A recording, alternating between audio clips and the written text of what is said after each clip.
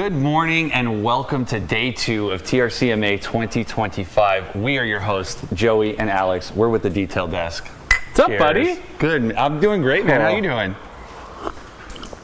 The weather's beautiful.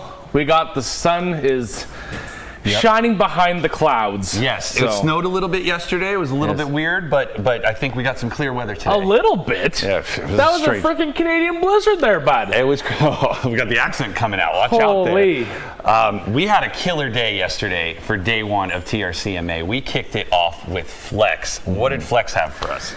They had an amazing array of tools. Again, if this studio upgrade didn't happen, I don't think they would have had the real estate to showcase what they had. No. I mean, they had impacts, they had flexible shafts, they had lights, they had vacuums, they had everything.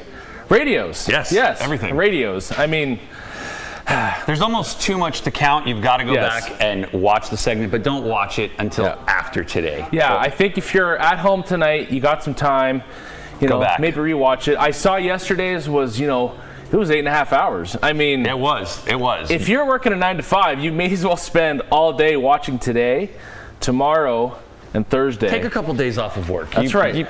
Your boss will be fine. We'll write you a note. Yeah, we'll write you a note. And then we rolled right into KCX's segment, and who doesn't love a KCX segment? What a line of beauties. Oh, man. I mean, Hunter, a fairly new employee, recent Grand Ambassador, such as yourself. Yes. What prize did you win this past year, Joe? I got the Heart of the Rad Company, which I couldn't be more happy to have, and you know, a lovely shopping spree. And man, I couldn't ask for more. I will say I am jealous of the shopping spree, but you know, the nice thing with you is that we're here. Like you can just like. I don't feel like I got second place in any way, shape, or form. So. No, not at all. I mean, you're a winner to all of us. Thank you. So but yeah, the whole new line of pads as well. KCX, I'm a huge fan of the colors of their pads. You know, I've been fortunate enough to visit their warehouse, and they have a tall storage solution package, 1.0, if you will. Yep. And you know, they have a green column, a purple column, an orange column, every color of pads they have. It's easy to follow. Absolutely easy to follow. And their liquids tie with the color of their pads, which I think is super great. If you're just learning and starting out. Very little thinking involved. You 100%. Color code, boom, go to town. So the new pads are in the 1, the 3, and the 5-inch, depending on the machine that you have. You know, something like the Flex machines are an option for those pads.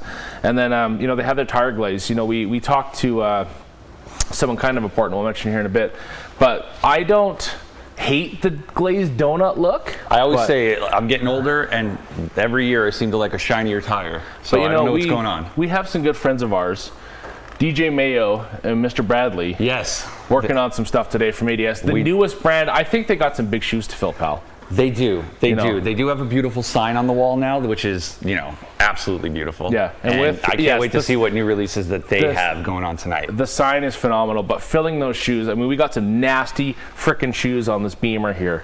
And I think they have some chemicals in their lineup that might just be able to take care of that. Yeah, so stay tuned. You're going to want to stay around for those guys. And we have a little event right after lunchtime.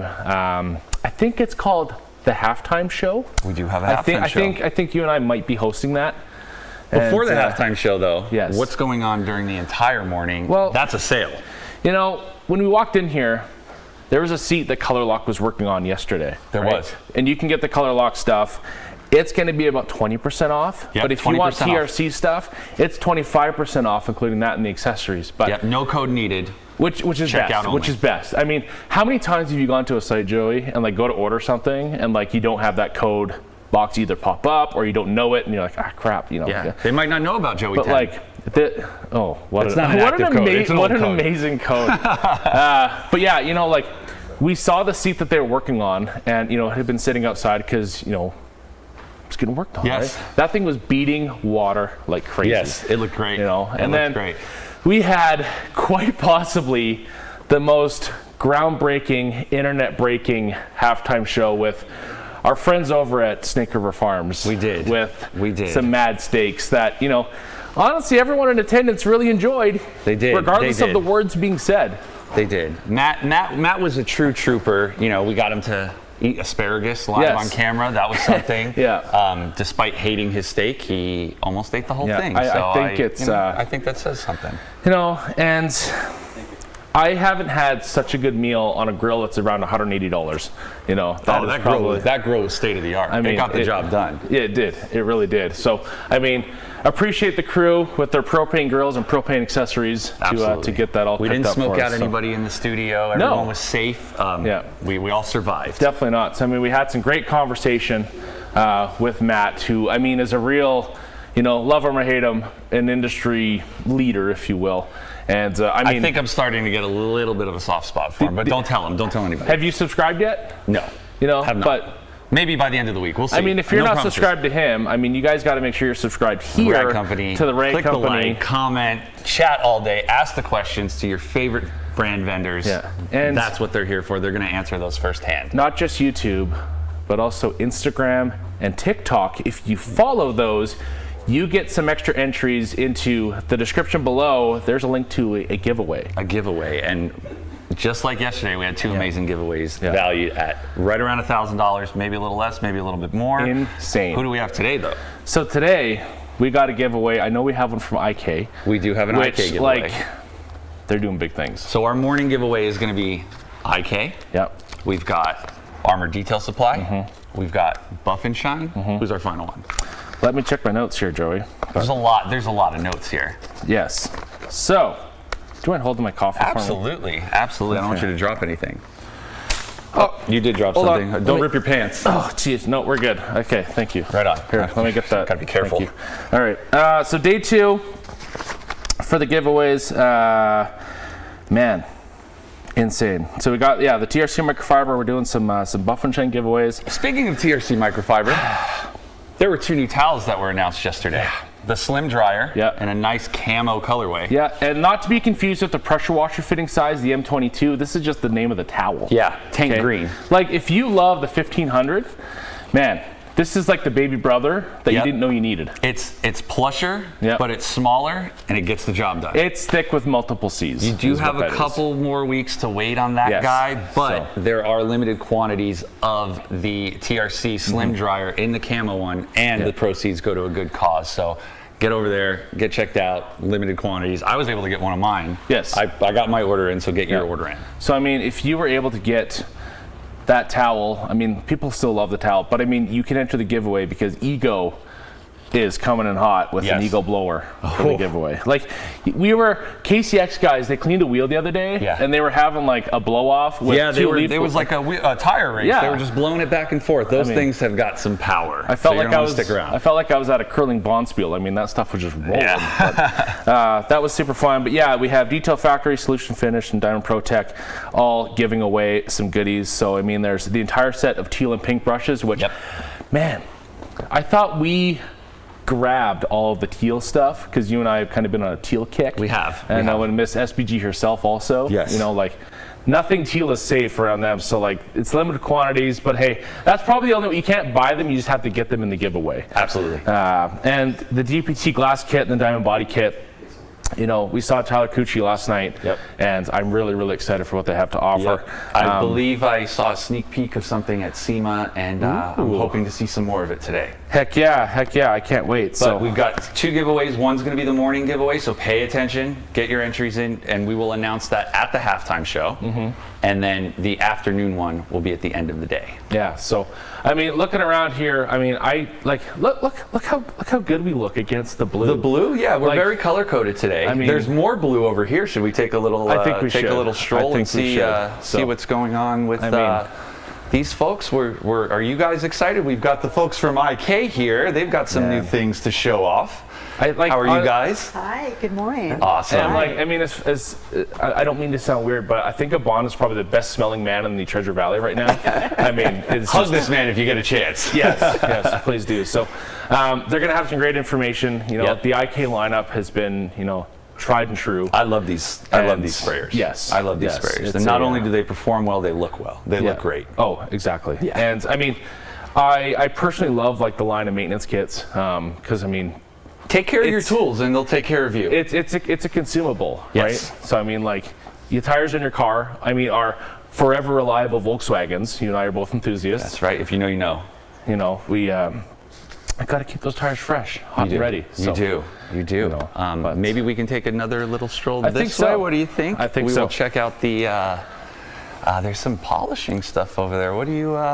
Man, what do we got over here? We've got some polishes and compounds and pads. And you know what? Like this used to be like my favorite corner because it was full of cobwebs, full of core memories, and like tool. You know when like you put something away, you're like, I'll remember where that is. Yeah. You know, and then you forget that. That's usually where Matt got rid of all of the cobwebs. He did, and I mean, I love the tile wall underneath those. I think they're Sonic cabinets. It's looking good back here. It's looking good back here. Saber cabinets, yes. Thank you. Thank you, Jimmy. I appreciate that. Thank you, Jimmy, behind the camera. Jimmy with the save. But yeah, and I know the edgeguard pads were released a TRCMA or so ago. Yes, and those are I've fantastic. been a huge fan of the edgeguards because if you ever have trouble centering your pad, this alleviates all of that. It's got a nice flared edge. It's safe. Yep. It's safe around those delicate parts of the vehicle. So we'll see what's going on with the latest with Buff and Shine. Because they have the 3-inch and the 5-inch as well. Yes. And like I've been a big fan of the blueberry. I know that rips. With like Paintless rehab. App. Like you can do maroon. So freaking much. The blueberry maroon. What more do you need? I mean, I want to I condone collecting pads. Because it is just, you need to have multiple per scenario, and like, don't just buy one pad. They have the kits. Joey, if you want to grab me one of the kits that they offer. Absolutely, I'll find you a kit. If you take a pad and you try and go through a whole car, you generate a lot of heat in there, you're getting a lot of gummed up stuff, and you just want your pads to last. So, like, look at this packaging. Look at it, all in one, everything you could need. You know what? You can make a car look good, and you can get 20% off this. 20% off. No How code delicious needed. Is that? So I love it. Like, I mean, you get 4 pads in here? Heck yeah. You know what? Like, I think my favorite part about this is that because they're so like the edge is rigid, they're much easier to clean. Yes. I know Dane is the resident pad cleaner here, and I mean, there's some pad cleaning options. Like I pressure washer, you can use it in the sink. Pad washer. I think there's something interesting coming from pad. Have you said too much? Let me put this back for you. I think I said too much. So, again, today, I mean, it's a huge day. I'm so excited for our halftime show because it's going to be something that, like, I thought yesterday broke the internet, but I mean, I don't know. We might have a little foam party. So stick around for the foam party. Is Gabe going to get foamed? Someone might get foamed. I don't know how many likes it's going to take to get foamed. Carson's cheering like he wants to be foamed, so I'm confused here. Gabe. All right, how many likes till we get a Gabe foam? What do you think? I don't know. 10 likes? Oh, hit the like button. Those are rookie numbers. Think about it. At least 275. 270. Let's just do an even 300. 300 likes. Maybe we'll see if Gabe's up for it. And you know what? I am really looking forward to the afternoon. I am too. After you've had your lunch, you've had your snacks, you relax a little bit. Ego is coming in hot. Yes. We have. I saw them setting up in the warehouse yesterday. They've got some good stuff. Yes, and I mean, if you have, you live somewhere with a whole whack of snow, the snow blowers are epic, but using a leaf blower in your car, that is like after you perfected your paint with the Buff and Shine pads, after you foamed it down with an IK, Touch it less. Detail Factory after that from 3 to 345. Yep. And then they've got some good stuff coming. I am ridiculously hungry for trim. Chris West. Man. Chris West and Solution Finish. You guys One saw of the the best Echo in products a live a few weeks ago. We're going to be going from 345 to 415, and then we're making it rain nano diamonds with Diamond Protech. Detonation, baby. The detonation. Oh man, I cannot wait. And we've got a killer show for you. Again, we've got a sale going on. It's 25% off TRC and accessories, and 20% off everything else. No code needed. So get that shopping done. Heck of a day. Yeah, we've got the new Slim Dryer Towel, limited quantities. Go get that. I think they said there were 80 available. I don't know how many are left. How many likes? How many likes? Oh, Gabe's here. How many? Wait, what? 300 likes and we foam you. 500. 500 likes and we foam you. 500 likes. How about this? How about this? 500 likes with an average of 450 watching. Yeah. You can foam Carson and I. Oh, shake on it. Carson, get over. Yep, Carson. Carson, you want to shake on it real quick? Pan the camera. On that right now. Carson. Pan over to. So thank you, everyone. Awesome. We are the Detail Desk. We're going to pass it to Sydney and Anthony. You guys take care. We're going to kick this show off.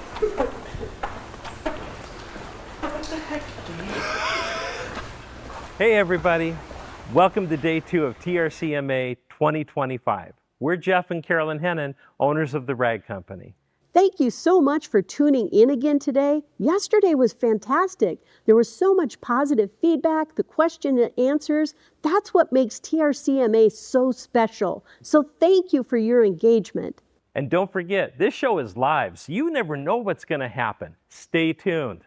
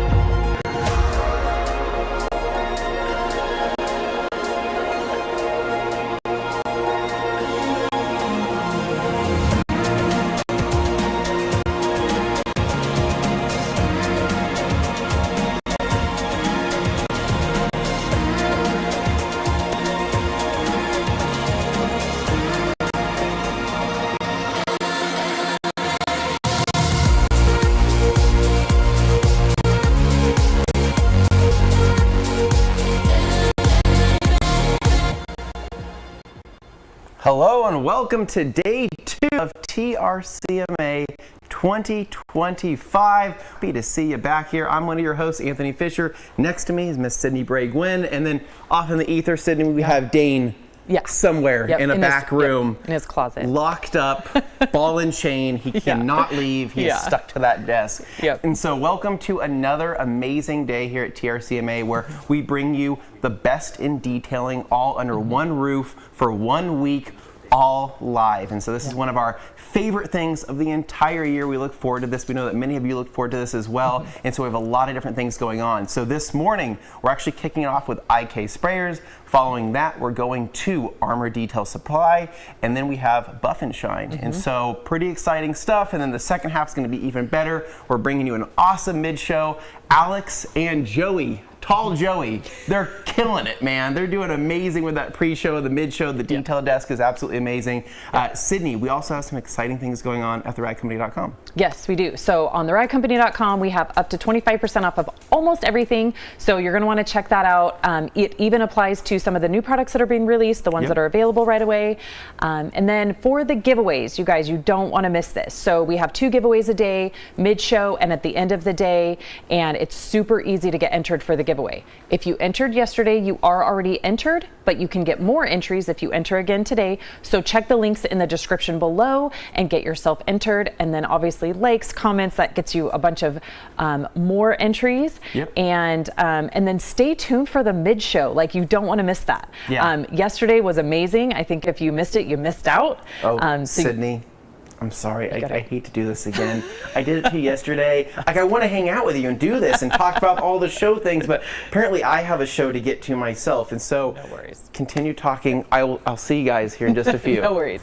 So mid-show, don't miss the mid-show. Like Anthony said, Alex and Joey are doing a fantastic job, and we want to see what they have in store for us today. So we don't want to miss that. We also announced the giveaway winner right before that, and then we announced the second one at the end of the day. And we have great prizes every single day, so you don't want to miss out. So go get entered for that. And now we are going to turn it over to IK with Anthony and Yvonne.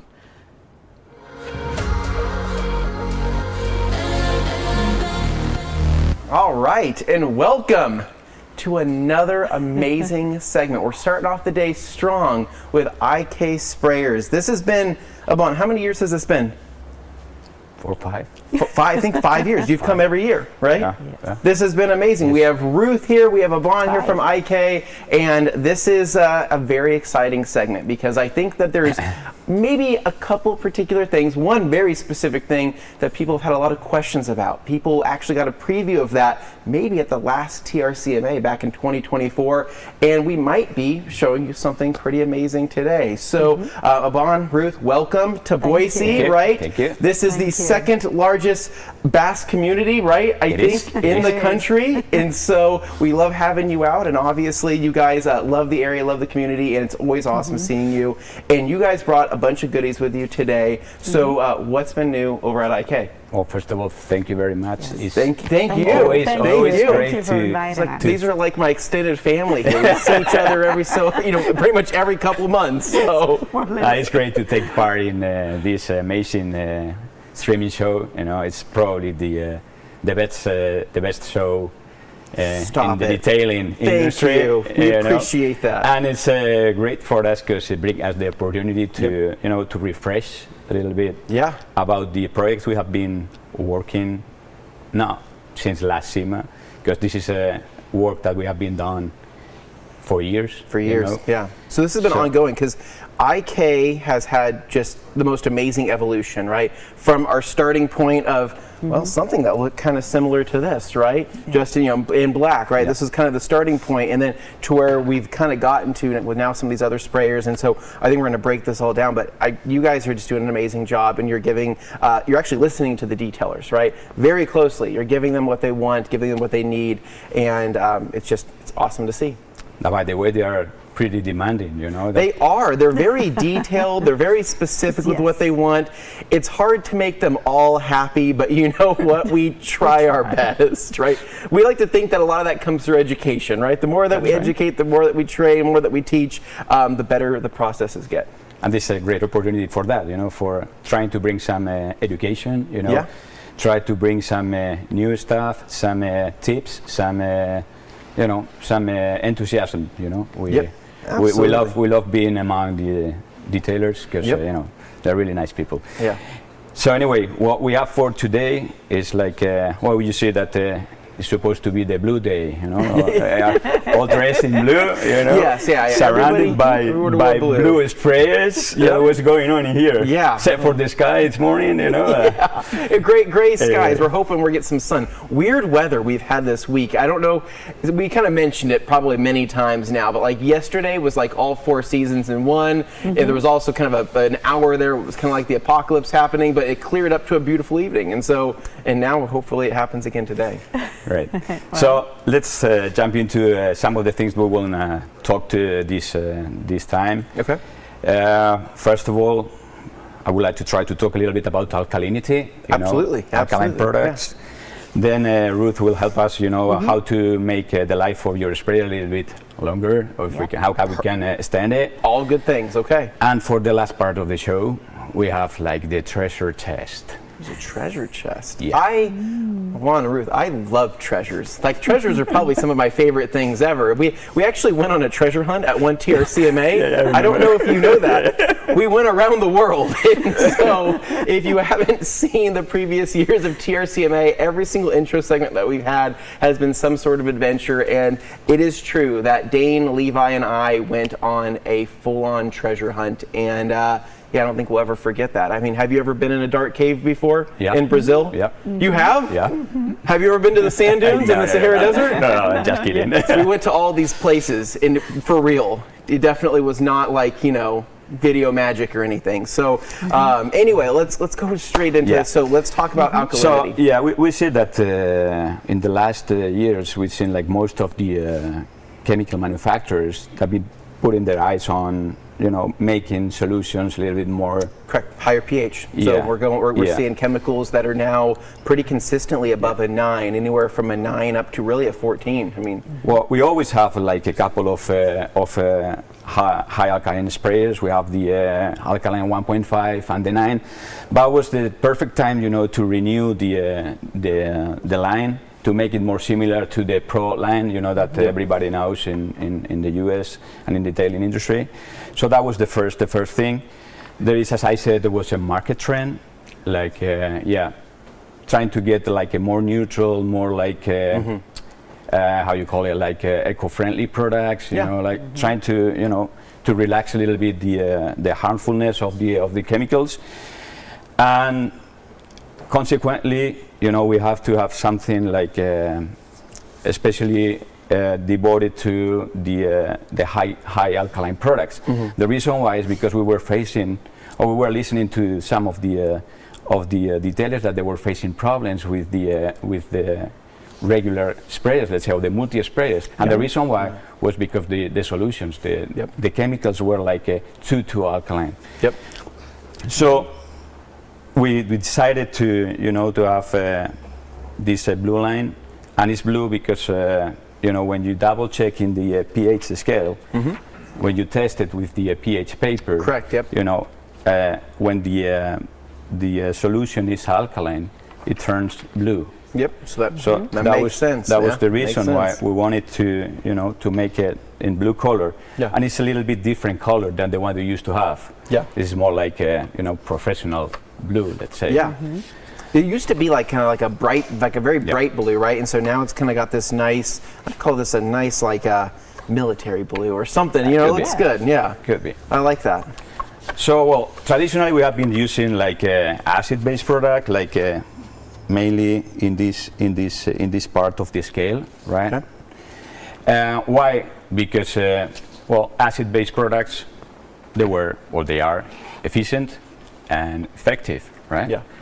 They are great for eliminating like how you call it, the calcium residues. Correct. Like the hard water white spots, like you can find on the bodywork. Yep.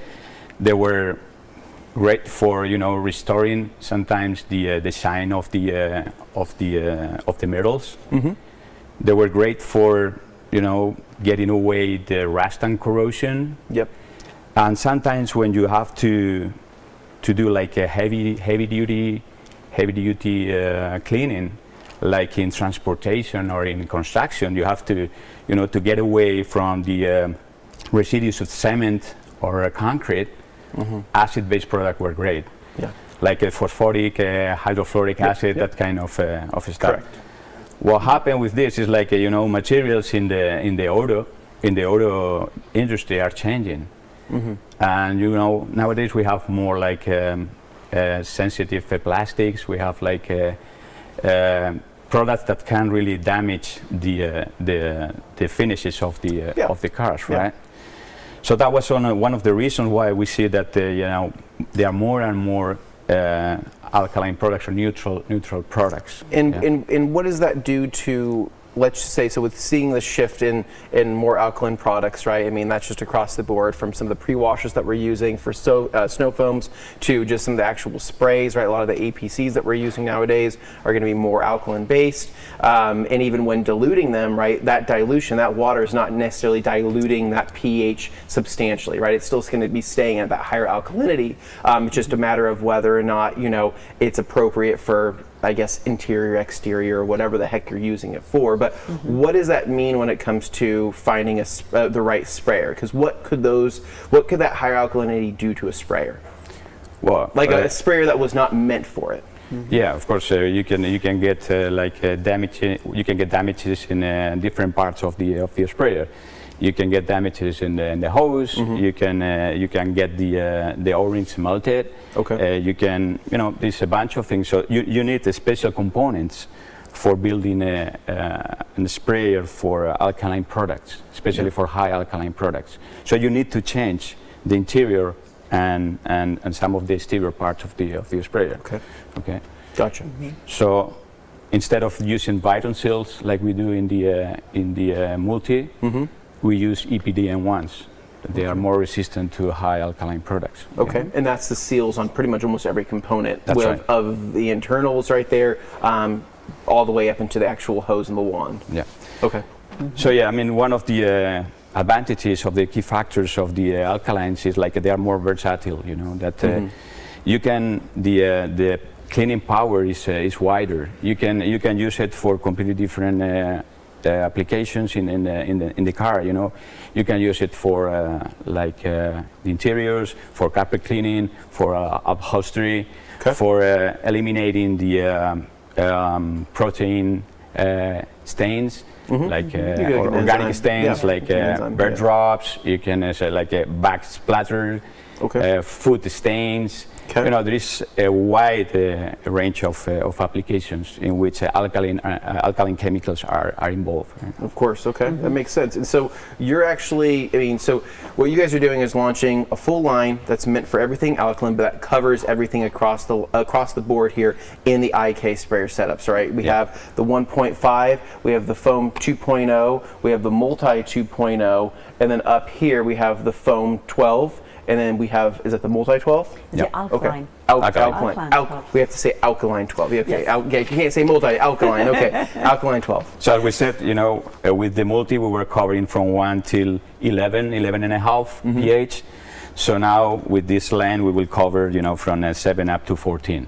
Okay. So the problems always are on the extremes, in 1 and in the 14. That's the main. So what this means for a lot of people out there is, let's just take Brake Buster for example, right, from PNS, right, really widely popular wheel cleaner, wheel and tire cleaner. So because of that being a higher alkalinity product, right, we can find that maybe in certain sprayers it can gunk things up, right, it can cause the internal components to fail maybe with time, and this is going to be after a lot of use. This isn't going to be the first time around, but after multiple rounds of use, or even most importantly, storage of the alkaline product, right? So actually just having a higher alkaline product sitting within a container like this, eventually, that's going, I'm just a container like this. I'm going to just hold this as an example. So with time, that is going to start breaking down those seals. It's actually going to start breaking down the hoses if they're not necessarily meant for a higher alkaline product. And so what's nice about these is that you can safely store something like Green Star from Kosh Chemie. You can store Superfoam from Kosh Chemie. You can store Brake Buster from PNS. You can store,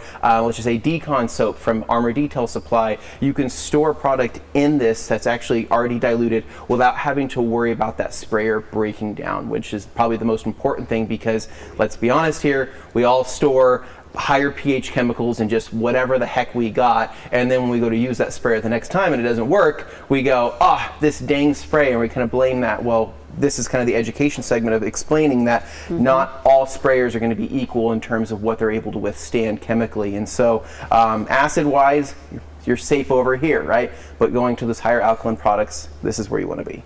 Exactly. And that's some clues to this is something that Ruth probably will remark later on, is like how we know that this is an alkaline product, So we need to call the attention of the user and say, like, hey, please double check the SDS of the product, because in the SDS sometimes it's it's a trade secret and we cannot really get all the information, but the main information about the pH number and some the CIS number that gives you some clues about the chemical.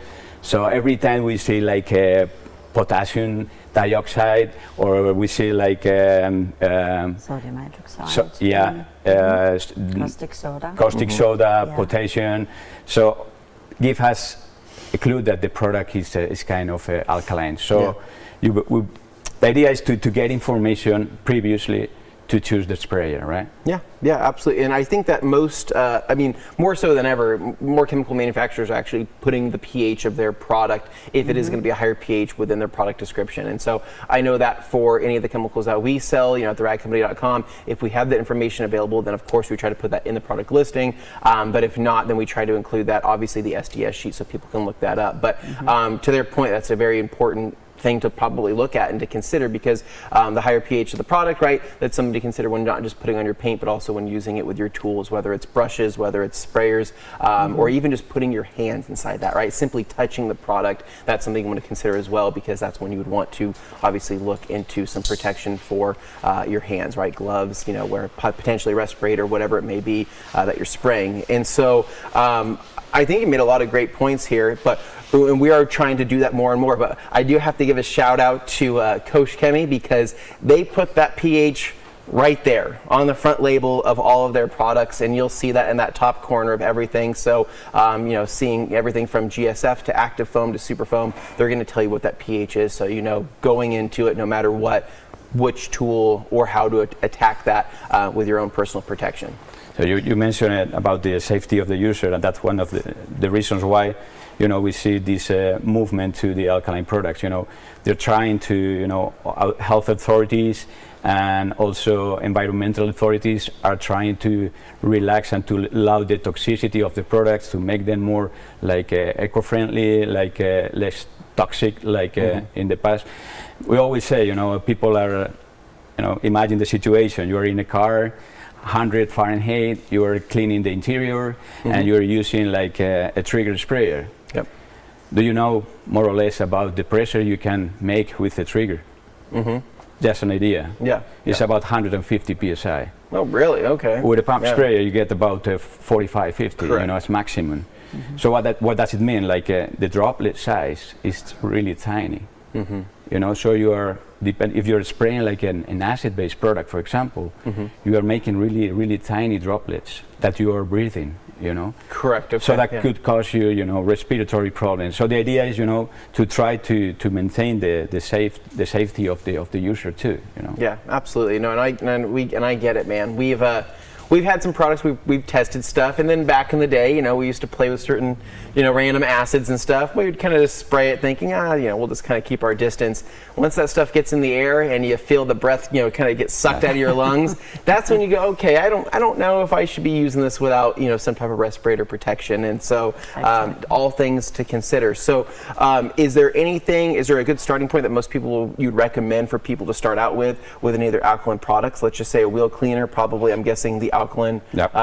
Here we're calling it the Foam Pro 2 alkaline right here, and then the multi if you're wanting just to simply spray the liquid, right? So if you're wanting to just jump into spraying, that's all. So the idea would be to have like two capacities. Well, we will keep the 1.5. Yeah, 1.5, but then we have like a regular foamer in two different capacities. The 2 and the. And now, is there a trigger sprayer version? Not now. Okay. And don't be picky. Okay. All right. Sounds good. Okay, because I think that I just simply think a blue trigger sprayer would look pretty sweet. You just wait. Okay, just wait. We'll see. All right, Ruth, what do you have for us in terms of maintenance when it comes to maintaining and making sure that we get the most longevity out of our IK sprayers? Okay. So one of the first and most important things to take into account is already been said, which is the perfect matching between the chemical and the sprayer you're going to use. So the first thing you always need to think about is, once you know what product you're going to use because of your preferences or because it's just the one you just bought, then you have to double check the SDS, as you mentioned before. That's extremely important because it will give you information before you ruin or before you match the perfect sprayer. So first of all is double check the SDS, check on components, and have a look at the pH range you will have at it. So as we mentioned before, we have a scale which is pretty easy to individually, and once we have a pH above 11, 11.5, or when the description of the chemical you're going to be using says non-acidic or neutral, then you should start thinking about considering the pH double checking, and probably all those chemicals will be more suitable to be used with the new alkaline ranges. In this way you will make sure that your spray is going to last longer because the chemical is not going to affect the inner cells, it's not going to damage the inner parts as quick as it would be expected if you were using the multis or the foam acid sprayers we already have. Okay, so first thing is checking the pH, checking the components, and choosing the right match. Once you have decided what spray you're going to use, dilution rate is crucial because it will allow you not just to spare money on how much chemical you're going to use, but it will also help you do a better job and offer a better experience for you, for your customers, your clients, and if you're doing some content online, it will help you do a better job on that. Okay. Third thing is, once you have chosen, you have chosen the right dilution rate, you're going to put everything inside your sprayer, and this is very important part. The sprayer is a very long-lasting tool if you take care of it. So if you take care of cleaning it after using it, if you make sure you get the unit depressurized after everyday work, so you just have to make sure the safety valve is working, and this is important too because if the safety valve is not working and you don't take care of checking it every day, it might happen that the unit could get overpressurized and you don't know because the safety valve is not releasing the pressure because it's not working. This is unfortunately what happens with certain salty chemicals, that over the time when they get dried, they release some substances they get on the spring, so they block the safety valve. It builds up, right? And So it builds up, and I've actually seen this before, and It's exactly what you say, right? So that product just, the more, because this is technically, right, you have this being an air release, right? Meaning that that air and chemical mixture, right, whether you can see it visually being liquid or not, right, is releasing through this pressurized valve, right? And while yes, the clearances are there to try to release as much of that air as possible, depending on that chemical mixture and depending on if it's been tipped over, if it's fallen on its side, and you've had residual product rest up inside there, it could potentially cause that spring to really, get stuck. And so cleaning it, you can actually even twist this off here if you wanted to twist this off, and then you can actually take that, and then if you wanted to, you can go ahead and clean this out, and you can soak this in. Holy smokes, there's a lot of threads. So you can actually clean this out, but you want to check right there, that seal, you want to check the threads, and you want to make sure that this is still working, springing and and bouncing back, and you can check the lock on it as well. And this is just going to be a safety thing that you want to do every time you have it pressurized. Exactly.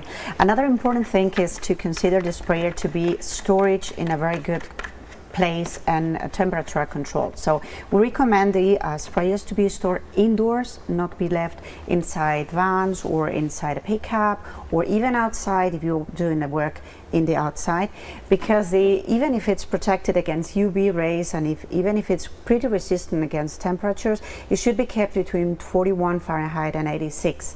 That is to avoid getting damages over the structure and over the seals and pieces inside.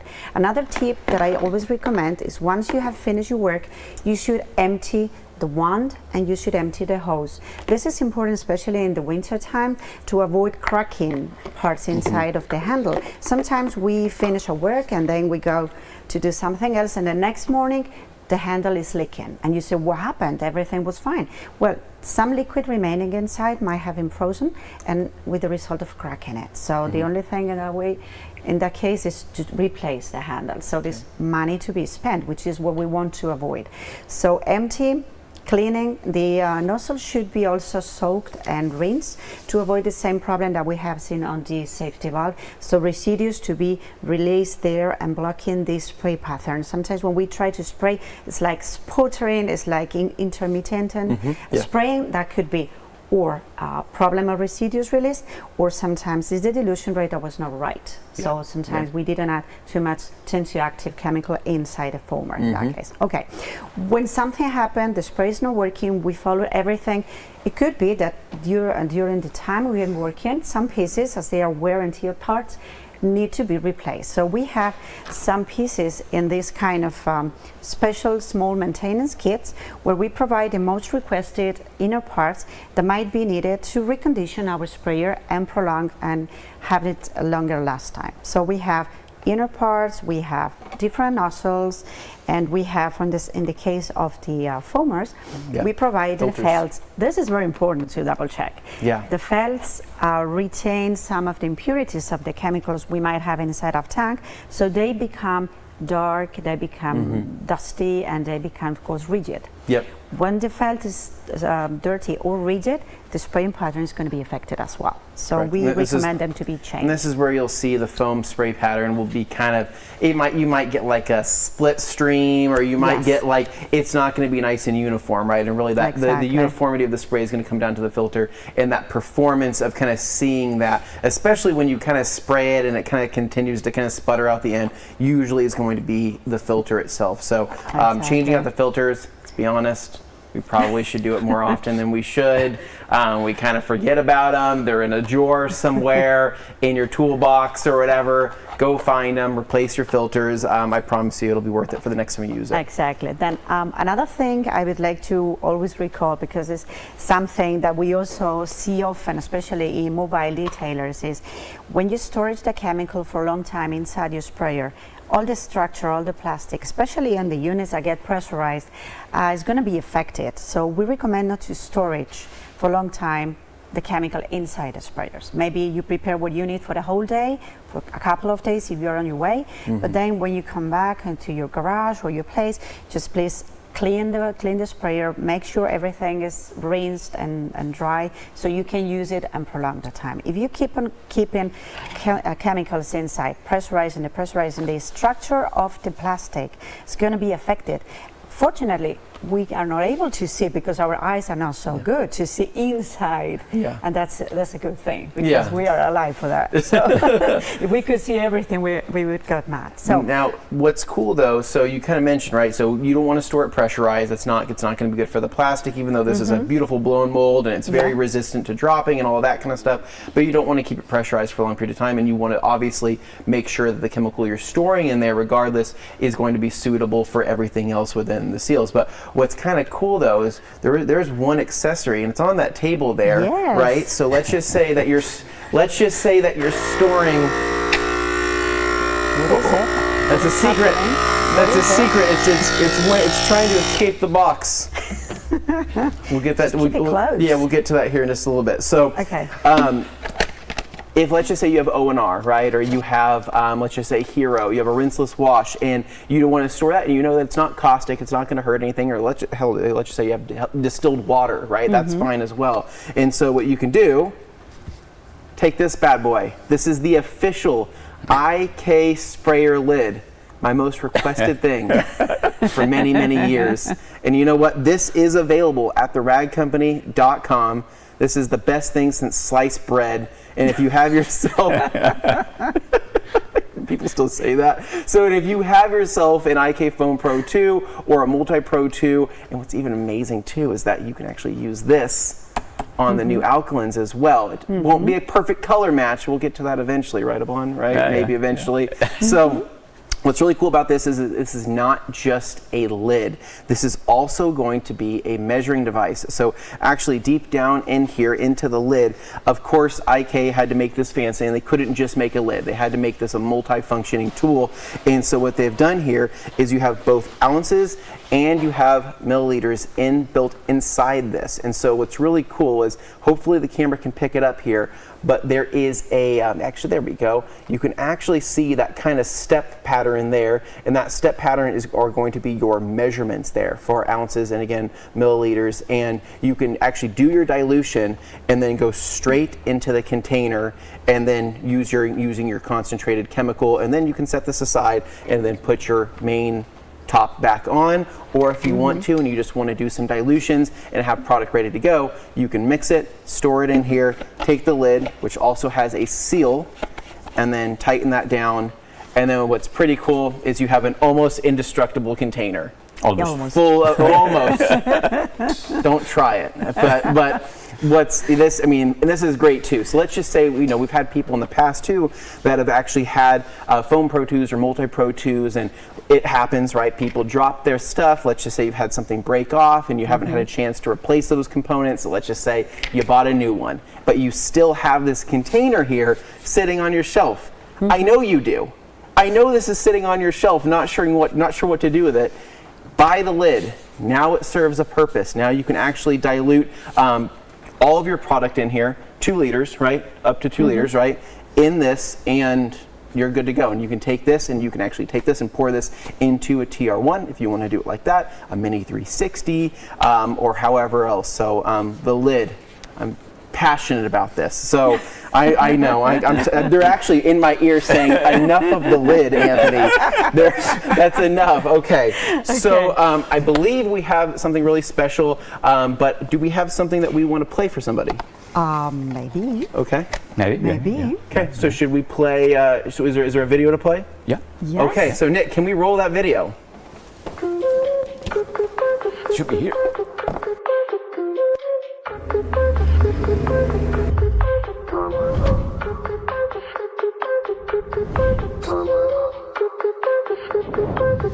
Make it timeless. Never let it fade. Make it timeless. Never let it fade.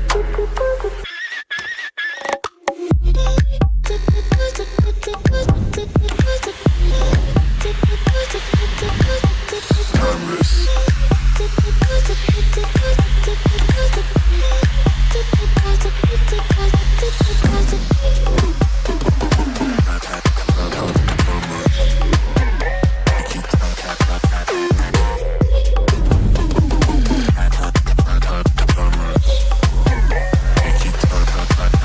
Make it timeless.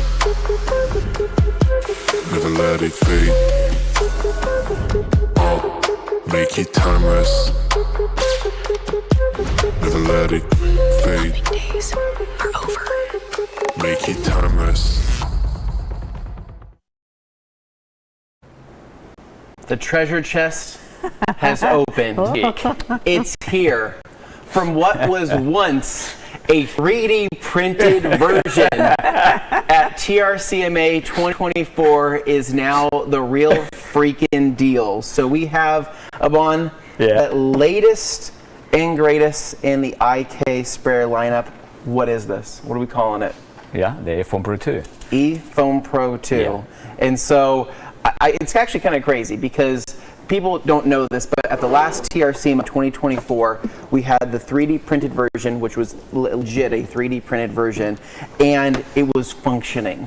And we had no idea if it was actually going to work for the live video, and we like pressurized it, and it held pressure, and we were like, let's do it. Like, we're gonna use it and see what happens. And we did all that live, worked it out, we pulled it off, and the world does not know that. I mean, maybe you know that now.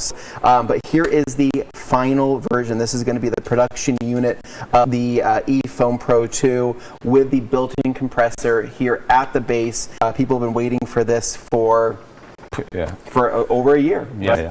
And you guys did show at SEMA. You guys did have production units at SEMA ready to use, correct? Yeah. We were showing the unit, and if you want, I can refresh a little bit for those that didn't come to the SEMA show and they didn't see this unit before. We wanted to keep the same characteristics or the same features that we have in one of our best sellers, that was the Foam Pro 2. So, I mean, the ergonomy, the chemical compatibility, the stability, and pretty important, especially for the chemical compatibility, to have nothing direct contact with the chemical. Correct, yeah. Because we saw that in the market there were some units, like battery operated, that they have like a kind of pump on top of it. So you have to absorb the liquid and make the liquid going through the pump. Yep. But especially working with harmful chemicals, that could be, that could commit the materials of the pump. Yep. So we said, like, when we develop this, it has to be like integrated, and if possible, not in direct contact with the chemical. And we wanted to keep also the possibility of hand pumping. Yep. Yeah. So you can still hand pump.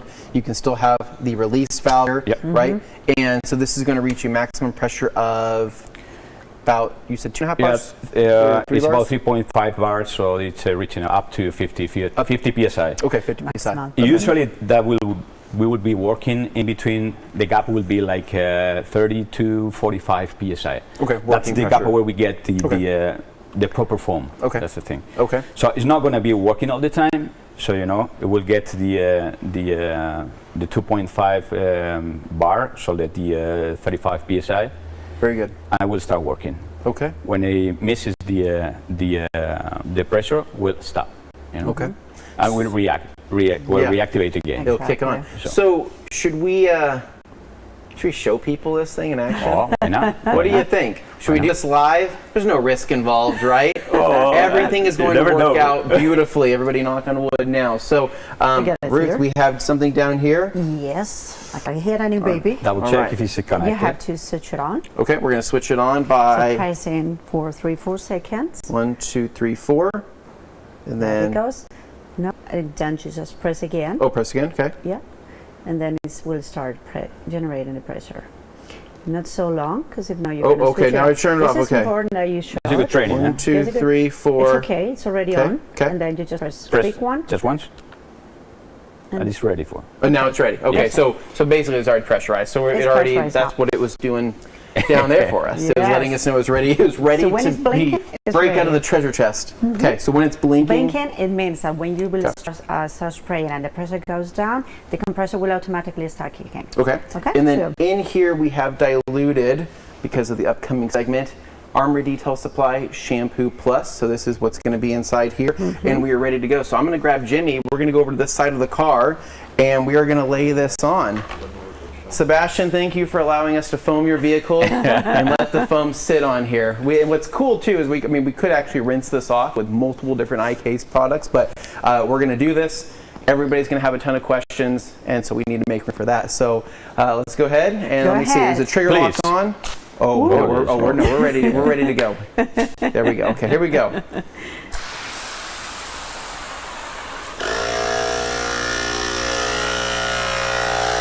Compressor's kicking on here.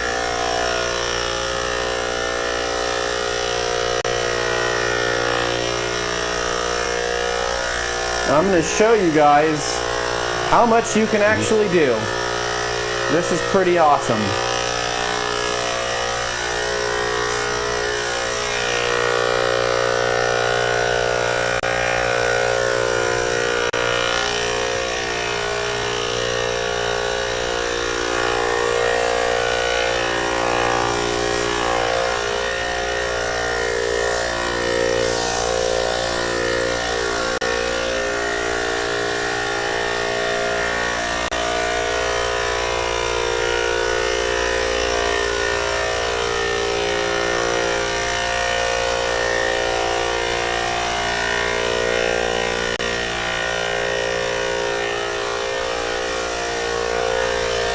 I'm still going.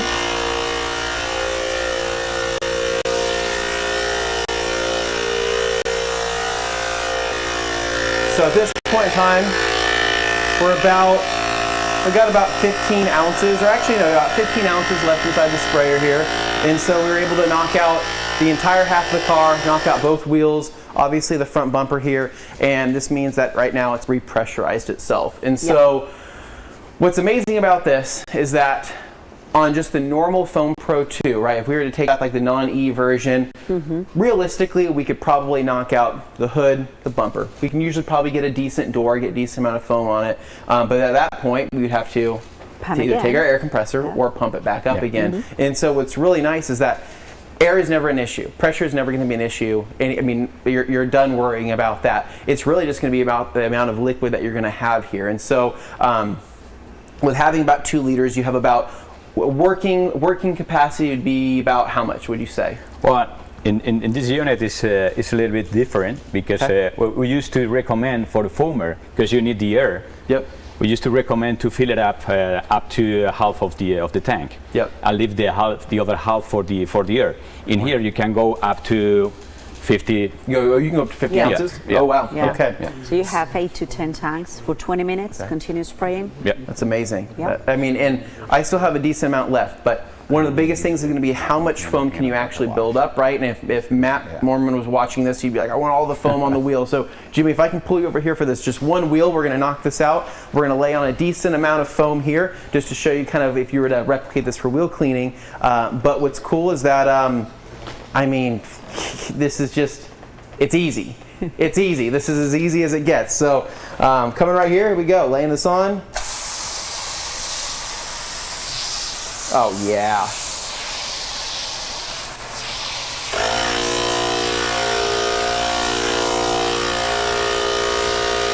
Look at that. That's awesome. So that, with whether it's brake buster, or whether you have, I mean, shoot, you could take ADS wheel cleaner, you could take any one of your favorite wheel cleaning products, throw it in here, especially if it foams and puts on a good show. But that's an incredible amount of foam. You can knock this out one wheel at a time. Yeah, I mean, it's plenty of product for anything wheel related, anything undercarriage related, all of your lowers. So if you're wanting to pre-treat your lowers, so like we've talked about, coming out of winter, right? You have a lot of road grime on those lower areas, especially if you have a coating that's getting clogged. You know, most coating behavior is going to change underneath kind of this halfway point where your door handles are, and that's where you're going to start seeing a lot of that flat spotting and whatnot, a lot of that clogging. And so you could take, again, something that is going to be good at decontamination, nothing that's like super high in the pH, but anything that's 12 and below, you're pretty much good to go. And the multi. And so you could take this. We're going to do one last pass here, showing you an example of doing your lowers.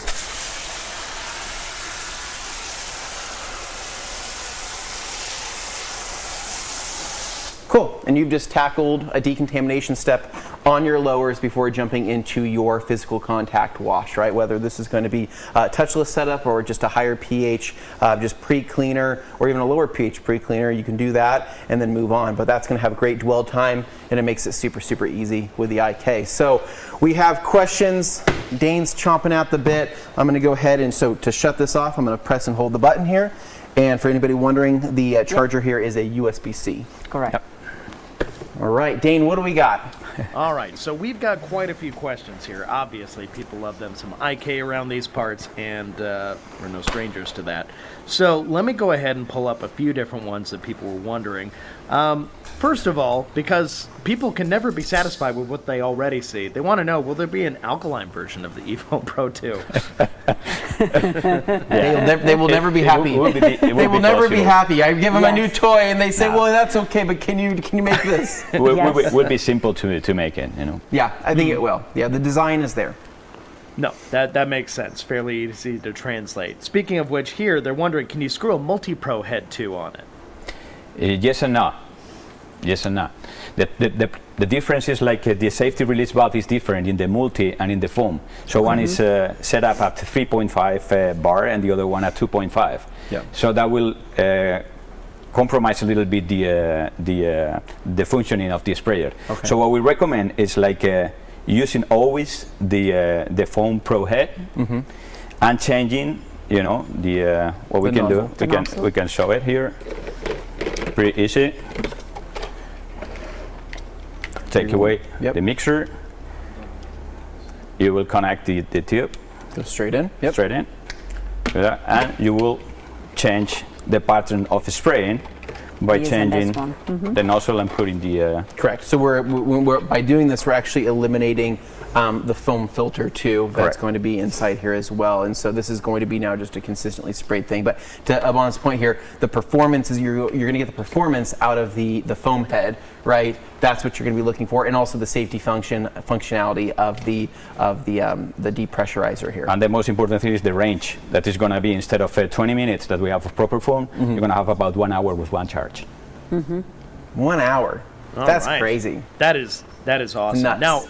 Now we're getting into a really nerdy question here. Wondering what the thread pitch on the hand sprayers and bottles is. I don't know by heart. Yeah, I don't even know that. Kane, I'm not sure. Well, he tried, so I'll try with an easier one here. They want to know what the price is going to be. Retail. You know about it? It's 120. 120, yeah. Okay, that's workable. And 120 to get you in the door. Yeah. And as far as availability goes, Thomas Quinn asking what everyone else was wondering. I believe I heard next week. So well, yeah, they're stuck on a boat right now. Well, I mean, but they'll be here soon. No, actually, we saw the container closing, and we were saying bye-bye to the sprayers. It's like, see you in the U.S. It's like that was February. That February. Yes. So we're still waiting for the container. We'll be here soon. So no retailer has them for sale right now. No. So once that container gets here, then things will get rocking and rolling. Yeah. All right. And then, of course, there's always a sound concern, whether there's hearing protection needed or not. They're wondering if you have any decibel ratings, say you've measured it at all. I wouldn't say it is obnoxiously loud. I would say it's the best way to probably describe it, I'm trying to think of if you ever use if you have like a Milwaukee tire inflator, it kind of reminds me of like kind of that sound. I know that's kind of a very specific, but that's almost identical to what this is. And so if it would bother you, right, then what I'd probably say is do your foam, set it off to the side, or you can set it on the ground, let it do its thing, and then go and pick it up as needed. But I'm telling you right now that I'm pretty sensitive to sound, especially when I'm using like an Ego blower. I usually like to have protection. I don't need that with this. This is not going to be an issue. All right. And yeah, I think the mics pick it up a little stronger. Having heard it in person, it's really not that bad. I'm throwing this one up there, Enthusiast, also wondering if you could throw the weighted tube from the 360 sprayer on it. It's not going to work. No, because the way it pressurized the tank, you have even though it has an anti-return valve, you can, I don't know if it's possible to see it here. You know, if you put it upside down, you probably will block the. Gotcha. That makes sense. Yeah. Exactly. That makes sense. Okay. All right, and then also wanted to pull up one here. Oh, as far as like cleaning methods and everything concerning with the sprayers for people who are looking to maintain, if you can kind of refresh people's understanding of that. Yeah, so the most important thing is to empty the tanks, to rinse it thoroughly, and depending on the chemical, of course, maybe it's not water mixable, so you cannot wash it with water, but at least you have to empty it, to dry it as much as possible, and try not to store it in a condition not recommended. So no frozen temperatures, no so high, not close to warm heaters, for example. By the way, something I didn't mention is that due to the fact that these units get pressurized and depressurized often, especially if you use them in a heavy duty, we recommend every 18 months to change the sprayer. Okay. For safety reasons. It's like the tires of your car. Even if you don't drive it, after 1 year, 1 year and a half, or depending on the kilometers you make or the miles you make, it's recommended to change your tires. It's the same thing with the sprayer. Okay, so, and that's just due to, I mean, plastic components and everything. And exactly. I understand that, right? Because you don't know how they're being stored, you don't know how they're being used. Yes. You could have somebody in Arizona who leaves their sprayer outside on 120 degree days, and that will over time, you know, especially, or even on very cool days, right? Oh yes, I saw it. We saw a pickup yesterday, and they were full of sprayers under the snow. It was snowing. Yeah. So it was not the perfect place. Probably that makes sense though. Time, so I mean, it is a tool, and it's just something where you'd have to just imagine that things will get aged with time. Okay. And I had a few people ask this when I was told I can get one more question in here. I wanted to make sure and get this one. They were asking about the water resistance of the base of the e-foam. So wondering how much it could handle if it were staying sitting water. What are the limitations of that? Charging ports, etc. Of course, if it's water resistant, the water is not going to help much cleaning the unit. Sometimes it depends on what kind of components you have. It's enough if you empty it, you just put it upside down until it is completely emptied. Removing the cap is a very good and a smart solution to protect, say, the nozzles and the earrings.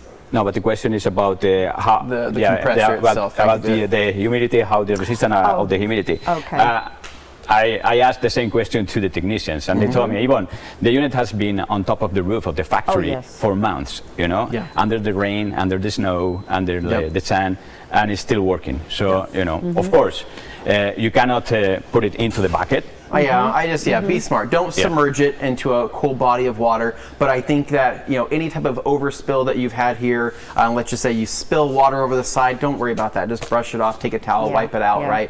But by no means, you know, don't open up the weather seal here on the USB and like force water down into it. I mean, be smart about that. I mean, this is an electrical unit here, but it is going to be water resistant. So any type of soap you get on any type of water that hits, it's not going to hurt anything. Yeah, as long as the grates are clean. Right? Yep, agreed. Yeah. So is that it for questions, Dane?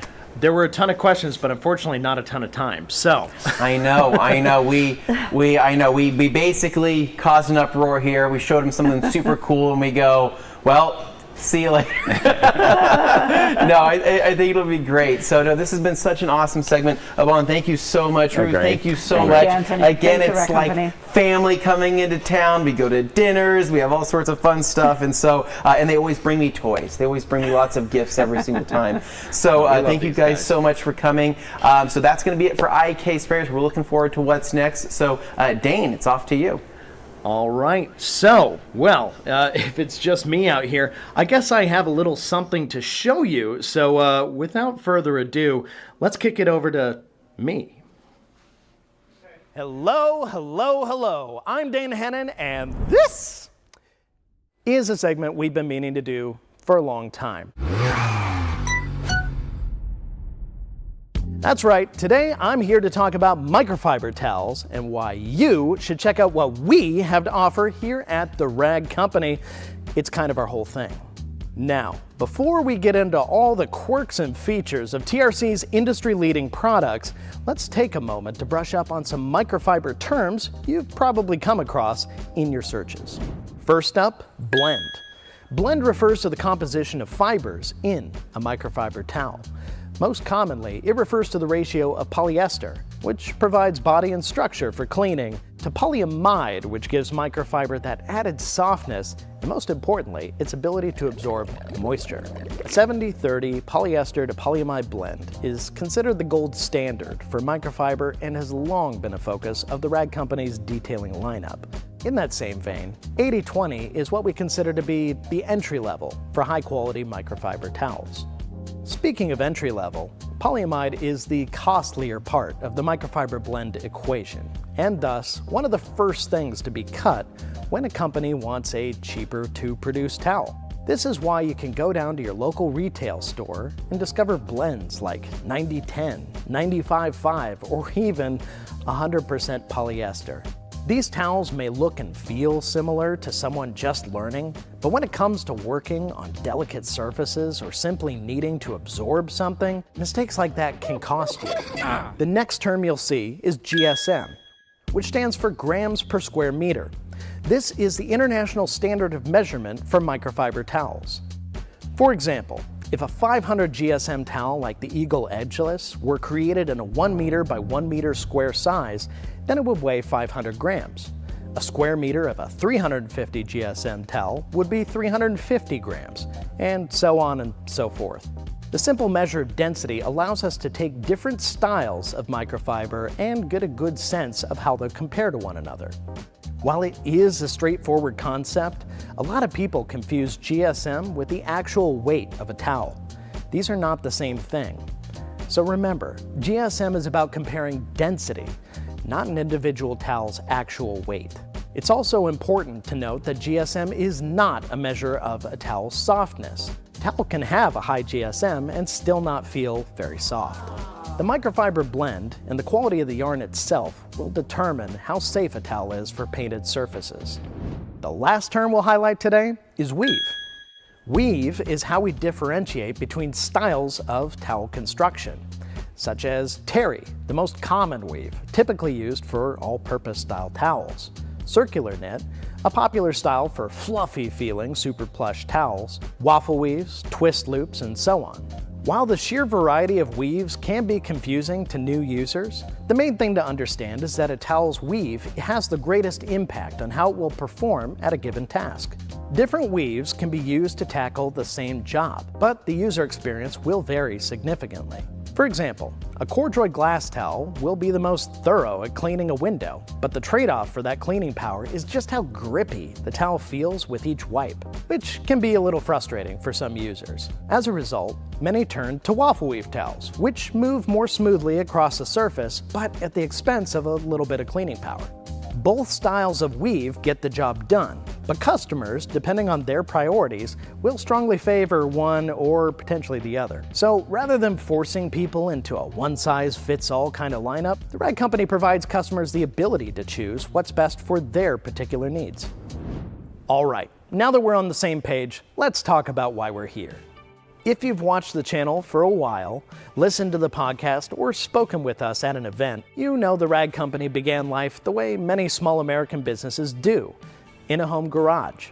Starting in 1999, Beverly Horn founded the Rag Company with her husband Dale as a passion project and a means of staying active in their retirement. He handled the finances and inventory on the back end, while she took charge of more lead roles, such as sourcing products, helping customers over the phone, and packing the orders themselves. It didn't take long for Bev's talents to really shine through, making many customers for life in the process. But after 13 years of establishing the Rag Company as a trusted source for luxury hotels, beauty spas, janitorial supply companies, and more, Bev found herself in hospice. Dale was exhausted, and the couple were faced with an existential dilemma. Sell the business or shut it down for good? They initially offered it to their family, but understandably, none of them were interested in giving up their established careers to take a chance on selling niche cleaning supplies out of a garage. The future of the Rag Company was not looking bright. Then, in a twist of fate that would change our lives forever, Jeff and Carolyn Hennon heard about the Rag Company through a mutual friend. Next thing I knew, we were loading boxes of microfiber into the family garage. My home improvement career was a thing of the past, and I found myself managing daily operations, answering the phone for customers, and designing what would eventually become the Rag Company logo that we still use to this day. Now, after 26 years in business, the Rag Company's products have evolved, and the family has grown substantially. But our commitment to quality, value, and education are as vital now as the day Bev started.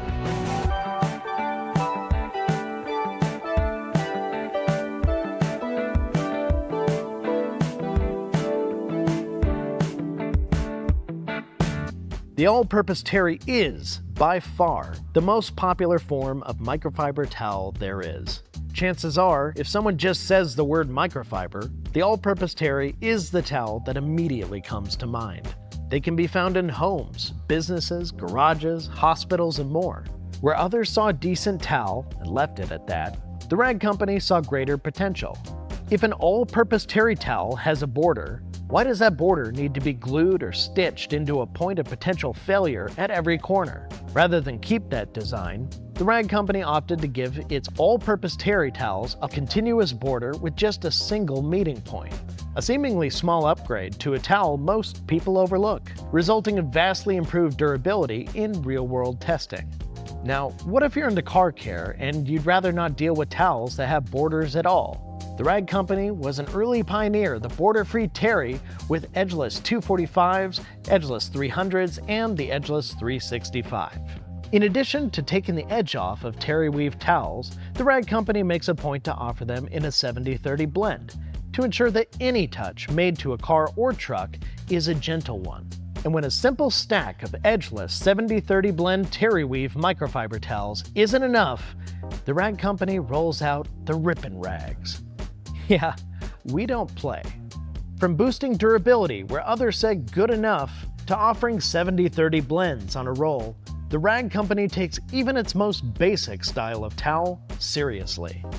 But you probably didn't discover us while looking for all-purpose microfiber towels.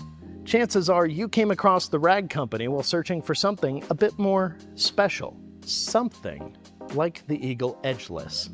Arguably the most iconic towel in TRC's lineup, the Eagle Edgeless is the go-to super plush towel for detailers. What began as a single towel evolved into a complete family, made from the highest quality Korean yarn and ranging from 350 GSM all the way to 600 in a variety of colors and sizes. There's even an eaglet version for tackling the most finicky jobs on a smaller scale. The Eagle Edgeless's claim to fame is its incredibly soft pile, making it a favorite among detailers for all manner of applications, from rinseless washes and polish removal to quick detailing and final wipe downs. When you need the best, the Eagle Edgeless is there to help. But what about those times you need a towel that can be dropped into any situation and come out on top? A jack of all trades that actually mastered them too. A style of weave that may not feel the softest, but manages to be capable on any surface without leaving a trace. Whether you're washing, drying, applying, or leveling, the rag company is a world leader when it comes to twist loop microfiber towels. While most people know the twist loop design for its incredible drying ability, few realize how much more it can actually do. This is best illustrated by the FTW, a towel that I could genuinely argue is the greatest do-it-all microfiber towel in the world. It doesn't matter what you throw at it, the FTW is up to the challenge and more. If you're in need of a drying towel though, there's a TRC twist loop towel for every occasion. On the bang for buck end of the spectrum, you'll find the ever-popular Liquidator in a variety of sizes with its hemmed edge and 70-30 blend. While on the more advanced end of the spectrum, you'll find the Gauntlet, which has a design so unique, it's actually patented. But if your true goal is to go big or go home, the 1500 will take down a full-size truck or two before calling for backup. There's even some new twist loop towels coming soon that will take things even further.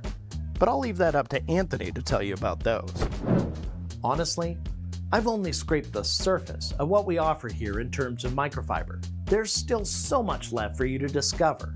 From keeping your car's finish safe with a micro suede fender defender to the stress-free and mess-free no-soak coating applicators, our microfiber expertise goes well beyond just towels. But instead of regurgitating stats off of an endless spec sheet in an effort to impress, I'd rather take this opportunity to remind you of the rag company's history, founded on a passion for doing things better while not losing sight of the values that brought us all here in the first place.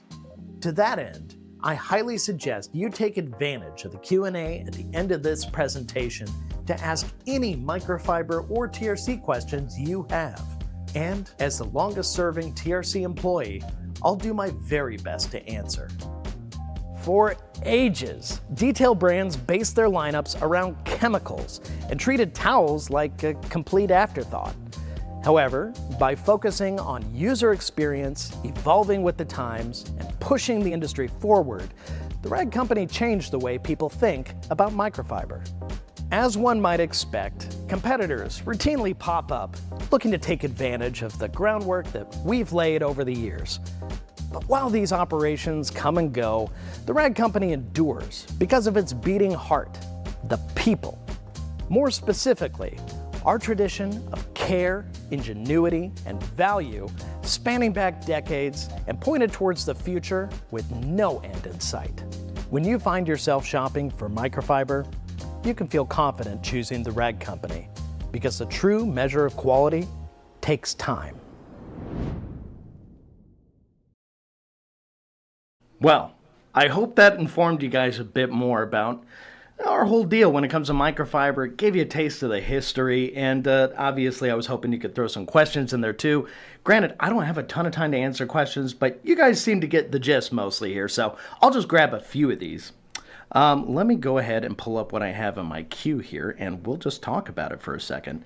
So, mostly it's just people commenting on my presentation. I appreciate all that, so thank you. But as far as questions go, I like this because this was something when I was thinking of writing my little script and doing that there. Supermath saying I actually did find TRC when I was looking for general purpose microfiber towels. So, for example, if you're out there, you're looking for terry towels, a lot of people's first instinct is you go to the hardware store, you go to the big box store, whatever it is, you just buy what's on the shelf. But so many people have this experience where once they kind of learn a little bit, either from us or say another microfiber company put some information out there they happen to come across in social media or something, and they learn about like blends, for example. And you're walking through the store shelves and you see the tags, which, by the way, TRC, we don't really do tags on our towels, so that's a huge mark in our favor if you're shopping and you're wondering. But you look at the tags on these towels on the shelves and you realize that these blends, some of them are 100% polyester, and it's like, what are you going to soak up with that? But if you don't know, you don't know. And a big part of the whole thing with the rag company has been education and getting people just not indoctrinated, but just in the door, like understanding that there are differences between microfiber towels. So I hope that through this whole week of presentations, you learn a bit more so that you can go into every situation a little bit stronger, a little bit better educated. And ultimately, that's the goal. So I really do hope we're helping out here because that is the mission.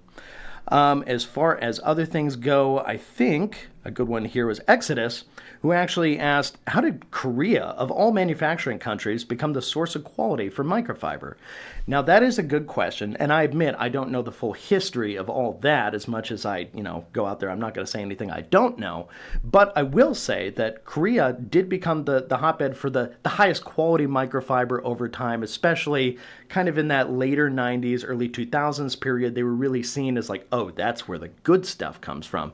And China, say what you will, it ends up being one of those things where people have a certain perception, right? They think, oh, the cheaper stuff comes from China, the quality may not be as good potentially, but the reality is very different these days. Actually, even in the cases of a lot of our Chinese products where we have Korean and Chinese and others, the actual towels, the yarn used to make the microfiber for those Chinese towels is still Korean in many cases. So we make a big deal about purchasing like the highest quality yarn to begin with to produce our towels from the beginning. So that goes a long way towards producing a high quality end result.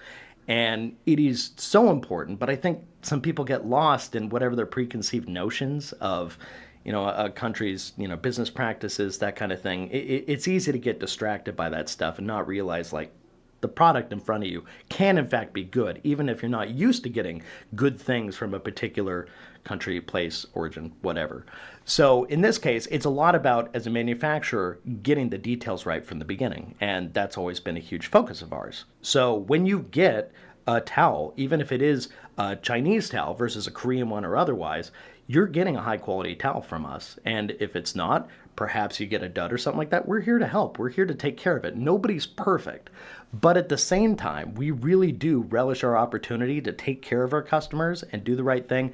And a big part of that is just producing a high quality product in the first place. So if we bring you that, we hope you continue to shop with us and treat us as your main source for microfiber. And I think a lot of you have chosen to do that. But if you're new to this, just ask somebody else who's here what they think of the microfiber and specific towel choices, and you'll get a lot of opinions, but all of them are good. So anyway, I just wanted to run that by you guys. I hope you enjoyed my little microfiber segment here. It's kind of important during TRCMA to actually have something a little bit rag company related. So I really hope you enjoyed that. Anyway, that's enough from me. Let's kick it over to what's next.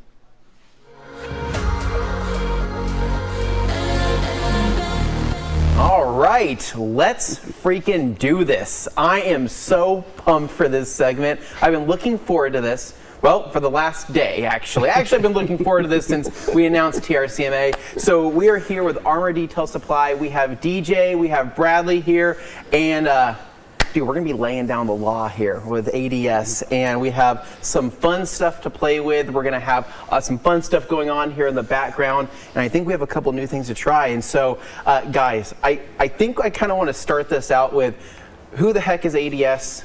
When did it happen? How was it founded? And how has it made such a big splash in the industry?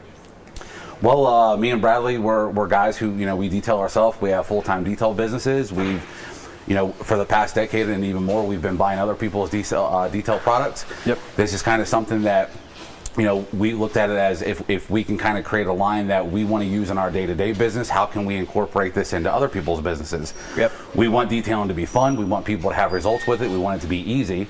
So it was kind of one of those ideas of let's do something on our own, and then it kind of kept progressing more and more, and that was early 2022.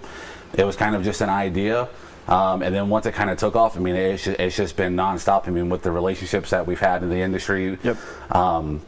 In our early days, I think a lot of people use our products because they kind of wanted to support what me and Bradley were doing as individuals.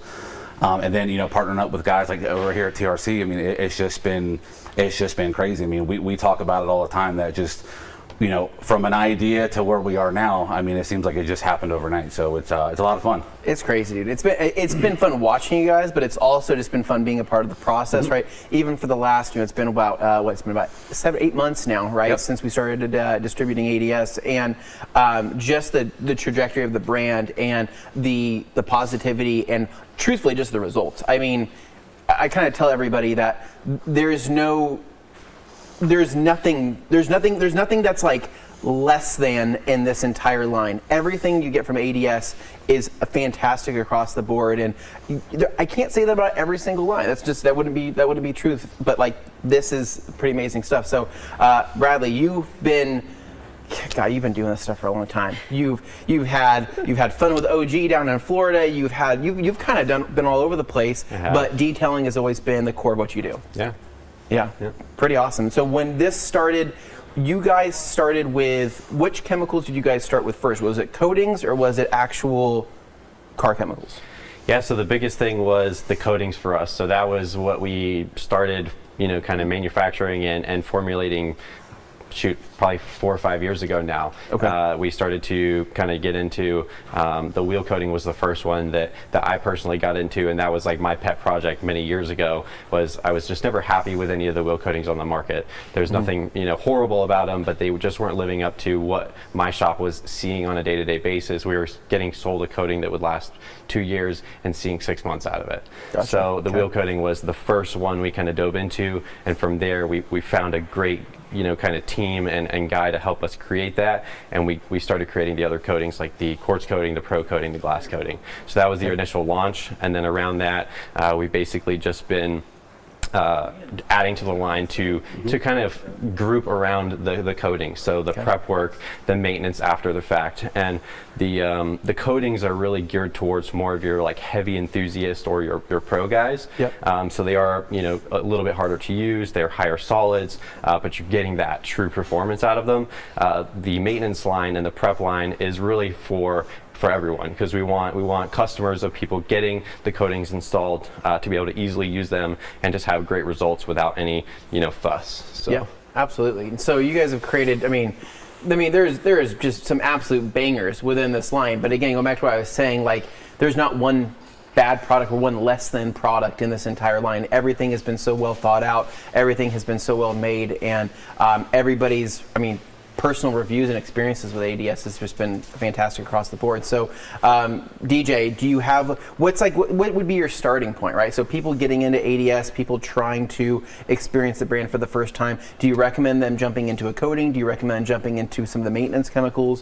Where do you see people starting?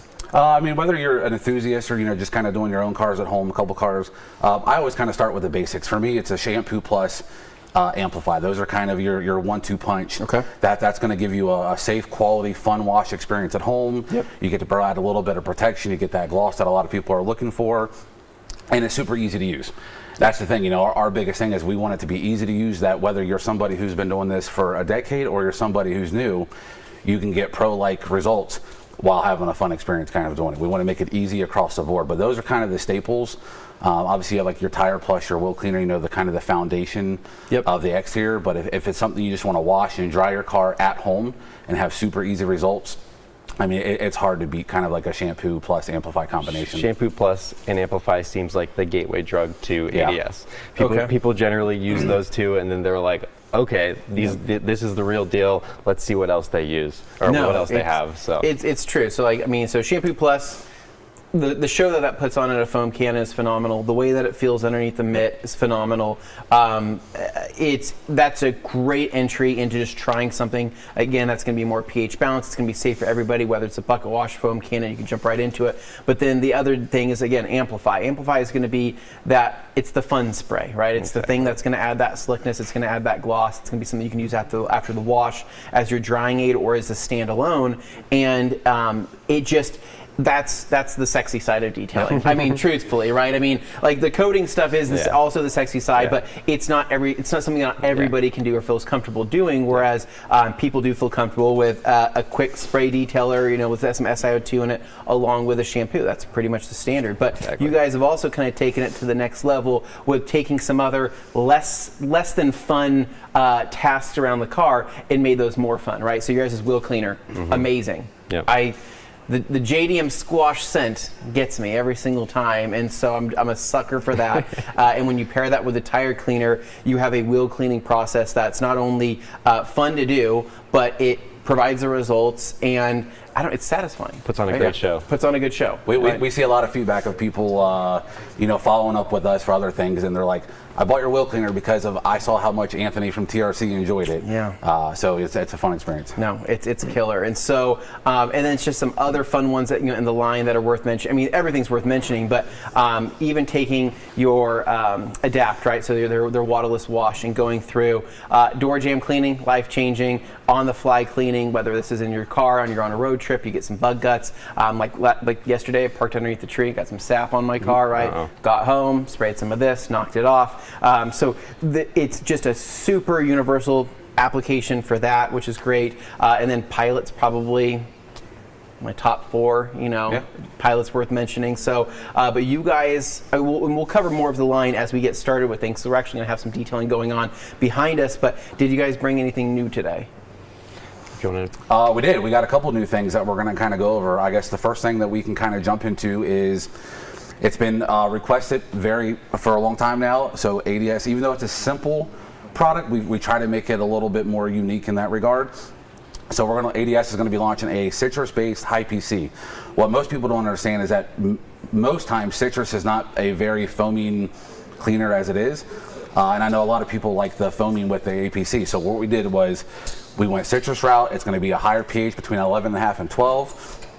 It'll be extremely dilutable. So for your pre-wash, your wheels and tires, your engine bays, you can use 4-to-1.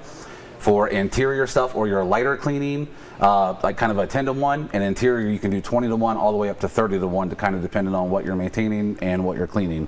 But it'll smell good. Which is a big thing. It's one of those things where, APC is not kind of a pretty product, but if we can kind of make it a little bit more enjoyable, our hope is that you reach for it more often. And the other thing that we wanted to do is we didn't want to just put a degreaser in a bottle and call it an all-purpose cleaner, right? There's already enough of that. I don't want somebody who's in a shop environment to be using this on an everyday basis, and you kind of, every time you use it, you feel the need that you have to cough. Well, one of the things that we did with this was we made it extremely safe. We got rid of a lot of the nitric, so you don't kind of have that cough reflex with your all-purpose cleaner. It's extremely easy to use. It doesn't leave any kind of residue behind, which is why it's not geared for just exterior. It's exterior and interior, depending on the dilution ratio. Again, APC is one of those markets, everybody has one. There's so many different options of what can we do to make something a little bit different. We did our homework. We kind of, have used what we wanted in the void that we seen. So this is kind of the route that we went. And hopefully once we launch it here, we're aiming for the end of May. Okay. Around the Memorial time, we're hoping we have it in stock at that point. Okay. Hopefully you guys give it a try and kind of see what we've been seeing in the background. It's just an enjoyable APC. It does what you need it to do, and it's super flexible. So name is going to be APC. We haven't officially. We got a couple names on the board. Obviously we're kind of simple across the board. We have a couple things that have names. Vote on it. In the comments. Any comments of a good APC name, please let us know. Now's your time to shine. You'll get a free bottle of APC when the time comes. Yes, if we end up picking a name that you pick, I will personally send you a gallon. Yeah, I think that's a fun and interactive TRCMA experience. That's what you get when you come here and you watch this. So very cool. So we're actually going to be using that today, right? Yeah, so we actually have a heavier dilution. We have a 4-to-1 dilution in the new e-foamer from IK. So we're going to use that as kind of like a pre-treat. Yeah. And then we also have a bottle that is going to be a 10-to-1 dilution that you can use for your dirty interior, engine bays. You can also use wheels and tires, kind of depending on what you're doing. But we have a couple different options, and we are going to do some live demos with them. Nice. Okay, and we're going to pull in a special guest here in just a minute. But I do want to point out here that you guys have actually been updating your labels over the last couple months now, and you guys have been rolling out the new foil labels. And so this was probably first appeared. You guys probably saw this on Ghost here, and this looks freaking killer, man. This looks awesome. So check this out. You have just that awesome foil on the green there. This makes it pop so much. I mean, on a shelf, it's not just the look of it, but it's also the feel of the bottle. So you guys went with the satin finish bottle. You guys went with the really cool kind of grayish color, right? We'll call it like a satin gray. And then just the feel of the labels, all of this, it feels premium. Everything down to the sprayer. Again, when you order the ADS stuff, you're getting probably one of the best user experiences, no matter the level that you're at, right? Whether you're a beginner, whether you're a pro. Again, you look at the comments, everybody there, like, it's nothing but positive. I don't think we will see a negative comment, and if they are, they're probably trolling. But I mean, it just that's how much positivity is based around the brand, and I can't wait to see what you guys continue to do. So we have that, and then I do want to mention, right now at theradcompany.com, we are out of a few ADS products. What the heck? Right? It's because they're so freaking good that we can't keep them in stock. So thank you for ordering it. We have more on the way, right? We have more. We have actually a pallet. There's a pallet leaving today. Pallet leaving today. Multiple pallets leaving today. Okay, so they will be here as soon as possible. So if there's anything out of stock, just know that we're going to try to get it in stock as soon as possible. But if there's anything there that you really, really want, you can also hit that notify me button on there to let you know when they are back in stock, and you can re-up and reorder them. You can also check out ADS on Amazon as well, and that is fulfilled through the Rad Company. So no matter what, you should be covered. I want to quack, and I want to talk. I don't know what the heck I'm saying. Hero. Let's talk about Hero. So this is currently sold out right now, but this has made just a massive splash in the rinseless community, in the rinseless industry, being now, I mean, really one of the top rinselesses that people are talking about in the market. And you guys made some magic happen with this. Not just the functionality of it, the freaking smell. What did you guys do? You guys put it's just amazing, right? You never get sick of smelling it. And so, in this, does this feel different? Does this look different? It looks a little different. It looks a little different. It also the smell is also pretty nice as well. There's something going on. What the heck? What am I feeling here? There's actually Bradley? a funny story about the smell. Okay. Bradley and I were out to dinner one night. Yeah. Had a long week of work. Went to grab a steak one night. Okay. We ordered a strawberry lemonade at dinner. I love strawberry lemonade. Who doesn't love strawberry lemonade? I can smell it right now just from you opening it. I freaking love strawberry lemonade. And literally, I was like, it just kind of hit us. I was like, what if we took what we were drinking right now and put this in Hero? Yeah. Is it possible? We don't know. Let's find out. So we went through obviously multiple different versions, but what you are smelling now is our closest replication of what a strawberry lemonade would be, Red Robin lemonade, along those lines. So is this going to happen? Is this actually going to happen? That's live. This is it. Oh yeah, that is what the customers are getting. No way. Okay, that's amazing. Jimmy, have you smelled this? You detached from that? Come here, cyborg man. This is our lemonade connoisseur here. Go ahead and take a smell of that, Jimmy. Strawberry lemonade. Oh yeah, you guys nailed it. Yes, thank you. That's amazing. So same functionality, or what are we working with in terms of chemistry? It's the exact same formulation as what we've been what we originally launched Hero with. We just had some issues with the previous scent going bad over time in some bottles. People were keeping them in very like you put them in your trunk of your car, and if it gets too hot or too cold, it was starting to get a little funky. I know what you're saying. So we changed the scent out to a more stable scent, and then we at the same time we updated the color to kind of fit the more strawberry lemonade vibe, get a little more vibrant color out of it. So that's really all that's been changed, but it's the same great Hero you know and love. We just kind of made it just look a little bit better. So, dude, that is intoxicating. It's addicting. That is very good. We're out of it, and so people won't know what this smells like until the time comes. But amazing. Have you guys made any other changes? Are there any other secrets that you're going to throw out at me? I guess we can kind of go over. I'll let you handle that one. That's been what the heck is that? So the next one, no one at TRC even knows about this. We didn't tell them. This is a last minute edition. So we say it's live and uncut. This is it. This is right here. So we are launching another product similar time frame as the APC. So this is a new coating. So this is actually a clear bottle. But what's inside here is a black dyed coating. So it is our new trim restorer. So it's a trim restorer plus coating at the same time. So you're going to take trim from completely faded out dull gray to completely just nourished black, and then also protected for many years with a true coating. So this is probably a first for TRC. Are you kidding me that this is? It's just stained the bottle from the inside. There's coating in there. Way. Yeah. Yep. So if you open the cap just a little bit, you'll see some of the dye residue on the top. No, I see just a little bit. What the heck, dude? This is crazy. So this will be a coating, a restorer. It's going to have the dye in there. This is going to be ideal for all black trim, and then this is going to keep it protected. Correct. So it's an all-in-one. And I'm not seeing this. I'm pretty much in charge of a lot of the product onboarding here and kind of the new stuff, and so this is my first reaction seeing this. I'm amazed. This is awesome. Well, and the biggest reason for the specialty product is we look at it this way, like in our own detailed businesses, and I know a lot of other people do this. A newer car comes in, whatever service you sold your customer on for the paint, on new trim, you're going to put that coating on your trim, on the paint coating, you're going to put that on the trim regardless. So if you're doing a quartz job, all the trim gets quartz. On a newer car, that's good. We didn't want to have just a dedicated trim coating because the paint coatings can kind of already double up for that purpose. Yeah. So the main focus behind this, by having a little bit of the dye, is you actually get more of like that restoration. Think like Avalanche. Chevy Avalanche that has like the really crazy bars in the back that get really neglected.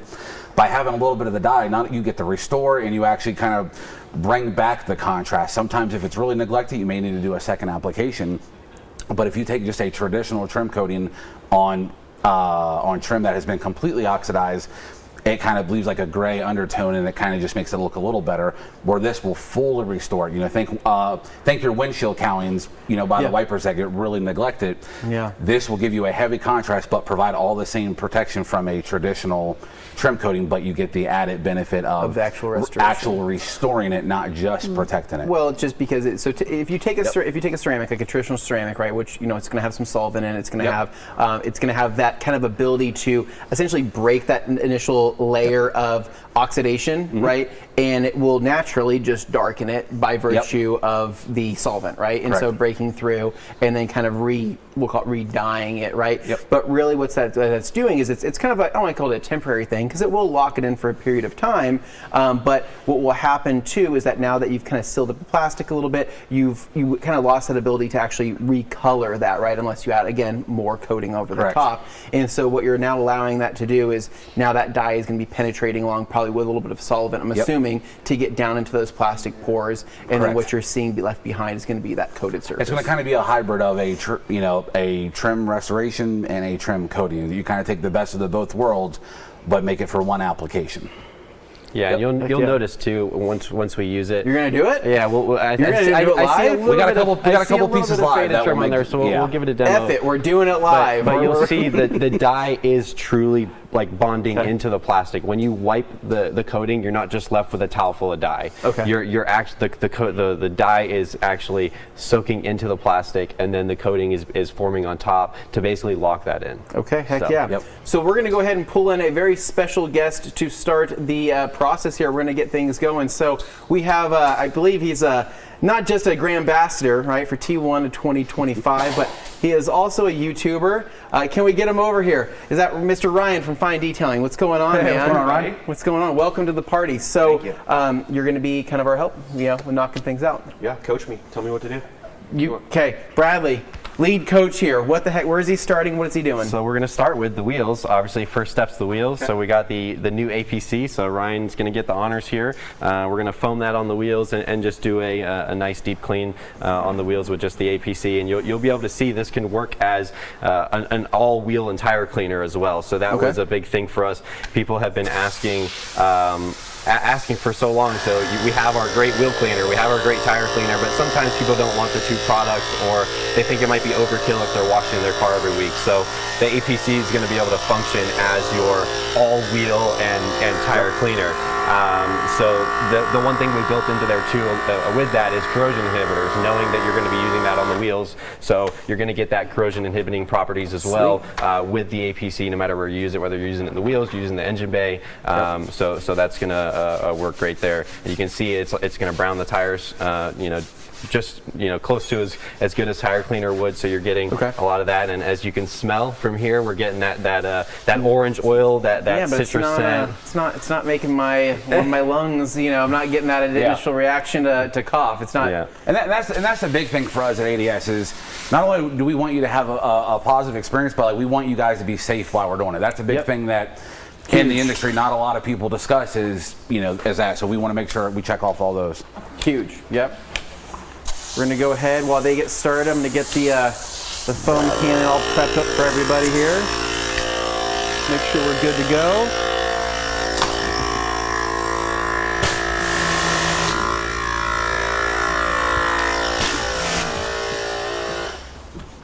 All right, so we got Bradley laying it down. So right now we're using the Detail Factory Wheel Brush Minis that we have, and also the Detail Factory Tire Brush. So again, those are kind of our preferred go-tos when it comes to barrel cleaning as well as tire cleaning. And then you have Ryan over here with the Wheel Face Brush from Detail Factory as well.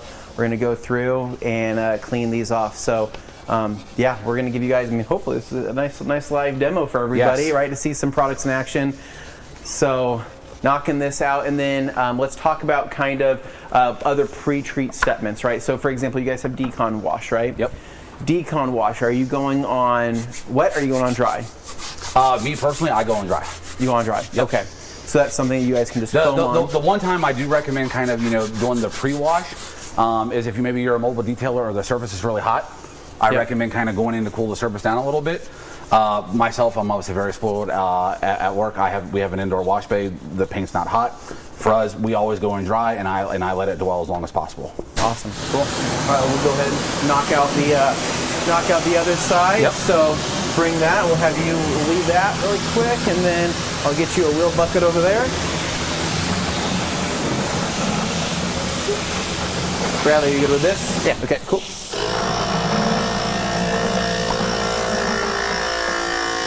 Sweet. Yeah. And then over next to the other brushes there.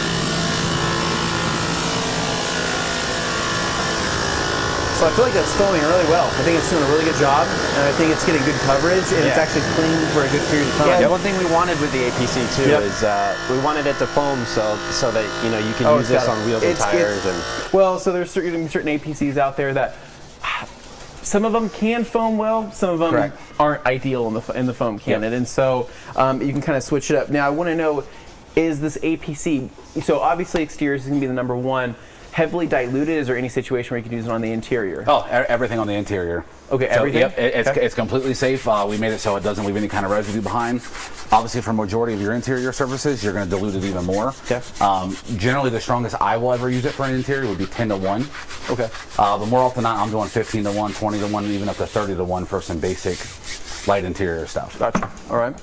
Yep. But no, it seems to be doing a pretty killer job. So that's killing it there.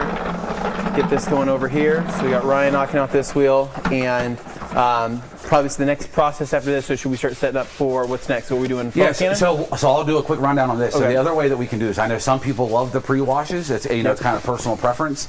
But if you have a whole bunch of road film kind of on your lower doors, this is the same thing. You can take your IK sprayers and you can kind of just pre-treat. I'm not going to get you, Bradley. Yeah, go ahead. You can kind of pre-treat your lowers.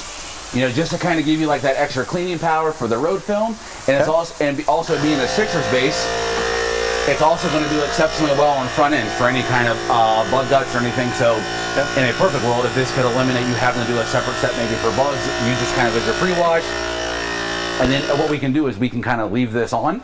Okay. You can rinse it off if you choose. Some people might want to rinse it off obviously to make the wash safer.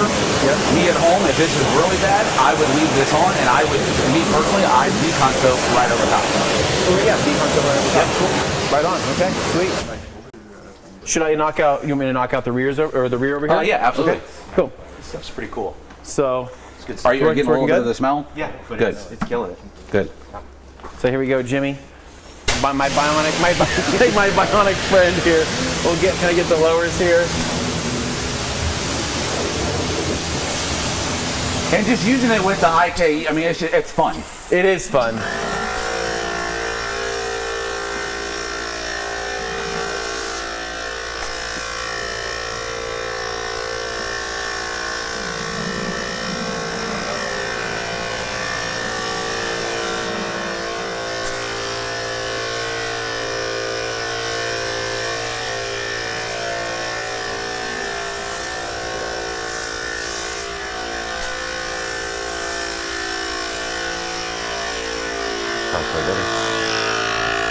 Pretty dirty. Sweet. So we've got all the lowers knocked out, and so what do you guys like to do from here? What are you guys teaching on next, right? So we have this. We have the APC on here. Yep. Do you want to do decon soap over the top, or is there a soap you want to do over the top? Yeah, I mean, we can do kind of like a rinse just to kind of show you guys. I mean, you are going to get some dwell time.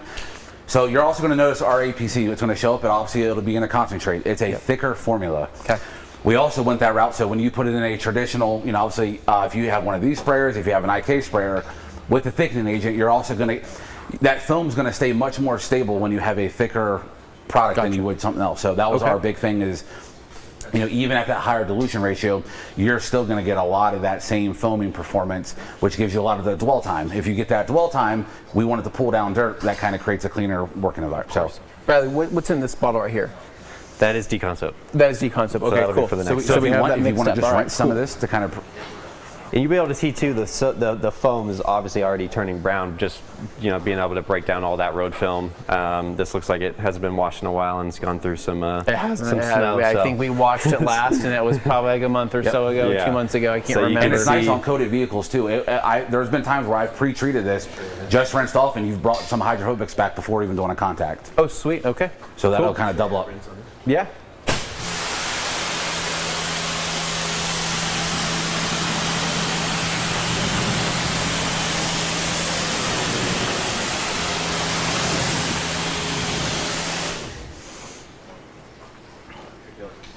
Sweet. That cleaned it off. Yep. Cool. All right, what's next? Should we rinse everything? Yeah, you want to go ahead and rinse? Okay.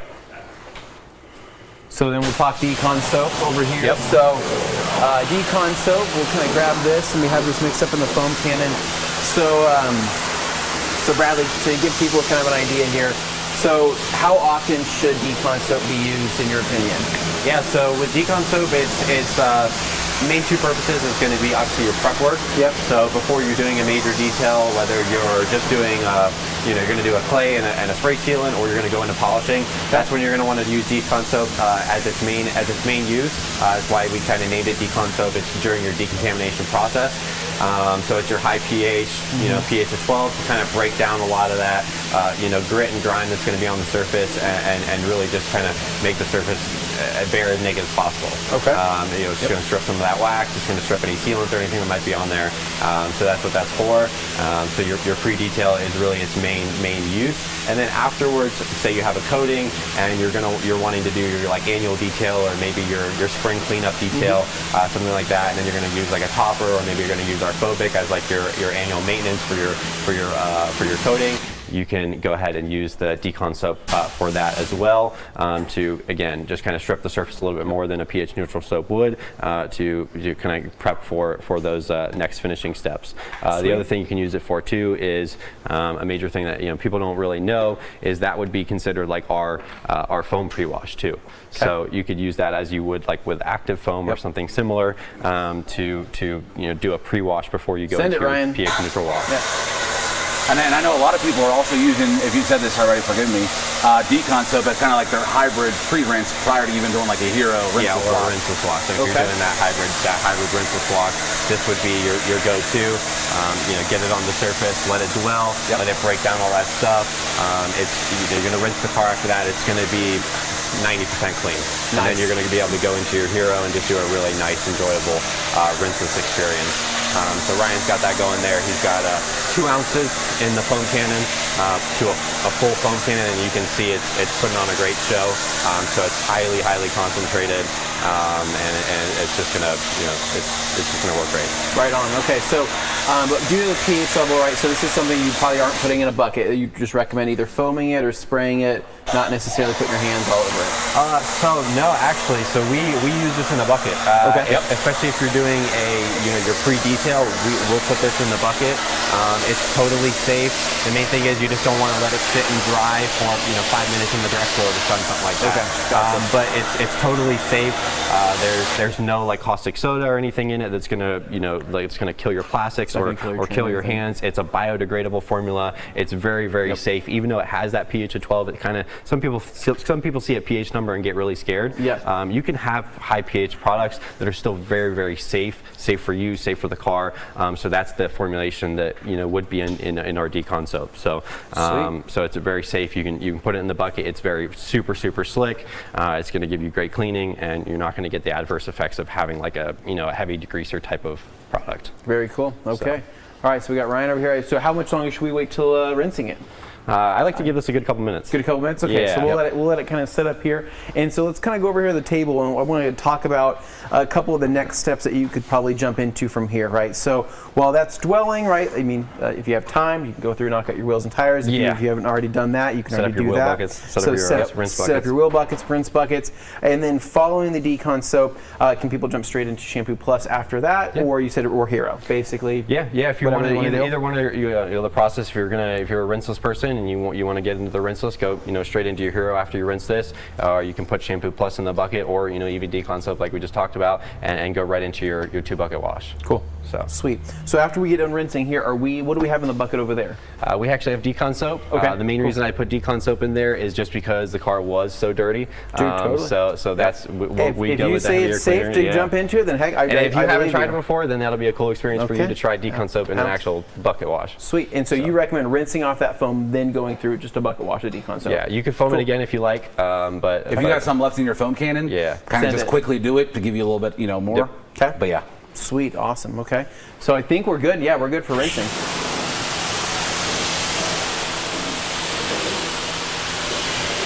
think that rinses off really clean. As simple as usually soaps are, this is actually pretty complex. To get that high of a pH to make it not, gentle for your hands. Also get the slickness that you would get from a traditional pH wash. Took a lot longer than expected. From all intended purposes, usually soap's kind of straightforward, but this one has a lot more technology, so to speak, involved with it. Heck yeah. Yeah, and this is going to perform similar to your touchless washes that people are using as well. So this would be considered like our ADS touchless wash would be the decon soap. Okay. So that's it's got a lot of different uses.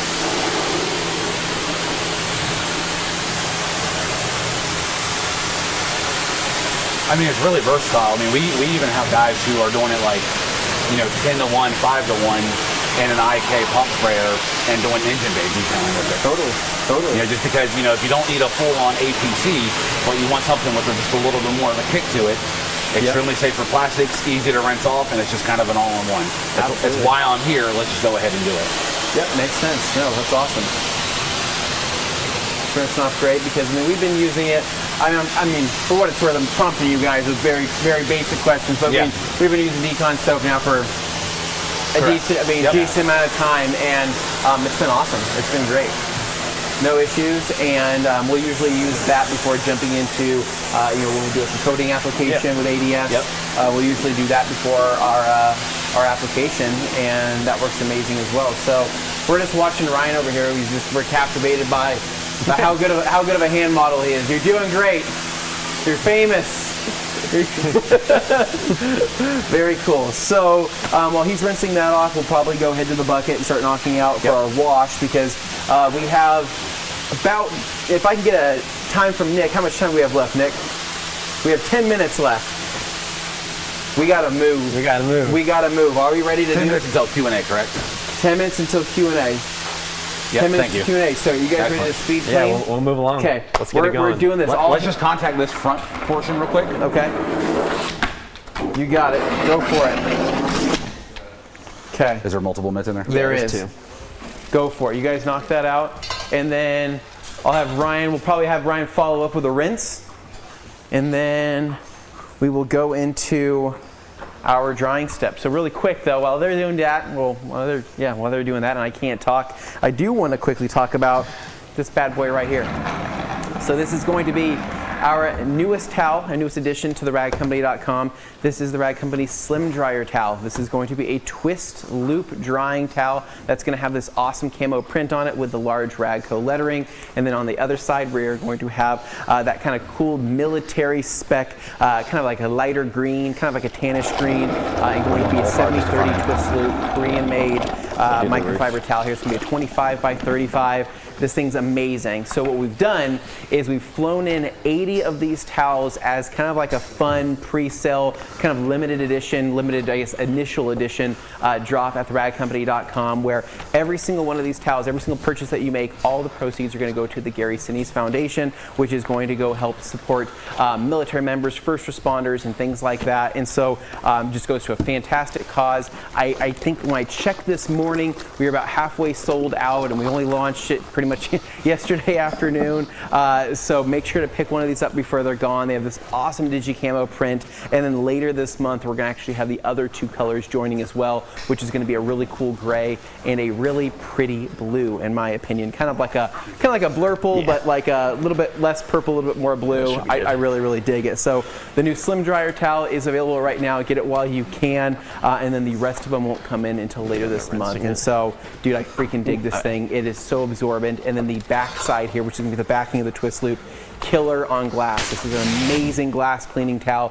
Both are going to be paint safe for either side, however you want to use it, but most people are going to probably gear towards the twist loop side for sure. And then if you also missed it as well, to match kind of with some green theming we have going on, the new M22 drying towel. So this is going to be coming out later this month. A 20 by 20 over 2200 GSM, named after the M22 military tank, light duty tank. This thing packs a serious punch for its size, and we obviously put it in the cool green, tank green Pantone. So we're going to use that to dry here in just a minute. What's that? Yeah, what are we putting on after this? What do you think? We're going to do a phobic install, show you both applications. Okay, cool.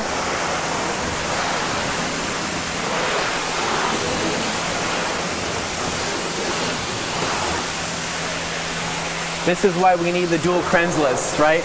We could do one pass over. Did Matt look very frustrated yesterday during the rinse? I think he is spoiled. I think that's exactly what it is. I think Matt's dual Krensla setup has spoiled him to where everything less than 2 now just feels tedious. But you know what? We're getting this knocked out. We'll get it rinsed. Yeah.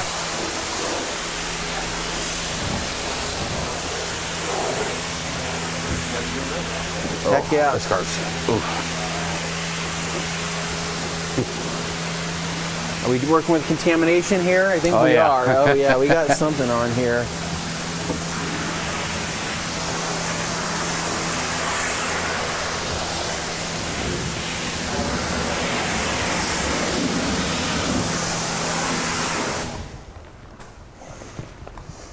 Get this dried up, and we are ready for our next step.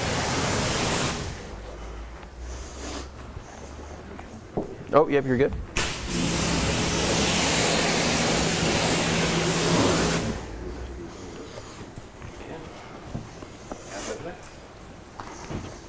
Right. What do you think, DJ of the towel? What do you think? Give me your review. I'll take 6. You'll take 6? All right. Heck yeah, dude. I mean, the digital print is just, I mean. Dude, it's so dope. How can you not appreciate that? I'm obsessed with that. I think it just looks awesome. And so how we did that was a new transfer technique, right? Okay. So now that we basically can withstand washing and drying and all that, and it doesn't affect the quality of the yarn, right? Good. So which is the biggest thing, because dye is kind of the enemy of a yarn, especially a higher quality yarn, because it'll break it down. And this right here actually retains the full functionality of the yarn, being at a 70-30 blend of the highest grade. And so it's safe. It's not going to hurt anything. It'll never scratch. It'll never mar. And it's just it's a killer towel. Yeah. I like it better when it gets wet too. I think that side looks really cool. Yeah, you get a little bit of the contrast. Yep. Go through. Oh. Can't wait to see it in the 96 by 84. 90. Shop banner, right? Part-time, you know, it's a shop banner / drying towel, right? It's like our next Eagle blanket, but it'll be a slim dryer, just a massive size.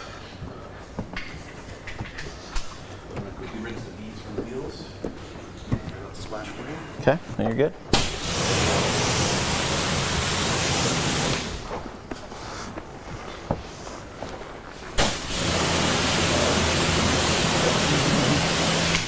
I was using that towel you're using yesterday, Anthony, and that thing is a little tank. Dude, that would be my name for it. Feel that. It's a little. It's small, but it does a lot of work. Dude, it does a lot of work. It's just, you kind of just throw it on the car and just boom, and it just knocks it out. So, sweet. I'm gonna knock out the front bumper here. Get that done. Perfect demonstration for phobic on not perfect situation paint. Okay, next step, you guys are leading the charge. What's next? We need a panel prep. Yeah, we'll just go straight into panel prep. Where do you want these towels, Anthony? Do you have a place? Towels, we can just set them back on that back table there. That works. That works.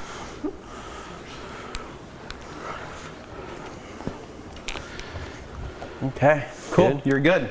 So we're just going to talk about what you're doing here, Bradley. So we're just going straight into panel prep, just to, obviously we use the decon soap to help strip the surface a little bit more. And then we're going into panel prep to, again, strip the surface, just removing any previous waxes or sealants or any oils that might be on the surface, because we are going into a phobic application, which is a, kind of coating light. So this will obviously prep that and get that ready for phobic to bond properly. Yep.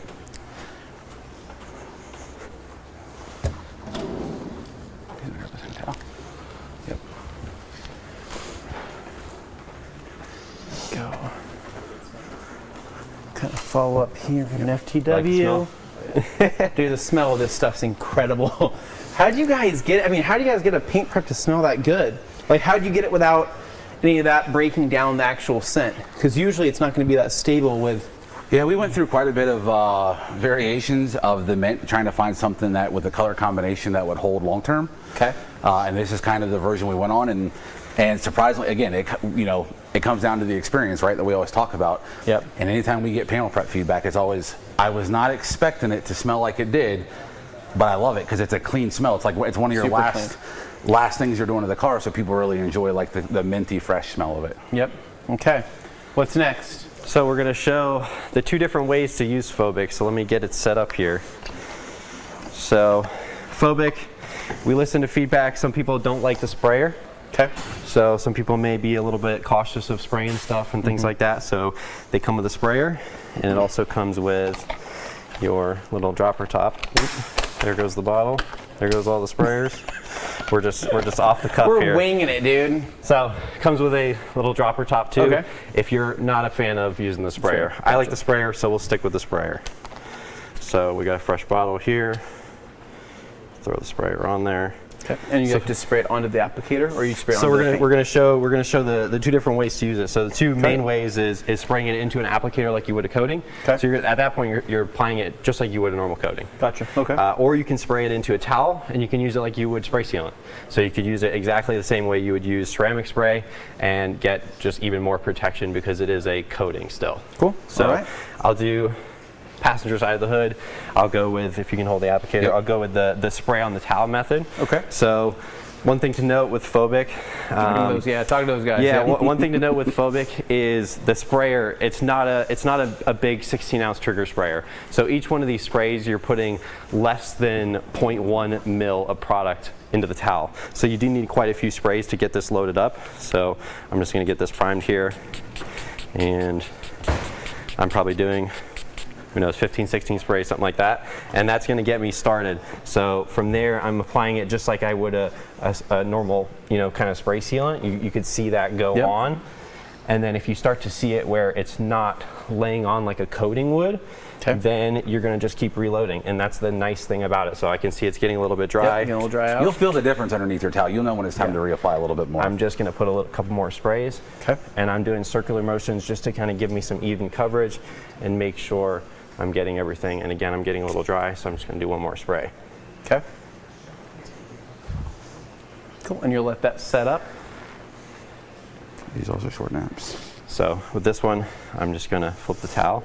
So that is set up enough. Here, I got a second tire first though. Got a second one here? Yep. Perfect, I could use that. So yeah, it's a short nap of a creature. With right this here. way, you're not letting it sit I'm and gonna bond and do anything like you would a normal coating. So it's a simple wipe on, and then you just go straight into wiping it off. So it's super, super slick right now. You can see how I can easy see your hands just like flying. You can see how easy it's coming off. There's no resistance there. Nope. And you're getting, again, over a year worth of protection out of that. Right off the bat, I mean, that thing's freakishly slick. And this is not polished, not prepped. And that's this not is polished, kind of not how, someone may do this at home. They might not have the tools. They just want protection. Yeah. Wow, that feels great. Okay. Yep. And then Second method. We'll go into just like you would a normal coating, but you just have a sprayer. So again, I'm going to load up the applicator with a couple sprays, and then you're going to apply it like you would a coating. So this way is going to go on a little bit heavier. So you're wanting to see it go on heavier then? Okay. Exactly. If you can't see it going on, you didn't apply enough. Okay. You kind of want to look for those visual cues. Okay. So. And you're going to get different performance levels based on this. This is, we tell people this is kind of like your yearly job, and this is kind of be like your 2-year service. Gotcha. Okay. So you can kind of pick and choose what you want. Whether you're an enthusiast at home and you want to do it on your own cars, or you even have a detail business and you want to sell a service for a customer who may have, maybe more of a budget-friendly customer. Okay. You should be able to have a service to fit that person's expectations. Yeah, but I mean, at the speed you're applying this, I mean, taking into account the wiping and all of that, I mean, this is 20 seconds, 30 seconds more than you would a spray sealant. Yeah. Right? Yeah. So this is finding that perfect customer for this to fit in. In some cases, this is easier than some spray sealants on the market. Yeah. We've taken the average in our shop. When we applied in this method, I could go around this car in about 13 to 14 minutes. When we do this method, it's about 22 to 23 minutes on average. Yeah, dude. Okay, so and how long are we letting it set up for before wiping? For me, I usually go about 30 to 45 seconds. Humidity is going to be the bigger factor. Right here, we're in ideal conditions. Okay. 45 seconds is pretty standard. Yeah, and you can let it sit a little bit longer too. So I'm not stressing out. Yeah. We can talk. We can have a conversation. I don't need to go crazy making sure I wipe this off right away. This is the kind of coating where you could be in the garage having a couple drinks with the boys. Yeah. You guys could be chit-chatting, talking about things, and not be like, oh crap, how long has it been? Then go over and go, I got to polish this off. That's right. I mean, you can try it for yourself. Yeah, absolutely. There we go, jumping into it. For even the mobile detailers, this is one of the things that we emphasize. It is easy enough that you can do it outside. You're going to see reduced flash times, but it's very simple that you could do this as a mobile detailer. If the panel is hot to the touch, cut your flash time down to about 15, 20 seconds. Cool. And if you do, for some reason, have a high spot, am I just doing another spray? Yeah. You can reapply, wipe immediately. It's already latched onto the panel at that point. And really, this is a hard coating to get a high spot on it. I mean, as you can see, you can pretty much one wipe, the wipe off and get a pretty much a flawless application. So if you just go back with a second insurance towel just for safety measures, it's highly unlikely you're going to get a high spot with this coating. Hold on, I need to pull another guest. Brandon Purdy, come give this a feel. Come feel this. No decon, no, we didn't clay it, we didn't do anything. It's got touch up all over the hood. It's got touch up all over the hood. Wow. Whoa, I know. Don't get too excited, right? I'm only pulling you on here for 10 seconds. That's pretty There's a rear slick. bumper that could go on. That's pretty slick stuff. All right, okay, get the heck out of here. We'll see you tomorrow, Brandon. Okay, so we probably have no time left. What other tricks can we show really fast? What else do we have? Quick application on that. Let's show you. Okay, we gotta show the trim. Let's take a minute. We're gonna show you the trim die. Let's make sure we get a close up real quick of kind of the oxidized trim.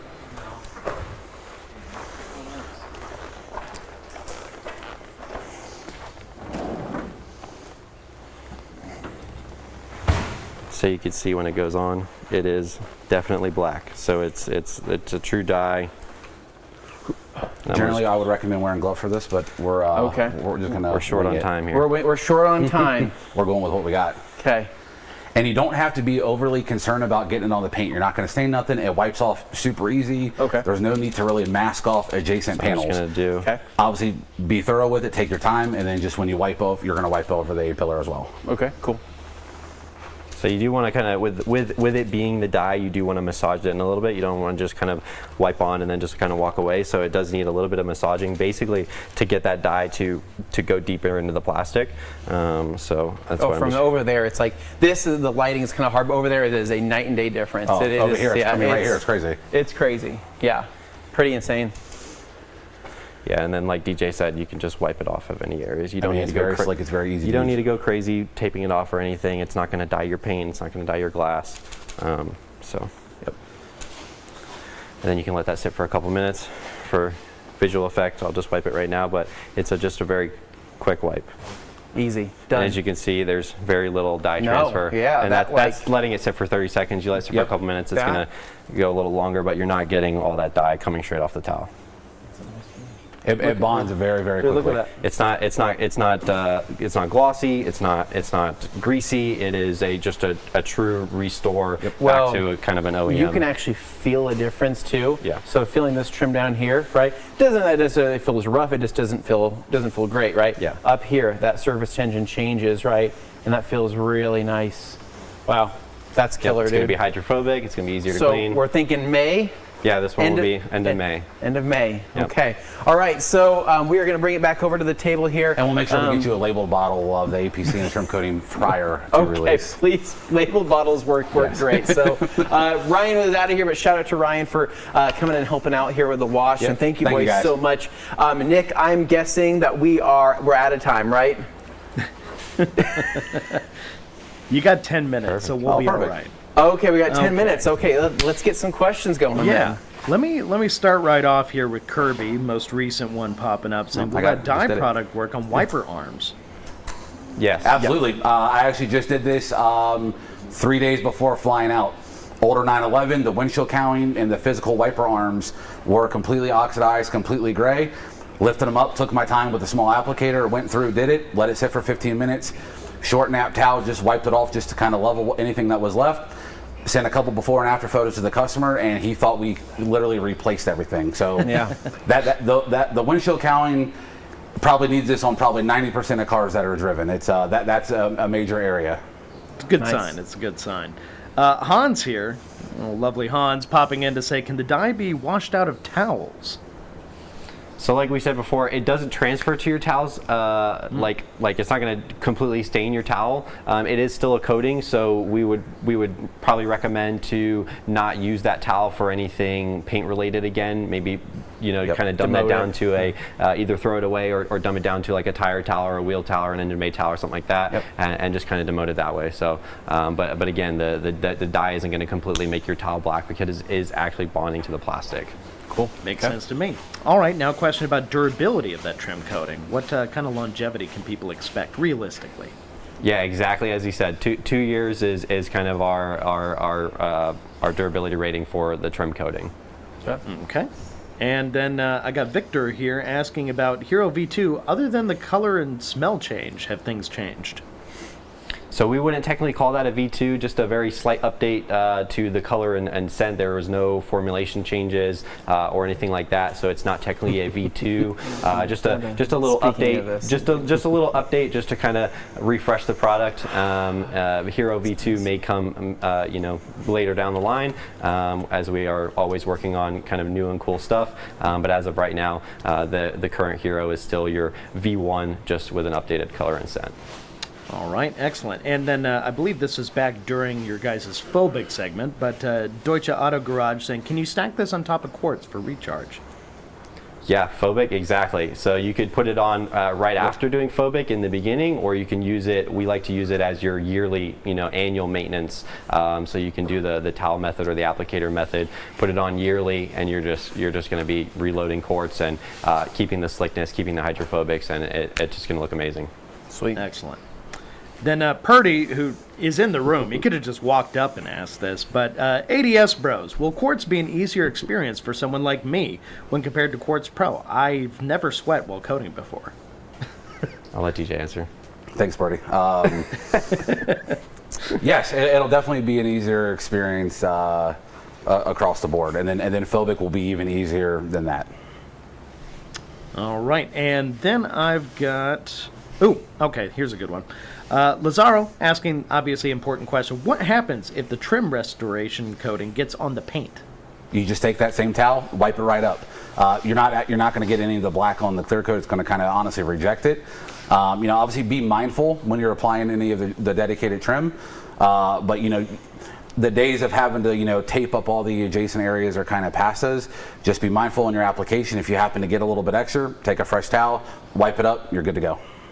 All right. And a reminder for many more questions of asking how long the trim restore lasts. They said 2 years. So let's go down to this one. Oliveira's Custom Auto Detailing. Will some of the chemicals come in gallons? All of our actual chemicals outside of Ghost, all the chemicals that you see here in 16 ounces will be available in gallons. Or they are available in gallons right now. Yeah. All right. We just don't have them here. Excellent. And a question here from Aaron. When will the new stuff be available? We're shooting for Memorial Weekend, so about 8 weeks. Okay. All right. And another good one from Audio Radiance Detail. Is Decon soap okay to use in the sun? Yeah, definitely. So I have a detail shop in Florida. We don't have a wash bay, so we wash all of our cars outside. Decon soap, because we are a major detail shop, is really the only soap we use because we're always prepping cars. The big thing to do is just make sure you're not letting it sit out and dry for 5-10 minutes in the sun and letting it fully dry. If you start to see it dry a little bit, just hit it with your pressure washer, you kind of reactivate the soap, and you'll be totally fine. So totally safe to use in the sun. Excellent. And here's a good one. Slick Auto Styling asking, is the 16-ounce ready to use? So let's just say broadly, amongst all your products, which ones are concentrated, which ones are ready to use? Just the stuff that's right in front of you. And 16-ounce, everything is ready to use. We have not decided. We might do the soaps in Hero. Other than the soaps, yeah, in Hero, obviously you got to dilute those per the directions. But for the chemicals, the sprayable chemicals are all ready to use. Tire cleaner. And the gallon will be a concentrate, and then the APC, obviously gallon will be concentrate, and we might even do a 16 concentrate. You'll just have to mix it at home. Gotcha. Okay. Then rephrased asking, does the APC have any corrosion inhibitors? Absolutely. Yep. All right. Easy answer. And then Exodus here asking, does the trim restore work under the hood plastics and rubber? Yep. Anything that you want to bring the color back on, you can do it. Awesome. It's super user friendly. It's not a traditional dye. It's a very user friendly coating that happens to have dye in it. Nice. Okay. No, that definitely helps. And Jeff here, will the trim coating be able to be reapplied over itself in the future? Yes. Yep. So the trim coating is actually not a true ceramic, so it's not going to lock the pores of the plastic. So that was a big thing. We did. You could use some coatings, and then it will start to fade, and you try to do a trim restore, and it's just going to reject it because the coating is still there, but the plastic underneath is still starting to fade. So the nice thing about our trim coating is it's not a true ceramic, but it is still a coating that's going to give you up to 2 years of durability. You can then still reapply the coating, and it's going to still soak into the plastic, and it's not going to be like fully basically sealed. So Gotcha. Cool. Okay. Then I've got Andrew here asking, do you sell products in bulk for large volume shops? I imagine he means beyond gallons. Beyond gallons, we do not. But if you are a large volume shop and you're, obviously you're a business, we do have a very aggressive wholesale program. Anybody with a business and a tax ID can basically apply to that wholesale account, and you can basically get discounted pricing throughout the whole website. Excellent. No, I think that helps a lot. Yep. Then I've got Shane Stevens here asking, I just used Pilot for the first time. Does it have anti-static properties? Because it seems after a couple of weeks, there's still no dust or anything. That's one of the things that people love about Pilot, and it's something you'll definitely notice is there is a lot of protection and the anti-static and that sort of thing built into Pilot. It's not just a cleaner, so you're going to see that protection going forward for many weeks. Nice. Okay. Yeah. And then I also have Sheepstar here with my last question. Talk about the new CSS formula. So we are updating CSS. It's not out yet. It's something still kind of up and coming, but we've listened to some of the feedback where people aren't getting the durability that they would like out of CSS. Our whole thing was at that point, if you don't like the durability of CSS, that's what we have Phobic for. It's going to give you that year plus long durability. But we've listened to some of the feedback, and we will be updating the ceramic spray sealant formula just to be a little bit more durable. It's not going to be a giant change, but you're just going to get a little bit more of the chemical resistance that people are looking for. Especially now, people are using these pre-washes that are a little bit heavier, and if you don't have a coating, the spray sealant should hopefully still be able to kind of hold up to those chemicals that people are using nowadays. Sweet. Well, that's excellent. Thank you so much, guys. It was a great demonstration.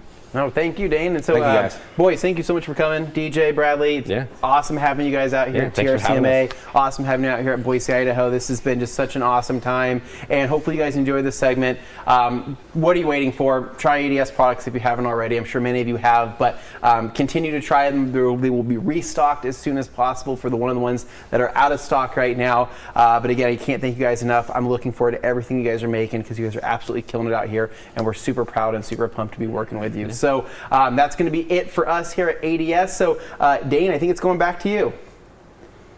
Buff and Shine. Actually, we're going to Buff and Shine. Let's do it.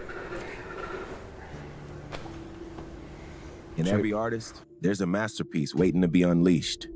It starts with inspiration, an inner desire for greatness, and a pursuit of the ultimate finish.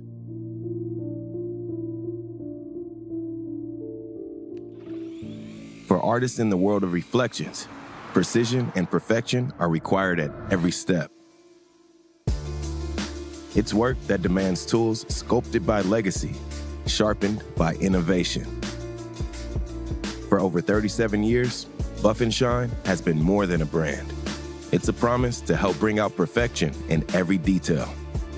Because the best tools don't just do the job, they become an extension of the artist and a safeguard for their craft. Choose Buff and Shine. Empower the artist within.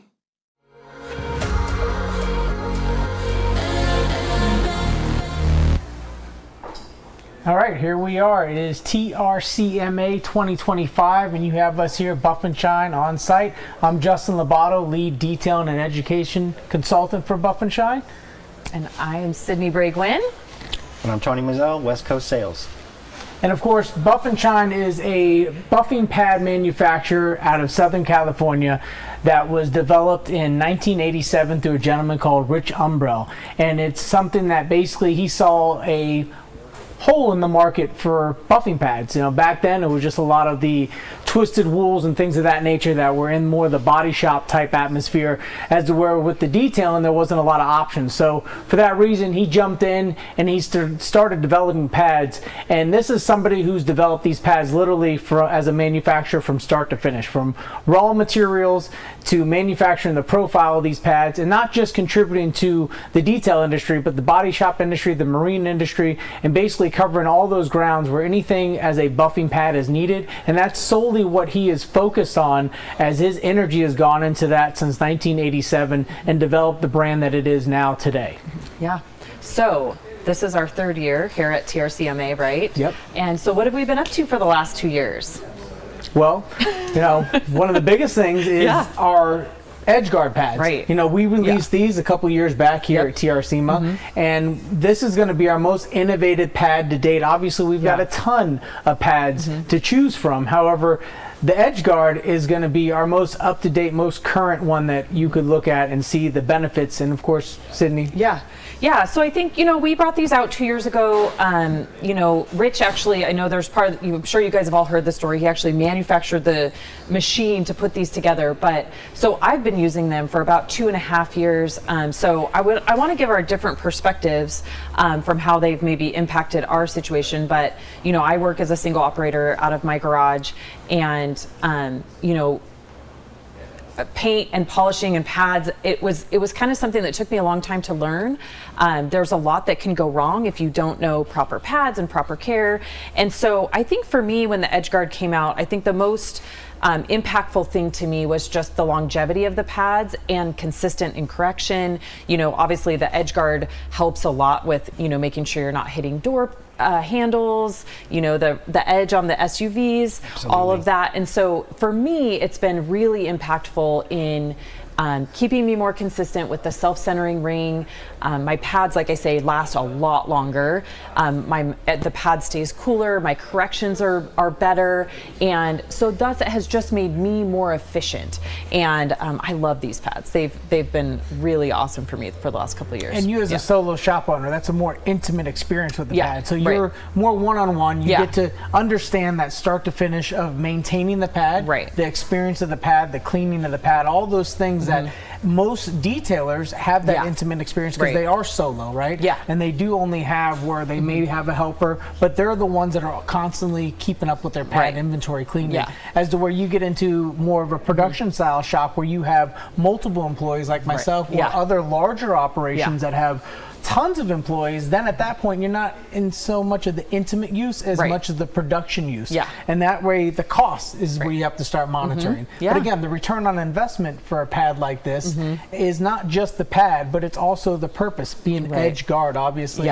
That's something that the edge of the pad, when you're hitting certain areas that normally your backing plate would leave little skip marks, that allows you to not have to worry about that pesky, you know, skip mark that's there that you have to go back to during inspection and polish out, or even if it possibly damaged on some of the softer surfaces.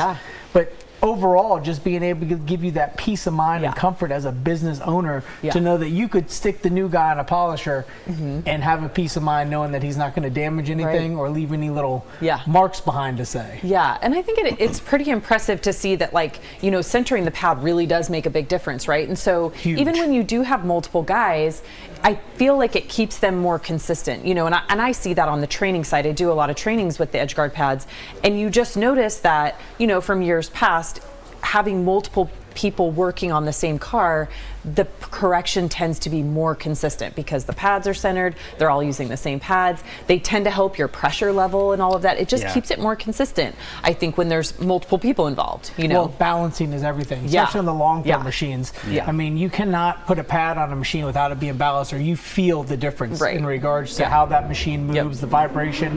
Now, obviously on rotaries, gear driven, there's a little bit of a difference there. You know, you could still muscle through it, but it's still balancing is everything to get the 100% performance out of the purpose of the pad in your correction, whether it be compounding or polishing. And that helps with this centering ring, of course. That allows you just to be able to get that backing plate right on there.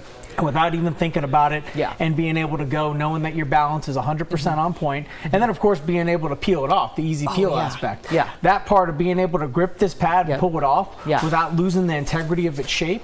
And over time, you know, the thing I like most about the ring is that we've gone through quite a few different renderings of finding plastic material that would be a good fit for durability and longevity. So depending upon how you're cleaning these pads, how you're cycling these pads, and overall how you're abusing these pads, this ring is heat sealed. So it's one of those things that it's going to last, and it's going to last a very long time, and it's completely eliminated the whole delaminating issue when you are pulling your pads off and being super aggressive, so that way the foam doesn't actually separate from the backing itself.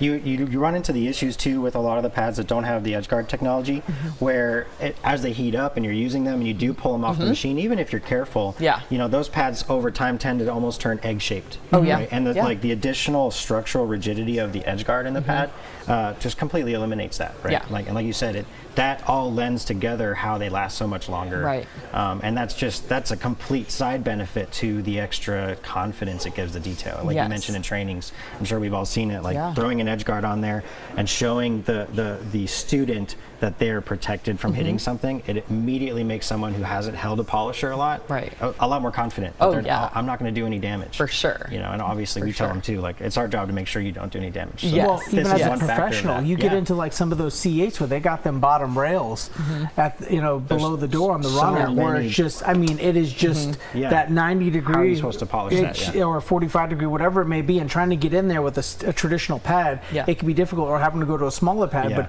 having that peace of mind with that back in there, it makes a world of a difference in regards to what you can achieve, whether you're a beginner or you're an advanced user in regards to paint correction.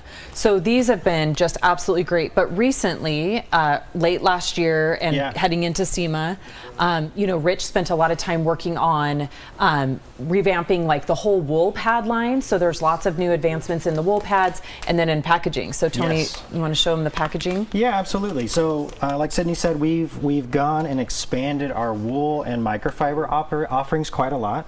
And this is something that we had the original Eurofiber pad that I have here. That's our black and white fibers. People call it the Oreo, the 50-50, the salt and pepper. It's picked up a lot of pet names, like a lot of like our blueberry and other pads. But now we have them fleshed out into a complete line where we have everything microfiber from finishing all the way up to compounding, everything, or obviously, and then everything in between, including the original Eurofiber. And then same for the wool, where we've expanded our wool lines to include some softer options, some more aggressive options, some without the foam interface and some with. So you can throw the ones without the foam interface obviously work great on a rotary as well. And so that's one of them that we have here. It's a purple wool product. And something that's interesting too is on the back of the bag, it shows the full lineup, and with the wool specifically, it shows what machines you can use them on. And kind of the beauty of that too is, so the customer, as they go into the store and they're looking at these, they basically have a cheat sheet of what options they have, what machines they can use it on.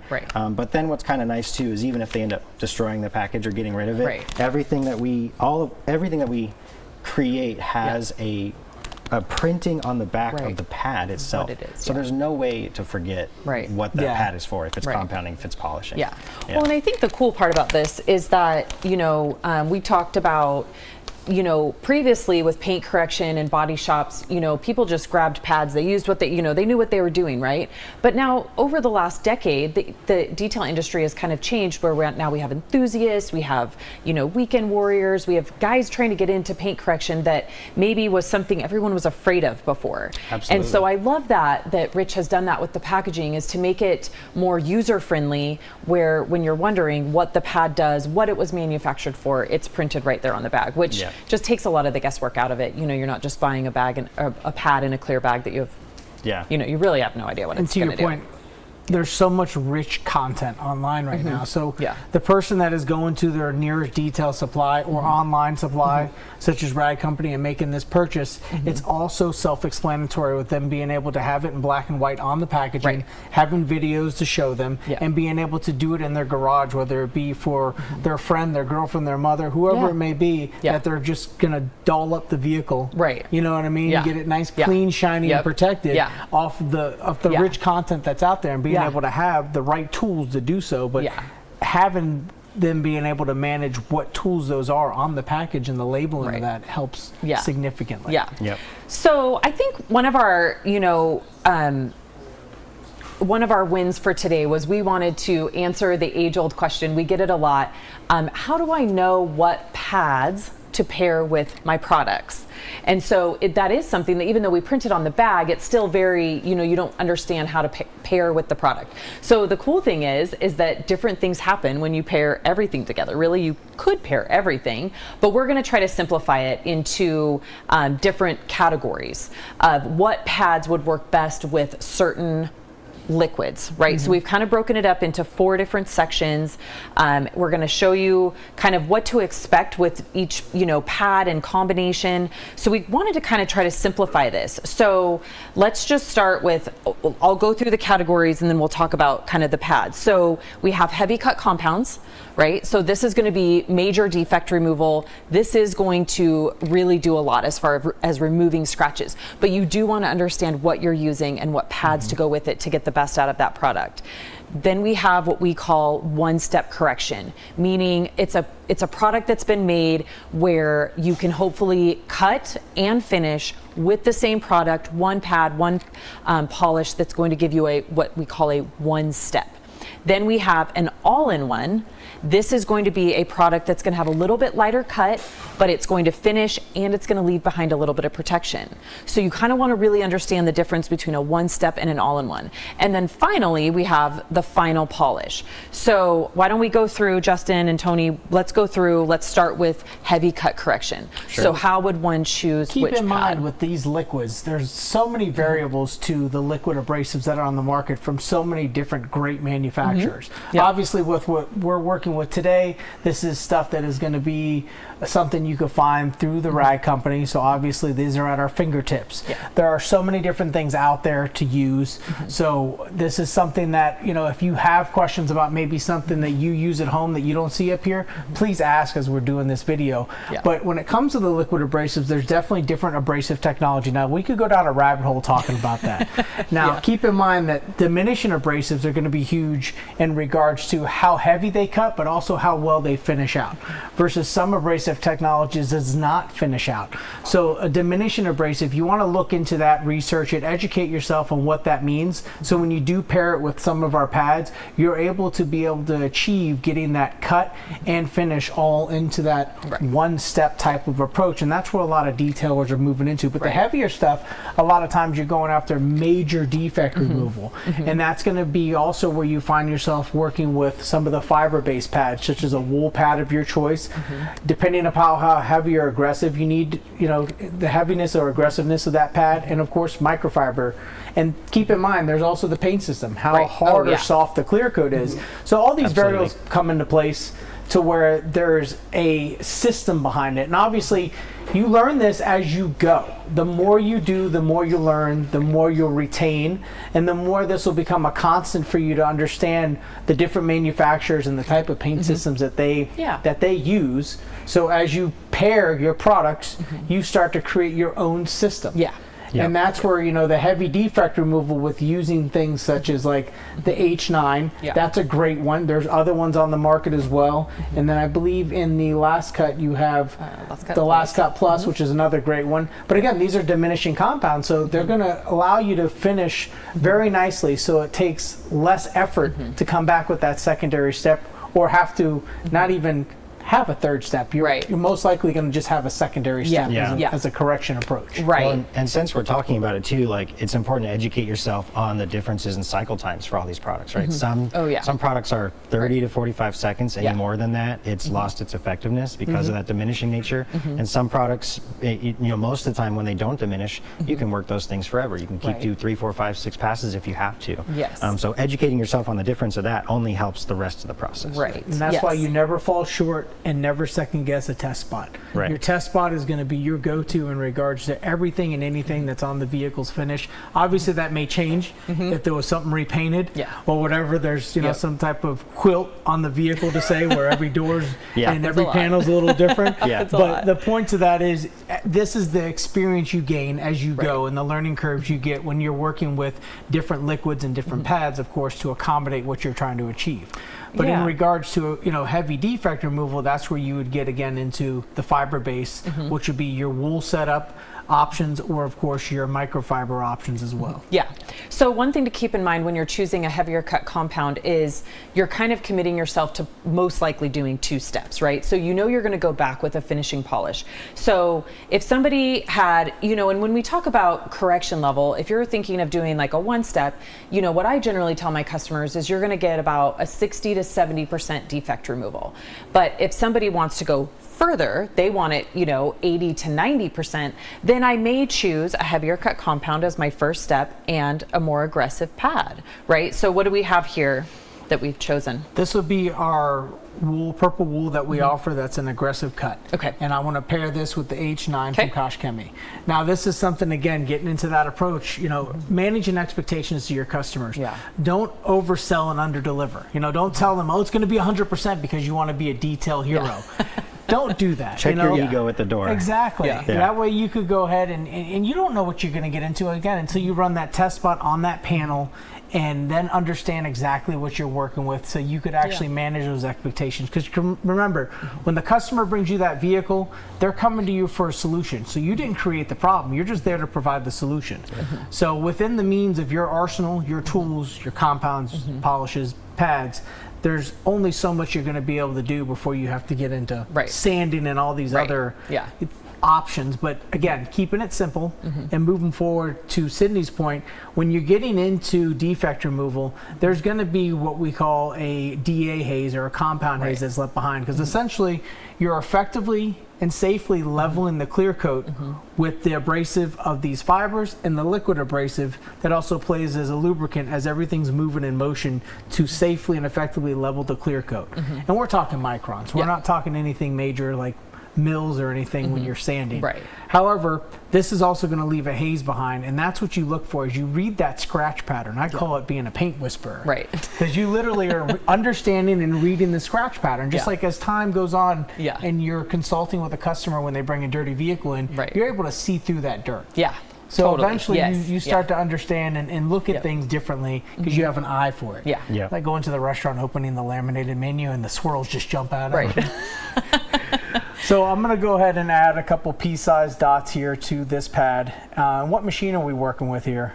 This is an RBL 3-inch. This is very quiet. This is for camera use. Yeah, we chose it because of its sound. So this section here, now this is a test panel. This is something that's pre-painted. Not familiar with the paint system or anything that has to go along with what we're working with. We're kind of just roughly going into this today, freestyling it. It's hard to pick up on camera, but we do have some pretty good scratches here. And I personally took a brush across this to make sure that we have some defects so we could do some removal. So I'm just going to go ahead and kiss the paint a little bit, get this to move around. Let me see here. I'm not very familiar with this machine, so I want to start off at a slower. There we go. There we go. So that way I don't splatter it here. On our pretty shirts. I'm going to go ahead and turn it up. There we go. I'm just going to work this small section. Nothing crazy, not too much pressure. Keeping the machine flat. And I'm going to go on a crosshatch pattern. Now the good thing is I've worked with this H9 from KoshChemie, and it's got some good work time to it. And of course, being familiar with the Buff and Shine purple wool, I know what I can expect in regards to both our cut for defect removal and our finish. And the one thing I like is when I'm able to hand this to an employee, the type of finish it leaves behind allows me to be able to come back and use our yellow foam or blueberry blue foam with a great finishing polish and have an amazing overall result of that 70 to 90%. Of course, depending upon what I started with.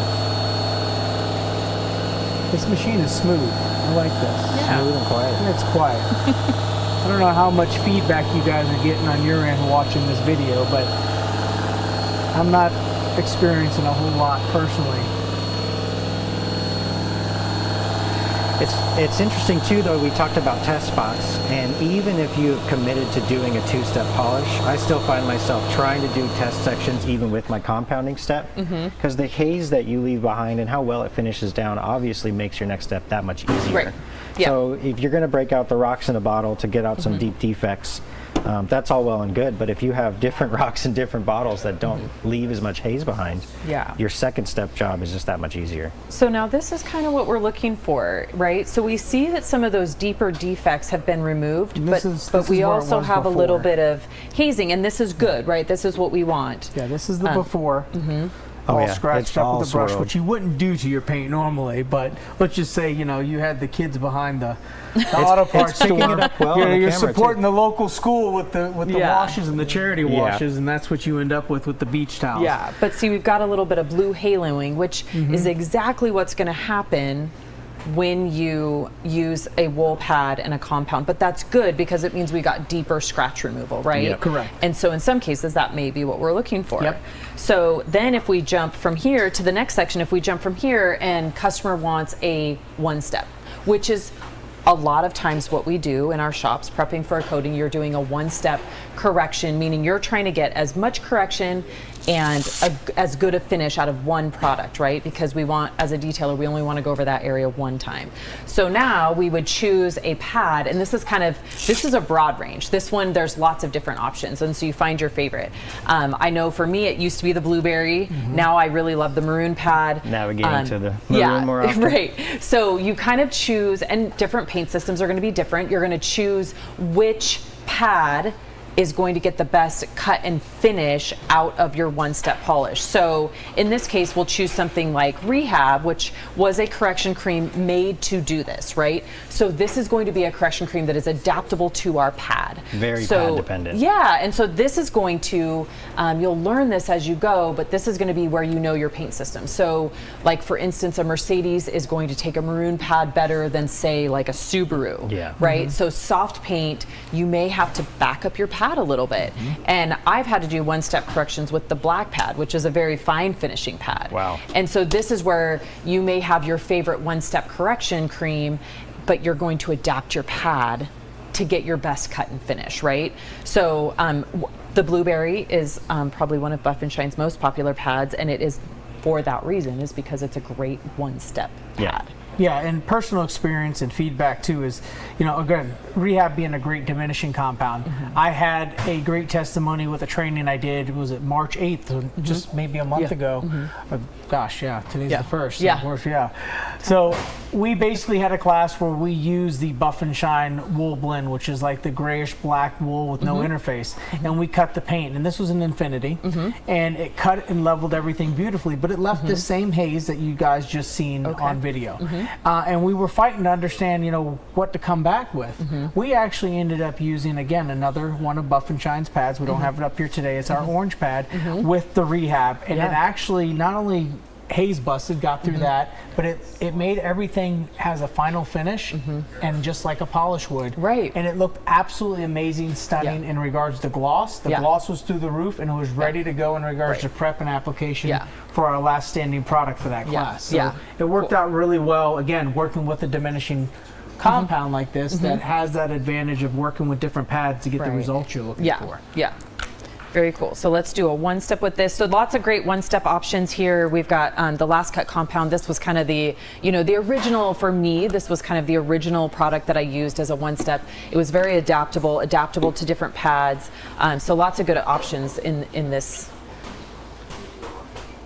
space for the one-steps. Like you both kind of touched on, it's a part of the reason why Buff and Shine offers so many different pads and so many different aggressiveness levels, from all the way down from our black, like ultra fine final finishing pad, all the way up to the maroon, and we actually even have a light blue coarse pad above that in aggressiveness. And like Justin mentioned, even the orange pad that we've reintroduced. more recently, and it's people look at that and they get a little overwhelmed, right? There's so many options, right? And here I am wearing a shirt saying I'm a sales guy and trying to tell you to buy pads, which is a little bit cheating. But at the end of the day, it's kind of the truth, though. You want to have a few options in your cabinet because you never really know. Yeah. Especially trying to do this, what we're doing here. Right. That kind of magical one-step combo. Yeah. You never really know what that combo is going to be for that day on that car. And what I also tell people, which was, again, easier to do when I wasn't wearing the salesman shirt, is I tell them always try and buy 2 of a pad. Oh, for sure. At least 2. For sure. And why is so you can pad cycle. Right. And we'll talk a little bit more about that, but what you don't want to happen is find that rehab plus your blueberry pad is the perfect combo on that car for that day, and end up running into a situation where you have one. You have one in your cabinet, and now you're trying to do a whole car with one pad. Exactly. And you're not going to have a good time. Yeah, pad cycling is definitely a thing, and I hate to see guys come into my storefront as a retail guy myself. Buy one pad. Buy 1 pad or 2 pads, and I try to stress to them, I'm like, so what kind of project you doing? And I try to make conversation, and then they're like, yeah, I got this big old 2500 truck, and I'm like, oh, and you're going to use 2 pads, and then you're basically going to discredit the pad because it failed you, right? Because realistically, it was user error. Yeah. And I hate to say that, but that's what it comes down to. It's an investment. And at the end of the day, yes, the pads are going to be $12, $15, whatever they are. But the return on investment when you buy them up front, that upfront cost is going to last you. I mean, because you can get a good 12 to 15 uses out of them when you're pad cycling properly. And on a regular size sedan, you're going to easily be 4 to 6 pads, if not up to 8 pads. Yeah. Sure. And that's not including your 3-inch, your 2-inch, and your 1-inch pads. But this is something you want to exercise as a professional, especially if you're labeling yourself as a paint correction specialist. You want to be able to make sure you're at full swing of being able to say, not only am I able to maintain the integrity of that title, but I also have the arsenal to back that title up. Right. Exactly. And the skill set and the results to show you that. Right. Yeah, and what we mean by pad cycling is quite literally changing out the pads while you're working, right? So as you come into a project, I left this strip right here. Oh, perfect. Yeah, so that way you could see this is where we were. That was the DA haze. Which got out nearly not 100, but 90% of the defects. And then I came over here, and I still have a very light amount of DA haze. And again, this is going to be based on the paint, so this is going to tell me that I either have to adjust on my liquid or my pad. But again, running through as test spots, and us here demoing today, being the first time we're really working on this panel, this starts to allow us to read and understand what adjustments we need to make as we go. Sure. And you can go down or up, right? Correct. On either aggressiveness of the pad or the product in this case. Yep. But yeah, so pad cycling is quite simply just changing out your pad while you're working, cleaning it. Something I like to use is the Rag Company air guns to clean the pads while I'm working. So I'll do this, after every section or every other section. And then every 3 to 4 or maybe a panel, just pull that pad off, let it cool down. Heat is the enemy. Switch to another pad and a nice clean pad. Do your priming process again, and keep working. But just keep those pads cycling. Don't try and use one pad for half a car even. For sure. It's just going to be a bad time. Yeah.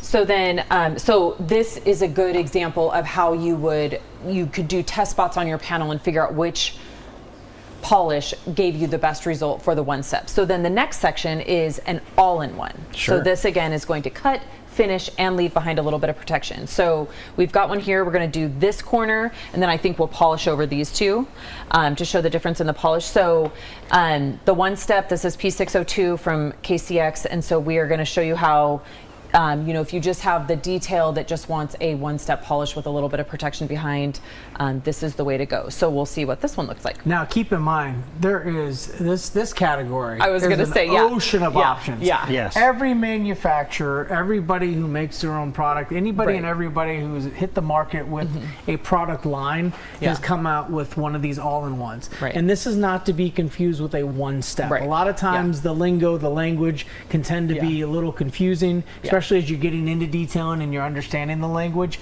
But this is truly something that is going to give you a a slight amount of correction. Some are a little better, some are a little less than others, depending upon the manufacturer, and then some protection. Some have different types of waxes, some have different types of polymers, some are ceramic infused. So do your research, figure out, you know, what that looks like for you on that scale of those 3 categories to give you that working harmony of what you're trying to achieve. Right, which we should mention that because it does have a little bit of wax in it, that is actually a filler. So sometimes when using these products, it could look like you are literally a paint correction genius, right? When you're done. However, that is going to be a temporary result. Which is not a bad place to start and learn. No, it's not. Yes, and I learned on all-in-ones for sure. And so no, it is not a bad place to start. But keep in mind the correction of what it looks like at the end is going to be totally different. So obviously a great, you know, for the customer that doesn't want to invest in a paint correction and a coating, or, you know, a lot of dealerships will use these production. Yes. So just keep that in mind in your correction level, is that your result is not really going to be your true correction level. It's going to, there you're going for looks. Some of it will wear off over time, obviously, and but like Justin said, they still do provide some cut. Right? This is for sure. Clean, shiny, and protected. You are definitely improving the overall quality of the paint long term. It's just some of that benefit is more short term, right, with the protection and things wearing. And let's also not get this confused with using this prior to coating a vehicle.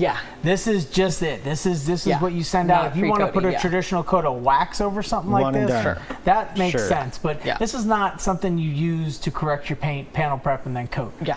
Stay away from that. That's oil and water. Don't mess with that. But to give you an example here of kind of how that looks. Now, one thing I can tell you that we have seen and have achieved is that with our blueberry foam, and I've used this foam now, so it's considered used. I'm going to use the yellow, but that is a foam for any of the all-in-one categories that has excelled for almost every manufacturer that I've applied all-in-ones on that foam.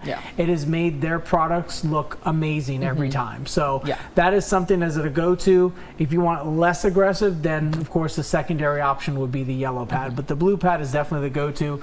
But because I've already put spent product on this, I'm just going to go ahead and start fresh with the yellow pad today, and we'll see what that result gives us here.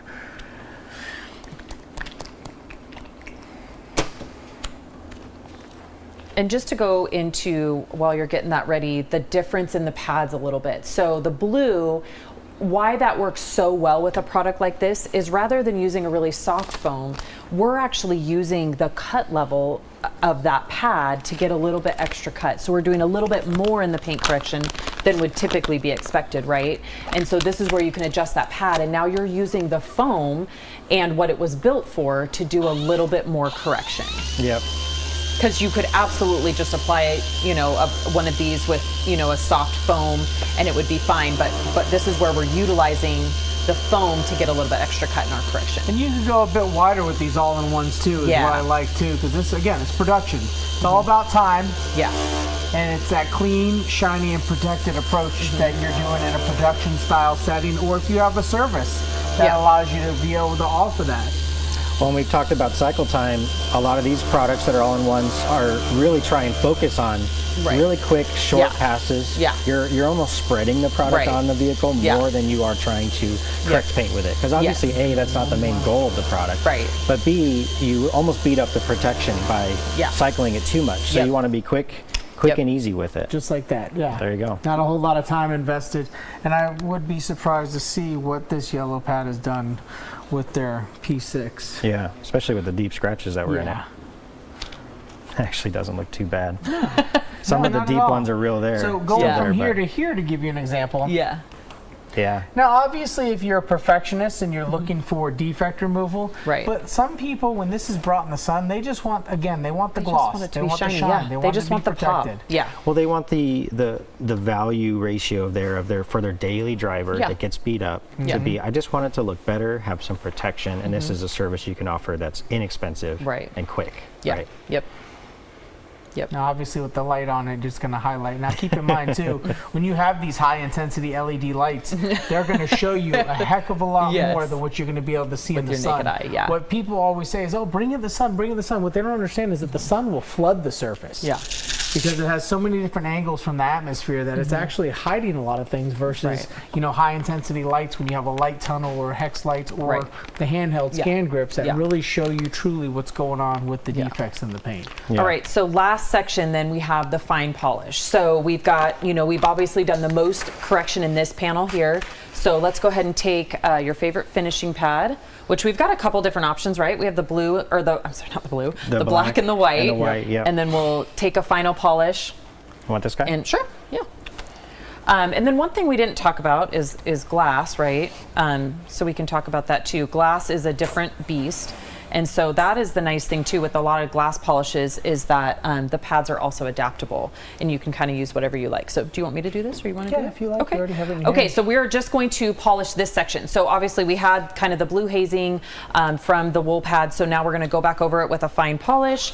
Now sometimes you could get away with doing a one step with a fine polish, but it's really not going to do much for the defect removal at all.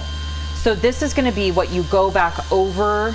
This is getting out that hazing from the wool. Right. So again, this isn't going to be like a super, you know, this is going to be really easy, nice, you know, kind of buzzing back over the paint just to remove the hazing. So I'm usually about just 3 passes and I do the cross hatching just to make sure I kind of get that all smoothed out. Now keep in mind too, this black finishing pad and the white finishing pad that we offer, if you are into traditional sealants and waxes, these are great for not compromising your finish. So if you've already performed some level of enhancement or correction to the surface and you don't want to mess with that in any way, shape or form by not applying it by hand, doing it by machine with one of these 2 pads as an option are going to keep the integrity of that finish and allow you to get it on, of course, evenly and effectively. Right. So then we're just going to wipe that off. It has a nice high finish. That looks pretty good from here. Yeah, yeah. And that's the other plus side about having a nice final polish. So then we is the see gloss that enhancement. you know that the hazing that was from the wool is now gone, and we have a nice finish. We do have some micro scratching, but again, a lot of that has to do with So this that's panel. the before section they're looking at now. We didn't take the time to run through and do test spots to make it picture perfect for video. This is something that we're doing on the fly because we want to showcase off, of course, the pads. But looking at the monitor there, I mean, it's a huge improvement. Oh, yeah. 100%. Jimmy's making us look good. Now, a shop setting, obviously, we would be spending more time to get this dialed in. Yes, I mean, we're doing little test spots, but I mean, that looks really good, right? Like as far as gloss and all of that. So, so super cool. So, anything else about matching pads with?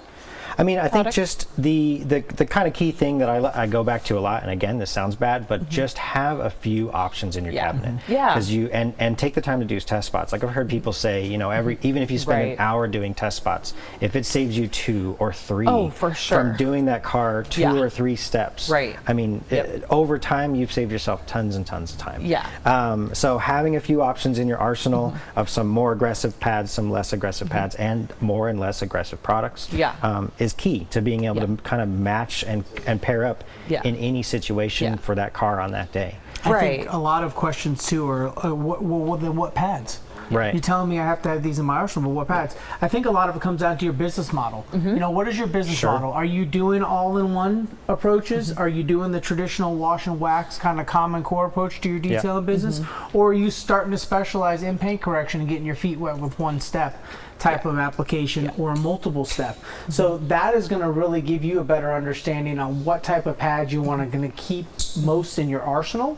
So that way you buy a majority of those, because obviously as you're executing that type of service, you're going to be using those pads, so they're not going to be sitting there collecting dust. I mean, like, I think a good starting point, right, is like on our packaging, again, we show the full range of everything from the ultra fine finishing up to the ultra coarse. So you got your black final finishing, your white polishing, your yellow polishing, your heavy polish, which is our key blueberry pad, our maroon medium cut, and then we also have a heavy cut coarse blue, which is like that bug sponge material is what I call it. It's basically sandpaper. But that is the most aggressive foam pad Yes. prior to getting into a fiber-based pad, which of course would be the microfiber or the wool that we have to offer. But essentially picking, you know, I think a good starting point is to pick one from each category. Yeah. Pick a final finishing, a polishing, and a coarse cut pad, and at least have those 3 options. Yeah. You can always expand more from there, obviously, but having those 3 will allow you to be able to tackle most situations. Even with just 3 pads in our lineup, you can at least get a lot of, you can do a lot of things with a lot of cars. 8, 9, 10 cars, you're going to be able to get really dialed in. Yeah, so we really could go on about, for probably another 3 hours about how to match pads with polishes. But Dane, do we have any questions? We do, so let me go ahead and get to some of those right now. Okay. I'm going to go ahead and pull up. Actually, we kind of had some duplicates between Frank and XXM Ghost, so I'll combine them. Basically asking, do you recommend using a pad washer to help when not needed with so many pads? Sorry, a little mixed up there, but XXM Ghost. So do you recommend cycling pads even with the pad washer? Absolutely. For sure. I do feel like obviously pad washers with the water and everything, it helps cool down the pad. But a lot of times that extra moisture can change the properties of what you're polishing a little bit. So I actually like using a pad washer, especially with foam, because it doesn't tend to overweight the pad or oversaturate the pad a lot. But when I do use a pad washer, I still will allow those pads a little time to air dry. And we actually didn't mention it, but even moistening the towel when you, or I'm sorry, the pad when you start out fresh and you're priming a situation, adding a little moisture to that is sometimes nice too, to get a little bit better glide on the paint. But still, when it's sopping wet, even if you spin it dry as much as you can, let it dry a little bit, air dry. Have even 3 5 pads. minutes helps, right? Oh yeah, even just having 3 pads in your cycle as you move around is huge. And that's a method. If that's something that you enjoy exercising in your process, then yes, 100%. But not everybody exercises the pad washer in their process depending upon the type of business they are, whether they have multiple employees or they're solo. So yes, if it does work for you, keep executing it to make it happen. That way you get the longevity out of your pads. Sure. No, it makes perfect sense. And other people who use air, etc. There's different ways to do it, certainly. I've got the one who shall remain nameless wondering, what are the go-to pads for marine fiberglass? Good question. So gel coat. A lot of times it's our twisted wool category. I mean, obviously with gel coat, it's a very forgiving, very thick surface substrate. I personally, at my shop, we don't do anything marine. I have done marine classes. My brother-in-law does marine full restoration all the way to detailing, so I know how forgiving it can be. A lot of times, your sanding steps are really what set the stage for you being able to come back and hit it with a good wool pad.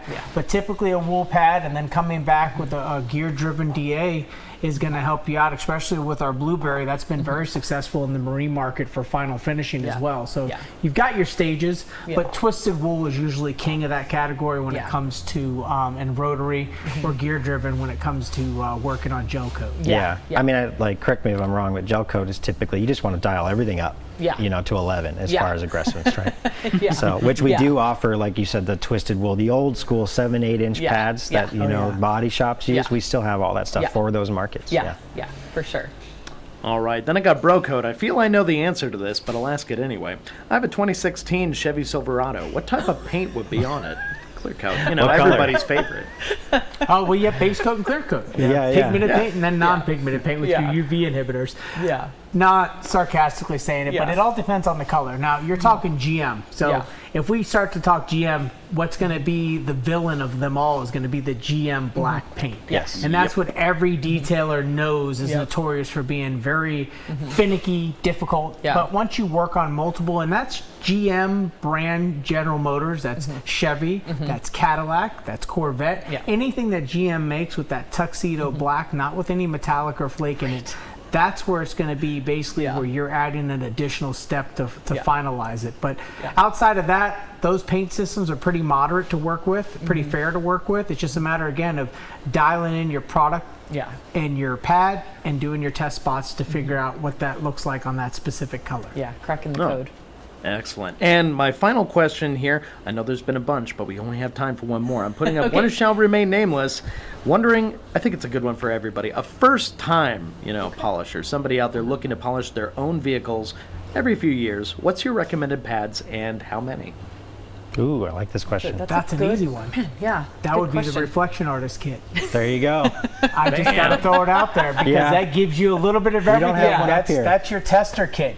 You know, when it comes to the holiday season, you go to the mall and you get all those little tester kits of the different things, like the Hillshire Farms. And the different, That's basically what we developed the reflection artist kit for. So it gives you a spectrum of different pads and you get a 5-inch kit or 6-inch kit depending upon the type of polisher you've purchased.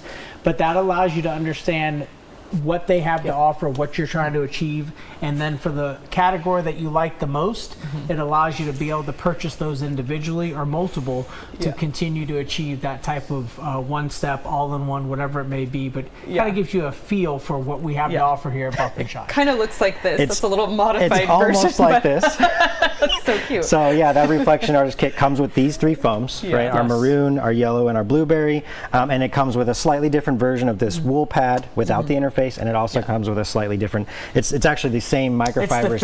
It's the finishing fibers from this. That is the Eurofiber Twin. So that would be the original OG Eurofiber, and then you've got the finishing pad, which has the black fibers on it. And we consider those to be the Eurofiber Twins.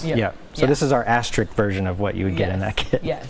Yes, and if you want to just have, you know, like a couple foam pads, I would say, like, you know, so we're saying how many of each should they have? You know, I think 3 is a good number. Like extreme bare minimum. If you're talking like an enthusiast that's just doing their own vehicle, I'm going to say, you know, a minimum of 3 to 4. 3 to 4 is nice. Just to make sure that you get, you know, a good consistent correction. For sure. Absolutely. So No, I think that helps out some beginners. So excellent job, you guys. Thank you so much for a wonderful presentation. Thank you. Appreciated those detailed shots on the hood. That was very nice to see. Good job, I believe, Jimmy out there. Yes, But, Jimmy King. Great job, guys. Thank you. Awesome. All right. So now that we have rounded out our morning, it has been quite the morning, but that's all gone now. That's all done. You can check it out later if you really want to. But in the meantime, we have quite the afternoon waiting for us. Yes, indeed. We have Ego coming up after our wonderful halftime break. I'm going to talk about the companies coming up. It's Ego, followed by Detail Factory with their brushes, Solution Finish, looking to restore some trim. Hope you're hungry for it. And Diamond Protech to round out the afternoon with some more coating goodness and a cool car to boot. But before we get to all those companies and all that good stuff, we have our buddy Aaron. He is waiting on standby, ready to go. Oh, look at him raring. He is more than ready. I should just let him take it away. Go ahead, Aaron. Do your thing. I sincerely apologize for all the horsing around, Dane, but you're going to want to giddy on up because we got some more of that coming soon. TRCMA Day 2. Fam, I've missed you guys already since yesterday. It's good to be back with you guys. We've got more phenomenal content headed your way, such as Anthony and Dane washing a wild Mustang, which has got me thinking, what is Jasper Juice? All right, so it turns out that our production team has pulled another video from deep in the TRC archives, and they want us to react to it. I don't know what they've pulled, I don't know what they're thinking, but me and Dane are here to check this out. We'll find out, right? They didn't even tell us what we're watching yet. Well, this is kind of the fun in this, right? Going back through time and seeing old stuff, and who knows, right? Let's go on this adventure together, shall we? All right, hit Ready? it. Wash Wednesday. Okay. Oh no, I already know what this is. We are washing a wide body Mustang. Oh, wait a second. I remember this one. Dude. The miniature horse detail, man, Dane. The little pony, the very chubby little pony. Oh man, Kokomo. Kokomo, that was Kokomo. Was it him or her? I don't remember if it was a boy or girl, but it was a very sweet horse. Oh man, so I don't know if people know this. Hold on. That is John Green. Yeah. That is I mean, to be fair, he totally transformed himself for this. So it's understandable if you don't recognize him. That is our COO right there. Look at him. Look at that. Short shorts. Short shorts, cowboy boots, right? Yeah, that was before the beard has completely taken over his entire body. He went through like cycles. Like occasionally it would get ridiculous and then he would just chop it all off and do it over again. Dude, look at the cut on Kokomo's head there though. Look at that, dude. Yeah, that's a Gen Z cut right there. Oh, All he I'm not needs to- seeing the broccoli yet. No, but it's well, getting if he there. permed that front, if they permed Kokomo, right? Kokomo could have had it. Is that legal? Can you perm a horse? Oh man. Hey, look, it's me, the back of my head. Yeah, this is when we were talking about how it was. We thought it was gonna be a wide body Mustang, and it turned out to be Jasper Strongbow. Jasper Strongbow. He came up with that name himself. What kind of horse do we have here? John was the most excited about this shoot. He was stoked. He was like, when can we do this? And he surprised us all, because what people don't know is that when we were shooting this, Jeff and Carolyn, your parents, grabbed everybody from the packing and shipping and everybody that was upstairs and pulled them down to witness this. Well, initially it was just going to be for a little while, but then the power went out or something. So everybody was just like, we can't do anything. So they just... Oh yeah, I was so proud of adding these little whip crack sound effects when he would like bring out a bottle or something. Just like so stupid and overused, but I loved it. It was so fun. Yeah, another one. Oh, this was fun. I had a lot of fun. So that was the IK Foam Pro 2, right? So that was actually just after a little while after the Foam Pro 2. Yeah, that is the 2. Okay, yeah, because I was trying to gauge like what time period this happened in. So not the Foam Pro 2 Plus, right. But the Foam Pro 2. Right. You want to go when you're watching a horse. Dang. So I'm gonna This is really a trip down memory lane. I know. And Remember, I would make a different rig every time. It never looked the same. It was always something different because I would just jury rig it together. I think this was shot on a GoPro too, right? Yeah, no, I shot the whole thing on a GoPro, but this was one of the rare occasions where I actually had somebody else hold the DSLR to like shoot some BTS. Let him know. You were so nervous. Could go around the. You were imagining in your head like people would get kicked in the face, like bucked in the face by horses in and the stuff. face, but look at the size difference. Exactly. That thing lines up with the old family jewels. You got to be careful. Dude, I thought it was gonna end me. And then he just gets right in there. You were very you were nervous around Kokomo for the first little while because you're just like, I feel like at any moment this horse could turn. Dude, I just don't know what kind of energy levels these small horses have, right? Like, is it the situation? It's just like a regular horse, just shrunken down a bit. I know, but are they gonna yank me and drag me? We had a ravine back behind the building there. I was afraid to wind up in the ditch. Fair. It was a whole thing. I mean, you're soaping down this horse. Okay, so we're using the Cyclones. So just to be clear, because I know there's probably like somebody maybe from like an animal rights group gets concerned. They see soap on animals. Watching this. So to those of you watching, I just want you to understand, we addressed it at the beginning of the video. Like in this video, I remember very clearly because we were worried about this. Yeah. We're not using detailing chemicals on this horse. The products we're using are detailing products like tools, but the chemicals are specifically equestrian like products. They're meant for horses. For small horses specifically, Dane. Is that what difference would it make? It's just same. Let us continue on this path. This journey down memory lane. They got so nasty. Those. Dude, I remember that. Those wash pads got gross. It was gross. And there was so much just like it was caked on dirt and mud. So what people don't know is other stuff. Kokomo felt oily. I don't pet a lot of horses.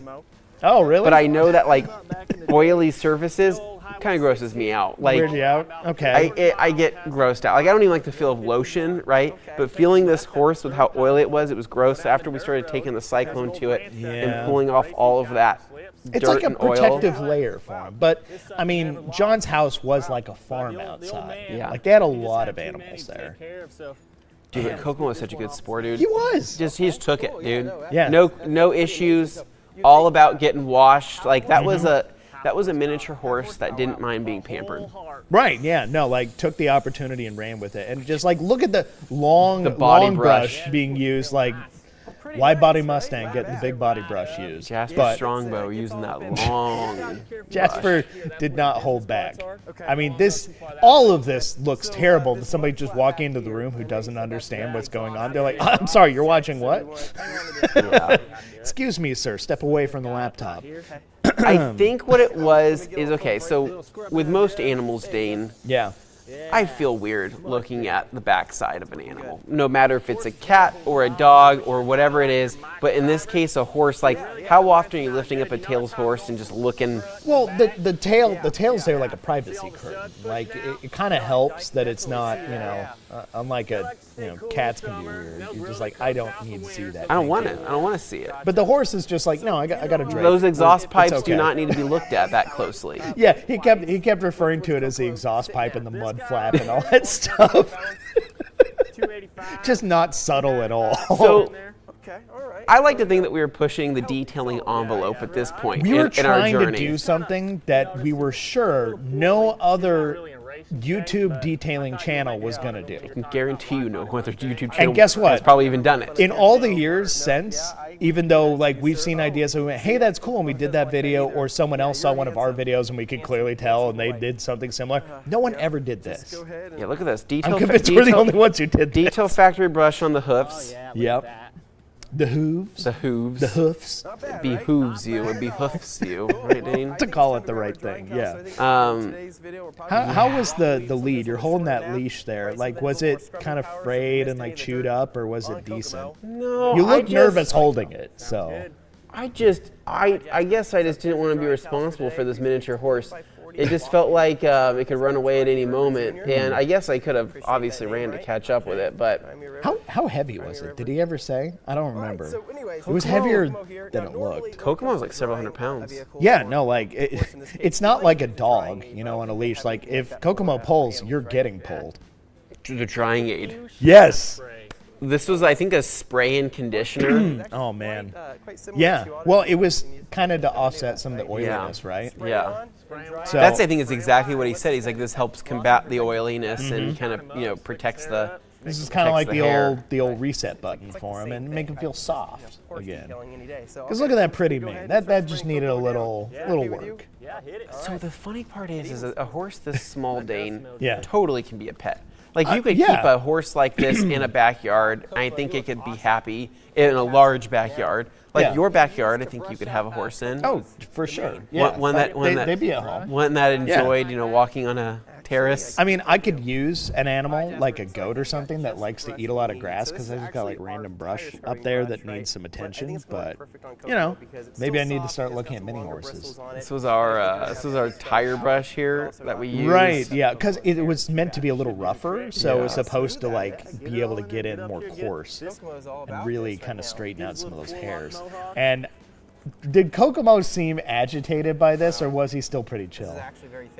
Dude, Kokomo was the most chill. I mean, it was a good horse, man. I mean, I'm trying to remember how old he was too. Was he like middle-aged by mini horse standards? 15. Whoa. I can't remember, but I know that miniature horses just in general just don't live as long. I mean, yeah, they're circular. Their circulation probably isn't as good as like a full-size horse, something proportionally. So I think we were using the Edgeless 300 here. Okay. I think you wanted a shorter nap. You wanted a shorter nap. And then what was this spray that he had right here? Oh, wasn't this the one you called Jasper Juice? Yeah, it was. I don't like the way he said that. It was real uncomfortable because it made it sound like he just took like one of his used like garments and he just like wrung it out over a bubbling cauldron, let it cool, and that became Jasper. He also asked specifically not to smell it, which was also... Well, I mean, that's a red flag. We're going to go with that. Oh, yeah. Okay. I think it was a dedicated horse spray, but it kind of looks like Beadmaker. And that was kind of what they were... I think that's what they were like trying to joke was like, oh, this is like Beadmaker, but for animals. Yeah. Because once again, I assure you, these are all products safe to be used on animals, at least horses. This is not Beadmaker, but it's like Beadmaker for horses, I guess. But look at that shine, though, dude. I mean, look at that's a happy pony. Kokomo's got this nice sheen, looking good. What a beaut. Yeah, I mean, just to reiterate, I mean, again, why would anybody ever detail a horse? He just walks off. Oh yeah, I love that, dude. And he was just gone. And they just mysteriously, half in the shadow, half out. So some real cinema verite there. This was that was one for the books. People still talk about that to this day. John still brings it up all the time, and he says, "Hey, whenever we want to bring back Jasper Strongbow, just let him know." we do have, so Shane Yeah. does have a friend with another miniature horse. Oh, Like- yeah, we literally say, oh, see, there is everybody. Yeah, there's that was everybody. the company there at the time. No animals are making this. We had B-roll shot. We literally went to John's house and shot this horse running around. I made a big deal out it of was, that. It was a legitimate video shoot. You know, one thing we didn't talk about? Okay, so I'm sure based on how this was set up, I thought I heard a few portions where the sound like just stopped, like it dropped out. I had music in this video because at the time, you're going to laugh, Old Town Road was a huge song at the time this came out. It was a dope song. Morgan could not stop playing it, like all the time in the office. And it took me a long while to understand, like, oh, this is like a popular new song, and I'm an old man who is out of touch. Yeah. But I remember, because I am an old man who's out of touch, I went, that sounds familiar, but not because of Old Town Road. It's because Trent Reznor, Nine Inch Nails, did like this whole like kind of moody atmospheric instrumental piece called Ghost 3, 4, 4. But anyway, He's losing that me. was, we still got copyright struck, so they took out the. We got no money for that video. I It's tried. okay. I tried. We missed out on the entire $60 that we would have made. But guys, this has been fun. More horse videos, right? More horse videos. And well, actually, we would need a new horse. We can arrange that. So I guess the big question, Dane, is do we bring back Jasper Strongbow? What does the audience think? Does he return? What do you guys think? Yeah, tell us. Leave us a comment down below and let us know if we need to find Jasper, if we need to bring him back, if we need to find a miniature horse, and if we need to make this happen again. Because this time, we got a full-on setup here, and I have yet to really foam cannon a horse with a proper horse shampoo. Could be kind of crazy. Could be kind of crazy. So as always, we hope you guys enjoyed this React video. We have no idea what's coming next. Our production crew is really throwing us some curveballs, but it's exciting and it's fun. So we'll see what's next. Turns out, if you go investigating Jasper Juice, you're going to get the kind of knock on your door you do not want. And also today I found out what an NDA is. Now, a word from our sponsors. Hey, Seabass, wait up! All right, guys, we need to come up with the best commercial for our friends at Home to Suites. So, what ideas do you got? Ooh, I have one. Okay, picture this. Drone shot. 3/4 angle. Yeah. Home to Suites sign. Yes. And the large parking garage that puts you out right next to your room. We cannot do that. For the last time, Glenn, you're an unlicensed operator, and we can't fly in Class C airspace. Skill. Yeah, that is a problem. Okay, pivot. The general store. Yeah. Right, that's something. They have chips, ice cream, souvenirs, whatever you need. Excuse me, sir. You still have to pay for those. Sir, hey, get back here. How would you say the breakfast is there? Delicious. Yeah, now we're talking. Yeah. I like it. But I also want to highlight the rooms. Oh, of course. One of the most important parts. The beds are huge. You have an area for your laptop so you can type some things up. But also, one of my favorite parts are hands down the bathrooms. Gum, sir? Don't mind if I do. Cologne? Yes, please.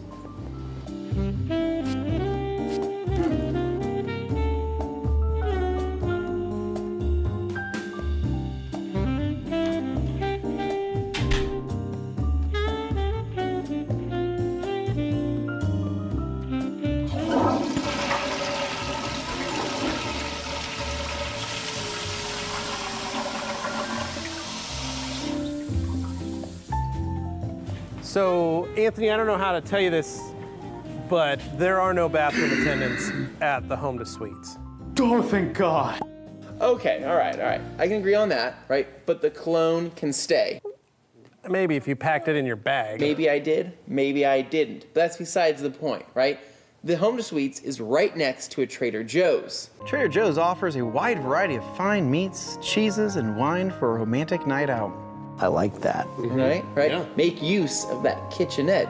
Of course, that's genius. Ooh, what about the pool? Yeah, the pool. And of course, after a long, hard day, it's always nice to be able to relax in the pool. I don't really know how to swim, but this is just as relaxing.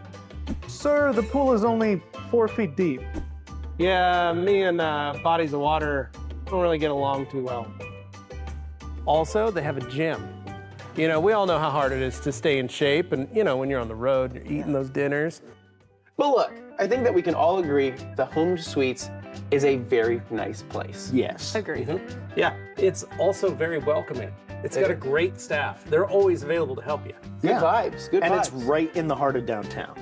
It's also good vibes. Yeah. Also, I don't know if you guys knew this, they were rated #1 hotel in Boise by TripAdvisor. Oh, that's very prestigious. Pretty amazing, That's right? nice as it gets. Yeah.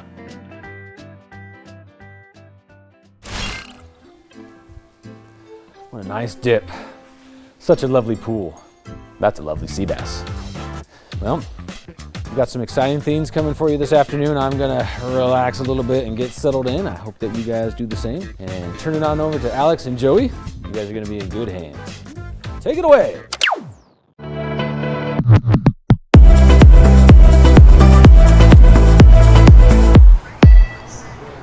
Good afternoon, everyone. Welcome back to the afternoon TRCMA 2025. We're on day 2. Now, we have a couple more individuals, probably 2 of my favorite human beings. We have Bradley. Where the hell's Bradley? Bradley's doing a podcast today. And we got DJ Mayo from Armour Detail Supply. He's the decision maker. Yes. Okay. DJ Mayo. Are you good on like the mixing? I have my moments. Okay. Very cool. And then of course we have a Bon. From IK again. Bon, also just one of our favorite people. Man, absolutely. He's always got some fun toys to show off, and he bring it this morning. Fortunately, we have one today. Yeah. Very much so. We do. So here we are. We are the detail desk. We are the halftime show, and we're doing something a little bit different today. Now, what is this guy over here doing? Okay, you already had your minute of fame, Tony. We'll see you later. Anywho, back to what I was saying. Yesterday, we were rocking the best $180 grill in the Treasure Valley. Absolutely. Showing off some wonderful Snake River Farm steaks. To be honest, I think the steaks cost more than the grill did. Probably. Yes. The asparagus was not my favorite part. But if we can talk about mistakes that were made, you did put it on the infrared sear station, so those got a little crispy. Listen, I'm here for a good time, not a long time. Okay, so don't worry about that this week. Yep. Don't worry about that. So everyone, you will. I hope you guys had a really enjoyable morning. If you did miss out, we're going to give you a bit of a recap what happened. So we started the day off with Bon himself and Ruth over at the IK stuff. So we had the IK eFoam Pro 2, which was very anticipated. Last year you were here, and we had the 3D printed version. I mean, like, I wasn't scared. I wasn't scared to pressurize it. I was. I'm like, hey, I mean, like, maybe we won't go to like the max. We'll just go to like a half decent level. But yeah, we knocked that out. So yeah, you guys have the full production ones. Like you said, you weighed by to the container. Yeah. So it's somewhere in the world. And I mean, hey, patience is key. But it's coming. It's coming, and you're all going to love it. I saw that demo that you and Anthony did, and I'm going to buy a second one. Because they're just so much fun. How can you save a bit of money if you do buy something at the Rag Company, Joe? There's a heck of a sale going on right now. There's 25% off all TRC and accessories, and there's 20% off of everything else. So we've got the website pulled up here. You can see the sale. There's the new, look at that dryer right there. Look at that slim dryer. There's 80 available this week. They are limited, the proceeds do go to a good cause. They go to the Gary Sinise Foundation. You know what? The towels themselves are only $19. Yes. So you can throw a 20, and then you can drop that $1 extra for a super chat if that's what you're into. Not essential. We don't need your super chats. We love them. If you'd like to be applauded on air, absolutely. But then we went over to what was next after that? So we had the full Alki line. I love the color of the blue. Yes. You know, I remember, you know, my fellow Canadian Rick, Rad Garage rocks the IK 1.5 alky for his wheel cleaning. Yeah. Makes the bubbles. Makes the bubbles. Yes, he loves the bubbles. Like, but now we have the Foam Pro 12 and the alkaline, and then we have the Alky Pro 12, which is just the spray, no foam, and then the IK 1.5 still is a thing, and then the also in the IK Foam Pro 2 and the Alky also. Yeah. So basically, those are going to be for your more alkaline, because for those that didn't know, any of the blacktop, whether it's the TR1, the Mini, or the you know, any of the 360s, whatever, the blacktop, those are more for the acidic products. Yep. And then the alkaline is going to be more for your, you know, higher pH. So really anything north of 7 for those different products there. And then, you know, speaking of a high pH product that is an absolute banger, I think that's the word of the week here. Banger. Everyone's dropping them. I mean, you guys had your APC. We did. That thing freaking rips. Good Lord. What a pairing. Yeah, what a pairing with the new IK. I mean, it just that was my first time using it as well, and what a fun experience. That's awesome. The coverage that it gave, like, I don't know that I've seen an APC foam that well in recent years. So, and there was no coughing, there was no I mean, it smelled good. How many APC smell good? Yep, that was the goal. That's awesome. I think you nailed it. Very cool. And I think one of our new favorite rinses has a bit of a revision. Yes, I noticed that. First time I've seen that today. You did change the scent of Hero a little bit, right? The color got a little bit more of a vibrant upgrade to kind of be a little bit more authentic with a traditional strawberry lemonade. Yes. But the formula itself is still the same, just a tweak of a fragrance, and the color is a little bit more vibrant. And what was the inspiration for that brighter color and better scent? That was a dinner with me and Bradley. We literally wanted to channel our inner strawberry lemonade love.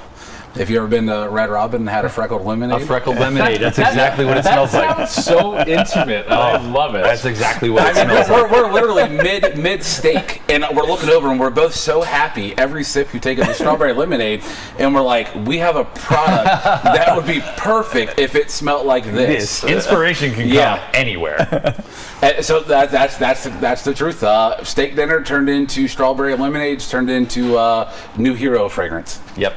And then we went over to what else did we have? We saw your new trim coating. That freaking threw me for a loop. Yeah. And he was surprised. I'm like, Brad's lying when he said that's a clear bottle. I'm like, there's no way. And then, you know, even Anthony was shocked, which, I mean, that's well, I mean, it looks like one of your frosted black bottles. Correct. Yep. But yeah, we were thrown off. It was a nice little surprise. Yeah, that one we kind of kept kind of a little closer to the chest, just to kind of, we wanted to kind of get a feel for it first, but it's something that we saw a need for in that category specifically. So we said if there's a need for it, and you know we can have fun while doing it, ADS is going to do it. I got a chance to go ahead and do the trim on the roof of that BMW that you did, because no one else can reach the roof. I don't think anybody saw that the trim was gray on the roof, but I did give it a try. Did not see that. It works so well. Yes, I'm so thankful you were here to do that trim. It's like, we don't want to send a car out with half the trim done. Definitely not. And then I mean, you guys knocked out the phobic on the hood. We did as well. So and two different methods of phobic. Which I think was super cool, because Joey and I both applied phobic a few months ago, and we're kind of talking about the application of phobic, and it's something that you kind of have to adapt to. And you kind of saturate the towel, apply it to the surface, flip it over and wipe, and you honestly feel like you did something wrong. Because there's just kind of nothing there, and then it's just slicker than slick. So, and application-wise, my favorite personal way to do it is the applicator way, and I like to use the Pro Puck because I like just to go in circles like Bradley was showing to get even coverage, and it's a very pleasant experience. I've done 2 layers on like my horizontal surfaces, and the water behavior is just insane. Yeah, no, we're super. It checks a lot of boxes for consumers and people that have a business. They just have to accept the fact that it's not just a traditional spray coating. There's multiple ways that it can be sold. So it's cool. Whether you want to sell it in a business for a service or a consumer, it checks a lot of boxes for a lot of people. And it can help you offer more packages. too. You can. Just because someone might not have a budget that you want for one of those long-term 5+ year professional coatings, doesn't mean you can't offer them a service that they're still going to be extremely happy with a quality product. Exactly. So this way, it's an easy process for you. It's budget friendly for your customer, and you can still put out a quality service, and your customer can be extremely happy. Very cool. That's what it's all about. I mean, ADS being the newest brand, really coming on to the right company. How has that venture been for you and Brad? Oh, it's been phenomenal. I mean, luckily, Brad and I have been in this industry for a while, so I've gotten to talk to other partners outside of this who Rag Company already works with, and they told us, they said, everybody at the Rag Company, from the people you talk to on a day-to-day basis to everybody behind the scenes, is the best people to work with, and we've experienced that. I mean, shout out to Amanda. I know I deal with her a lot. I take care of a lot of our ordering with her. Shout out to Amanda. I mean, she's been phenomenal. She makes the job fun for us. She makes it easy. The whole ordering process, the communication. We're a very small business, so I mean, obviously, we're very thankful that TRC took a company on like me and Brad. So trying to kind of keep up with their demand. They move a lot of product, but it's been fun because sometimes we're kind of learning as we go. How to deal with the high volume stuff. We've put some new pieces in place on our end that have helped with people like TRC, but then just working with Jeff, Carolyn, and the whole team. I mean, if there's ever a question that we have, and we reach out, I mean, they're quick to answer. They're very transparent about everything. You can just walk up to them in the hallway here. Like they're not hidden in 100%. And so Ivory Castle, they are a very accessible bunch of people here at the Rag Company, and you can get all your questions answered.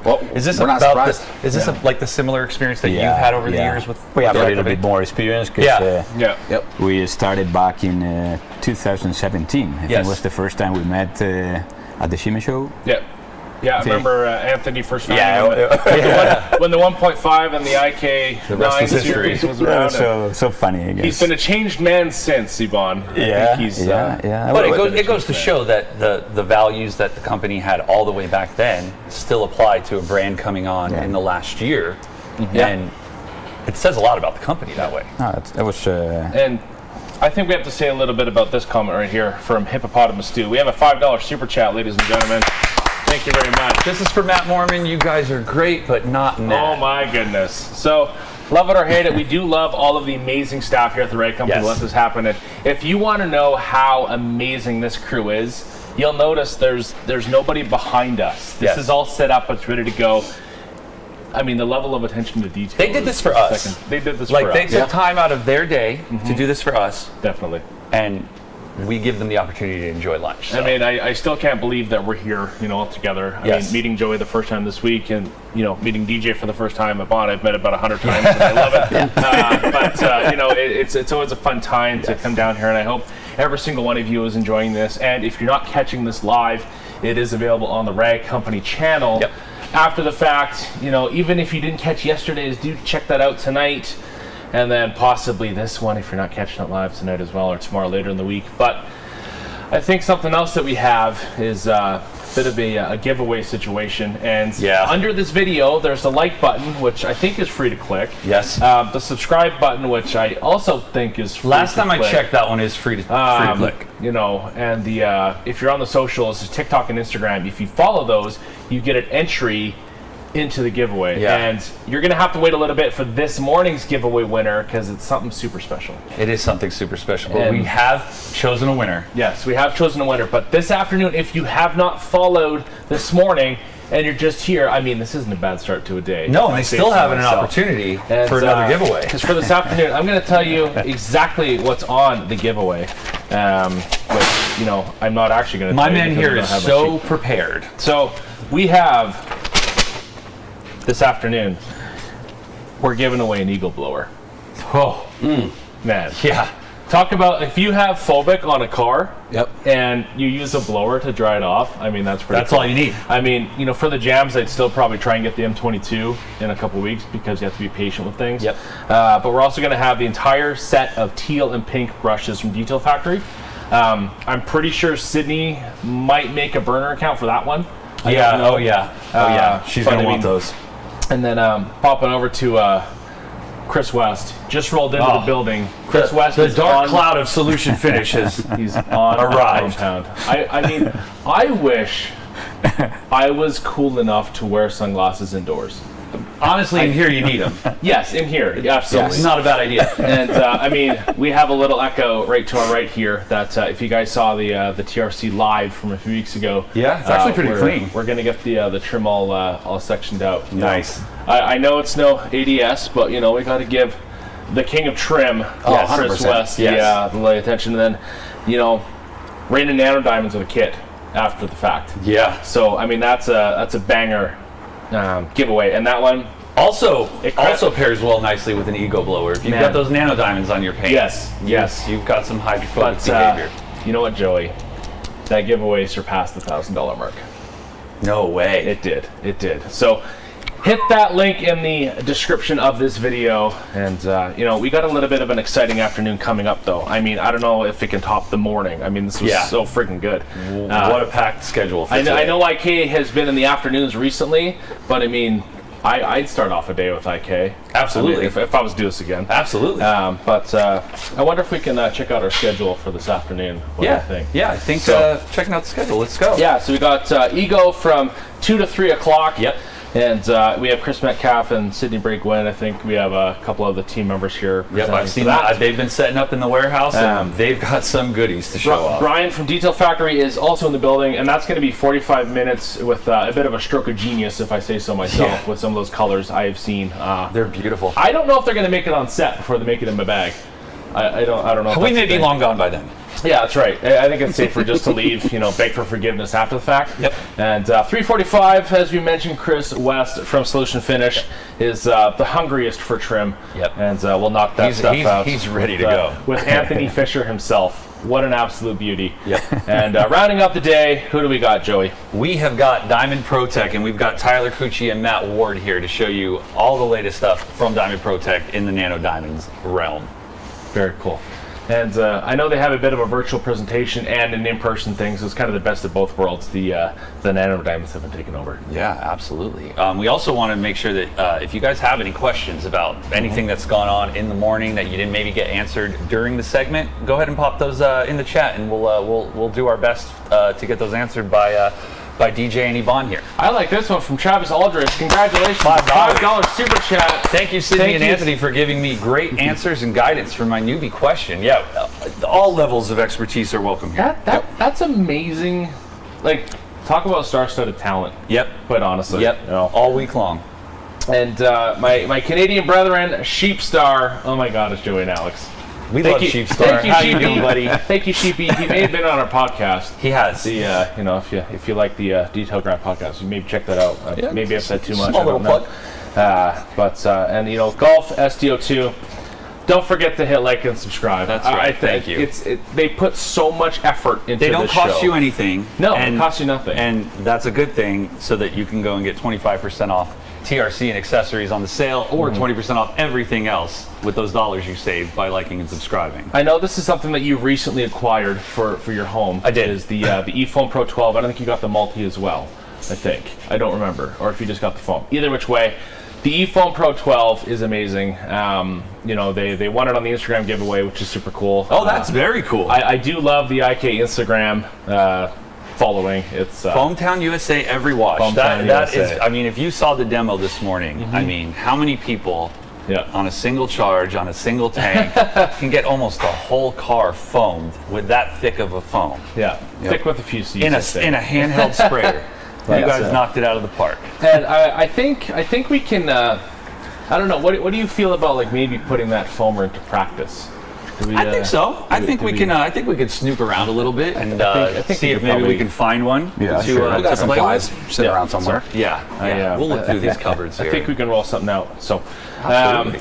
But yeah, I appreciate everyone kind of tuning in. I appreciate you guys for being here. It's about to get a little bit exciting. So, let's check out some more of the comments here. What do they got for us? Kind of one thing I have too is with the IK stuff. You know, Bon and I were kind of talking to length. Is that, you know, you want to be, you know, super careful when you're mixing the chemicals. And like, if you've ever noticed on the IKs, all of them, the fill level is not at the top. You know, because you Gotta gotta leave a little bit of room. Gotta have room to breathe. Yeah. You know? Yeah. Just like I have a little bit of room to breathe in this Rag Company merch that you can get on the ragcompany.com, I think. 25% off. Something like that. There's some good merch on there. There's some new sweatshirts. There's new hats. There's new T-shirts. DJ, where can we get this Armour Detail Supply shirt? Are they coming here too? They're coming. They're coming before the new products. If you want Armour Detail Supply merch, go ahead and DM DJ Mayo. And,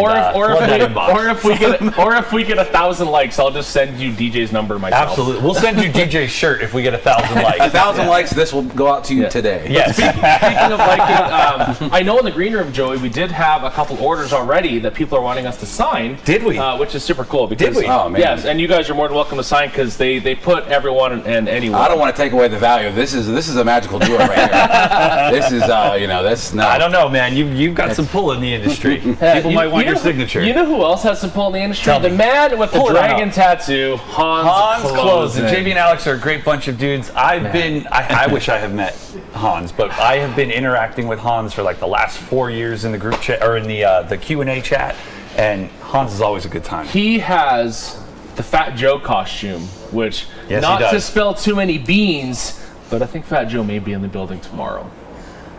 I don't know. But Think stay so? tuned. Think so? Stay tuned. Make sure you're We'll see if subscribed. he shows up. We'll see if he shows up. Make sure you're subscribed. But yes, I mean, there's a ton of love for the whole IK line. Carlos Coley is asking, the IK Foam Pro 12, can it be filled with compressed air or is it pump style only? You want to take that one, Ivan? You have three options. You can pump it up manually. Yep. You can use an external compressor. Yep. But what we recommend is to use our battery power compressor. Yep. And the reason why is because we know exactly the pressure you're gonna get into the unit. You know, because by using like external compressors, you never know. Yeah. What pressure is the compressor setup? Might not be enough. Might be too much. And where this we don't really know how is the situation of the unit. You know? Yes. If it's an open, if it has been maintenance, chemicals are stored in it. Yes. Yeah. So again, you can use you can pump it up manually. You can use an external compressor. And you can use our battery power. The battery compressor is very convenient. I know some people may think like, oh, I already have a compressor, I don't need this one. But to be able to walk around the car and do multiple vehicles and not have to worry about charging it up because that pump is charging it up, I think it's a big quality of life improvement. And I can't tell you how fun it was for us to film the car down this morning with that. I mean, just walking around with a handheld phone. I was like, I can't wait to have them in my shop. Yep. So you think that's something you'll outfit in the shop for sure? Absolutely. Yes. Okay. And actually, that was the priority. It was the foamer. Yes. Because the problem of the foamer is that you need to work always at a certain level of pressure.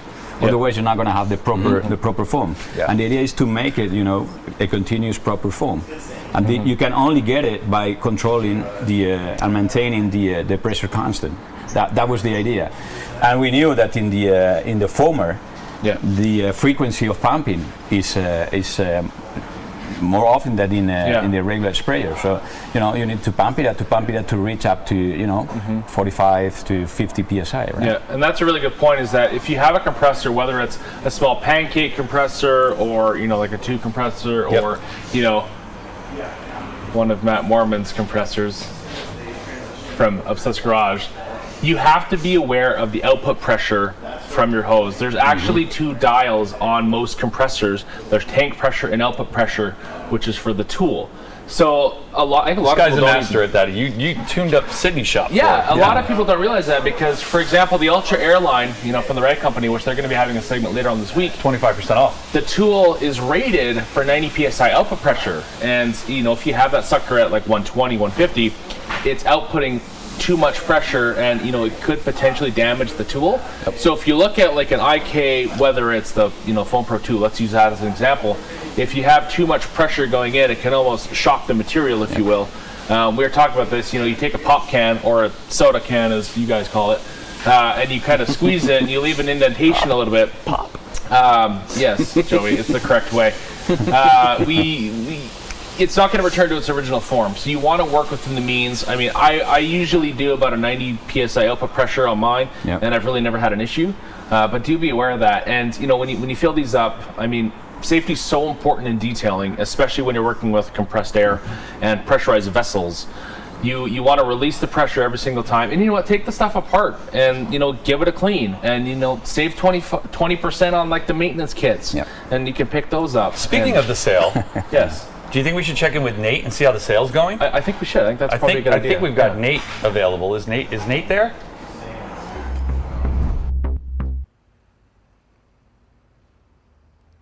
Hello. Thank you, Joey. As you can tell, it's really loud. We're sending out a lot of packages here for this sale. We are 20% off almost everything, and 25% off all TRC microfiber and accessories. Wow, it's just, look at this. We got the garage door going up. See all the packages back there.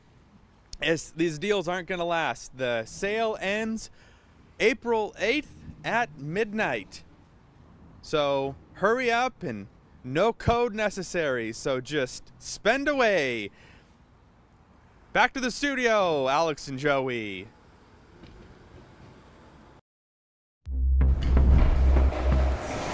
Hey guys, Alex here. I'm just kidding. I'm just kidding. I don't go to the gym much. I just play hockey like a true Canadian. I don't have guns here, but I have an amazing pressure washer gun that, you know, who's this guy? Will change your absolute life. So we're going to go ahead and rinse this already clean car because the internet loves watching clean cars. So why not continue that theme? Why don't we just piss them off more? I guess we could. So we're going to go ahead and give this a rinse here. We're gonna watch from here over. So what we're gonna be, I guess I should tell you what we're doing. Yeah. So we're gonna give her a rinse, okay? And then we're gonna hit it with the shampoo plus and the foam cannon. And then after that, we're gonna rinse it off, but we're also gonna be foaming the wheels with, I think we're gonna use shampoo plus as well, because I mean, these guys already got this dialed in. You know, just to kind of give you an idea of how the eFoam Pro 2 works and the runtime, which is pretty impressive. You know, should you go around the entire body of the car with the eFoam Pro 2? Maybe not. That may be where a foam cannon's a bit more appropriate. Yep. But I mean, hey, they don't ask how, they ask how many. So we're gonna go ahead and give this a rinse and see how it looks. I'll so check the comments Joey's while gonna you be do checking that. some comments here, and get those questions in, folks, and we're gonna give you the answers you want and deserve.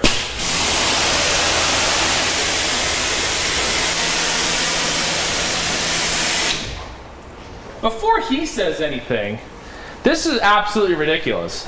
Oh wow, look at that phobic This is behavior. phobic. Right now, 20% off, RedCompany.com. If he wants to sign your phobic bottle, he can try. You know, let's see what happens. Very short signature. If you guys have any questions, or if you've missed any of the segments with the IK eFoam Pro 2 or any of the Armour Detail Supply segments, go ahead and get yourself those questions in so we can get those answered for you. Camera Chase says, I'm enjoying all of this. We really appreciate that, Camera. That's what we're trying to do. We're trying to put on a good show here. Keep people engaged. Oh yeah, we've got some water behavior on the new trim coating there. See that, Alex? Very cool. I like that. I like Tight little that. beads right here. Joey, if you could just reach in that cowl there, we got some. There's some sticks. Some sticks. Yeah. Here, you know. Yeah. You guys can also dig through some cracks for some change. Add it to your account and hit up the Rag Company. I think you can use that save sale. money there. So Take probably a good advantage idea. of that sale.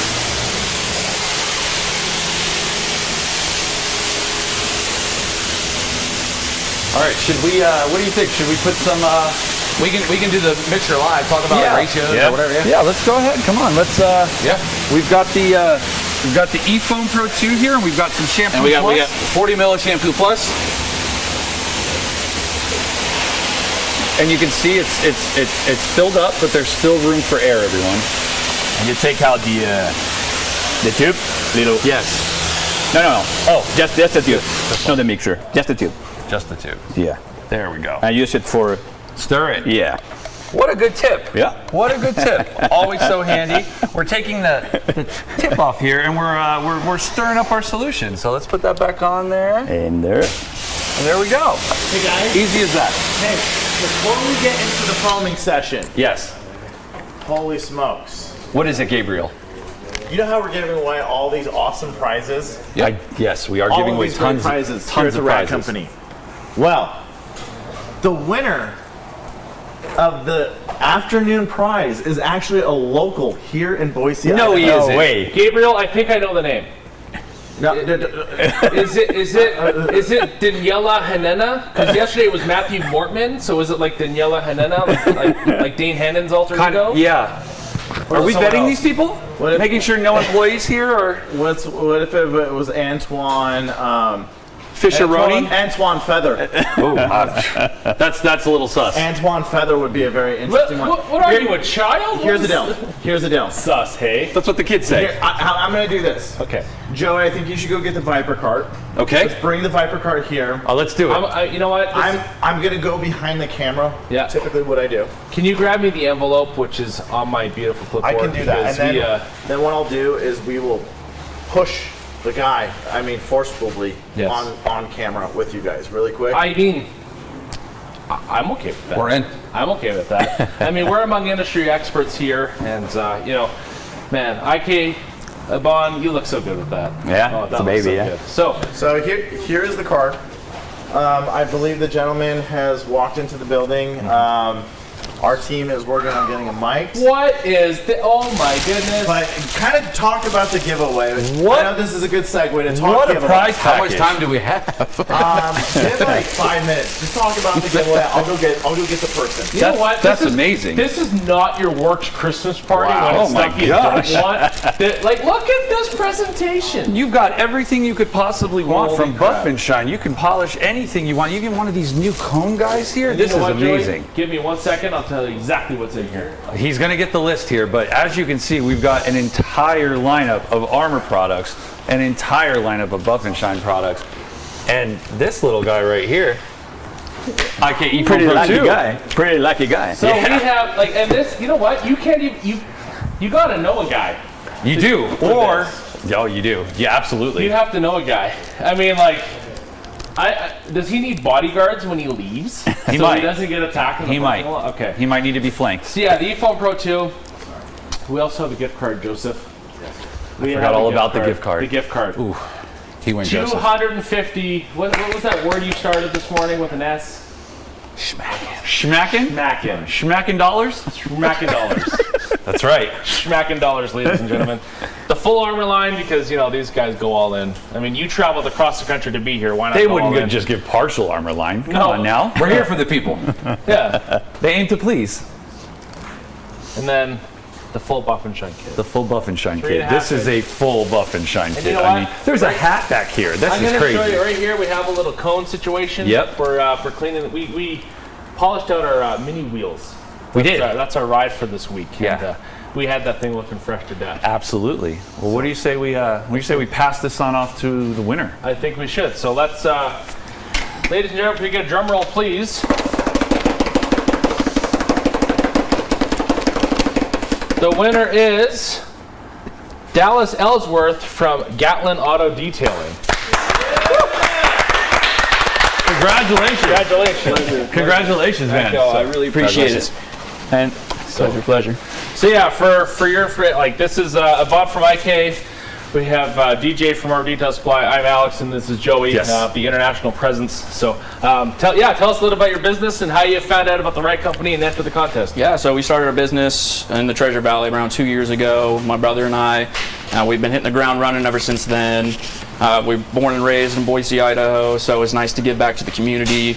I mean, we consider ourselves car enthusiasts, so what better business to get into than the mobile detailing service? Absolutely. What do you guys specialize in? Just your basic interior, exterior details, paint corrections, ceramic coatings, all the above. So whatever you need in Treasure Valley, Gatlin Auto Detailing is the way to go. Very cool. So it sounds like some of these are going to get put to good use. Yeah, I've been really looking at the Armour products and wanting to get into them. And I mean, we can't thank y'all enough for the opportunity. I can't wait to put these to the test, honestly. It's wild.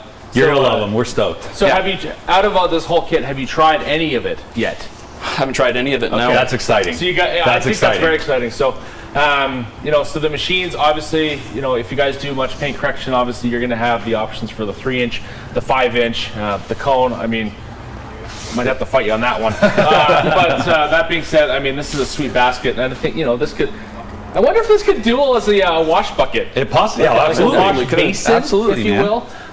You know, I don't know if we can get like maybe a grit card type situation in that shape. That'd be pretty cool, like a football shape. That'd be pretty cool. But yes, like I said, like you're probably one of not many to have this, which is super cool. Yeah. I am extremely jealous. I think it's really cool that we had a local win today. I think so. This is an entirely open contest and giveaway. But the fact that we have someone local here is it's awesome to just, like he said, give back to the community. Absolutely. Like if you're a detailer in this area, you most likely shop at the Rag Company. Yep, I shop would guess at the Rag so. Company, shop over at MVP Detail, Yes. which we get a lot of our products from Yep. as well.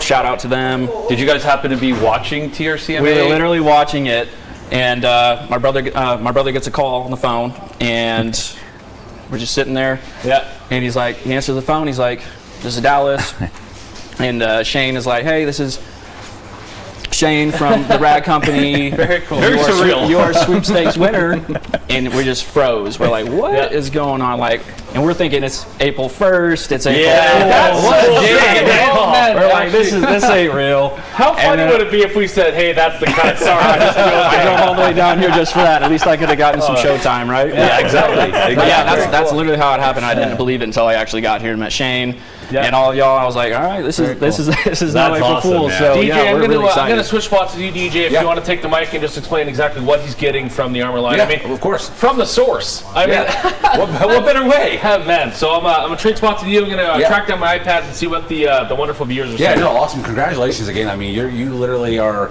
That's the same path I took. You know, I started out kind of just giving back to the community, working with people's cars that we knew, and always kind of looking for what was next. Yep.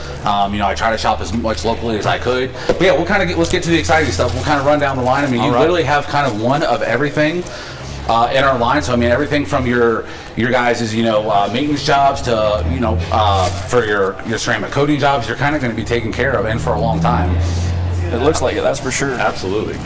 Absolutely. You've got. I mean, you've got the new Hero here. Do you guys do much rinseless washing, or is we do rinseless washing. Awesome. We do all the above. Awesome. So yeah, you've got the full setup here. Yes, and I think this is one of my personal favorites, and I think it's one of everyone's perfect. Yeah. The Amplify is just. And you will actually be the very first person, including myself. I do not even have. You also have all the new, or at least majority of the new labels. We kind of did like a foil, because a lot of these are not even in. Some of the SKUs are in production, but you'll have a majority of them already. So that would be really good, unique in itself. Yeah. DJ, if you just want to shift 45 degrees to the left, we could show the camera those shiny labels. Yes. Let's have a look. So if you guys haven't seen it, I mean, man, this thing is brighter than your browser that isn't on ragcompany.com yet. So maybe go over there. And, just because you didn't win doesn't mean you can't have it. So. There you go. You can go over there. So, man, this is I'm so cool. happy for you guys. This I'm is so super happy stoked. for you guys to put this to good use and more importantly, make some money from it. That's for sure. That's the goal. If you ever have any questions with anything, we're super easy to get a hold of. It'll be me who will respond to you. So we'll help out wherever we can. Great. I really appreciate it. Do And we again, have thank you the for trimmer everything. store in here? Trimmer store. Or that one's gonna wait. That's coming soon. Coming soon. Coming Okay, soon. beautiful. Stay tuned. Yep. Beautiful. Stay tuned. Well, again, thank you for thank entering, y'all. and congratulations on. We appreciate it. We appreciate all of y'all. Thank you. Absolutely. Very nice. Appreciate the opportunity.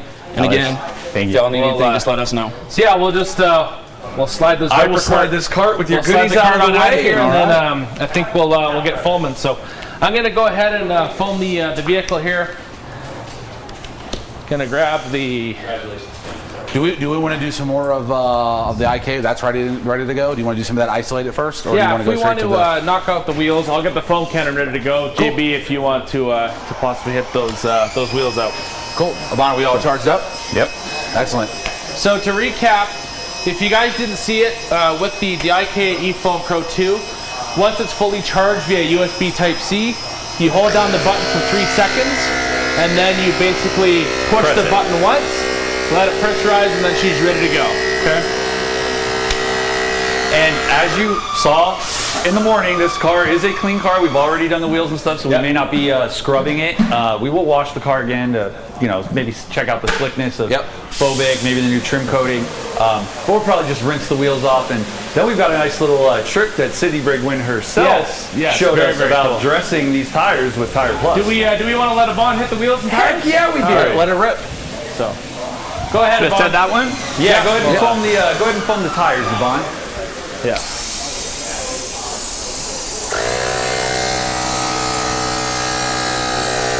Is that a better film for you?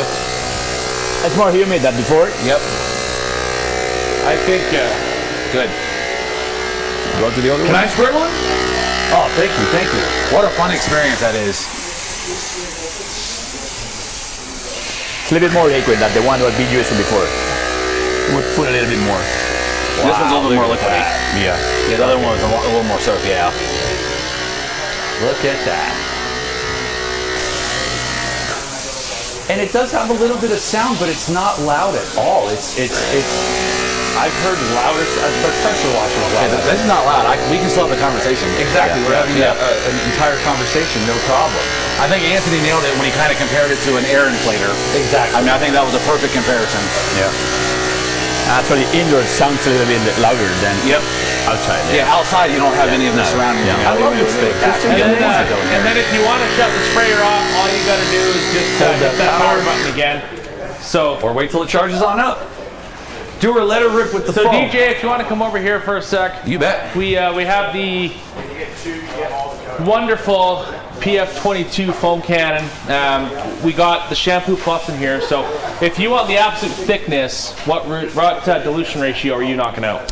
So about 800 mil of water. We only go 2 ounces of film. I think anymore, honestly, it's kind of just a waste. Yep. About 65 mils for my metric friends. So. Yep.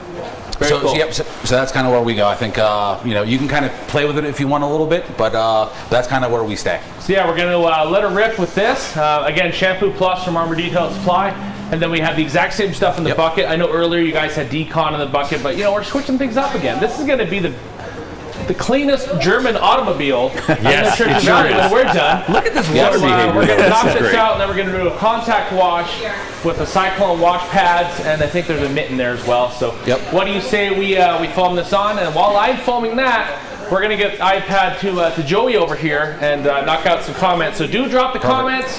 And below that comment box, there's also a like and subscribe. And in the description, there's a link for the giveaway for this afternoon, which is Juice Free here says TRC come to Cali. I would not mind that. I would not mind that one bit.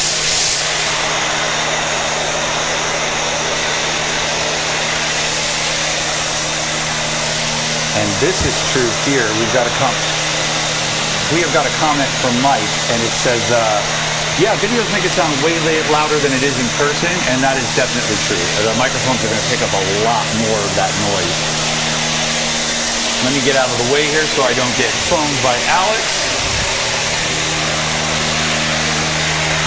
I wish we had a mobile cam, Alex, because that stuff is thick.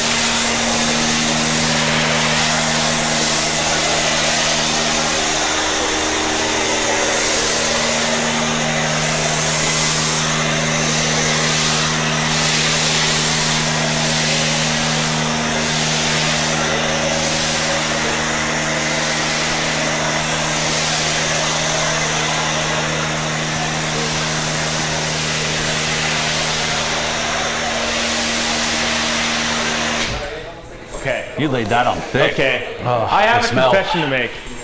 This soap is as thick as my wallet was before I got here, and now it's extremely thin because I got 20% off and 25% off on TRC stuff. Unfreaking believable. We're going to let this dwell for a little bit. I'm going to change some stuff out and get ready for the rinse after we do the contact wash. Great job, Alex. We've got a comment here from Hans Closen. He's asking, what is your favorite ADS product, JB and Alex? Alex, go first. What's your favorite ADS product? My favorite ADS product? Ooh. Am I allowed to say DJ and Brad?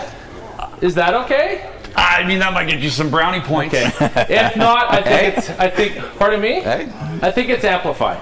Yeah, I think mine is Amplify too. There's just, when the car's clean, you're going to dry it. The smell of Amplify, the feel of Amplify, the entire experience of Amplify is very, very nice. And Yeah, if you guys only sold one product, I think Amplify could keep you guys in business. I think a lot of people would agree with you guys. That's a very fast mover for us. Absolutely. Yep. Absolutely.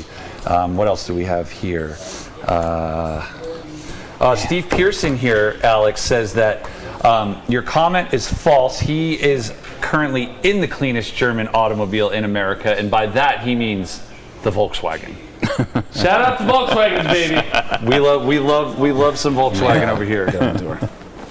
Iban, do you have any opinions on Volkswagen vehicles? There's been some discussion back and forth that they're reliable, they're not reliable. That's my favorite smelling product out of the whole Well, line. actually, You want to before owning a Volvo, that is what I have right now. Lowers there? And I used to have it in Spain too. I used to drive a BMW. So Okay. I never tried a Volkswagen. Well, actually, my sister used to have a Touareg. Okay. Yeah, that was super smooth. Yes. I have to say that was a good car. It is a nice car. It's It's like the bigger version of my GTI. Yeah. Exactly. Let's see. The Scott Kelly here says the current scent of Amplify is so good. DJ, do you know what the scent is off the top of your head? Excuse me, what was that? Do you know what the scent of Amplify is off the top of your head? Or what's the best way to describe it to people who can't be here and maybe haven't used it yet? Oh, I am drawing the blank. I know it. Give me a second. It is. Is it berry-like? Is it in the berry family? Yes, it's a fruity fragrance. It's like a citrus aroma kind of. But it's citrusy. Okay. Here's a question for you, DJ. This could be a question for any of us here. The one who shall remain nameless says, "Does Amplify seal up towels like Beadmaker might?"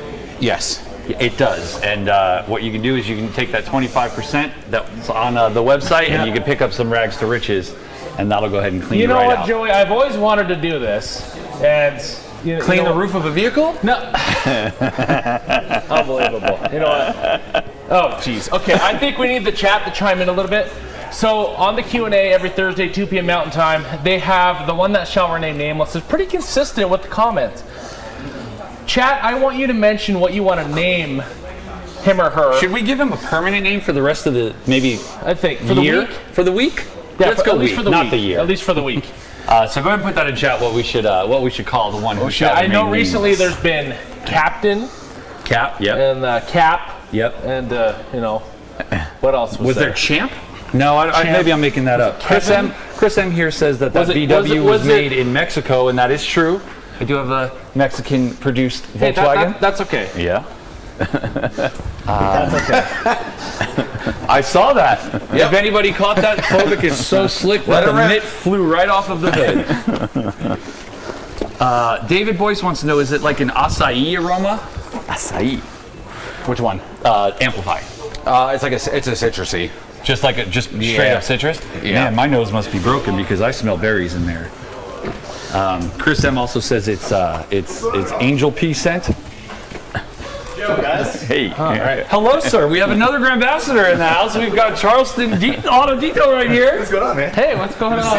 It's good to see you, man. Yeah, Finally, nice to meet you. Absolutely, yeah. Man, we're just doing a watch here with DJ and Yvonne. Yep, nice to meet you. Nice to meet you as well. I love having people stop by. Yvonne. And who knows who's going to stop by at TRC this week. I mean, literally. That's Man, it's such an absolute party here. How cool is this?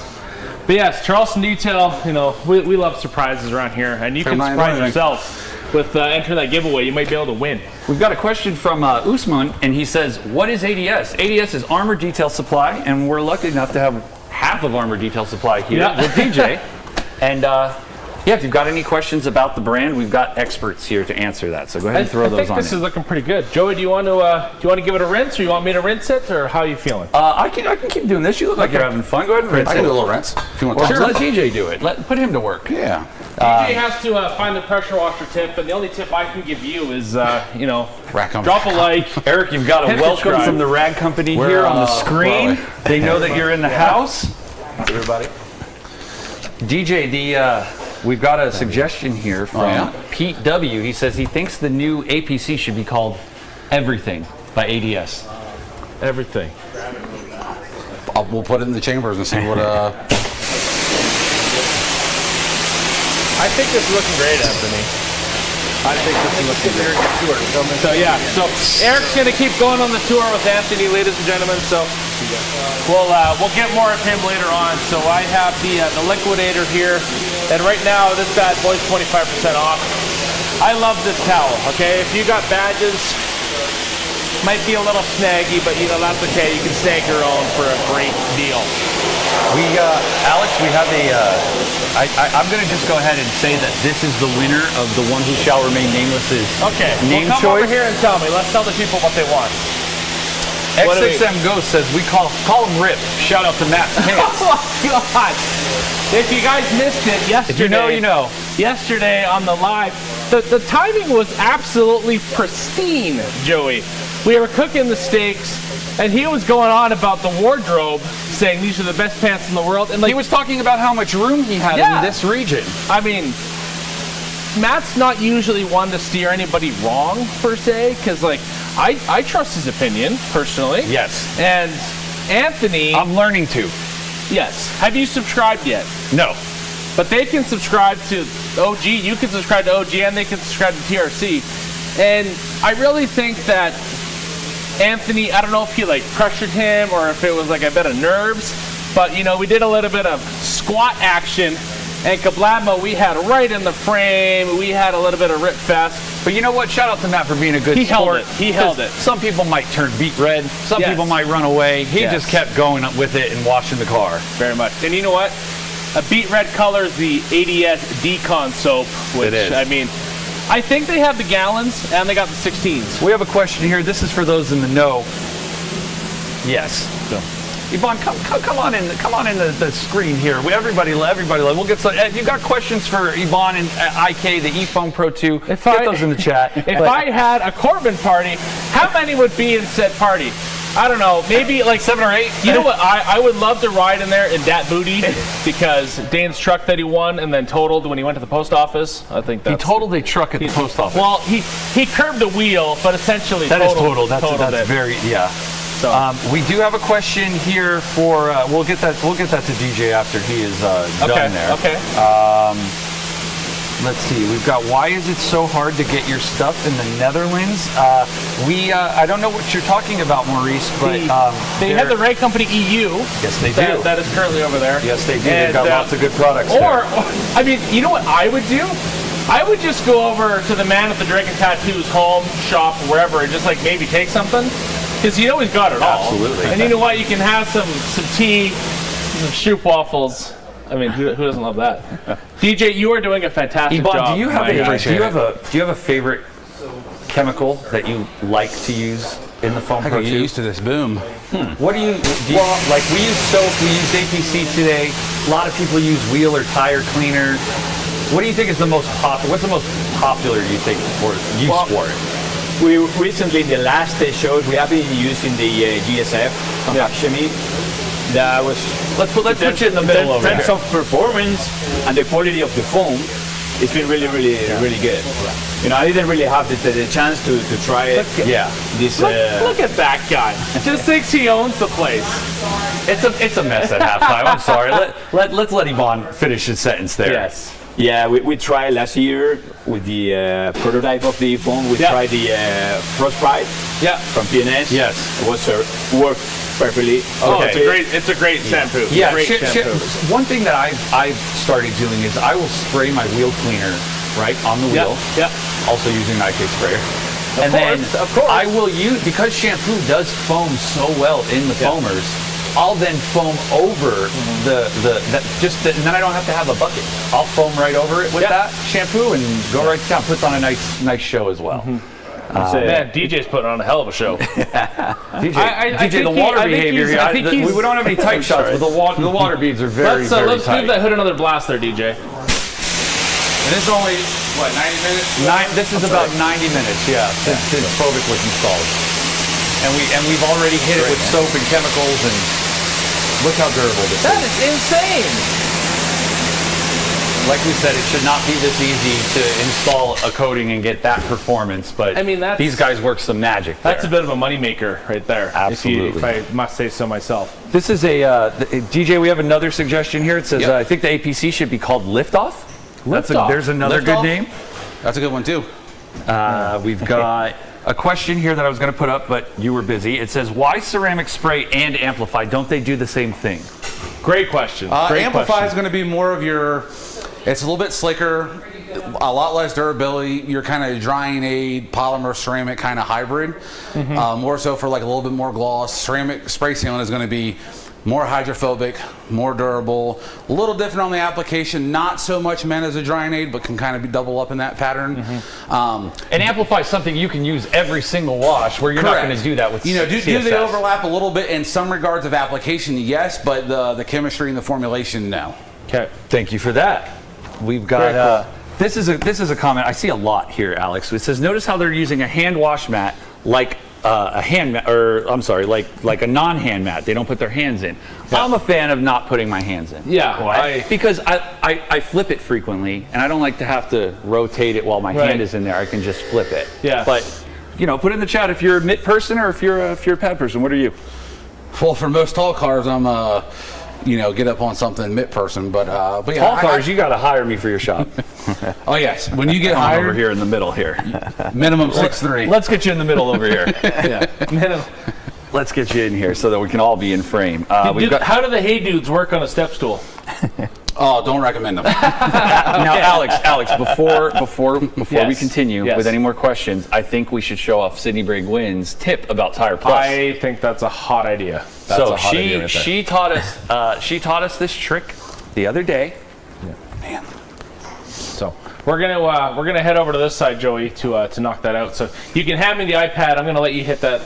And right on. We don't have any close-up shots, but I will show the camera that we do have the camera over here. Yep. we have Tire Plus, and we have a Detail Factory screwball. This is their Boar's hairbrush. You may not know what to do with it. It's a stiff brush. It can do some cleaning, but it also dresses tires really nicely. So I'm going to actually just dry the tires super quick. Yeah, go ahead and dry that for me so that we can get some good adhesion there. I'll shake this up. And I'm not saying you. Not saying you can't apply it to a tire that's a little bit damp. No, it's a water-based tire dressing. It's not going to hurt it. But yeah, if you want the best, adhesion, a dry surface will do the best. Very much so. Let's shake it up. We'll go ahead and put a couple sprays. So a question here for DJ, real quick, is I'm going to pop that up on the screen for you here. So the panel prep sometimes is difficult to remove. Gets sticky. Any recommendations which towel would be best? 1 to 2 sprays used. I think earlier you guys were using the Eagles with the panel prep. No, I only use short naps. Short naps, okay. Short nap towels to kind of spread it, and you can either flip it over to a fresh towel or use an Eagle for a second wipe. But if you just leave it, it'll flash off. Very cool. Very cool. So I kind of lost track of time on exactly how long that took, but it was about no time at all. It's so easy. The bristles get right in between there, so you can dress the lip. They get into the tread as well, and then Tire Plus levels out. I like to dry another towel. I actually missed that application. Would you like to give it a shot yourself? Another one? No, I will follow your lead. I want to see. Right on. I'm gonna knock that out. So again, everyone, we really appreciate you tuning in, and you know if. This is where you get the hot tips. Okay? All right, we're gonna do a couple sprays. Get those anywhere. Okay. Only a couple though. That's good. Only a couple. The screwball is also going to be a part of the Detail Factory lineup, which is presenting this afternoon. Look at that. Which I did run into Brian. Was chatting with him a little bit earlier. To the tread, and it's totally awesome. So shout out to Sydney Brigg Wynn. Yeah. Because so DJ, if you just want to come over here real quick, we'll have the camera there seeing. I would have never thought to. Let's see, which camera are we on here? Here. Yeah. I would have never thought to use this, but it works so well. So. If you're interested in the Detail Factory screwball, 20% off right now. It is. You know what else is 20% off is the Slim, which juice-free short nap gang, new Slim. I think you had a hand-delivered order by Lucas from customer service, Joey, if I don't remember correctly. I did, and I don't know if I lost it or not. I believe it's over there, but I did order one of those Slim dryers so that I could make sure that I got try those other tires. You want to try it? And you know, Chris M with a comment here. ADS Hero 64-1 is the best drying aid on the market. Final wipe with Amplify. So I think that's pretty good. And you know, Abon, I want to have a quick minute with you here. Joey is using the Tire Plus in the ADS bottles, but here we have the IKTR one with some beautiful labels on there. So again, we have the comfort grip on here because these are available in black and white, I believe. So actually, the white is an indication for the 360 feature. Dry nice. Okay, yeah. So the white is the 360. So the 360 basically gives you the ability literally to spray upside down, whatever way you want to go. But yeah, I do appreciate this because it does help in the webbing of your hand, especially in a full bottle like this. I mean, we are, let's see, we are at 34 ounces full on this bad boy, or a full liter for the metric friends, and this can be a little bit heavy, you know. Tire Plus or the bottle? The bottle. If you've got it filled all the way, it can get a little heavy, but you know, use those chemicals up. But You're not collecting them. But Golf SDO2 is asking here, shouldn't tire dressing be put on when the tire is dry? Which normally is true, but with this being a water-based dressing, it's something that can be applied, even if it's a little bit damp. But the towel did get it pretty good. Yeah, so we did dry them off with the towel. DJ, if you want to touch on that a little bit, to kind of say exactly what. Yeah, I mean, generally I like to dry them, you know, pretty good. But in this case, being a water-based dressing, if there's just a little bit of damp, that's fine as well. If you have any excess, just take one of your all-purpose microfibers to do kind of like your final wipe. Me personally, I always do tire dressing first and then final wipe for wheels last, just in case we have any overlap. That is a very good tip. What do you say we start drying the vehicle? Yeah, I think so. Have you used Adapt? No. So we used Amplify, and we also have Adapt. Some people don't know that you can use Adapt as a drying aid as 100%. So we're going to go ahead and just show you how to do that. So Abon's got a liquidator here. We're just going to look at the size. We have a few different sizes here. Joey, I think yours is about the same size, but I mean, these are beautiful. So 25% off. 25% off. So we'll give you that. We'll let you hit it with Amplify. And do a few sprays on the surface, Ebon, and then let us know how it feels in terms of slickness. Well, let us know a few your more. thoughts. So we have a Bo Showmaker. How do you guys dilute products? Do you guys have a product? Use? So I dilute a bunch of different products. Really just depends on what you have. Two of the probably more popular products in the Armour line specifically are the tire cleaner and the wheel cleaner. Wow. And so that's good, eh? Nice, right? Those are probably one of the more popular diluted products, aside from like a shampoo and a foam can or a bucket. So for the wheel and tire cleaner, which are separate products, what are your typical dilutions? What have you found works really great? So wheel cleaner will be RTU. Okay. The tire is ready to use for those that are ready to use. The tire cleaner is really up to you. And on my shop, I have a couple different dilutions. I have like 2-to-1, 4-to-1, and 6-to-1. 2-to-1 will be if a car's coming in, it's pretty neglected, and we're about to do a big correction service or coating service. Yep. Or if I'm going to prep for a ghost application. Okay. 4-to-1 is kind of the one that I go through the most. That's the size bottle that gets refilled frequently. That'll be for like your everyday kind of stuff. Your 6-to-1 will be your super light. If you have a customer on like a bi-weekly, monthly, kind of service, that's when it would be best used. Yeah. But then what a lot of people also do is either in the 4-to-1 or 6-to-1 ratio, you can kind of double up on your tire cleaner and make that your all-in-one tire cleaner and wheel cleaner. You won't get that reaction that you would get from the iron fallout remover of the wheel cleaner. But for like your everyday use, if you don't want to have a dedicated tire and a dedicated wheel, you can kind of combine those and have it all in one. Okay. And Max S here, mixing Amplify and Hero for a honey pot similar to Carpro X2O. Do you usually advise mixing products in your lineup, or you tend to have people avoid doing so? Good question, Alex. I will say if you are loving it, keep on doing it. Okay, very cool. So no if it's working for you, if it's working for you, it doesn't need to work for somebody else. It works for you in your situation, keep on using it. Chris M is also adding here, gallons are undiluted and 16 ounces are ready to use. Correct. The gallon APC and tire cleaner will be, those are concentrates and those need to be diluted. Okay, beautiful. It'll say concentrate on the label if you need to do something. Right.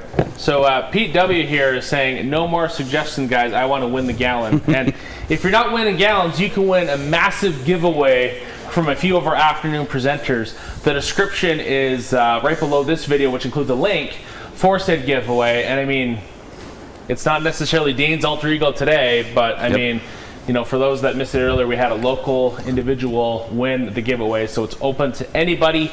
And how fun was that? They're taking home one heck of a prize, man. I am extremely jealous. And Alex, great maybe question. we should start a game show of giveaways instead of a podcast. And, you know, it feels good to make people happy. We've moved on, okay? No, we're not happening. You're right. Now, Golf 007 SD2. I hope that's like a Volkswagen Golf. You know, Joey drives a Golf. He loves it. I love it. Anywho, is Amplify good to use on glass? How well does it hold up against good glass cleaners? And I think it's kind of a bit of an oxymoron there. Yep. So, Amplify, how are you feeling it on glass? So for me, every car that leaves our shop, ironically, we're using Adapt right now. I only use Adapt on interior windows. Okay. If you have not used Adapt on interior windows, I highly recommend trying it out. And then every exterior glass always gets amplified. The only time I leave that situation is if the customer is getting a glass coating. Obviously, we prep it differently and we bypass the amplify. But amplify on all exterior, Adapt on all interior. I haven't owned a dedicated glass cleaner in probably a decade. Okay. And you know, for those that checked out the day one live yesterday, there was a beautiful Toyota Land Cruiser in the studio here, and we hit up Adapt on the door jambs, which is amazing. Which Steve Pearson here, Adapt is low key one of the best drying aids, possibly better than the Amplify. I will die on that hill. You know what? I'm using it right now. I don't use Adapt often as a drying aid. Adapt has a good very God, good this is smell. nice. Everything in the ADS lineup is great. I do really like that you guys adjusted the decon soap. You know, I will admit, full transparency, my first time with the decon soap, I didn't mix it enough. I mean, even though it was fairly thin in the foam can, and it still worked really, really well. Yeah. And you know, up in the Canadian North, we you know, we have a lot of muck and freeze thaw cycles, and you know, when the nasty road conditions melt and you know, kind of dry on the car, that just pre-foam really soaks everything down and you know, really breaks it down a lot. Yep. I mean, I'm super excited for the APC, which I think one of these names in the chat will certainly help. And you know, kind of helping the interior is you know, Pilot is a great thing. You know, I find it great, and I've also used it on the interior glass. Yep. Some people here, we're not mentioning names, but they like to use it on fenders, bumpers, hoods, etc. So maybe don't do that. Are we talking about Pilot? Yes. When Gabriel did it? We were mentioning names. I'm glad he did.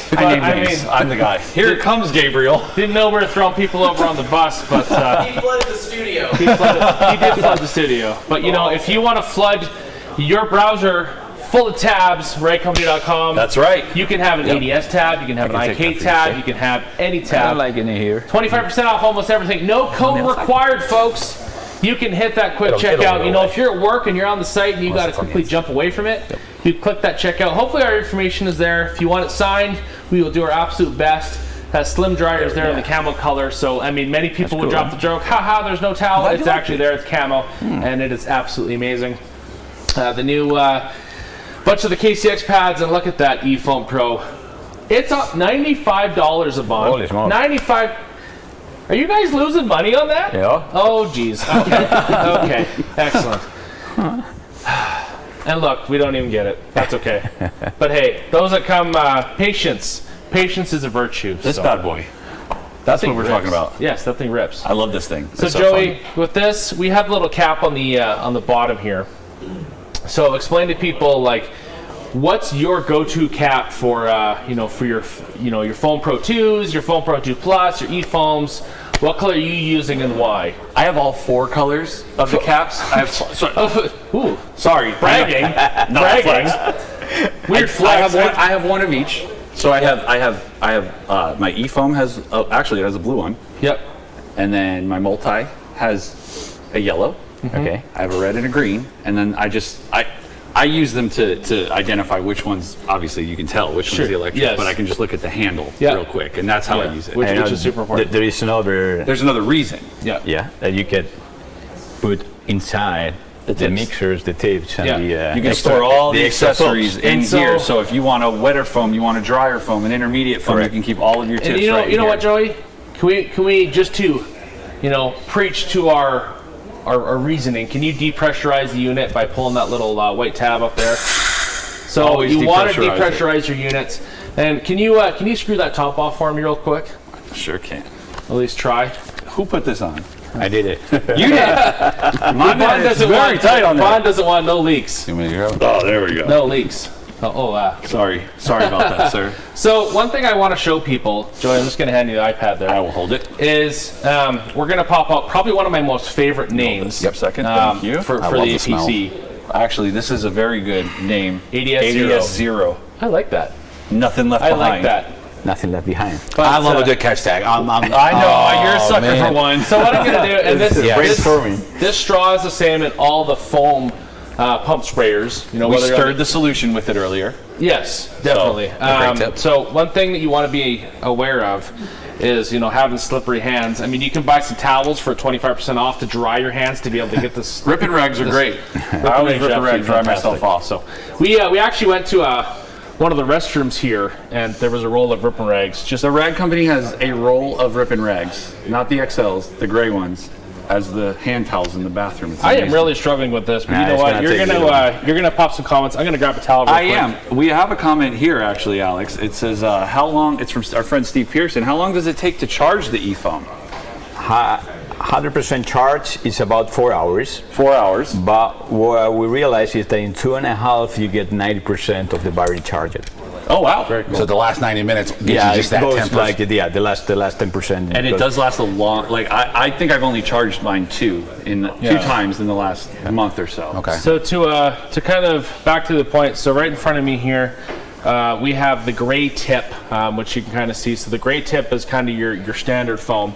And then you have you have two different ones in your kit. You have the green tip and the orange tip. The green is a drier foam, I believe, and then the orange tip is for a wetter foam. So I think I said in one of the first shipments when we presented the Foam Pro 2 that the clever or smart way to remember is like orange juice is liquid. Yeah. Oh, so, okay. Very cool. Well, if the orange juice is the wet one, that makes sense. And the green is dry, just like your money you're going to be spending over at theredcompany.com. 20% off, folks. We have off. We have another question. Maybe you can. Here, Bradley or DJ. I don't know why I keep calling you Bradley. I don't know what's wrong. No problem, Joey. I think that's fair. We have our DIY with Kane says, I have 2 bottles of Hero, but they're different colors or shades anyway. Is it a formula revision? Nope. We touched on this earlier. Correct. The darker one will just be a more recent version. Formula is identical. That will just smell different, and it's just a more vibrant color. But exact same dilutions. Everything's identical still. DJ was inspired by a night at Red Robin with Bradley. They had some freckled lemonades, and they decided that they needed to make Hero the closest they could to those freckled lemonades. Joey, I'm just taking a lap around this car, and this thing is super slick. Can we talk about the gloss that we have right through here right now? The gloss on the hood is crazy. What did you think of Amplify? No, it's great, man. Yeah? I didn't try it before, and it's amazing, man. Awesome. If you need a bottle, I know a guy. All right. Yeah, I'll let you know. It's Brad that's inside. Yes, he's right over there. Yeah, you'll just send a message to Bradley, and that's he'll get the guy. taken care of. DJ doesn't want to hear it. Let's see. Can you use phobic on a windshield, and how long will it last? Ooh. So I have that on my personal cars and a couple of customers' cars that we see frequently. You're not going to get as much film buildup with phobic on glass as you would say like our glass coating. Yep. But if you want to kind of do like let's call it a glass coating light option. Have at it. You're going to get a year plus on side glass. Obviously, no wiper abrasion. Yeah. But I'm more than comfortable telling people you're going to get 6 to 9 months on a daily driver with phobic. That's a good question. So, sorry to interrupt, Joey. Now, have you ever had anybody put phobic on the wiper rubber itself? I do with just like the residual left over from an applicator. Okay. It's just nature. Like when the wipers are up. Yep. I don't add any more product. It's just when it's up. Whatever's one on swipe there. down. Yep. I don't touch anything, and I put the wiper back down. That's a good tip. And I know that talking to you and Brad in the past with phobic is that it does come in a nice sealed package in a little glass bottle, and it does come with 2 sprayers. So you want to be aware that, because I know you guys said if you open the product, it's really, really great within 90 days. That's probably the most stable. Yep. So if you use it the first time, it's just a little pump sprayer. And sometimes that can get clogged up if you leave it in there, so probably take it out, put the cap back on, Correct. and then kind of start the second one. I know I tried, when you guys mentioned that to me when I was using phobic, is I took just a little, I actually took the cap and I filled it with rubbing alcohol, and I just kind of pumped it to circulate about an ounce of rubbing alcohol, and it was fine. But just be aware of that, and it's nice that you include the dropper tip, though. Yes. If you don't want to spray, you get multiple options. If you want to treat it as a traditional coating. Because after you do that, you know, and I know Brad had mentioned and yourself as well, is that just because you hit that 90 days doesn't mean that it's bad. You know, obviously you probably want to treat it like many coatings in a fairly temperature controlled environment. Correct. And, you know, it may not apply the exact same way, but it's probably still going to work just fine. The 90 days is just simply, you know, that's the best case scenario, the best experience. Once that threshold passes, you might have to deviate a little bit away from the directions, but that Your comes flash time may be longer, correct. or you know, something might have already started curing. So instead of, you know, if you're getting 90 seconds in your garage, after the few months, you might only get 45 or 60 seconds. Yes, but it doesn't mean the product has gone bad or anything. Exactly. So we always tell people, make sure you always shake it up, get everything kind of mixed up. Start on a small area, find the results that work for you, and then duplicate throughout the vehicle. Don't just go into it, especially an old product. Don't just go into it and start doing multiple panels and come back, because it might not install the same way it did the first time. But you know, Joey, if the product is bad, where can people get more? They can get more at theradcompany.com. We're going to reiterate the sale. It's the whole week long. Are you going to do a curbside order for any ADS? Because you're here. Possibly, if I can. But you know what? I really want that new Hero. But I heard it might be sold out. I just want to know how many slim dryers I can fit in my carry-on. Oh, this guy wants delicious. We've got the website pulled up. We've got up to 25% off almost everything. 25% is going to be your TRC and accessories under the TRC brand, and 20% off almost everything else. We've got the brand new slim dryer here. What an amazing towel. The funds go to the Gary Sinise Foundation. Yep.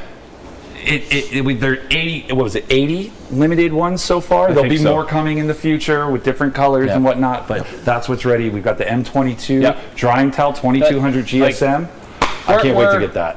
You know, you and I are in a very unique position. Yes. But we were both shocked when that towel came out. We're not privy to that information at that time. You would think they liked us enough to bring us here. They would tell us if there was like a new towel or something coming, but these people are very secretive. You would think. Like again, just like that. Oh, it's beautiful. I can't stop looking at it and feeling it. Like I did the whoever's car this is, they're going to be very, very happy. Very much. I think it's one of the hardworking staff over in the warehouse, and those guys are a well-oiled machine. They are 23 Do the Do says, what dilution ratio should Hero be used as a drying aid? Good question.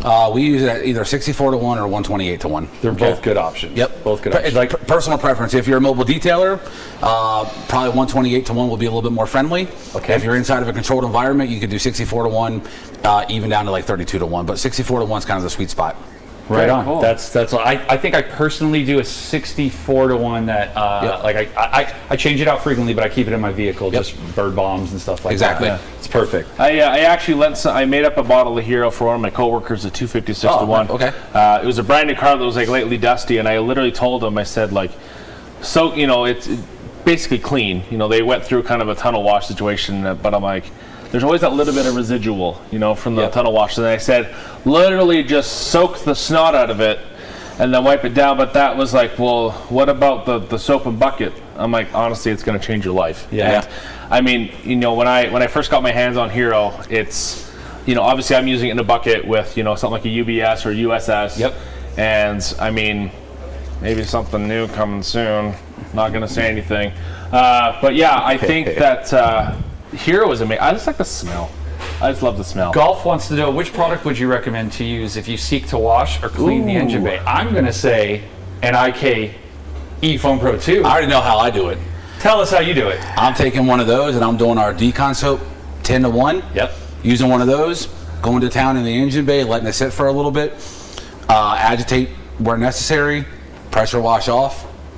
And that's it. You know what? I've actually topped my engine bay with beads. I was about to say, and if you really want all the hard plastics, if they're in good shape, go ahead, spray beads on it, let it sit for a little bit, rinse that off, and now you get a little bit of the protection at the same time. Yes, thank you for bringing up beads, because if you have, like right now, I still have the winter wheels and tires on. Yep. But I mean, if you have a nice wheel, like even something like this, I mean, regardless of the style of the wheel, you know, if you have, you know, like a really intricate wheel, it's like I know the Ioniq 5 has a very intricate wheel. Like shout out to Levi. Shout out to Levi. Levi's got one of those. We love and miss you so much. But yeah, kind of rounding up the day, I love beads. You spray it on, you blast it with a pressure washer, and I think we're gonna blast into this afternoon, Joey. We've got one final question. I want to get this one out before we blast into the afternoon. Shine Your Light Detailing says, question, I purchased ADS quartz ceramic. Any special tips before I use it for the first time? Start small. Do a couple areas, you know, be over methodical about it. Go to your phone, set the timer. Just apply in small circles, hit start on the timer, find a flash time that works for you and your area. You know, the directions are very general, but whatever works for you in your area, remember that, and then you can start working on larger scales, but duplicate those results. And then the second thing I would say is have multiple applicators and multiple towels readily available. If the coating is not leveling or spreading like it was on the first couple panels, it's nothing you're doing wrong.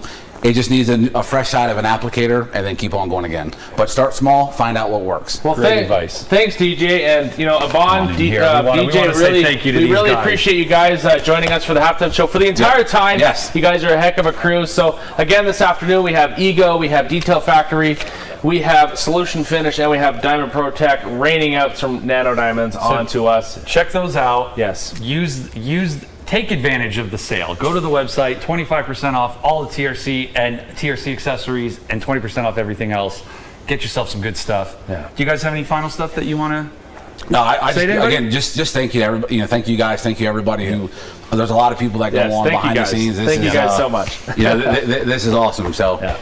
So we really appreciate everyone tuning in, and it's going to be a heck of an afternoon, and I can't wait for that giveaway. Me too. Thanks for hanging out with us, guys. Absolutely awesome. So. Thanks, everyone. Yeah, Roshan. Thank you all for joining me, including you, Bob K. Shouldn't you be working? But don't leave. All right, we've got my favorite show coming up again. Now, if you guys missed it from yesterday, you got to go back and watch it, okay? You don't want to miss the cleansing of the vehicle. That includes the engine bay and the wheels. Absolutely love it. Let's see what's next.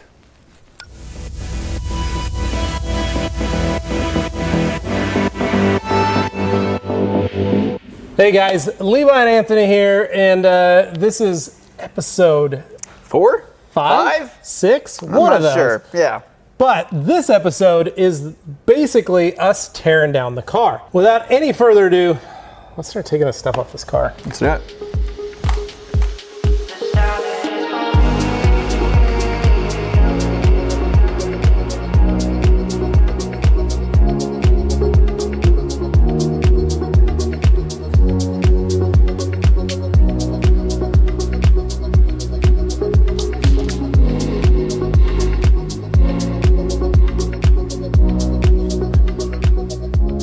So we just removed the spoiler, and we cannot unsee what we have just seen. No, this is horrific.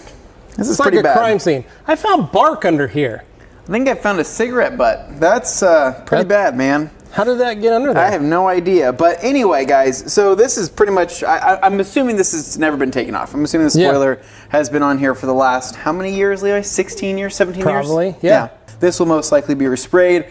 Other than that, though, we got to keep going. So we got to get the tails out. We get that front bumper off. So we're going to start actually removing this inside liner here on the trunk. Start popping those clips off. But so far, so good. I mean, the hood took us what, 2 minutes? Yeah. Trunk spoiler took us all of 5 minutes, and wrestling with that clip for 5 minutes. And then after that, it's just going to be door panels and interior liner here, and then probably the front fender liners if we get the car up in the air. Yeah. And that should be it. So let's keep going.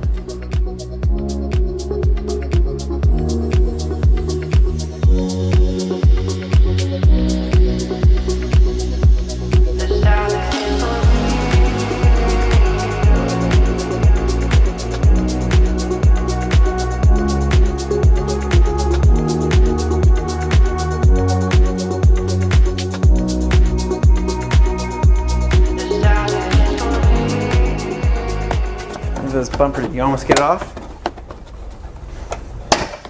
Oh, almost.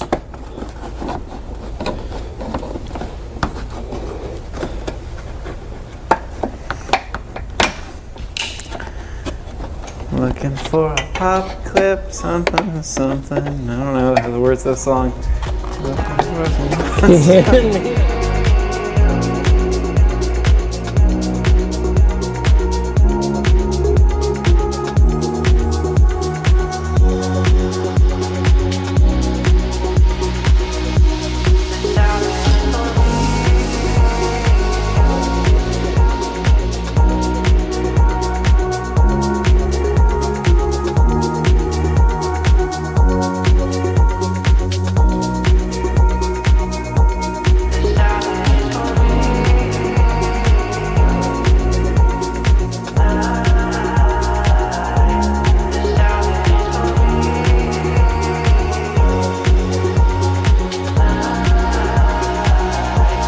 All right, guys, so there you have it. It wasn't too hard. No. Got the fender liners out, popped a couple little stuff. We didn't want to tear the whole headliner out because we feel Eric can take the rest of the headliner out. We took a lot off the car for him to really go to, so it's not going to be as much work for him to do. Now, you're probably thinking, gosh, you guys, that was overkill just for some PDR.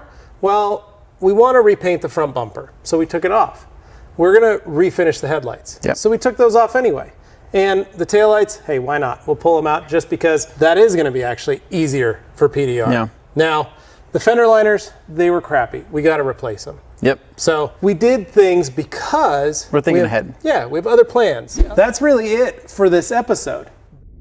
All right, guys. So I was trying to tell these guys earlier at the shop, there's got to be a WRX here within a junkyard. There's got to be. There's literally thousands of cars in here. I'm sure there's going to be one 4-cylinder turbo WRX that just happens to be here.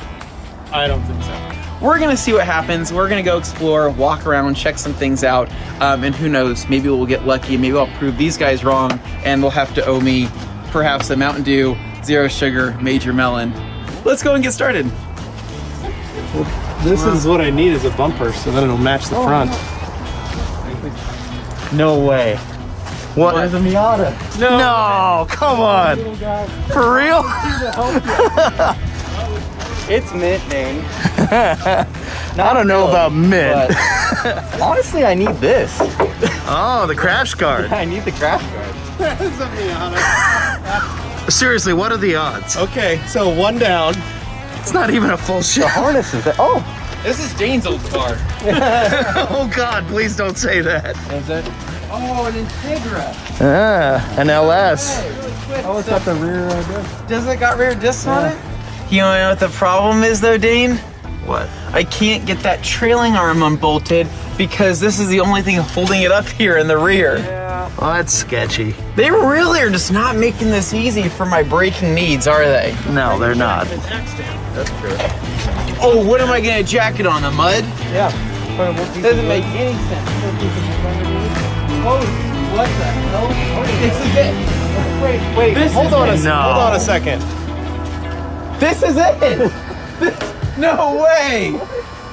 What are the freaking chances? How you put this here? Come on, that can't really. What it's got the fog lights. Holy smokes! So it's a WRX then. So it's a WRX. So it's got one seat, but that's not our seat that we need. One tail lights there. Great stories. Hitting the shield, fronting whatever ribs weren't. Something, stopped the bike going for his... Oh, this is definitely a high school student's car. Some rust forming. This one was taped on, so... Yeah, sure. If there's a way where it's something in really good shape and we can save a little bit of money, absolutely. That makes sense. Anybody would agree with you that that's something you would do, but that door panel is actually in decent shape. Keys. No need for us to grab keys. Some type of swimming goggles in here. Geez, this person was a unique person. Condoms, this was a busy individual. For Brandon. Ooh. Oh. There's not many girls that just choose to drink Mountain Dew Voltage. You mean Windex? Yeah, I was gonna say these. It's these kick panels, but these are arguably in worse shape than ours. So we found the car. It's just not. I mean, it's even. Look at this. It's a 2004. It's identical. Yeah, this is the year we would want it. There's tuner cars, but they're not. They're not the ones you want. But they're not the ones you want, right? And finding a WRX like a boosted WRX 5-speed, very uncommon. Yeah. We'll smooth around a little more. Peruse, I guess I should say. And then I think we'll head back. But at least we can tell the guys back at the shop that we did in fact find a WRX here at the Junkyard. Hey guys, it's Anthony with the Rad Company and welcome back to the WRX STI build series. Now today's video is an exciting one because it involves one of my favorite things about car improvement. I guess that's the right word to use, which is paintless dent repair. So with me, Eric of Car Medic here to work some magic on this thing. Yes. So basically I'm going to be pulling out all the dings, dents, and was it hail damage, acorn damage? It could have been anything. It could have been a rock, could have been a golf ball, a baseball, you name it, but it's damage regardless, Yes. right? Yes, basically PDR is a different way of doing traditional repair from a body shop. If there's a dent in your car, normally you take it to a body shop and you're gonna, either bondoed or resprayed or replaced, whatever. What I do is get behind the panel, I massage the dent from the backside out, and then I don't require paint. So really quick, because I know you're about to jump into this, give us an idea on what your plan is, because we've pulled off the door panels already, we've pulled the fender liners out. Do you have any other approach that you're going to be doing? Are you basically going to be wiping down the car? Do you need to clean it because it's already relatively clean? Or are you going to start going in with your tools and your lights and your board? Yeah, so basically I'm going to wipe the car down, any excess dirt, wipe it down, and then I'm going to be pulling anything that is going to cause me grief to get to that dent. I'll be finding access points to them. Everything else, I know the quarter panels are pretty open on these things, but usually for the most part, it's just a matter of getting to them. And with every car, I don't really know until I get a tool on it, and then it's finding that right tool to get into that panel. Well, you got some work to do, and we'll let you get going. So quick fist pump. Good luck with everything. Thank you, appreciate it. And have fun. All right, will do.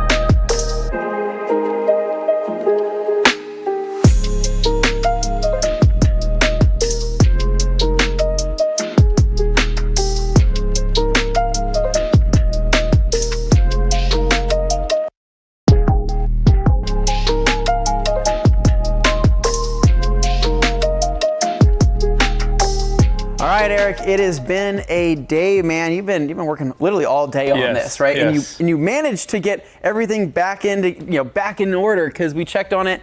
We saw the headliner pulled down, and we're like, does he know how to put that back in? Amazing. This guy can tear apart a car and put it back together like nobody's business. But dude, this looks killer. Thank you. You did a fantastic job. We even had some dents on the inside of this this well here.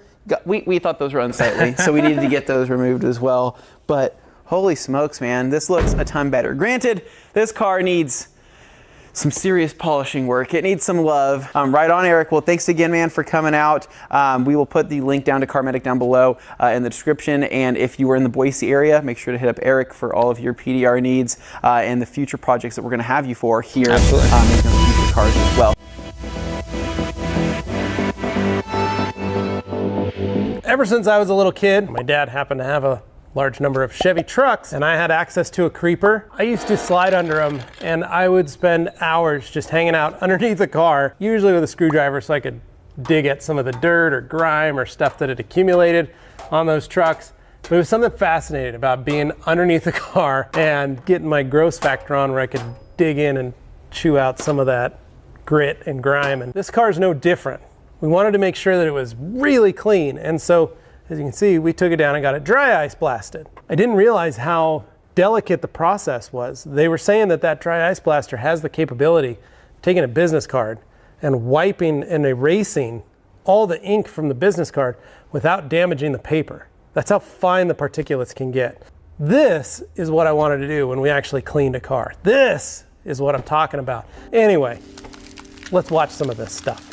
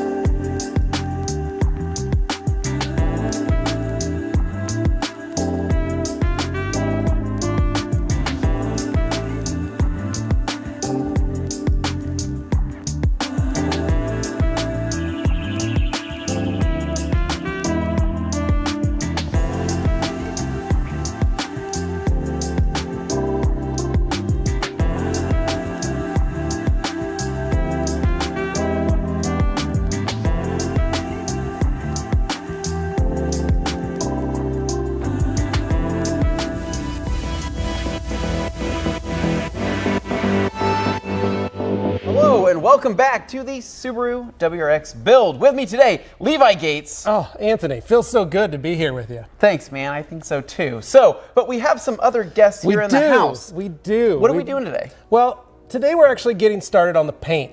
We need to wet sand. We need to polish. What? A lot of the fresh paint. What? And we need to possibly wet sand and polish some of the old paint. Oh no. Okay. We got to make this baby shine. Is it just me and you doing this, or no? We called in reinforcements because there's a lot of work for just the two of us. So we thought, why not bring in? I like to refer to as a cavalcade of stars. I thought it was a cornucopia of stars. Cavalcade. Okay. All right. We'll go with that. So, Levi, who do we have today? Well, over here to my left, we have Mr. Jason Kilmer from KXK Dynamics. We have Mr. David Patterson of O'Burke Car Care. Oh, wow. Who do we have on this side, Anthony? So we have Troy, and Troy, nobody knows how to say Troy's last name, and that's okay. Klinkenbeard. Troy Klinkenbeard, right? And then we have the beard himself, Mr. The real DBK, beard. the real beard, Dylan Von Kleist from Rupes USA. And so this is a cavalcade, a cornucopia, something of stars. It is a cavalcade of stars, but you and I, with this team, we couldn't do it though without Papa Chrome.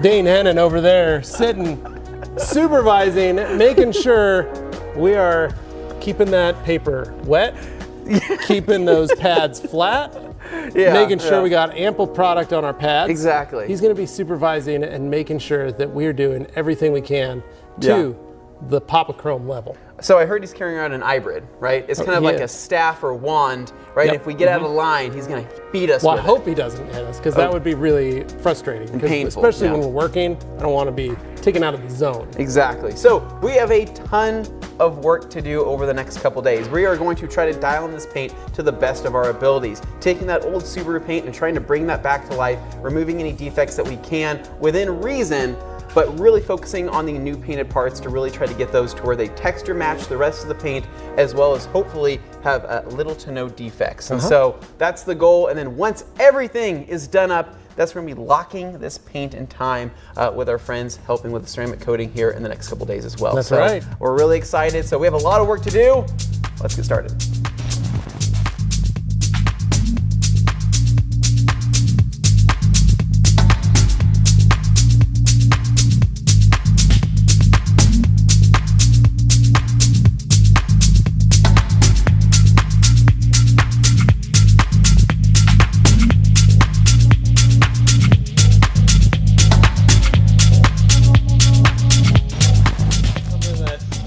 We joke, the lowest totem pole guy at a body shop is a sander.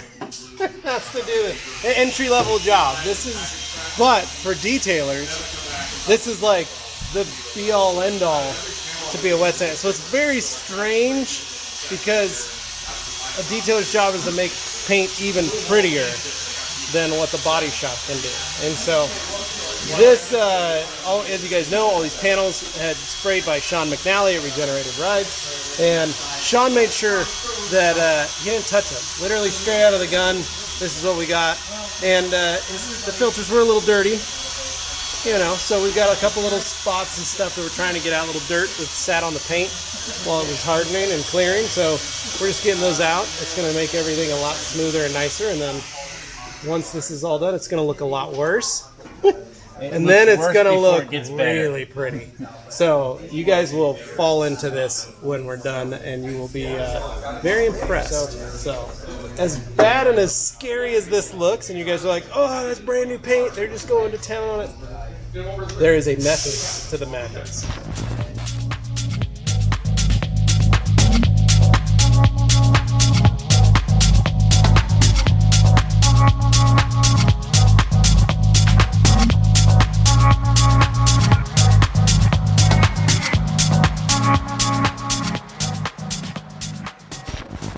What we're doing is we're running over some of these small areas because the front bumper's got a lot of orange peel and texture in it. Typically I would hand sand most of this stuff because it's smaller areas and pretty tight, but because it's so peely, what we're doing is we're grabbing dry 1500 and just trying to buzz down a lot of the peaks in the orange peel so it minimizes the amount of time that we have in hand sanding. So the goal is just to kind of knock off whatever dirt nibs are left over, try to level some of this peel where it's, I don't know, 70–80%, and then we'll go back and clean it all up with hand sanding and make it look right. The advantages of wet sanding is that it depends on how you're doing it. There's damp sanding and wet sanding, but essentially, you know, wet sanding is going to allow the water to help remove some of the residue, flush out the area underneath it, so that the clear coat residue or the paint residue, the white dust that we get, doesn't build up underneath the pad and cause issues. Like I said, we're buzzing over these quick, changing out paper pretty regularly. You can see right here what happens when the clear coat starts to pill up.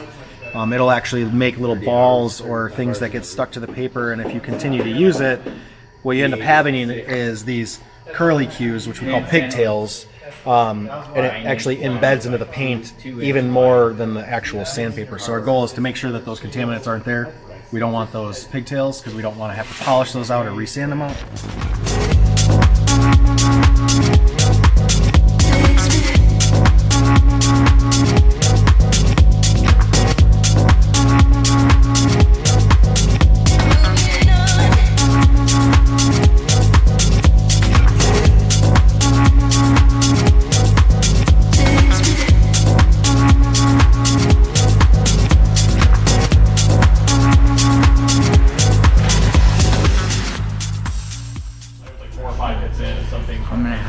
Scrape it either coming this way or this way with the blade, so I'm going to build it up with tape here because it's a little dry down here, so we don't nick anything. Because if the edge of the blade is still soft paint, if the edge of the blade catches, it's going to dig and go all the way down. So we are refining our scratch pattern to make a easier buff out. So I've switched to a little more. This is a custom-made block. A little more flexible because I don't want to get out all the peel, or I should have gotten out the peel in the first go around. So we've taken 2000, a little bit softer foam, and refining that scratch to 2000. Typically speaking, if you take 15 passes with your 1500 grit or 1000, you want to do double the amount. To make sure we got all of our 15 out, and then we'll proceed to 3000.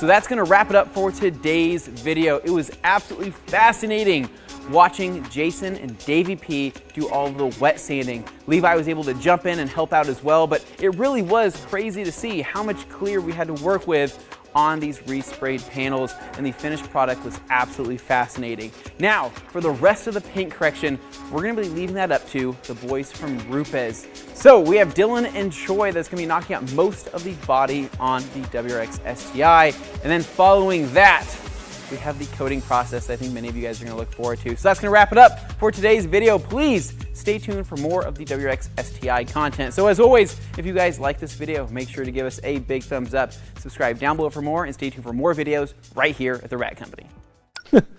Now we know how many guys it takes to wet sand a vehicle. Oh, I love it when the boys get their hands on some junk.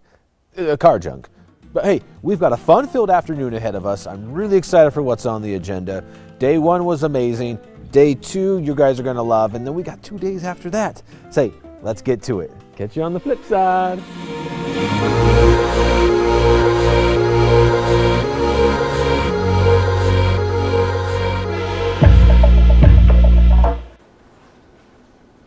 Welcome back, everyone, to the Tuesday afternoon session of TRCMA. So So we have an action-packed afternoon ready for you. We will have new product from Ego. We have Detail Factory with some cool new brushes. We have Solution Finish, and then to end the day, we'll have Diamond Protech. So just as a reminder on the giveaways, we've had a ton of giveaways this week. They've been awesome. So I want to remind you what's coming up to afternoon giveaway. So we have an Ego blower, which if you don't have one, you've got to get one. We've got an entire set of the blue and teal brushes from, blue and pink brushes from Detail Factory. We have a full Solution Finish kit with all the products and a Diamond Protech kit with the glass kit and the Diamond body kit. So make sure you get entered for the giveaway. Remember, all your likes and comments gives you more options. And if you link, it is in the description below to go enter for the giveaways. And we also have a great sale on the Rag Company website, so the ragcompany.com. We have up to 25% off almost everything. So you got to check that out. Then the new products are on there. They'll be adding more products throughout the week, so keep checking back. Right now, we are going to go visit Ego.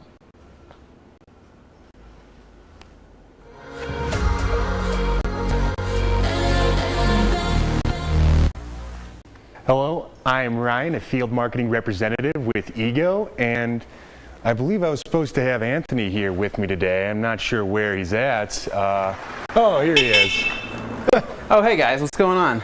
Sorry, I was just out here ripping this Ego mini bike, probably one of the coolest inventions ever, and another one of the most amazing battery-powered, I guess, tools and toys from Ego. So, yes, hello indeed. everybody, and welcome to the party, the second half, TRCMA Day 2 2025. I couldn't be more excited. I've been looking forward to this half. I think I'm extremely excited about this, right?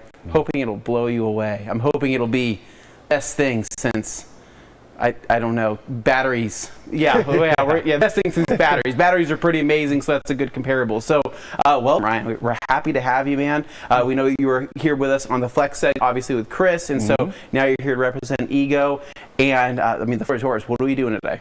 All right, so we're going to be showing off Ego, our 56-volt battery platform today. So obviously, Ego is made by Shervon. Yep. We also do flex power tools, Skill, but Ego is our 56-volt battery-operated outdoor power equipment tool, and we have over 90+ tools in our arsenal. Insane. So once you get on this battery platform, all batteries fit into every single one of our tools, and you have batteries that go from a 2.5 to a 4 to a 5, 6, 7.5, 10, 12 amps. So no matter what type of runtime you need, what type of power, we have the battery for you.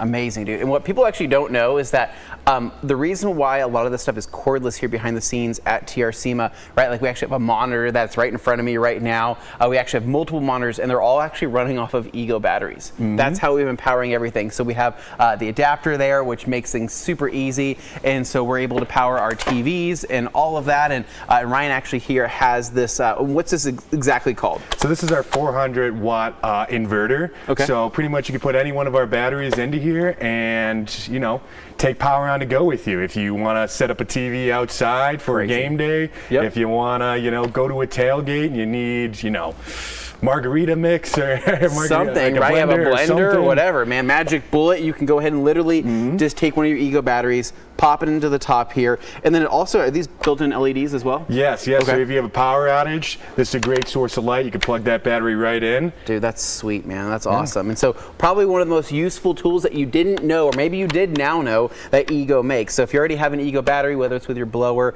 or maybe even just your weed eater, right, you can throw that in. Again, take the power on the go, right? I'm trying to think of other fun ways we could use this, and there's a lot of fun ways. So pretty awesome. So anyways, man, we're really excited to have you here, and there's so many fun toys on the table, and there's so many detailing tools, right, that this is going to be really helpful for mobile detailers out there, or really just any detailer, even a home enthusiasts that are already kind of within the Ego realm or have been considering it. And we have some stuff here that we're going to show off today, including, I think we have some awesome backpacks. We have a pretty awesome, called a very compact washer with pressure, if you're picking up what I'm putting down. And so we're going to be going through that today. But let's go ahead and just kind of start with, where do you want to start? With what's on the table here? All right, well, we'll start with our brand new blower. So right here, we got our 880 blower, CFM blower.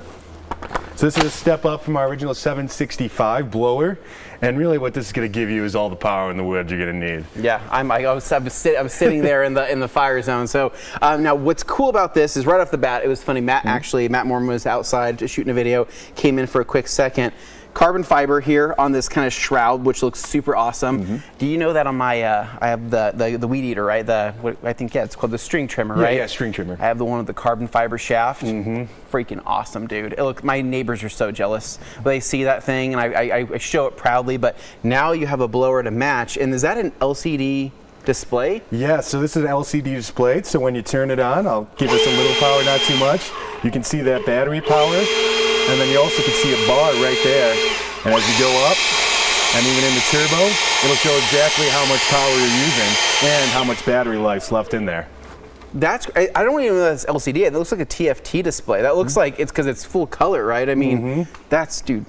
What the heck? We are living in the modern day, man, when our leaf blowers now have screens on them and have carbon fiber on them. Yep. I don't know if it gets much cooler than that. And so this has a ton of power, right? And what's cool is that you guys are actually made, I think, the motor more compact, right? The design more compact. Yes, so I even brought right here today, I have our 765 as well. Okay. So one of the fallacies about blowers is as you go up in CFM, you have to go up in size. Yeah. But with us, we've actually gone down with the size in the motor, but up over 100 CFMs.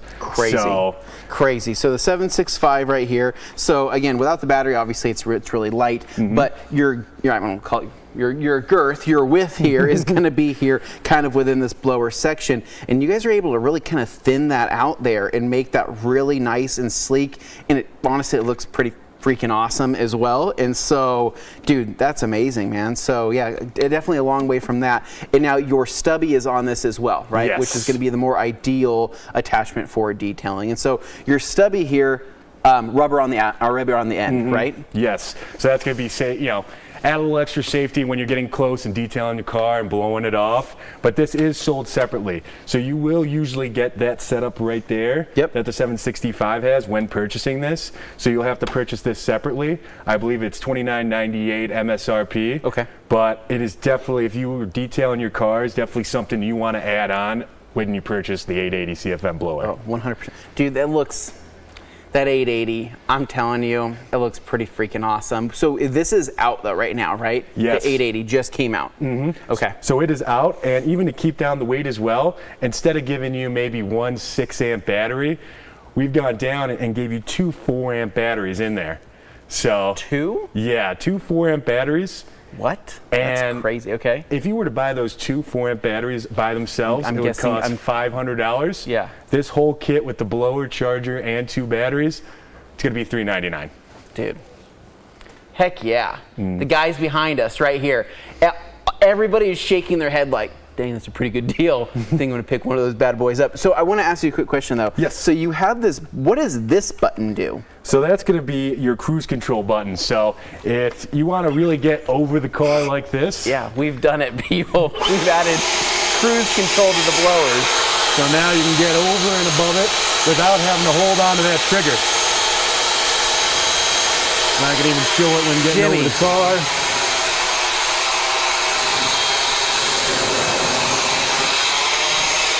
And then all you have to do is press that again and it shuts off for you. My face, Jimmy, my face. What? Have you tried it? Yeah. That's amazing. Okay, so here we go. So what am I pressing? Just that? So you're going to press it and get right to the amount of power because it's a variable trigger. Perfect. And now, let go. No way, dude. Yeah, nothing on the trigger.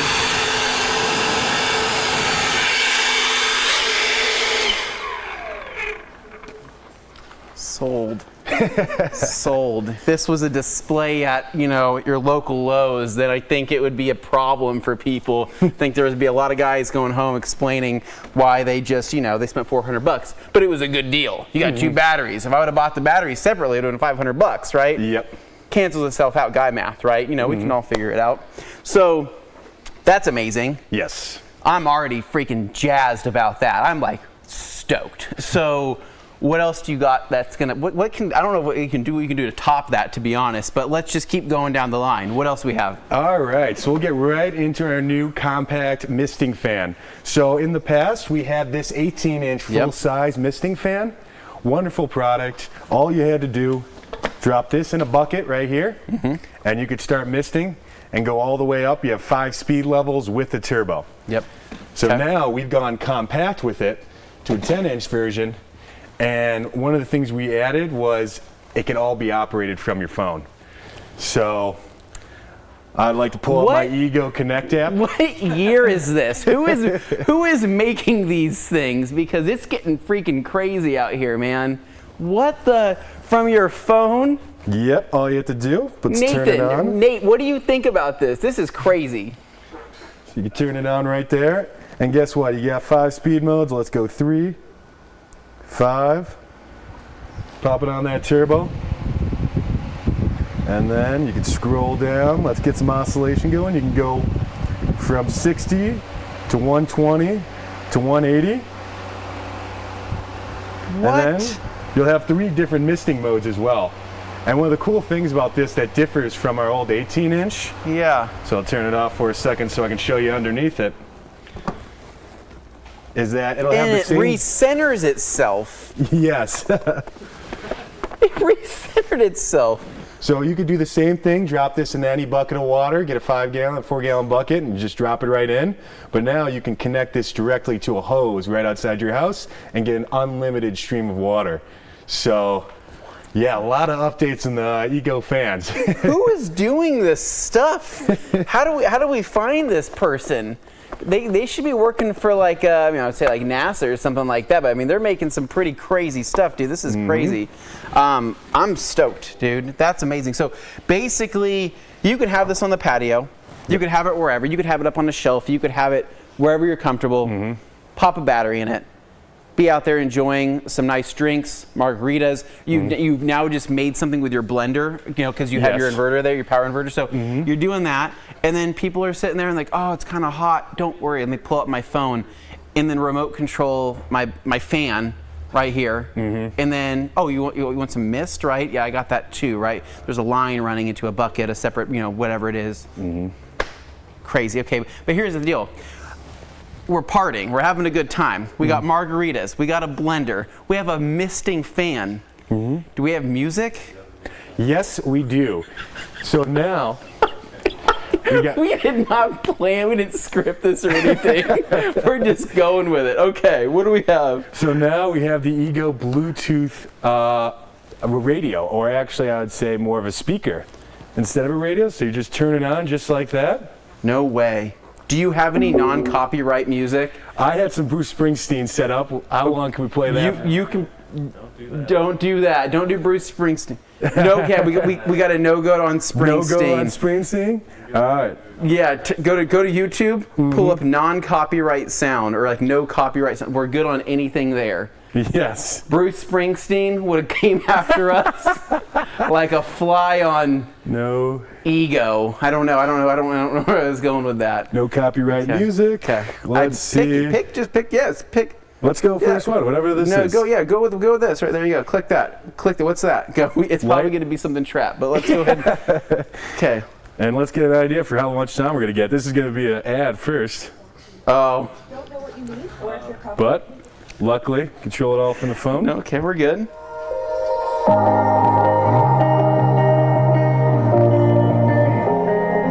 That's pretty legit. And there's a bass button on there? Yep, so you can press that bass button right there. Get that bass going on the side.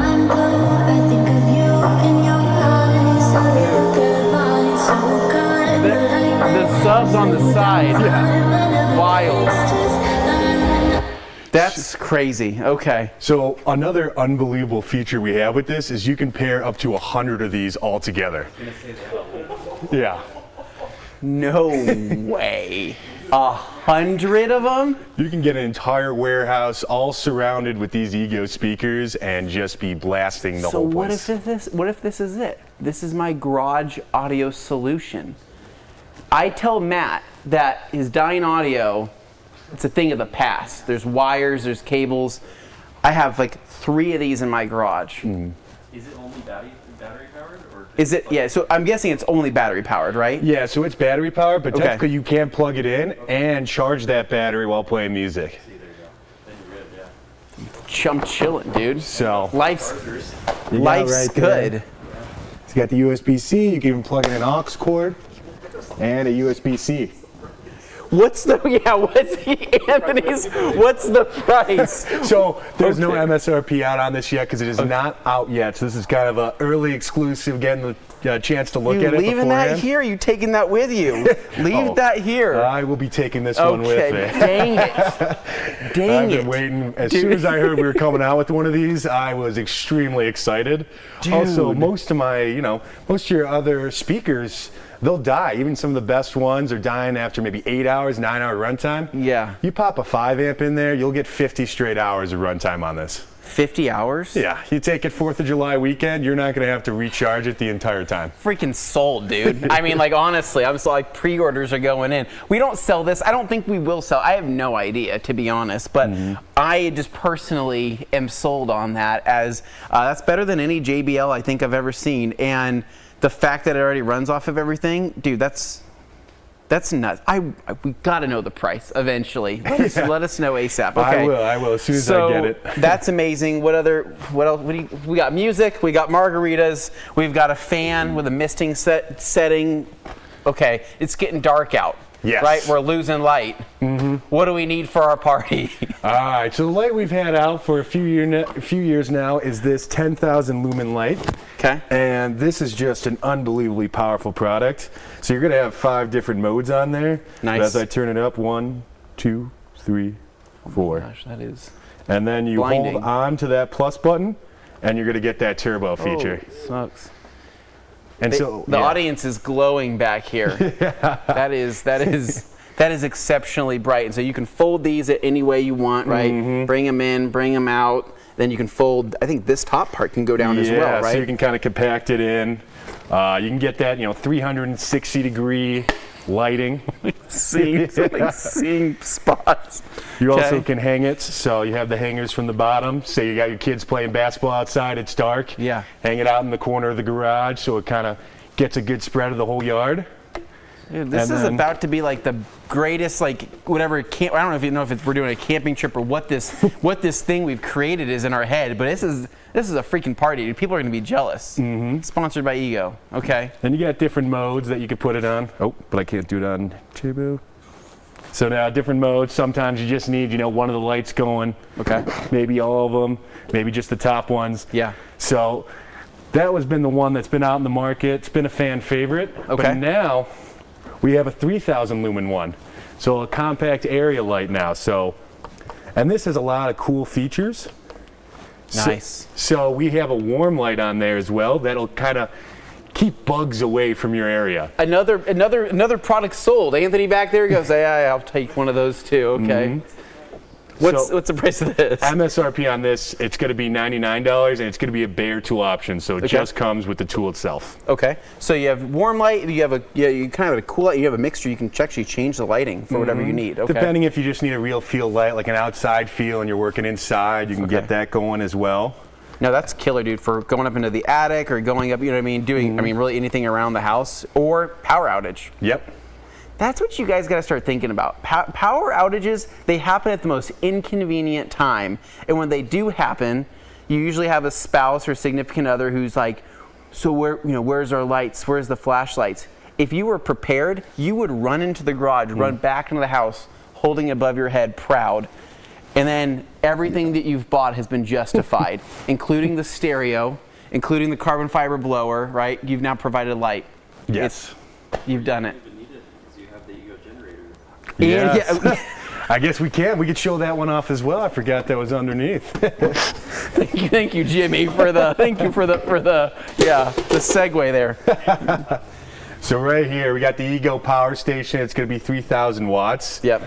And so in the package, you'll get 2 7.5s, but there's room to put 4 batteries in there. Yep. So depending on how much, power you're going to need, you can get the batteries you need for it. Yep. And a really cool thing, if you go to our Ego Power Plus website and you go to the page with the power station, you can actually customize and see how long you could run certain items with the batteries you put in there. So you could do, I have 2 7.5s, a 5, and a 2.5. Yep. Put that in, and then it'll show you how long you could power a refrigerator, a router, you know, pretty much anything, coffee maker. So it just calculates everything for you. Okay. Yep. Dude, this is also pretty nice. I mean, we've used this on several trips, and actually when we used to go to events, right, and let's just say we had to run polishers that were still corded, right? We actually ran them off of this machine right here. And so we plugged them straight in. We had, I don't know which amp hour batteries we had. I don't know if they were the 6s or the 5s. We always had those locked and loaded, and dude, we were polishing, no issues. It was great. This is awesome. Yeah, super cool. Especially for mobile detailers out there. It serves a purpose. And it powered Dane's fridge during a power outage because, again, you never know when that's going to strike, right? What's the MSRP on this? So you can get it, I think, $5.99 bare tool, but with the 2 7.5s, it will be $10.99. Okay, and that's okay, because guess what? All that food in the fridge, right? That Costco run you just did, we already know you spent $600, right? You're going to lose all that food in the next power outage, and not even including the stuff that's in the freezer outside. So this right here, it just saved you money, right? You've now kept the food in the household worth every penny. Yep. Cool. Also, yeah, you ever going out to a tailgate, you could also think about the fun activities, you know, setting up that tailgate in the back of your truck. We already have the fun activities here, dude. We're already doing all of my favorite things. Music, lights, Ego mini bikes, we got misters. Okay, what else do we have? All right, so let's talk a bit about the chargers. So, right here, you know, depending on how many batteries you have at home, you might only have 1 or 2, so you're kind of going to want a charger that can charge those batteries instantly so that you can get right back to work. So usually you'll get this 320 watt charger in most of those kits. I have one of those, And you'll usually get, you know, around an hour charge time for those heavier, you know, higher ampage batteries, you know, maybe over an hour. But this is going to be our 700 watt charger right here. And this thing is going to charge a lot of those. That 2.5, 30 minutes, that 5 amp, 30 minutes, that 4 amp, 30 minutes. So this is what you're going to want if you really need your batteries charged fast. Maybe you got 2 and you want to get a job done and you got 1 charging. You're working with the other one. The party depends on it. I mean, we're hosting a lot of people at this, you know, imagination event that we have going on. So you kind of need one of these then. And so this is going to be a separate obviously bare tool, right? And so you buy this in MSRP on that. Do you have an idea? I believe it's $149, but don't quote me on that. Okay. You could always go to egopowerplus.com, look up any of these products, and it'll give you an option on where to buy. So you'll press that where to buy button, and from there it'll take you to a few different options for, you know, where's the easiest location to get our products. And you can wall mount this, right? So it's actually got the, you know, right there, the little holes there, so you can go ahead and wall mount this in your garage, your shop, whatever it is. Throw a battery on there. When it's done charging, it'll let you know, pop it off, and then swap it out. Yeah, you could also just leave it on the charger. You'll hear a click and the fan go off once it's done charging. So perfect place for storage with the batteries as well. Easy. Okay. All right. Well, okay. Let's. Seems like we got most of these ones going, so now we can go right into some here we go. Cool items. This is what I'm talking about right here. This is it. So this is our Ego snow shovel, and depending on your terrain, say you're, you know, at a car dealership and there's not a lot of open space and you don't really want to use a single stage or 2-stage snow blower because they're not going to get in between the gaps, those cars, this is going to be that perfect option. So it's got the auger right there at the bottom, and you wouldn't think that it shoots it that far, but this will shoot snow up to 25 to 30 feet. Dude, yeah. So you know, I mean, my back's not super backing lately, right? So when we had snow this year, I was like, crap, dude, I don't really know if I want to go out there and shovel a bunch of snow, right? I'm cool with kicking it around, right? But when it comes to really doing the brunt of the work, digging down deep and, you know, doing the twisting and the throwing, I'm like, I don't know, I'm going to take it easy, right?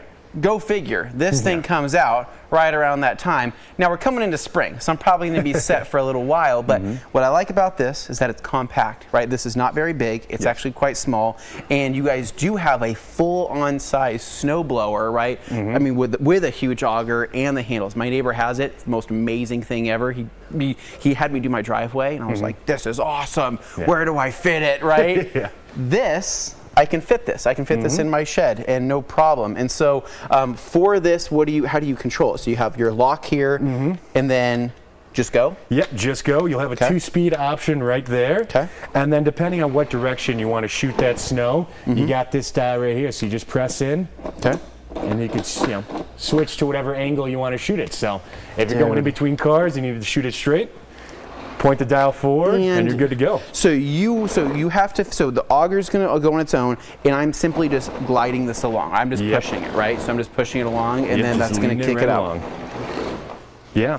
So great option with the 2.5 amp battery. It'll get you about 3-car driveways at about 6 inches of snow. So depending on how much work you need to do, if you pop the 10 amp in there, you can get 4 times the run time. I'm just kidding. I'm just kidding. I'm going to leave this here so we can do some long-term testing here at TRC. Yes. Because we have, we do have some pretty slippery spots around here. So this thing's pretty awesome. What do you?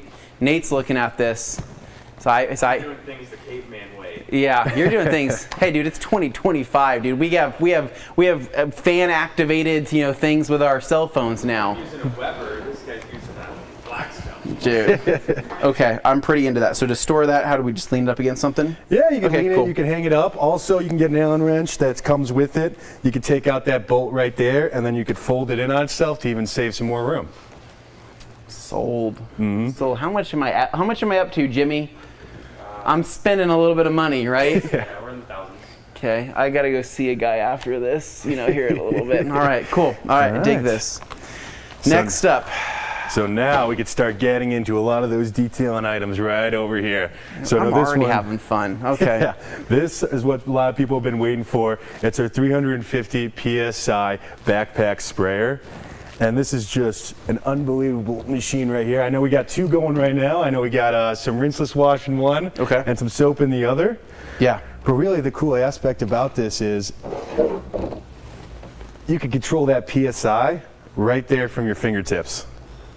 So was this intentionally meant to be a backpack, essentially a pressure washer, or did this start off as like a bug sprayer? Like, how did it get to this point of being like, yeah, we're going to do cars with this? So I think it was originally intended for, fertilizing and all that, but it's got so many different uses because of the different ways you can customize it through the dial on the top and the nozzle at the bottom, because this will actually come with 4 nozzles. Okay.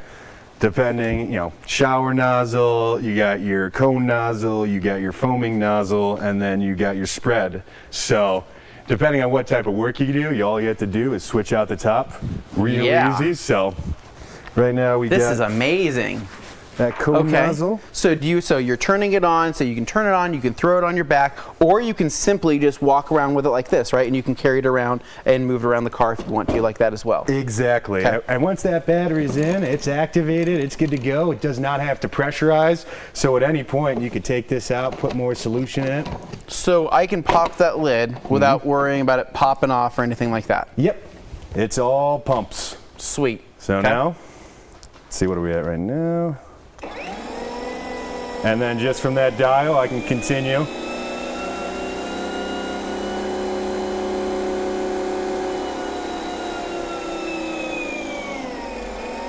Dude, sweet. And so you can just, heck, dude, let's make a mess. Yeah. Let's do this. So I am just rinsing this bad boy off right now. I got plenty of pressure. I can do this in the garage, and then this is my dial right here, right? Yep. So I'm going to go ahead and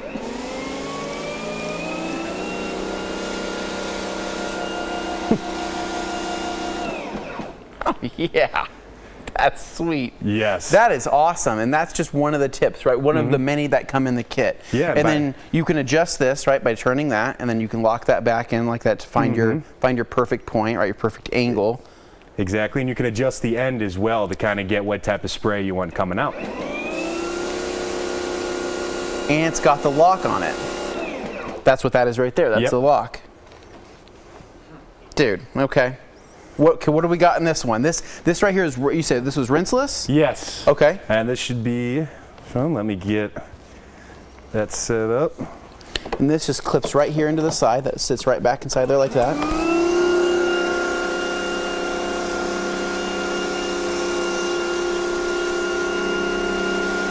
Awesome. Awesome. So just really easy to use, really easy to adjust, and you're also going to get a great run time. With these, I suggest putting in that 2.5 amp battery.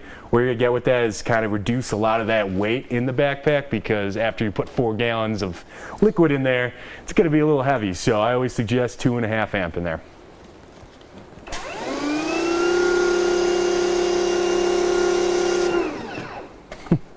It's doing it. You know what I mean?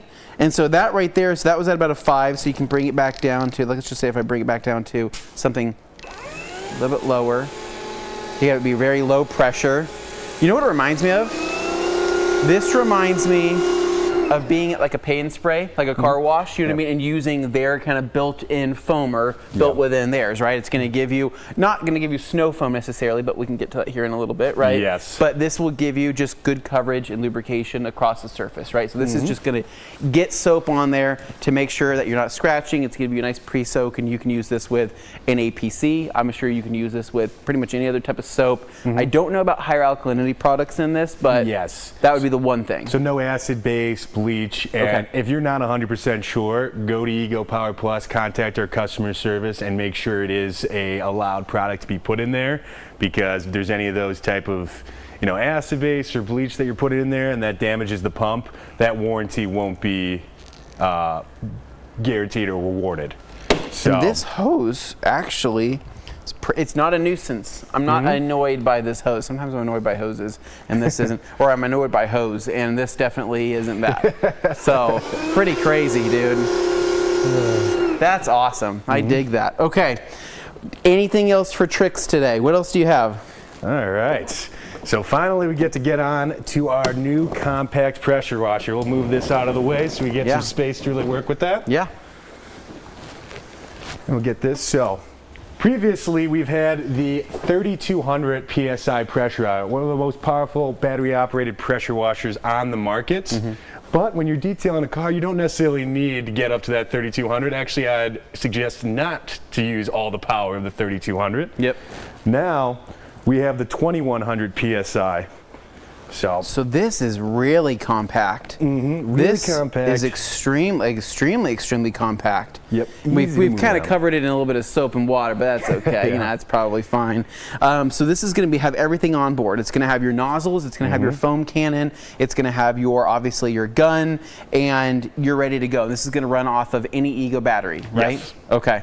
So it's going to go here right in the front. So does this drop down, or how does this work? So you lift that right up, and then you pop the battery right in here. Okay. 6 amp battery gets you about a 30-minute run time. Okay. And then after we click that in, we're clicking the on button? Yep. Okay. So we're going on there. And then we're going to go ahead and grab our fittings. So this is going to be I'm assuming our rinse fitting. Looks like a 15 degree, 25? You got that 25 degree right there. Okay, 25 degree. Okay, cool. All right. And yeah, we'll put it on the 1 speed to start. Okay.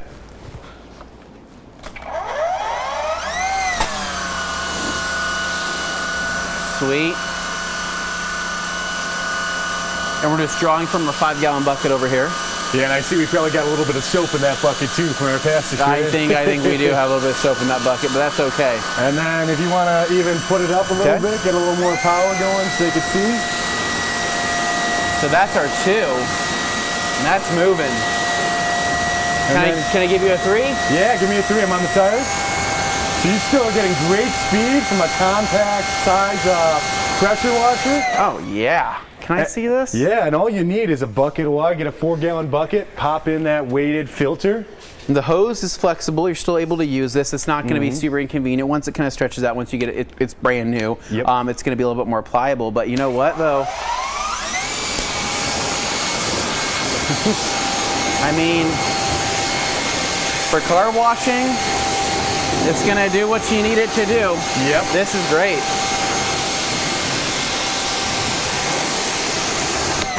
Yeah. Awesome. Okay. Now we have some different attachments, and so that was the 25 degree fan. Yep. So we actually have a couple other ones inside here. So my preferred is a 40. Is it okay if I throw it down with the 40 really quick? Yes, yeah, pop on just that to kind 40. of show people what that looks like. You also have a turbo, and we even sell separately a 0 degree for maybe, more of that concrete level cleaning. There we go. That's the coverage I'm looking for.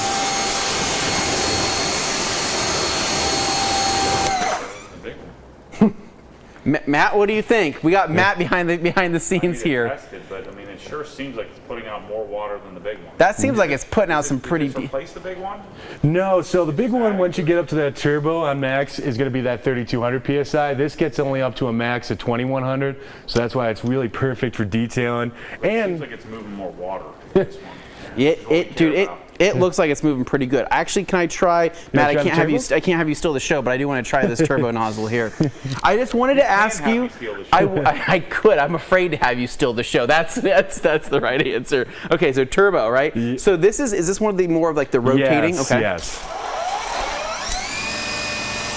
Nice. That 40 degree though, that 40 degree with this, that felt right. That's my favorite so far. Okay, so we have the turbo, and then what else do we have for accessories? I'm gonna take this. So this is a quick disconnect right here. Yep. That pops off. Yes. So it comes with a foam cannon. We even have a new foam cannon out. It's going to be that 34-ounce premium brass foam cannon. And so if you want to pop this on. Sweet.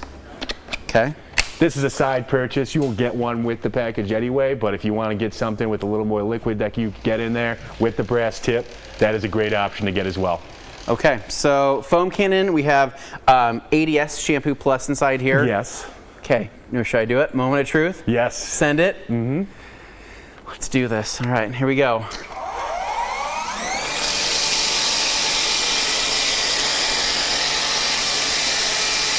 You know what, man?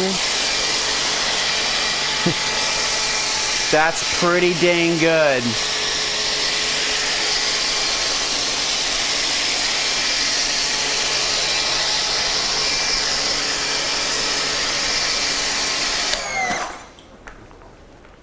What do you think? I'm impressed right now. I mean, this is the do-it-all pressure washer that you could just take on the road with you with the bucket, bring your foam cannon right there on the side as well, attach it to the system, and you have all this onboard storage, so it's really easy to take anywhere on the road. So real quick then, so is this a tool only, but it comes with all the accessories minus the foam cannon? So the tool only will come with all these. Okay. That'll be $299 MSRP. Okay. There is another option if you look online. I think for $429 you can get it with the 6-amp and the charger. Oh. But I'd have to double check on that. I know mostly you'll see it in the market at $299 bare tool.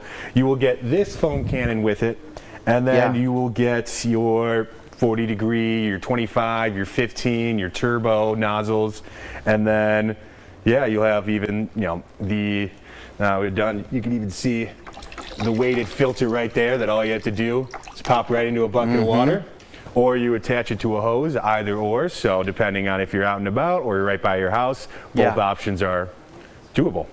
Dude, killer! I got on one more time here. Yeah. I'm sucking not water. I'm not sucking water. Yep. Hold on. Yeah, almost running low on that water now.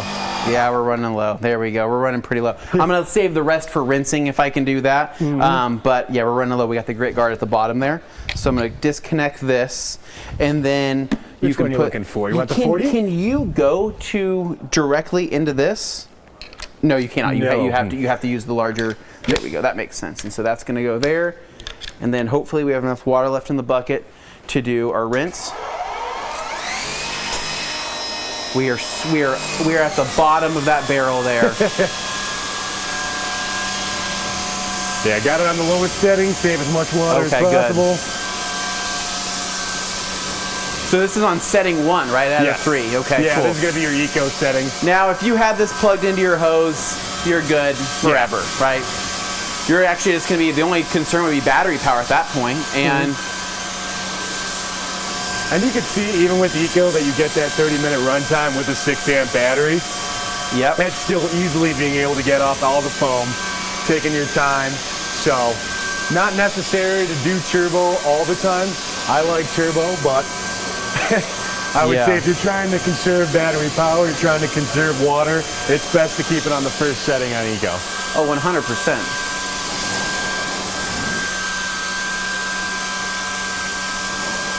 That is awesome, dude. That's great. Yep. This thing is sweet. And so You can wall mount this, shelf mount it. You can probably do a bunch of different things with it. Run your hose to it, run it out of a bucket. Use this. I mean, the only thing would be your hose, how much distance you can have. So if you were to have it on the wall, you'd only have so much distance. So you either have to extend this or just bring it with you or just carry it because it's not that heavy, right? Yeah. So usually you'll just be able to carry it right on your side. Yeah, easy. So, yeah, very, very easy. And then you can actually just use that holster right there, set that, lean that up against it because we all know we don't know what to do with our wand after we've played with it. And so you just pop it right in there. Awesome. Dude, this has been great. What an awesome segment. So where are we at on time? Nick, do we have 15 minutes for questions? Okay. Okay, we need to jump into that now? Okay, yes, please. Perfect. All right, so then we'll head back over here to the table. Yes. And we're going to knock out some of these questions for everybody because I'm sure we have them unless we've already sold everybody. Yeah, you guys kind of sold a lot of people. You didn't have to do too much. The tools did the talking. But let me get some of these out there. So I'll start off with David here with one of the most recent questions. How long do they take to charge, and what amp do they like to be charged at? So that'll depend. So we have a few different charging options. The 320 watt, 550, and then the 700 watt charger. So depending on the ampage. So that's let's just say 5 amp, one of our most standard batteries. You got it with the 320 watt amp, or 320 watt.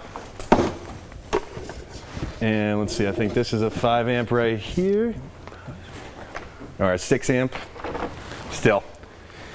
So this will take about an hour to charge with the 5 amp battery. You go up to that 700 watt, you're getting about 30 minutes. So it's really all dependent what you're looking for. So we have the 3 different chargers depending on your needs on charge speed. And then if you're charging a 12 amp versus a 2.5 amp, that 2.5 amp's gonna charge in a quarter to a fifth of the time. You're correct, yep, super fast.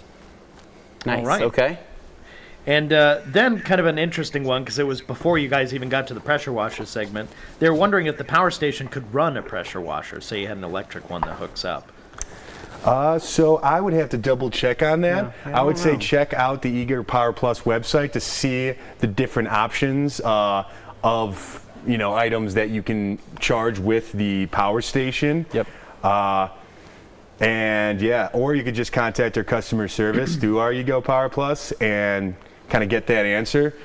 I would have to know exactly how much wattage is getting pulled from that power washer. You have some of those industrial grades compared to just your small cleanup type of pressure washers. So it's definitely dependent on what the wattage is necessary to power it. And then Todd Hill wondering, is there a tool-only option for the blower if they already have a charger and batteries? Yes, so in store I believe the 670 is a tool-only option that we've had. We're starting as, I think there's 15 million Ego batteries out in the market. So we're starting to provide options for the bare tools. Also, you could just go to our Ego Power Plus website, and I believe we have, you could order online a lot of those bare tool options. Specific orders. But I know for, our 16-inch carbon fiber string trimmer, that's a bare tool. Our blower for the 670 has a bare tool option in store. So yeah, you can always just go to our Ego Power Plus website and it'll direct you exactly to where you need to go to get the product you want. Sweet. All right.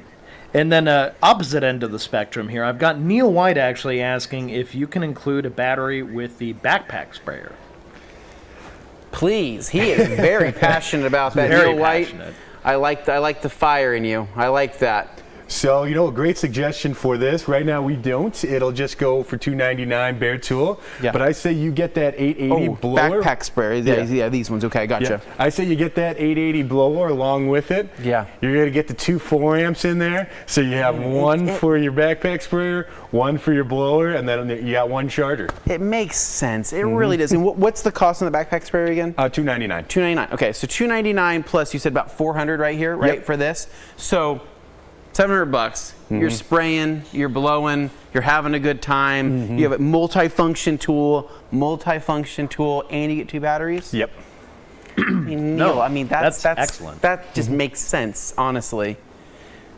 Now, I'll throw it over. Probably the biggest question everybody always asks is, what's the battery life? If we could just kind of go over the basic tools, like all down the line here, you can kind of go over the various lifespans. Are you talking about what is the battery at the lifetime of a battery, or what is the battery life on what? No, specifically battery life, I think, in the pressure washer, the blower, things like that in runtime. So runtime? Yeah, like runtime. Oh, yeah, because I know the battery lifespan usually is like around the 1,300 charge cycles. Okay. But for runtimes, for the most part, so this one right here, on its low setting, you're going to get about 90-minute runtime, and that's including the two 4-amp batteries. Yep. But if you're using turbo, which is why I always like to clarify, turbo is fun.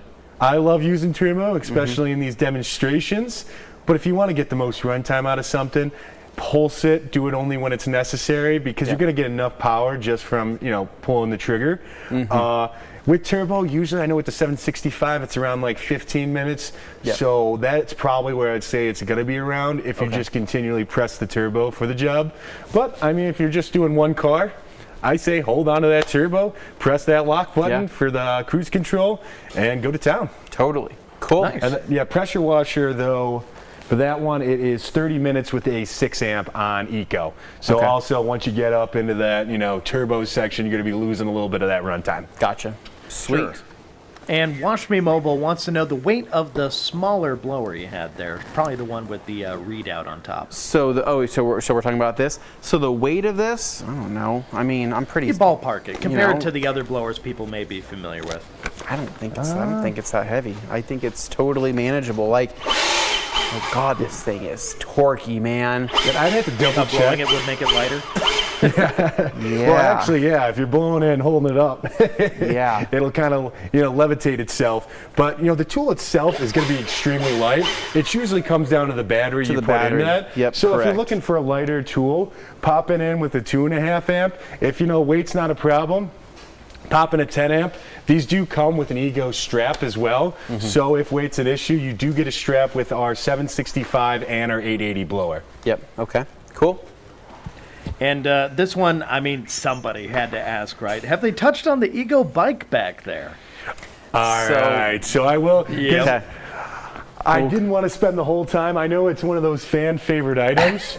So this bike right here, usually it'll go for $24.99, and it'll come with two 7.5 amp batteries. Yeah. So it gets up to 28 miles per hour, and you can get about 20 miles on those two 7.5 amps. But you could put in two 12 amps. There's even a separate pocket where you can hold in a third that you can replace once you run low in battery. Yep. So it really is a beast that you can take out on like the back trail and go for a while. It's hilarious. So MVP, right? They wrapped this in carbon fiber. Yes, shout out to MVP. They did a carbon fiber wrap on this, so it looks pretty tough and pretty mean. But no, it's like you turn it on. Again, you have like a TFT display. It's all full color there. You have your different settings. You have normal, sport, and Eco, and we've had this around the shop for a little over a year now, over between MVP and us, and they ride this thing all the time, and it's a ton of fun. It comes with knobbies on the tires. The brakes work fantastic, and I think it's a lot of bang for your buck if you already have the batteries. It's just fun. Yeah, you have the dual suspensions, and to be honest, like, if you already have a few of our batteries through our other products, you can even look online for a possible bare tool option and use those batteries. But I always recommend getting the extra batteries, having two 7.5s. Maybe you have a 10 amp from a lawnmower that you can put in the back. Yep. And I mean, it flies. You got that electric bike, so once you pull back on that throttle, dude, you start flying. It's instant torque. So this thing is a ton of fun. This is their mini bike. Highly recommend it. Highly recommend it. It's got hops. Yeah. Carl there threw out, you should create a mount maybe on the tail there where you can put the speaker on it so it can be extra obnoxious. Dude, I would like Dumb and Dumber 3 this, dude. I would have this. I would have somebody on the back with like a generator or something, or just more batteries in the back, to keep us going. Then I'd have the speaker like strapped somewhere to the side of it. Dude, I'd be blasting Fetty Wap, down the street, It'd be great. And now back to the more serious questions here. I've got this one here from David. What's the life of the battery on the pressure washer? Like, can you get 3 to 4 cars done? I think that may be pushing it realistically. So depending, like I said before, 30 minutes with the 6 amp. If you're looking to do a ton of different cars in the same day, we do have the 3200 PSI option. That'll come with 2 6 amps in there, and those 2 6 amps on the eco mode will get you about a 60-minute runtime. So depending on what your needs are, you have both options. That one with the 2 6 amps does go for $799. So really, it's depending on if you have a ton of work, it's worth that price point, or if you just have your one car that you're working on, you need something on the road, definitely go with this 2100. So we're trying to provide as many options for the customer as possible so that they can really, do whatever job is needed. Yep, totally. All right. And then speaking of offering more options, I realize this isn't something you have today, but of course people start asking because they see, ideas. They're wondering if there could be like an in-between backpack sprayer, say like a 2-gallon, something a little smaller. Is that something you guys could work on? I will definitely send that up the chain. So this is the first time we've dropped the backpack sprayer, so it just released into the market. So, if it gets a ton of traction and people love it, I could see it in the future. Currently, right now, there is nothing planned for a mini backpack sprayer that I'm aware of. But I'll definitely, let my higher-ups know that, hey, my R&D team, I hope they're watching this. Yeah. I hope they're seeing my excitement for these products, and I hope that it's representing, the brand well. Neil White says, so there's a rumor that Ego is going to eventually launch a robot mower. Any truth to this rumor? All right, so I'm not 100% sure. Okay. For me, it's also a rumor.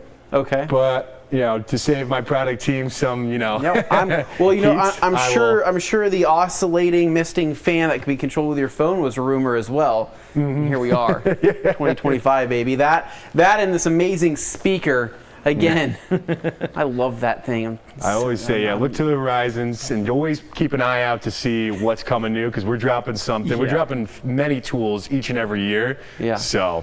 Yeah, Ryan's going to have to pry that speaker out of my cold, dead hands. I'm just kidding. I'm not kidding. They won't Keep be your interesting idea. Be dead. Yeah. Swappable tanks in the pipeline for the backpack sprayer. He's wondering if you guys, once again, more like consumer ideas for like how you could expand the possibilities. I could see it. So you could swap out your soap with just pure water, right? So then you could foam and then rinse or something like that, or get soap on. Yeah, I could see that. Yeah, that would be definitely a really cool option. Just have like a few tanks ready to go. So if you have like 3 different solutions you need to use, you don't need to buy. You don't have to completely empty it out, or buy 3 different backpack sprayers. So totally. Yeah, another good idea. Yeah, and then Neil, of course, because Neil already has a backpack sprayer, he was wondering if there's any chemicals that could potentially clog it, anything like that. I mean, obviously, you want to be careful with your tools, but Anthony can maybe help speak to this as well. Maybe that can clog up. Yeah, I mean, so there's going to be certain soaps, there's going to be certain wheel cleaners. You're going to look for anything. I mean, it's anything that's going to be a thicker viscosity could potentially cause an issue there in terms of clogging. I would also probably consider, certain, again, higher alkaline products could be an issue, right? So that's what we've seen with the smaller compact sprayers from IK. That's what we would see with larger sprayers from like Ego. So that just would be it. All right, and then also wondering, more on the chemical front, but Juice, of course, Juice Free, always offering up unsolicited product advice, wondering if you guys could make a self-heating bucket. Yet another thing where the bucket just doesn't work itself. I mean, that's an interesting thought. It is. I think I threw that idea out a couple years ago at SEMA. Did I do that? I think I did something like that. I can't remember. Honestly, I'd be happy with a heater as well, an Ego heater, right? So we have the fan and mister. I'd be cool with a heater as well, like a little shop heater or something. Yeah. Then it's not propane, and then maybe it's just battery powered, so it's got some more power behind it. Who knows? Something to think about. How will those sprayers work for rinseless wash? Dude, I think they're going to work freaking awesome. Maybe do you see how much power that thing was laying down? I mean, that laid down more power than you would have ever had in a rinseless wash. So pretty awesome.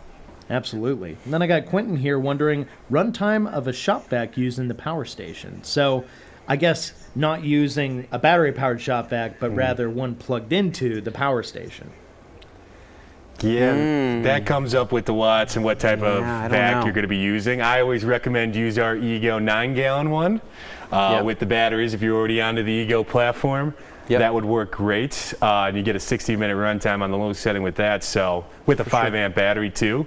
Yep. Good call. Yeah, you'd have to probably check how much power that shop vac is pulling, and then depending on that, then you could look and try it out in the power station. Agreed. Okay. Then I've got Jonathan here wondering if there's a 56-volt cooler. That would be a beautiful item for this. It's needed for our grand adventure that we're having, right? Our camp out with margaritas and misting fans and ego bikes and speakers and blowers, and now we're washing cars at the campsite because we can. You know what I mean? Yeah. Life's good, dude. We're living it up, right? Yeah. We're living in a commercial right now in our head. Then mostly people just loving Ego and saying nice things and wanting to express how much they love their Ego products. But this one from Jeff C. wondering eventually if there could be like a 110-volt power adapter for vacuums to be plugged in or cordless. So you got that option as well. Yeah. Just always send that up. Yeah. Anyway, guys, thank you so much. It's been a wonderful segment. Yeah, Dane. So, Ryan, I really appreciate it, man. Thank you so much for coming. You killed it, by the way. This is your first time here doing a presentation, dude. You knocked it out of the park. You did an amazing job. Well, thank you so much. It was a pleasure being out here today. What a great setup, and being able to promote, a lot of our tools for the detailing market. It's just another category that we can get into with Ego. Totally. And as we keep on building, when I started, there was 65, 70 plus tools. Now we're getting up to 90. Crazy, man. It's been insane. So looking forward to many more amazing things from Ego. Keep it up, guys. You're doing an amazing job. But now it is time for another segment that I think many of you have been waiting for, with some pretty exciting and colorful things coming. So we're going to go ahead and kick this over to Detail Factory.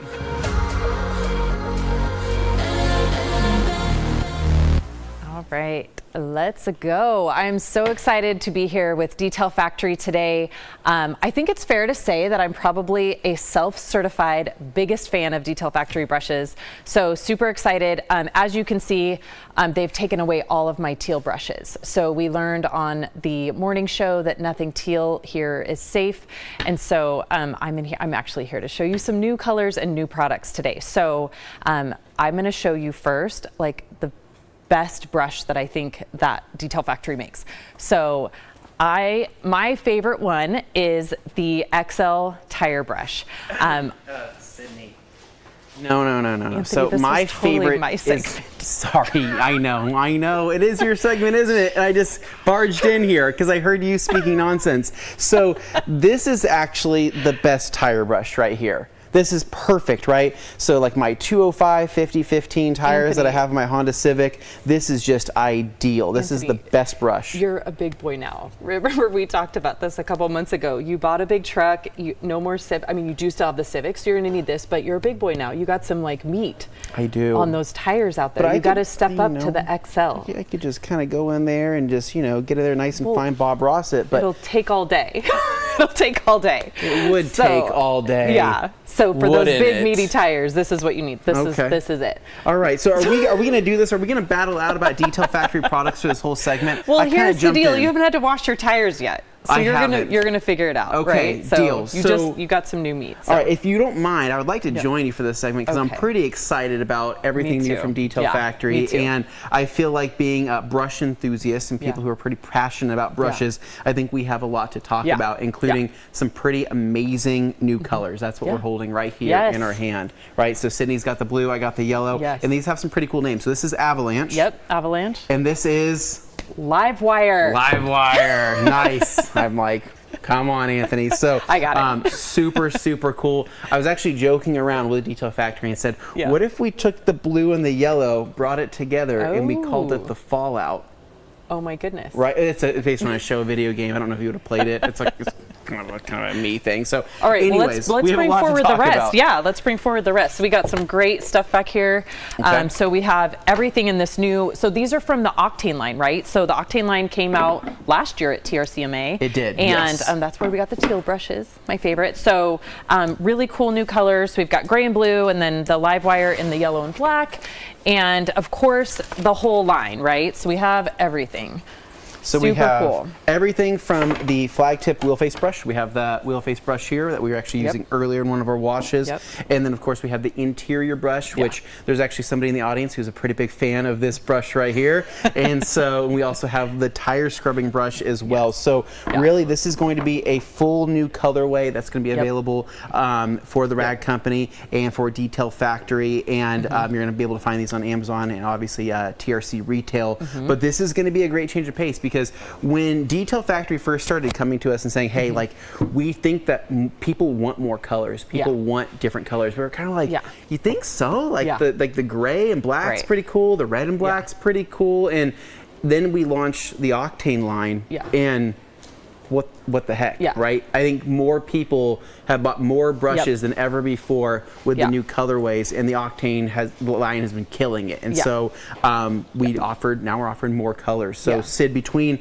the two, what are you most drawn to? I really like the yellow. I think the yellow is really cool. So kind of back to the colorways, I think that for me, when I saw the teal last year, I'd never really thought about colored brushes. And when that came out, all I could think about was from a marketing perspective, branding, right? So it is popular now in the detail industry to have beyond brand, right? So a lot of shops, you know, detailers like me who run, you know, a detail studio, we like to have things on brand. So we like them to match our, you know, shop colors. For me, it's gray, teal, and so obviously I visit detail shops all the time. There's lots of different colors. Tons. I think the yellow and black's really going to be a big hit, and obviously this blue, it's kind of a TRC blue, so very cool. But I think, you know, for me, it's made me actually display my brushes in my shop. And I mean, customers commented on, they think they're super cool. It's fun. They match my buckets. You know, my buckets are teal, my brushes are teal. It just kind of adds a new element of branding and enjoyment of your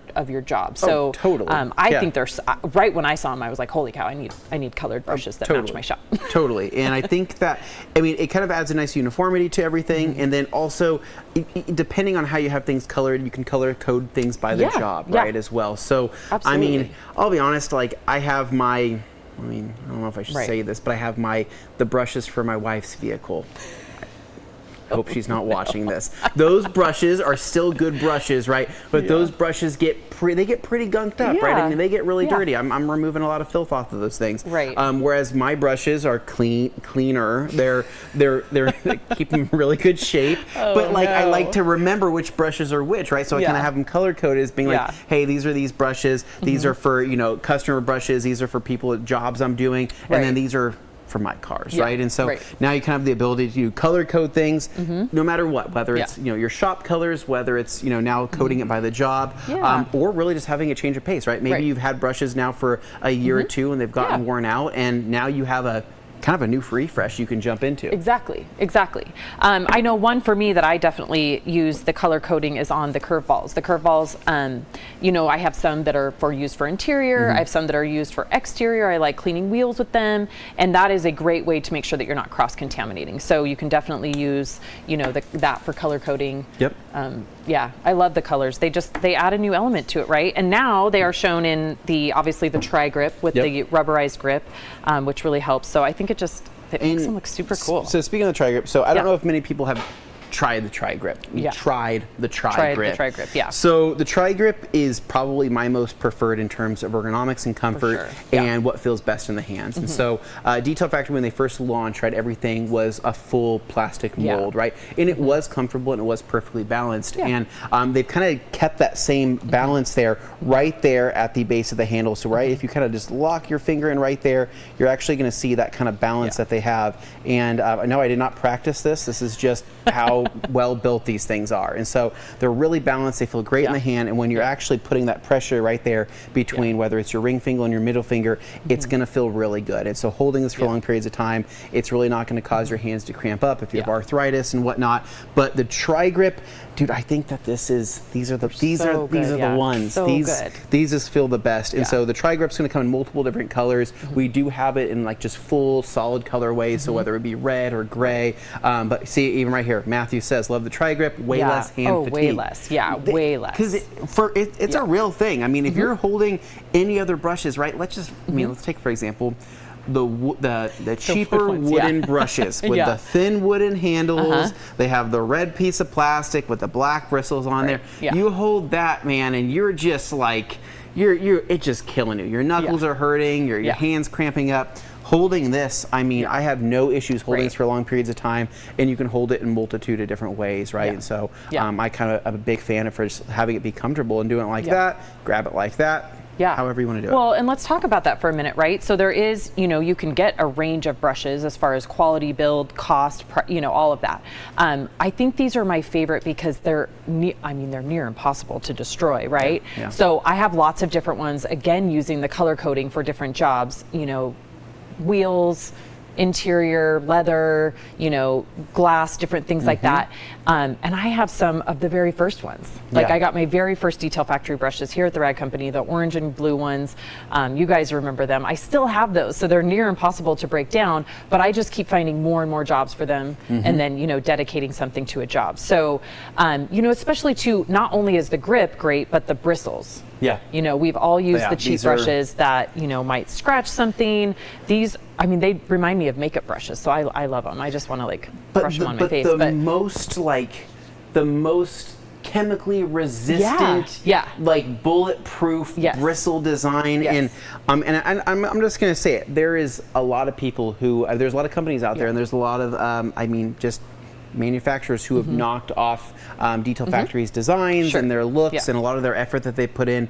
Detail Factory, if we're talking about premium detailing brushes, they are the OG. They are the OG of making the most. They took a part of the industry there where most people didn't really put a lot of effort or thought into, and they didn't just take it up like a notch or two. They took it up 15, 20 notches to make the best thing they possibly could. And so, again, everything's going to be designed to be chemical resistant. It's going to be ergonomic, and there's so many other people out there that are really trying to knock off their stuff. And I go, for example, this brush right here. Who would have thought of this freaking brush? This is if you would have told me this 5 years ago, 10 years ago, that somebody was going to design a brush like that, but you're crazy. Nobody, who's going to design a brush like that? Detail Factory did, right? And then what happened not even months later after Detail Factory released this? Every single person started knocking off this exact brush. Down to the T of the design. And I go, are you kidding me? I'm like, Detail Factory's putting in the work. They're putting in the designs, and they're making just amazing stuff. You can't beat it. Yeah, I love it. And for me, it comes down to price per use, right? So, like I mentioned, I still have my original Detail Factory brushes from 2017 or 2018, whenever that was that they first came out. And what I think is so great about that is you compare it to other brushes that you might have to replace every 10 or 15 cars, and so when you take it down to price per use, it's like nothing, right? And I love having nice tools to work with that are going to hold up, and like you say, they still look like this. They're still white, even though I use them on iron remover, on wheels and things like that. So if we can, there's one new product that I cannot wait to talk about, and I'm right on this road. Okay. All right, Sid. So literally, I can't even wait. This should have come later, but I can't even wait. So speaking of cleaning them, I used to every week I would soak them in a cup of rags to riches, right? But now Detail Factory has released this brush cleaner. Yes. And I literally, legit, this is the coolest thing. So what I do is mine's in my sink.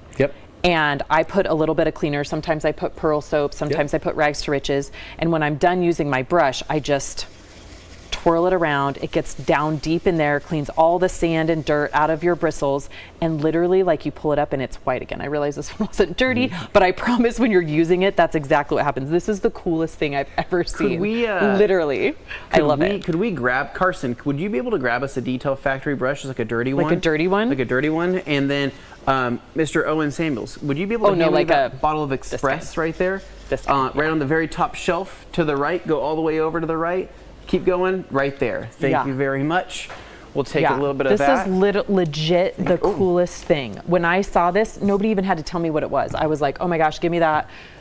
Let me scrub my brushes. It's so cool. So this is Express. This is at full strength. So obviously we probably want to go diluted, but we're going to show you how to make shaving cream. And we're going to show you how you could go through the process of cleaning up a brush. We got Carson over here. It looks like he's got something for us. There we go. Oh, that one's really dirty. Okay. Oh, another octane color here. This one is dirty. check this one out, right? So this is the blue and pink one, which in today's giveaway, you get an entire set of the blue and pink. Yeah, that one's pretty dirty. So what we're going to go ahead and do, you can go ahead and spray into the brush itself, and then we're going to go ahead. Yeah, I just fill it up in there. And fill this up. Yep. So actually, Sid, if you want to hold it up and kind of show people what that looks like. So I'm just going to go ahead. I'm putting my Express inside here, filling that up, and then again, you can probably put just a little bit of water, which.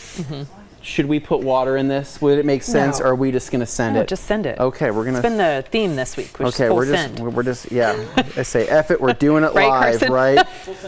We'll send it. All right. I think that's probably good. Okay, cool. All right, so Sid, show me how you do it. Okay, so then you just work the bristles through all those little knobs in there. Okay. It pulls everything out.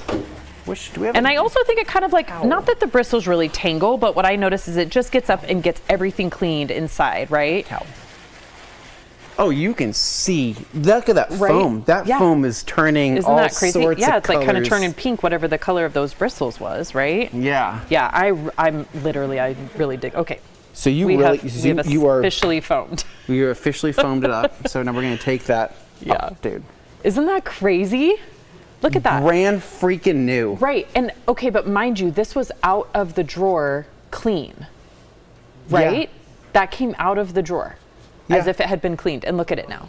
Yeah, Isn't that no, nuts? this came out of the drawer as if it was like rinsed out. Yeah, It probably came out of a bucket. Right. That is. Isn't that crazy?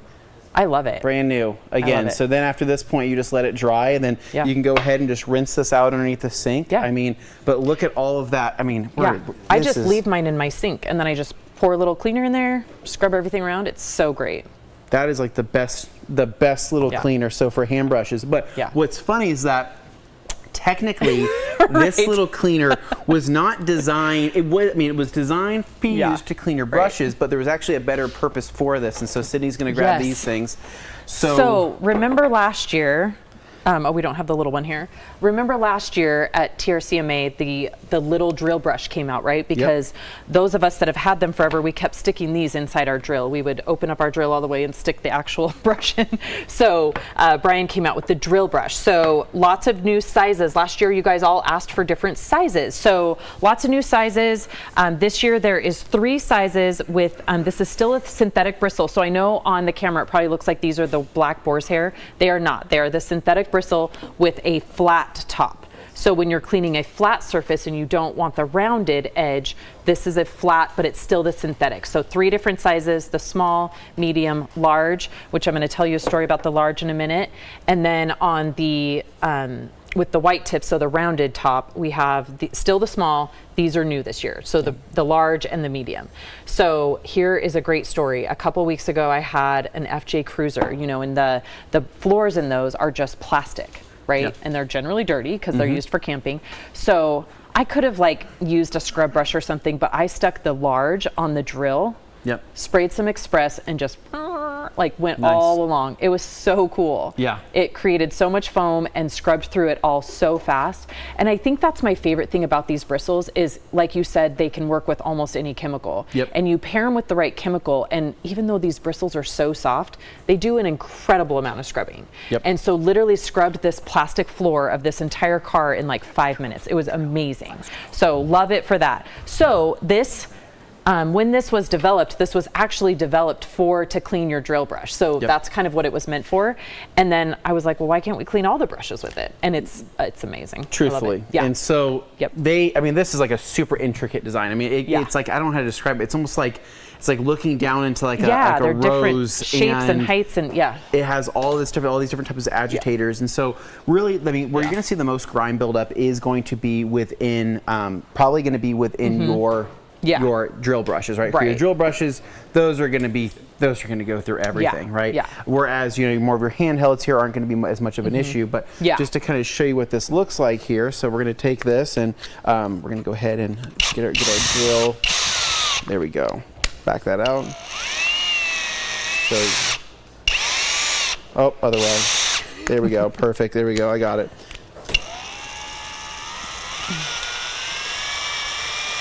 Cool. There we go. Locked in here. So cool. And so with just your whatever drill you choose to use, right? Whether it's a Flex, Milwaukee, DeWalt, whatever the heck it is, you can just attach one of these on here, and again, you're gonna have the different sizes, you're gonna have the different bristles, but just to kind of show you, I mean, I'm not gonna make a mess, but you're just going to go ahead and rotate that just in that. That's it. So awesome. Look how nice that is though, right? Yeah. How it builds up that perfect lather, and then you're just gonna go ahead and just take a towel and clean that out. But just to show Nate here's wanting to take a photo here of me making a mess. You know what, honestly, you know what else you could do with this? Like exactly what you're doing. You know how you pre-spray your brush? Yep. You could literally grab the express out of that, create the foam, and get that foaming action going, right? You literally could. How cool is that? I mean, look at this. We didn't plan on making a mess here, but I mean, look at that. That is so cool. Go ahead, give this table a really good clean. I'm not really balanced here, but go ahead, give that table a clean. And then after I'm done there, you know, I can come back in and I can go back into my shaving thing, get some more lather and bring it back out, and then come back out here. That is satisfying. Yeah. This is overkill and ridiculous, but you know what? Literally my new favorite thing. So satisfying. That's so literally satisfying. my new favorite thing. Wow, check that out. Okay, So great. Now I got to clean up my mess here, but very, very cool. So this is just a couple of the new cool and exciting things from Detail Factory. Yeah, what else And we do we got? actually have some more stuff, but we need to make more room on this table, Sydney. So if we can go ahead and clear put this some of these away. Because I actually have a couple things that I'm really excited about. The grand finale is great. The grand finale is great, but we have a couple more things that I want to get to. We're dropping everything in here in this live segment. We're a mess, but we're having a lot of fun. Okay. Here we go. Clean this off. All right. And what I'm looking forward to, actually. Yeah. This is really exciting. Do you know what we have? We have seat cheek brushes. We now. So great. We have brushes and what could be my favorite thing ever, pop clip tools. Yes. Legit, dedicated pop clip tools now from Detail Factory. And so I am beyond pumped on these. Yeah. So pop clips, they're a pain, right? Whether you are, I mean, it could be a detailing situation, it could be a wrap situation, it could just be a car modification situation, right? I'm always tinkering with my cars. I have cars with pop clips that just break all the time, and I find that half the tools I have sometimes are inconvenient to use, or I kind of forget where I put them. These are amazing. These are probably some of the highest quality pop clip tools I've ever seen. And so you're going to have a couple different sizes here. My favorite is actually the one you're holding right there, This Sid. is my favorite too. So this is going to be perfect for being able to knock out those ones that are kind of a two-parter, right? You got that first pop, then you got that second, and knock that out. But these are going to be new for them, for Detail Factory, and you can use them for a ton of different things. So for example, they had their, what do we call them? They're not crevice brushes, but we had our... Yeah, what were the trim? They weren't called trim. What were they called? What the heck? It's been a long day. Why am I not thinking of it? Right? What am I thinking of? What's it called? Yeah. The little guys. The little scraping tools. Plastic scrapers? No, they're not plastic scrapers. Okay. Yeah. Anyways, I'm drawing. They were the tiny ones that came out last year. I'm drawing a blank right now. Yeah. So the pick set.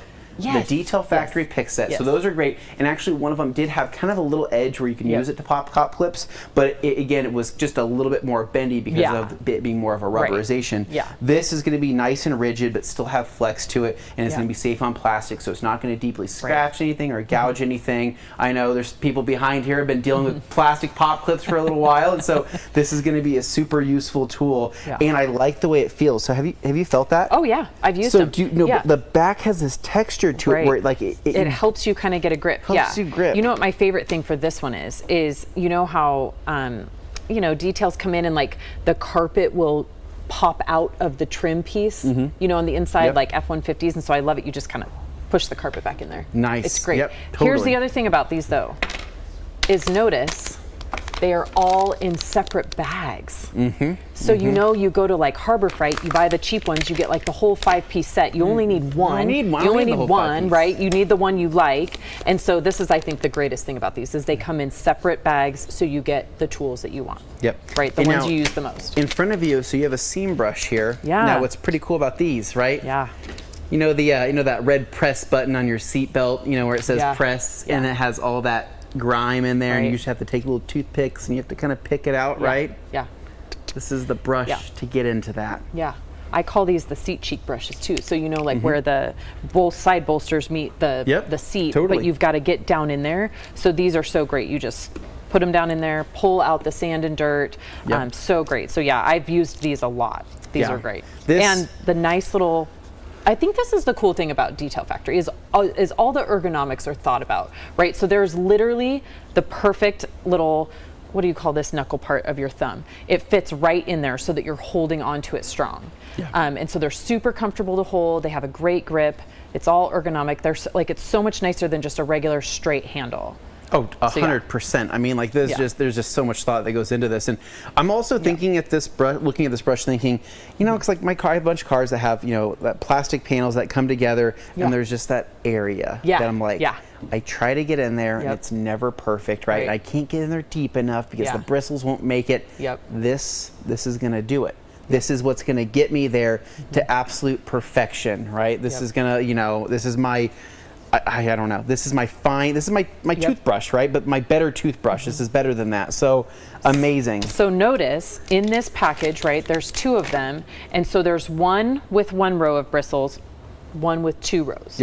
So this is where you're going to adjust on, you know, how big is that crack that you need to get in, right? So either 1 or 2 rows, which I think is really nice to have that versatility. So agreed. Super excited about those. Amazing. So I'm seeing a lot of positive, comments here popping up on screen. Got a lot of people looking at the brushes this morning. People are checking out these things. You got to get into those cheeks, man, one way or another. So it's a big problem. We have a few other things left here. We have. Let's do these before. Okay. Let's do these first. So we've got a set of foam brushes now. So these are super cool. We have something exciting coming up, so I'm not going to blow that, but there's these foam brushes. So 3 different sizes, 3 different colors. So we've got, you know, like the kind of like those foam painting brushes, right? That we used to get. So now we have foam brushes because foam is actually super helpful when it comes to detailing. So different things that you need to apply, maybe some dressing on the outside, tighter spaces, more fine spaces, lots of different sizes.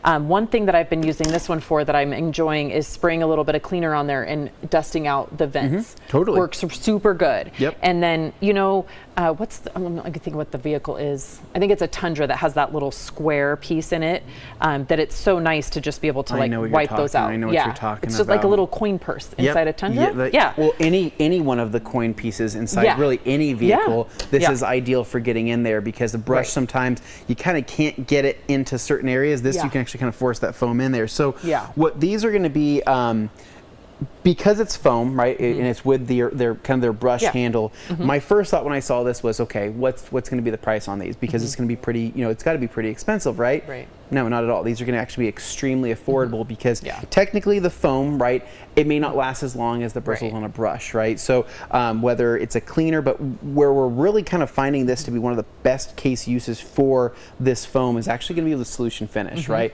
And be other trim restoration products or other things that you need to get to exteriors and whatnot and kind of restore those because let's just say the cowling on a vehicle, right? Where you have that kind of front cowl that is really intricate and you could use a brush, but you're probably going to ruin it if you're using solution finish.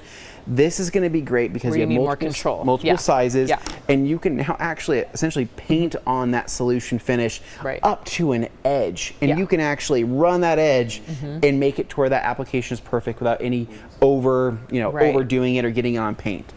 It's amazing.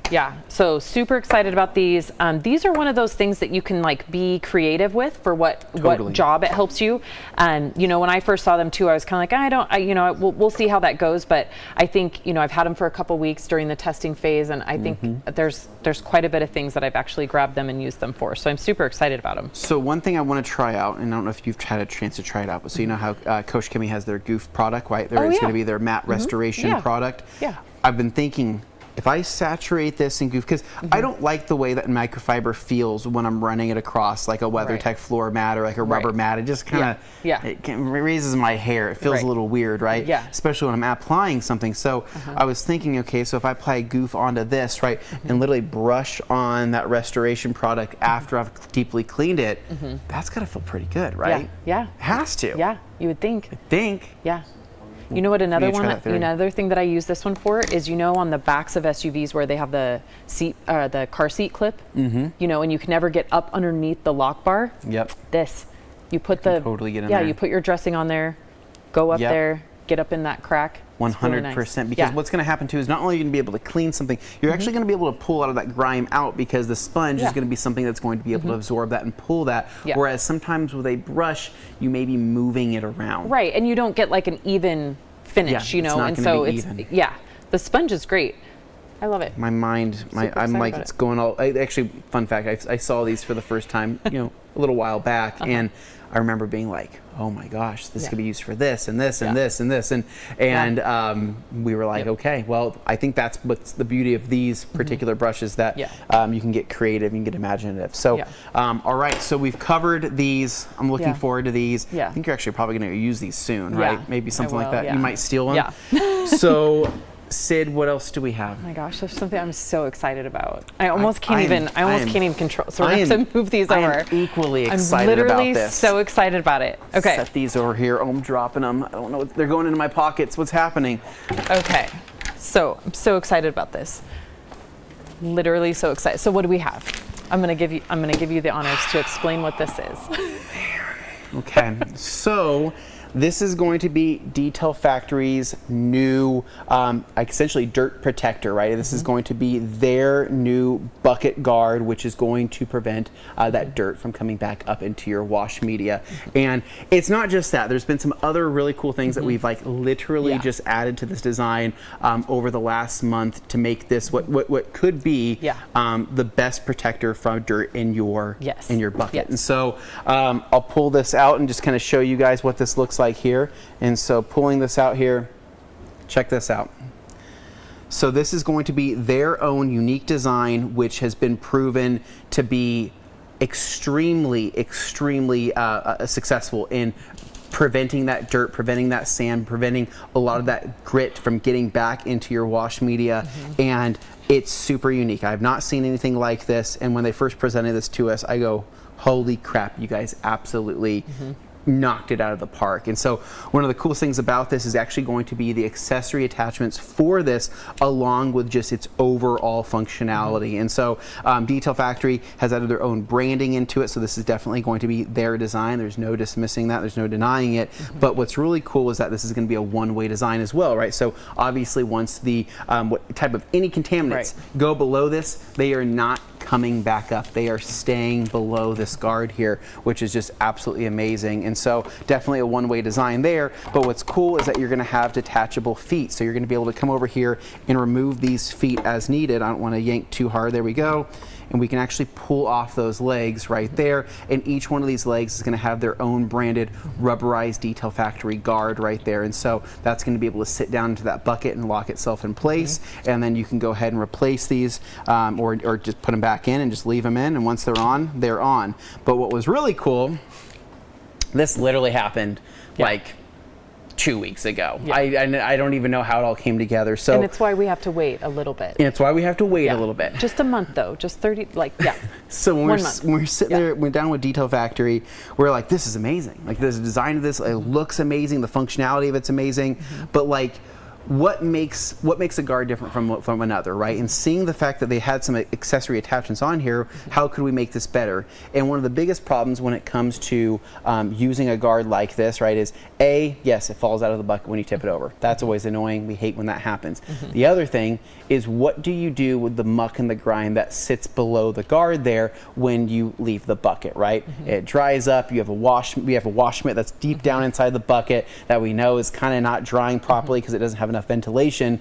So was there a way to bring this up? And so I was like, hey, you've got these awesome channels here. Is there any way that you can actually add some arms to where it would hook onto a bucket to create like a new base shelf for not just your wash media, but also for... Yeah, and I'm the worst offender at this, and I've been trying to break this habit of like leaving my wheel bucket dirty and leaving my brushes in there, and then they just get gross. So I think I'm so excited about this, that you can pull your bucket guard up, wash out your brushes, and let them dry. The coolest. I'm so excited about that. Straight up, we just throw our brushes on the ground. It is a mess. It is not good. Yeah, we hate. Gabe hates that we do that, and it's I hate that we do it too, because I go, hey man, they're on the dirty ground. Like we really should get them off there. But where do we do them? We have to go find somewhere to hang them. We can hang them on the Viper cart. Sometimes we forget about them. This is right here. It's all encompassed. It's all enclosed, and we can just finish up with a wash. Clean your bucket out. Rinse this out. Hang your brushes to dry. I mean. And then they go back on the shelf. So great. And that's that. So great. Now how this is going to work here, we're going to go ahead and pop this off. And we can actually just remove these little clips here. And so these, I think they just pull. Now these are the temporary ones. These are the temporary ones. So don't feel bad if you break one. There we go. These are actually 3D printed. That's how fast we were able to work with making these and have it all come together. So we're going to clip that off there. These are going to just be a push tab. Clip that off there. And then you can just put these away or however you want to do it. I think we'll have to figure out if there's a way to flip them. I don't know. I just saw this an hour ago. And I was like, no way. They did it. They made it in like weeks. This is amazing. So then for this, right, you can go ahead and leave the rubber on if you want to leave that on there. And then we're going to go ahead and just drop that down into our see-through bucket. This is going to go down. We're going to submerge that. And it's going to form a very nice seal. This is another great feature of it is, I have some, I don't have grit guard ones, but I have some other ones and they tend to float up once the water's in there. So I love these, that the way that the feet are made is they're going to fit right in the bottom of your bucket, and they're going to almost like snap into place, right? So it's going to hold it down there. You're not going to have it floating up, bringing all your stuff up and bringing that dirt with it, right? So I have a little bag of sand, little bag of blue sand. So I'm going to sprinkle this in the water, and then we're going to have to move it around with a little brush. And this is going to show you how that, we probably should put some like little rinseless wash in here, but we're going to see that sand float to the bottom, and then you're going to see that that is stuck down there, right? So not all of it's going to soak down there just because we don't have anything else in the water. But if you can see at the bottom, that sand settles on the bottom. If we gave it enough time to totally settle, all of it would go down. And look at with him doing that, the vortex is not bringing that sand back up, which is crazy. So we all know from doing any type of rinseless wash, if we move that water around too much, it brings that dirt back up to the surface. That's crazy. You can see that sand that is there. so crazy. That sand is down there at the bottom. I mean, it is right there. And it's not moving no matter how much you stir the water. My hand. I am trying to get it to where it will come up somehow by like suction, and it is just not. It is not going up there. But I mean, even having a rinseless in there, that would even make it better. But that's wild. This is just straight up. This is just water. That's just water. Yeah. So I'm really excited about that. I've used every grit guard on the market, and none of them. They do a good job at keeping the sand and the dirt down at the bottom, but I've never seen anything like that where you literally can't even get the water to move. It did sit. It all fell. It's like it's all down there. Yeah, it's every bit of it's down there. Yeah. But did you watch the water that way? Like it doesn't even stir the water at the bottom. No, it's like a complete separation. I'm making a mess right now. I'm making a total mess. That's wild. I love it. That's amazing. So we're thinking like 30 days. So not too long. Like 30 days. They'll be out in about 30 days. It's not fast enough. We'd sell so many if we had them right now. I know, but I'm just kidding. Jeff's probably like, Anthony, enough. You're the one that said something. No, actually, it is because of me that and with these clips here and the hanging clips, that's the reason why we're postponed. So I will completely take the blame, but I think it's for the best in order to make the product better, because then after we are done with this, right, we can go ahead and empty out the water. Everything's going to come out. And then we can go ahead and just simply bring this up to the top here, put the hooks on, rest that, and then we can take our brushes, rinse them out, and dry it out. Love it. Amazing. Okay, so Dane, is there? Did we blow people away? Did we make people happy? Are they excited for the colors? Are they excited for this guard here? Yeah. What do we know? People love their Detail Factory brushes. There's no denying that. Yeah, they expected something in a bucket because they saw a bucket back there and they weren't quite sure what the deal was, but they thought there'd be something. I don't know if they expected that though. And it was really nice to see the demonstration from the side. But let me go ahead and throw some questions out there because Exodus did have a good question. He was wondering how easy is it to remove that thing from the bucket once it's in there, because you got those rubberized feet. It probably grips it well. I mean, you said it makes it harder for it to fall out when you tip the bucket over. Right. But is it So it's challenging to remove when you want to remove it? So you can just grab one of these right here. Granted, this is a plastic printed one, and you can actually just hook this on, and you can actually yank it up like that if you want to do it like that. Yeah. It will come out once, because it's using the water to actually create pressurize, and create a better seal. So once the water is out of there, it will come out there a little bit easier. But it's not going to just go tumbling out necessarily, right? Because it does have longer feet on there, so it's going to be able to hold itself. But yeah, you can use one of these. You can kind of just dig down into the side, yank it out if you want to do it that way. But yes, it will come back out easily. Yeah, for sure. Actually, I can actually just grab it right here and it's starting to come out. Yeah, on its because own. when this was empty, when it didn't have any water in it, it just literally sat in there, no problem. So once you take the water out, I'm just grabbing right here from the middle. Yeah, and that is. Oh yeah, yeah, very cool. There you go. That wasn't hard. Sorry, I wasn't trying to overcomplicate it. It was just like, I'm like, well, I don't know if everybody's finger size are like mine. I'm a special person. True. You know. Yeah, not your hands may vary. Let's go ahead and throw Gorilla Nismo up here. Gorilla Nismo wondering if that guard could be used as a pad washer. We had a few people wondering if it worked as sort of a washboard style pad washer type situation. I think probably, yeah, absolutely. You can absolutely do that. So I'm going to stunk that back in there and let all that you grit could probably fall down try to the bottom. it. I'm kind of one of those people that, I would just get a pad washer. I think sometimes you don't want to do totally unintended uses because it might let you down. And so this wasn't developed for that. I think that you probably, you could get a pad wet and you could probably spin it on it. Now, the top of this is not like, the brush cleaner where it's not really going to get into that pad and scrub it. I think you could try it, but I wouldn't be upset if it let you down. Okay. Yeah. And then, of course, the natural question that always follows is, what's it cost? Oh, boy. I don't know. So, do you know? Man, I don't know if I know we talked about it. that. I don't know. I think it's according to what I think I'm according to, it will be competitively priced. Yeah. That's a good way to put it then. Yeah, without committing to anything, it shouldn't surprise anybody, basically. Yeah. So, in addition, many people were asking 5-gallon bucket fitment. Yes. Wondering how it would fit in the Yeti buckets, since we like to use those, and it's a slightly different size, but it does work well. Should be just fine. Yep. So those legs kind of like compress, they move a little bit, they have some give. They do, yeah. Excellent. And for anybody who has like weird, like somebody was saying Harbor Freight buckets, for example, are a little tighter. So just anything like that. Yep, it should be fine. Okay. And then additionally, let's go back, because there were definitely people wondering about those foam brushes. They wondered about using them with solution finish. They thought that might be a hit. They liked that idea. Yeah, stay tuned. We've got some. Yeah. Don't go anywhere. Don't go anywhere. Don't go anywhere. We had some comments on the pop clips, wondering how those trim tools would work on the inner plastic fender liners for a Subaru to get into headlight bulbs. Totally. I bet you could do that. Totally, 100% dude. you could. Totally. Honestly, these are the nicest pop clips I've ever seen, or at least the most intentionally built pop clips I've ever seen. Sure. Yeah. And I have a lot of I have a lot of pop clip tools. I mean, I got a ton of them, and these are probably, dude, top 2, top 3. Nice. I mean, I have I just recently got some really nice Hazette pop clip tools, and those are really nice. I mean, these are right there next to them. I mean, these are super, super nice and high quality. Yeah. Hazets are excellent, and that just stands up against, wow, that's awesome. A good point from HD, high definition detail, wondering, how about a rubberized, feature? Because once again, people are never satisfied with what they see. They just want to immediately throw out, hey, here's a way you can improve that. But we like that.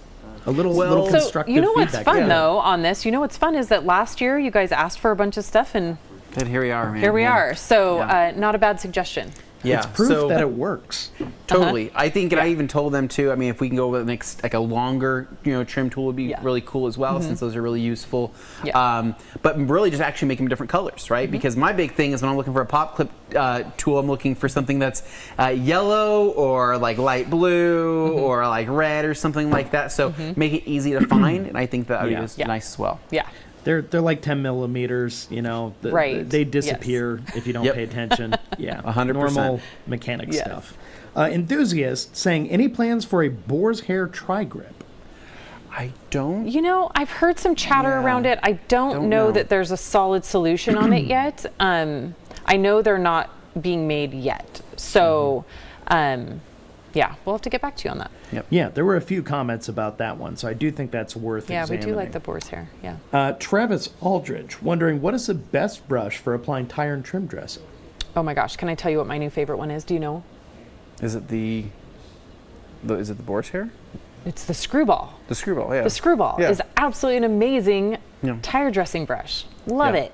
Yeah, you were actually. I think you used the one over there, and I think it's covered in. I said somebody put a sticker saying Sydney used this for tire dressing. I went to go use that for an interior, and I was like, this doesn't feel right. Oh, but you know what? Now we got this thing. Where the heck did it go? We have this. Yeah. No you can longer, clean the dressing out of it. No longer are There you dirty. No longer are dirty brushes an excuse. You now can actually. I almost dropped that thing. You can now go ahead and clean out all that gunk, whether it's a dressing, whether it's. Yeah, it's the problems. Oh, I'm so excited I'm spilling about it. I'm so excited. I'm just dripping all over the place. All right.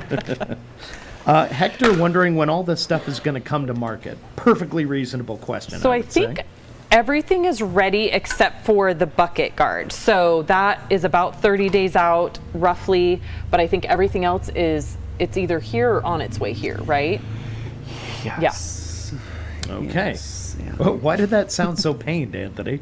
It is a busy week. I mean, there's so many new and exciting things happening. It's hard to keep up, right? And so, but I know that I knew that the new guard is on its way, and so that will be coming soon. And then, as far as the other brushes and the rest of the tools, I mean, everything's going to be pretty much one after another. Yeah, it'll be quick. All right, and then I've got a suggestion here when it comes to the brush cleaner rather. They're wondering if you can add some walls to it, maybe make it more like a cup holder, like a cup almost, to contain some of the splatter if you're in an area maybe you don't want to make a mess. Yeah. Although I think some of that was just Anthony making a mess. You could a little bit, except I think I like that it's that way because I use mine in my sink. So I'm standing over the sink because you kind of want to be like rinsing at the same time too. Jimmy. So quite honestly, you're probably usually going to be using it over a bucket or a sink. We could have Brian look at that, but I honestly, I like it the way it is. Because I think if you had too high a walls, you'd be kind of hitting the brush on them. So, I mean, I'm just a big fan of the way that it is, to be honest. Are we ready for this? Whoa, what you doing? Intentional. What are you doing? What's going on? Intentional. Oh my goodness. Oh my goodness. Do you see that? I do. Could you do that with high walls? I don't think you could, right? Yeah. Was this by any chance inspired by a cigarette and an ashtray? Because that's the impression I'm getting here. It has to be. Yeah, you're not wrong, Dane. I never saw that, but you're not wrong. Intentional. It's Look at that. See, that's so nice. Instead of laying it on your countertop. There you go. During your will detail. Dry there you just go. like that. Yeah. So after you've done cleaning it and rinsing it, it just goes like that. Couldn't do that with walls now, could you? What a great... No, you could not, Dane. Can you believe that? Amazing. Now, to totally change things up, I've got a question here from one who shall remain nameless, who I believe is going by Rip today in honor of Matt's pants from yesterday. Wondering how the drill brush would work on cloth and leather seats. I mean, for sure on leather. For sure on I don't leather. know that it would on cloth. I mean, because they're meant to kind of, they're soft. It's going to be a little grabby. I think you're going to have friction. You're going to have friction issues there on the cloth. And you might damage the brush. Yeah, I probably wouldn't use it on cloth, but leather, absolutely. That makes sense. Yeah, there are other drill brushes out there for that kind of stuff if you need to. Yeah. But for this particular use, I get it. And then Alkaline Towpat, does the Detail Factory brush cleaner work with the Curveball XL brushes? Are there any DF brushes that they don't work with? The Curveball XL? Is this the Curveball? That's a Curveball. Yeah. Yeah, no, Totally. absolutely. I mean, I think when he invented it, it was kind of meant for, the big drill brush. And so, yeah, it's absolutely going to work for that. And the screwball. Yeah. Thank goodness. Yeah, no. See that? Right in there. It's perfect. Bam. We're all Yeah, set. it works with everything. Yeah, no, it's great. It's amazing. And Yeah, then you just I go love it. like that, and you just get a little rinsey out with a little bit of water here. All right, rinse that out, get all that cleaner out of there. Oh, I don't have my guard in there, so I'm swirling up the sand. So the only ones that I would say, like, it doesn't, I mean, you could use it with these. It's kind of meant for the round brushes, but I mean, you could still do that. Oh my goodness. I think they thought of everything. I don't think there's anything that we didn't think that's of. Really great. Look at. Oh, Sid, I know. making. All right. All right. So Anthony, we made a mess. I'm gonna let you clean this up. What? And I'm gonna take my little foam brushes. Sydney, wait. Hey, but No, you made got a it. Here. huge mess over there. This is way worse. In sand. You have sand over Okay, there. and I'm gonna head over Who's cleaning to this up? see my friend Chris West over here. Hi, Chris. How are you? Never had it so good. Never had it so good. Man, it's good to see you. Me too. All right. So the brushes. Yes, the brushes. We're so excited about that. But you know what? Before we get into these, we have a lot of new viewers this year. So Okay. I want you to tell the viewers who you are and what this magic is. I can do that. Okay. Okay, my name is Chris West with Solution Finish. Solution Finish was designed to restore rubber, vinyl, and plastic on the vehicle. It's primarily exterior. I don't like it on tires. It works great on tires, but I don't like it on tires. Yeah. There's better stuff out there. Solution Finish comes in only two sizes. It comes in the 12-ounce Pro size, which will, by the way, do 30 to 36 cars. Yeah. Yeah. And then the 2-ounce individual size. Now,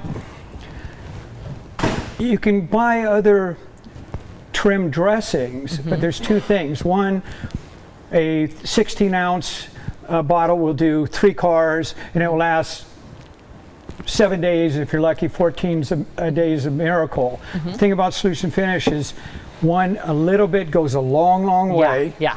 And two, it lasts 8 to 12 months without any maintenance. So, you're spending the money for a product that you're going to have as an individual literally for years. Guys that come up to me and said, I've used it for 2.5 years and I still got 3/4 up, and I do everybody's cars. Right. Yeah. So through the years, I developed the over-the-top plastic sealer. Now, it's not a ceramic coating. Right, because everybody kept trying to put ceramic over it. Yeah, and God bless those guys, because they're innovative and it really does a good job. Yeah. You put on Solution Finish, put on a ceramic coating, trim coating, and it will last 2 years. Year and a half, 2 years easy. Yeah. But once it oxidizes, you have forever locked out Solution Finish's ability to absorb into the microscopic pores of the plastic, which defeats the whole purpose. Right. So you try to put it on Solution Finish later, and it smears, it's blotchy. So I came up with something that doesn't last 2 years. But what it does is it gives the plastic a little sheen to it, because Solution Finish is primarily a matte finish. black finish. Yeah. But it gives it a little sheen to it. But with the antioxidants and light stabilizers that are in it, it's like sunscreen for your plastic. Right. So you can restore the color that lasts a long time. You keep on putting on the over-the-top plastic sealer, and you're extending not only the durability and longevity of Solution Finish, but for your plastic overall. Right. And the reason I call it over-the-top is because Solution Finish, you put this over the top of Solution Finish. Yep. But then you can put Solution Finish back over the top of it. Yeah. Very clever. Very nice. Yeah. Very nice. I love that, because we as detailers, we like to push the limits and we do stuff we're not supposed to. Oh, yeah. And I remember the first time that I found out that you can't use solution finish again if you used ceramic. So Right. Now, I've been there, done that. I personally know how to remove it, but what detailer Yeah. or homeowner Right. is going to spend 6 or 8 hours with the solvents you have to use, Oh, yeah. with the No. heat? I mean, they're not going to do it. No, so we don't want to do that. But people do it all the time. Yeah. You know. Yeah. Yeah, we don't want to do that. Yeah. I So like to do so it. let's go back to, I've been using solution finish ever since it came out. I remember when it came out. I remember when the rag company got it. I've been using it, love it. But I think I'm the most excited today for Detail Factory and how they've helped us figure out a different way to apply it. I know I started She's most using. happy to talk about somebody else's product. Go ahead.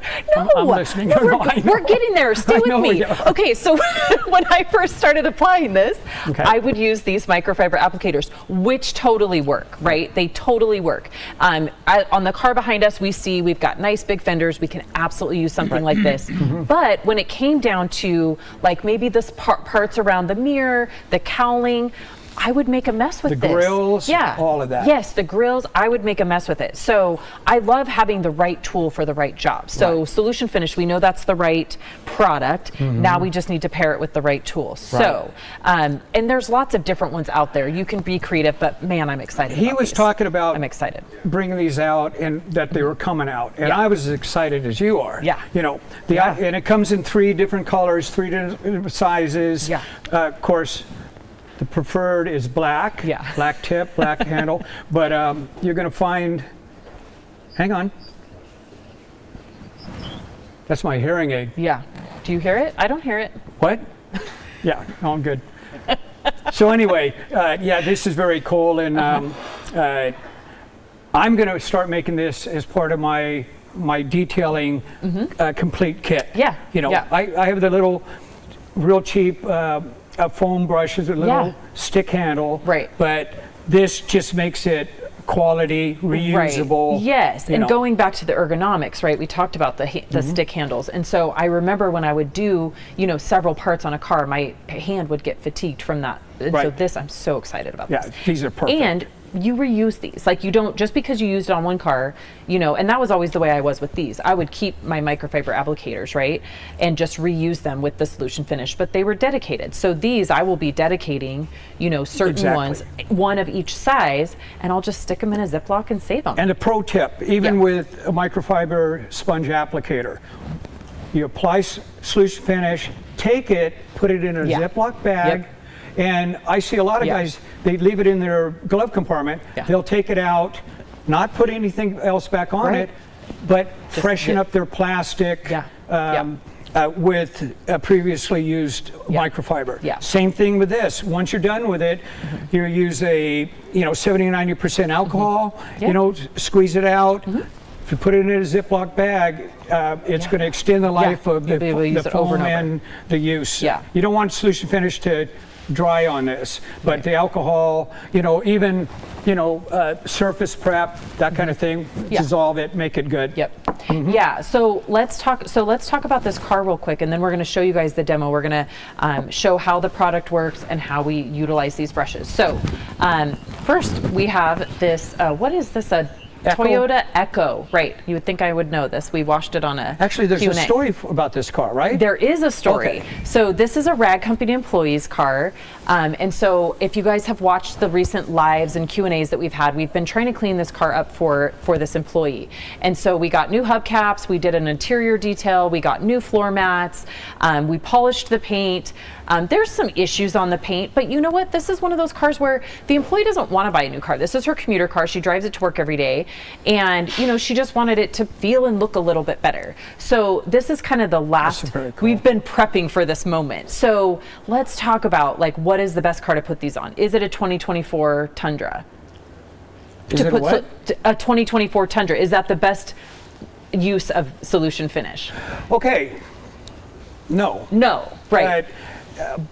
This the guy. beauty of solution finish is that with the modified and penetrating oils, it draws the carbon, the milled carbon, deep into the pores of the plastic. Yeah. When it's new, the polymer bands haven't started breaking, so there's no, in layman's term, pores in the plastic. Right. So what do you do over the top of it? Yeah. I just use Sure. over the top, over fresh. To seal them. Yeah, to seal it. Yeah. Because it's the only way to do it. I found it a million times. The worse the plastic is, the better solution finish is going to work. Not only in appearance, but in longevity, because it's been able to get down deep and bond into it. Yes. So when we saw this car out in the parking lot, we thought that is the candidate, right? This is the car where you want to make it look a little bit fresher, a little bit newer, you know, have it like reverse some age, right? This is the best candidate for this. Well, once we do the plastic on this, the paint's really going to look like shit. That's an industry term. You know. Okay, and on that note, let's go ahead and demonstrate. So this is going to be super fun to get this fixed up for her. Okay. And don't worry, for all of you guys at home, we're not going to just do part of it and leave it. We're going to have a bunch of busy bees in here to finish this out as soon as we're done. Because I've already had my practice. So, but I'll be supervising. Yeah. Good. So you have gloves on. So I'm going to have you do this. Okay. I've done it before. I know. I know. I don't want to get my nails and my hands all, you know. I do this at home, obviously, a lot in my shop, and I know my habits with solution finish. I usually end up with all over my pants and my shoes and stuff. So just plug that guy right back into there. Okay. And hook it on, and you're good to go. Okay. So we are going to. So first, we want to shake this, right? That's solution finish. Has 3 instructions. Vigorously shake the bottle, apply a small amount on a microfiber applicator. Let it start soaking in. And wipe it off with a microfiber towel. There's 3 things. A lot of people miss one of the 3, how I don't understand. They'll say, I put it on, it looks great, and it's still a little tacky after 3 days. I said, okay, you vigorously shook the bottle, you applied with a microfiber, and you buffed off all of the excess surface oil, right? Oh, I didn't know I was supposed to. Yeah. I go, okay, well, that's one of the 3 complicated instructions. Right. So first, let's use the applicator, and then we'll get into the brushes and why the brushes are going to help us in kind of those tall, small, tighter spots. So we're going to do over here. So also, I feel like this is important. I don't know if you do. I feel like it's important that even though this car's washed, you do want to use some type of surface prep on the plastic, right, to remove the oils and things. Yeah. On this, I'm just going to go right over it. Yeah, well, we've prepped it, yeah. I'll go over the oil, the grease, the dirt clods, the cobwebs to show that. But best practice, because what you're doing, and you know, I love P&S surface prep, you know, but I'm cheap, but I just use gallons of, you know, rubbing alcohol. Yeah, sure. But the idea is you're not really cleaning the plastic. What you're trying to do is break down any previously applied silicone-based dressings and give it a little bath. Give it, you know, flesh out the pores the best you can. Right, you know, and you kind of want to dry it off a little bit. It's very simple, not a lot of scrubbing. Just give it a bath. And so we'll start right here. And just so you know, this right here was from somebody else's trim product, and you can pretty much get this kind of results if you use somebody else's product. So I just want to you to be right off. aware of that. Yeah. Okay. So the instructions: small. We vigorously shook it. Yep. You did. It was vigorous, right? Oh, very. Okay. Yep. Small amount. See right there? Okay. Now. You apply it. Now, if solution finish gets on the paint, it's best to wipe it right off. But if it dries, come back with, again, some rubbing alcohol and take it off. The only time it's not going to, the only time it's going to be a problem is when you got a car that's been oxidized, no wax, no clear coat. It's just, you know, it's going to absorb into it. It's going to soak into the paint, So, apply solution finish here.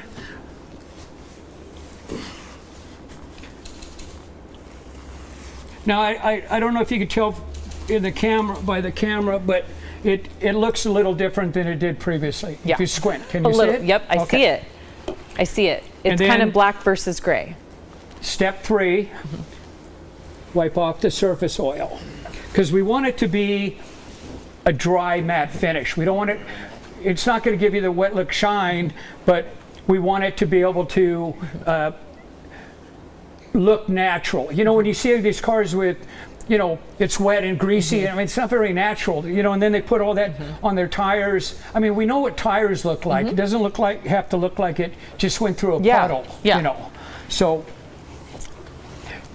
and I think... So how soon do you recommend that people wipe it off after they've applied it? Like, can they do the whole half of the car and then go back and wipe? Look, hold it in one hand. Okay. Go around the whole vehicle, do your application, put the cap back on, because even though I put in an orifice reducer, and the reason I did that is not to put in a small amount, is because too many detailers have knocked it off and down somebody's driveway. So do the whole vehicle, put the cap back on, then take your your towel, buff it off. That way you're seeing all the little areas that you might have missed on the paint.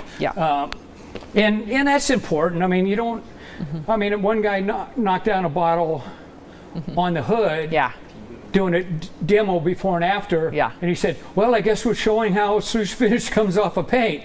You know, but you want to, you don't have to mask it. Right. But you do want to take care. But I think you probably see it better if you go on the cowl here, right? And then I was actually going to have you use this to show them how to trim that out, like along the edge, you know, where it meets the paint. I grabbed that one for that. So, you know, because you can see, like, if you are nervous about getting it near the paint, like this. So normally with the applicator, I just go right up on the paint, like Chris said, I wipe it right off. See, I'm not taking any off because I didn't get it on the paint, but but I like that now we can take this tool to kind of do that. If you are worried about getting it near the paint, you can use that to I have a guy who's used Solution Finish 5 years. He masks off every bit of plastic every time. I go, what do you do? He goes, I just have it. I go, wow. Okay, well, if you want to, here, hold your little fella. That's time for me. So, okay. We'll do. So they didn't exactly clean this, but we're going to do it. And then I'll have you do this. Okay. Sounds good.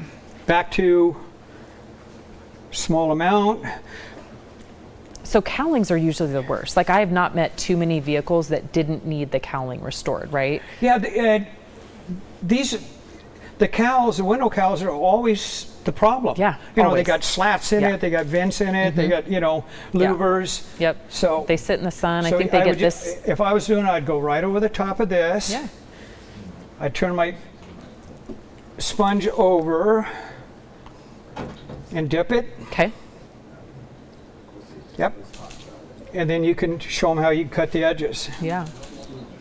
Which is really nice on these, right? Because that, I know that's the hardest part for me on the cowlings, is getting right up in these edges.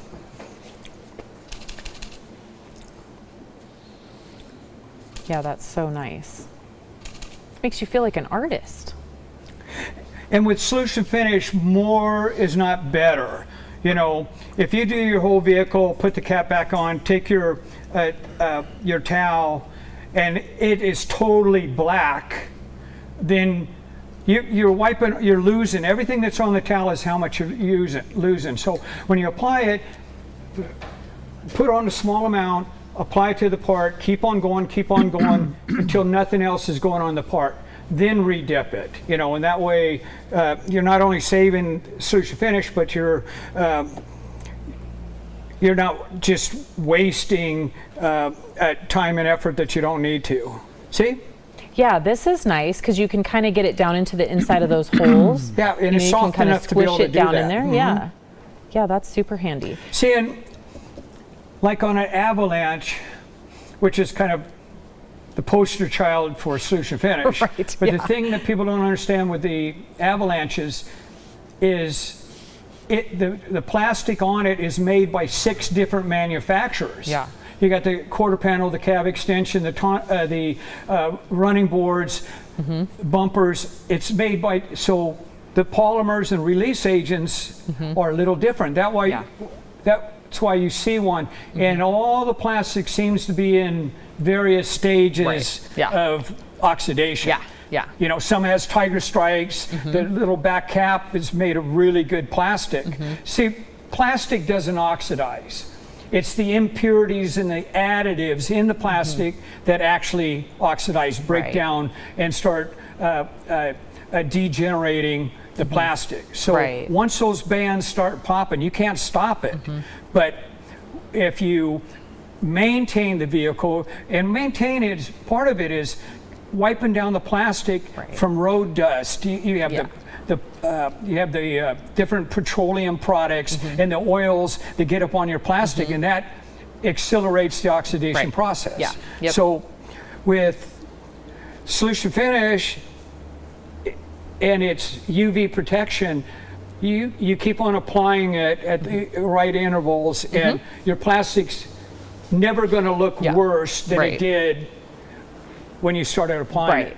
With dressings, with silicone-based dressings, you could take a new car and put on Solution Finish, put on their dressing once a week for 5 years. Yeah. Then you stop. It will look like, it will oxidize and look like it hasn't been touched for 5 years, because the silicone is only masking it. You don't see it. With Solution Finish, it's like sunscreen for your plastic. So it's protecting the plastic like sunscreen would protect your skin. Yeah. Yeah. So let's show them the big brush, how you could use this on the side as well to apply it to larger surfaces. So that's what I love about these, is they come in 3 different sizes. I'm afraid of the white floors, so I'm going to give it a little. They're afraid of the white floors too. And for the listening audience, this is the first time I ever used this. Yeah. Yeah, so what I learned from the little one is I would let it kind of like use your hand and kind of smash it in so that it gets loaded up. But then it's great. Yeah. So you are, I mean, you're more like painting it, right? Yeah. You know where I can see these being so handy is like, you know, the rear on like F-150s, the truck bed cap, the top. Yeah. Oh yeah. Because they're hard to get into, and they're always faded as well. So I can see where these brushes are going to be really handy for something like that. See, and what I find a lot of the detailers do, you know, they're not worried about saving a little bit of product. So they load up their microfiber, they splash it on to get everything, then they wipe it all off. Yeah. You know, they're not going to spend so much time like this, but these are perfect for the small areas, and it's super good for all the vents and I love how you can trim out with just the edge of front that. grills. Yeah. You know. Yep. Yeah. Ta-da. I love that. Last time I got black all over their floor. I get it all over my They floor almost too. weren't going to invite me again. I'm surprised they didn't put you on the gray floor, but you know, I don't mind saying every time I put on Solution Finish on oxidized plastic, I go, huh, it's crazy. It's pretty cool. It's really It's cool. not a miracle product, but it's pretty cool after all. Yeah. You know. It is pretty cool. Yeah. Now, for those that may ask, and I don't want to steal anybody's question in the questions, but you do have another color, right? Okay. Well, let's grab this. That looks suspicious. Solution Finish works very good on black plastic. Works great on gray plastic. Yeah. It doesn't make the gray black. Right. It just makes the gray pop again. Right. You know, it puts enough oil and coloring back in because of the way, and not get in the weeds of it, it works. But there's so many guys that say, I'm not putting a black product on my gray plastic, period. Right. So I came up with Fusion Gray. It's Solution Finish primarily, but it's for your gray oxidized. The truly gray. Yeah, it's truly truly gray. gray. Not gray because it became gray. Truly gray. Originally, I went on the lighter side of gray, but I found that the darker charcoal gray covers all the bases. Right. You know. Yep. And people ask me, say, well, geez, can I put the gray on my black plastic and make it black? No, it doesn't change the color. Right. It doesn't work that way. Yeah. You know. But no, I love that. That was a great solution. Yeah. Gray plastic, and especially gray has a tendency to really tiger stripe. Yes. You know. Yes. Fusion Gray For sure. is a great solution for that. Yeah. You know. Awesome. Towels, you know, these. The Rip-N Rags. I so have great fallen for in this. love with the Rip-N Rags, right? Yes. Because absolutely. you want a microfiber towel. Yeah. but you don't want anything expensive. Right. It's got to be microfiber Yeah. because the weaves and the loops and how it pulls off the oil and the carbon. Yeah. You can't use, and I promise you cannot use the terry cloth towel. Don't reuse them. Yeah. It does not work. Right. Guys will try to use foam pads, the little foam pads for solution finish. It's not 3 steps with 2 different items. Microfiber towel, microfiber applicator sponge. Just do that, and it's best practice. And these are great because we already knew we were throwing away. These are so perfect because it does the job, and it's light, so you can really get in it. But it's not going to cost you, rag company prices. Right. Rag company for ripping rag prices. I have a real fluffy one that's, I don't know what it's called, but it's a good one, right? And my son thought it was a good idea you don't want to use it on one of his vehicles. So that's a problem. All right. Anyway. So that is all the great stuff from Solution Finish. Dane, do you have any questions for Mr. Fitzwest? We covered it. Yes, Fusion Gray. Certainly covered it. I mean, at least part of it. I'm seeing definitely where the Solution Finish See, starts I said I and didn't ends want to on steal that the trim. questions, and I did. Sorry about that. Okay, you sure? But make sure. yeah, you know what? Let's go ahead and try a few here. So Hans, good old buddy Hans here, wondering, won't the foam brush harden after using it with Solution Finish? Absolutely. That's why you leave it in a Ziploc. Unless you wash it up with a surface prep or alcohol. It will dissolve it up. It's before Solution Finish starts setting, right? It will break down and you'll be fine. I would get it wet, sponge it out, put it in microfiber that you just used, give it a little damp, but I still would put it in a baggie. Yeah, I keep mine in a Ziploc and they're totally fine. Better way, but good question. It just won't. Absolutely. Big fan. And Big then fan of I Solution Finish, yes. Also had Hans asking if Fusion Gray was available in smaller bottles or if it's just the larger 12-ounce bottle. Just the pro size 12 ounce because there's not enough, it's a small percentage of gray. I think it's like 13% and that might be pushing it. So to ramp up manufacturing for a bunch of the, I almost said the 1 ounce bottles because my Solution Finish was 12 ounce pro size, 1 ounce. And now the rag company, I manufacture it with 2 ounce bottles. Just gave it a little, it just seemed like the right thing to do. It's better. But no, it's only going to come in the 12 ounce. So if you don't have a lot, if your whole vehicle isn't gray, right? You got a gray side panel or something. Just use the black, and you'll be very satisfied with it. It does not make it black. It just makes the gray pop again. Right. Now I've got Mark 5 Henry with a Supra, it appears here, saying he's never. Oh yeah, so he's wondering if you can leave it on the paint and if it screws it up. And then he was wondering because he's afraid he's going to hurt it. He's never done it before. Well, okay, if you leave it on the paint, best thing to do is start with 80 grit sandpaper, start it going down, get past the clear coating to the color, use a little bit of touch-up paint.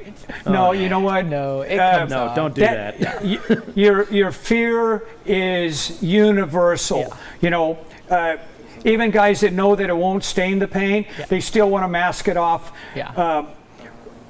When you're going around the corners, be careful. But I can promise you, a new paint job that it's not going to stain your paint. If it dries on the paint, use simple green, a light. It doesn't have to be abrasive. Just a light degreaser. 70-90% alcohol will start doing it. I had one guy. I do not know what happened, but around his antenna, he had a big blotch. He went like this, and it just stayed, and he missed it.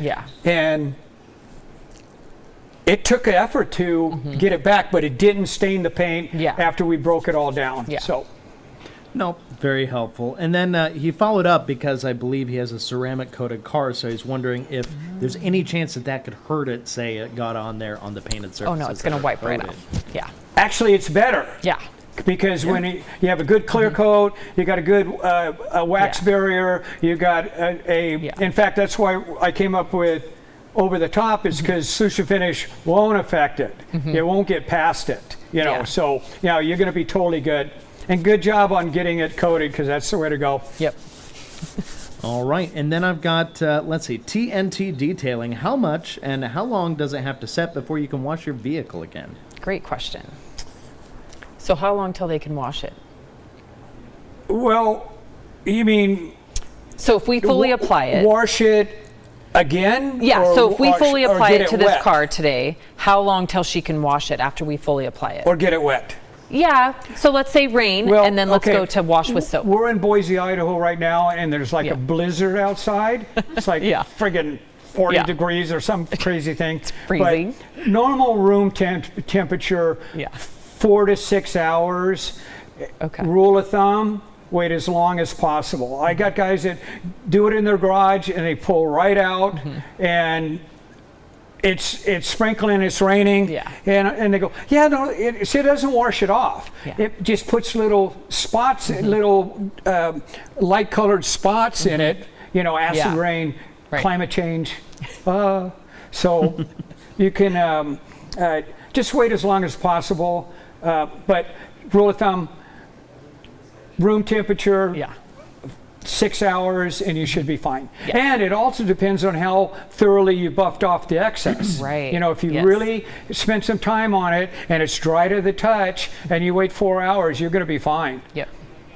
Okay. And I'm told I got one more question I can ask here, but I'll try and combine these two because I think they're pretty common ones. Asking if they can use it on foot pads on the top of running boards, for example, and the other one was about B-pillar trim, so like the smooth part. Okay. The beauty of solution finish and its claim to fame is floor mats, step bumpers, running boards. It's a dry matte finish. Totally dry to the touch. Yeah. It has no silicone, so you're not going to get that slick surface feel. It's not addressing. It's not addressing. In some cases, it's even better. You know, so no, it will not make it slick. Guys use it on WeatherTech mats all the time with great success in it, and it's not slippery at all. Yeah. So. Ooh, these will be great to do WeatherTech now. mats. Very good. B-pillars. A major issue because most of them are plastic, but they've got that little plastic cap over the top of it, and that gets oxidized and starts breaking down, or they have some kind of film on it. If it's uniform and it's very oxidized and you can feel it, but typically it's not. Typically it's plastic. It's a plastic cover more than it is a plastic piece. You know. But it doesn't hurt to try it. You know. Do a small test spot and just just pay attention to what, if it's truly like a piece of trim like this, then you're probably okay. But I would double check on that because it's not going to work on all of them. And you want to be aware of what other products, trim products, do to your paint. So. Agreed. Well, thank you so much, Chris. As always, we love having you here. You always get called ZZ Top Man and Santa Claus and all the fun things. People love seeing you here. And thank you, buddy. It's fun every year. So thank you again for taking the time to stop by. Happy Sydney, to great do job it. as well. Thanks, Dean. Detail Factory brushes, they're great. Yes. And I'm not getting paid for that, you know. No, they're just great. Yeah. So, guys, thank you so much. And now we have wrapped up with the solution finish, but the day's not over yet. Yes, in fact, there is one more presentation coming up hot. Let's see what Diamond Protech has to offer. Hey everyone, Matt Ward with Diamond Protech. Tyler Cucci here as well. Today we're going to go over at TRCMA our Diamond Protech line of protective coatings. But first, What is Diamond Protech exactly? Great question. So Diamond Protech is a family of protective coatings that you can use on all the surfaces of your automobiles. What's really cool though is our patented technology originally was derived from aerospace or satellite coatings before we moved into the automotive industry. Since we moved into the industry, we've had some really cool achievements. So those big achievements is we are factory installed by Morgan Motors. We're one of the only hand-applied coatings that is factory installed by an OEM. Morgan Motors is a 115-year-old car manufacturer in the UK. From there, we've also become the exclusively endorsed coating from the Wrap Institute for our diamond wrap coating because of its flexibility. It's able to work on so many PPF and vinyls without paralyzing their self-healing properties. In addition to that, all of our certified installers enjoy being able to have their certified coatings registered on their customer Carfax or their Carfax reports, which is a phenomenal thing for our entire pro installer network. Crazy cool, exciting announcement for us here in the Americas this year that we get to announce here at TRCMA is our new relationship with Corvette. So why do we have this Corvette sitting behind us? Diamond Protech is now the exclusively offered coating for anyone that purchases a Corvette from the manufacturing facility in Bowling Green, Kentucky. And if they choose to get that Corvette delivered at the National Corvette Museum, receive their delivery on Corvette Boulevard, they're going to be able to have Diamond Protech coatings applied to their Corvette before it even receives the beginning miles of its life. So a perfect relationship to start off. So let's talk about this Corvette here. So 3 months ago, we brought this Corvette into TRC and we got it ready for today. So today's gonna be its first maintenance wash, but let's talk about what we did 3 months ago. So on this Corvette, we coated its wheels with diamond wheels. Phenomenal product for Corvette owners or anyone that really cares about their rims. Diamond wheels is one of our coatings coming very close from the satellite program for intense heat resistance, 1,000 degrees Celsius, 1,800 degrees Fahrenheit, which exceeds even the amount of heat generated by a Formula One race car. So when you look at this Corvette and you look at those huge calibers that they've crammed in these rims, there's no concern for heat generation that's gonna cause coating failure. This coating is gonna last a minimum of 1 year, and depending on how you take care of your wheels and rims, it's going to do so much more than that. Moving over to the glass, our glass coating is another really exciting product to talk about, fixating on clarity and cleanliness of the glass. This Corvette, you've got this beautiful rear windshield. Having a nice clear windshield to look through and see this amazing mid-engine is an exciting thing to look at. For me, coming out of the Northeast, my favorite property about Diamond Glass is its frost resistance and how easy it makes taking care of my windshield during the winter. Probably not something this Corvette or many Corvettes see, but it's still a very cool thing. When we move over to the body, we have two big areas that we look at. We have body 36, which a lot of people look at, and diamond body. And we made the decision after talking to this Corvette owner that diamond body was the right coating for them. Diamond body fixates on gloss and really makes that vehicle look dripping wet and dripping in diamonds, and just is the exact desire that this vehicle owner wanted. Hydrophobic properties, gloss enhancement, and having a beautiful looking Corvette. That doesn't mean that body 36 doesn't give us some great looks, but it fixates on shine, scratch resistance, maybe something that we need more on a daily driver, you know, something that's gonna go through a lot more abuse rather than something that's gonna be shown off as an enjoyable vehicle.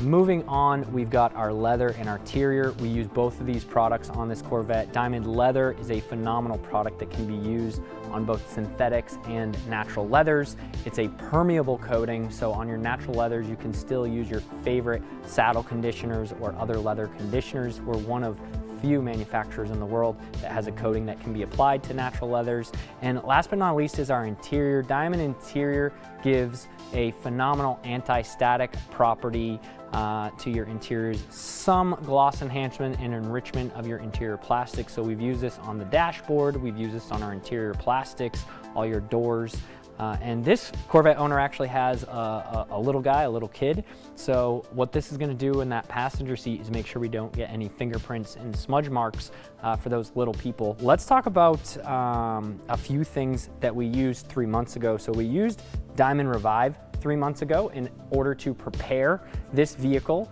for the coating to be applied, and we also used our multi-surface concentrate. We cleaned these wheels and we did a little bit of pre-wash treatment on the side of this Corvette with our multi-surface concentrate, diluted 50/50, which is a great dilution as a pre-wash or a wheel cleaner because it gets some nice surfactants in there to have it cling to those surfaces that we need to clean. So that was everything that we did 3 months ago. Why don't you tell me what we're looking at here for these aftercare products that we're launching today, and what are we going to do to this Corvette today? Yeah, so today, instead of the Revive, which is a great maintenance product, and to unclog the coating, we're going to use Coat Care. So the Coat Care is going to clean the vehicle, but it's also going to leave behind some hydrophobic properties, which will then extend the hydrophobic effect and the lifespan of the coating on the vehicle. From there, we're going to use our QD. This will be our final white product. It can also be used as a drying aid. Seeing that this vehicle sees a lot of garage time, we don't know if we're going to have any water spots, but if so, we have our Dissolve, which is our water spot and decontamination remover. So we will get washing and see what we have to do. Awesome. Let's do it.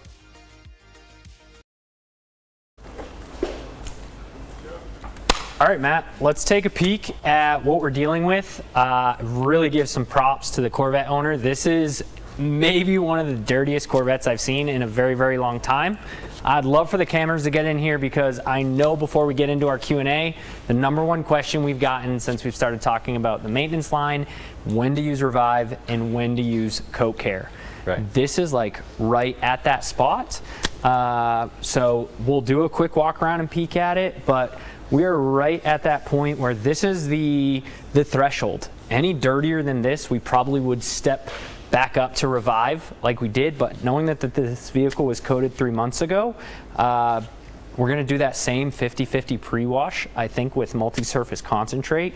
Let's go around and talk about some problem areas that you and I can find, and then let you grab the Coat Care and get it ready, and I'll get the multi-surface. So yeah, so with it being wet here in the valley, we obviously have a lot of your splash up behind your wheel sections. So it's definitely a great spot to use our all-purpose cleaner for that. That way we can start to break down that dirt and get it emulsified off the surface, and then we will do our rinse after that.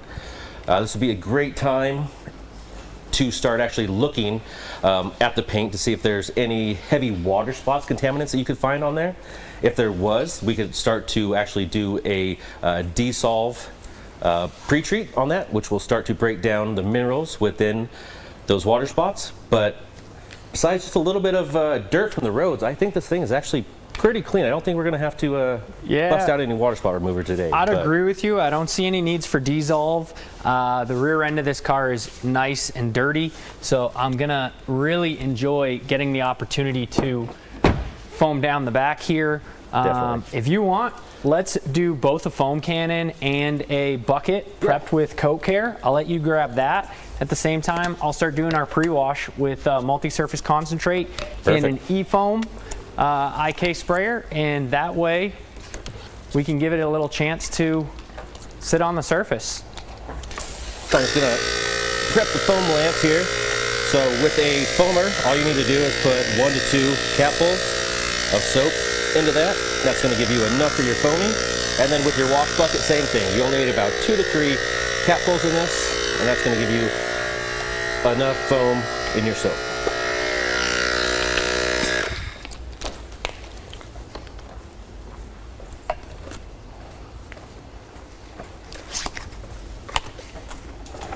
So after you're done with that, we're going to let that sit for a minute, start to break down that dirt, and then we're just going to rinse that off before we then start the contact wash.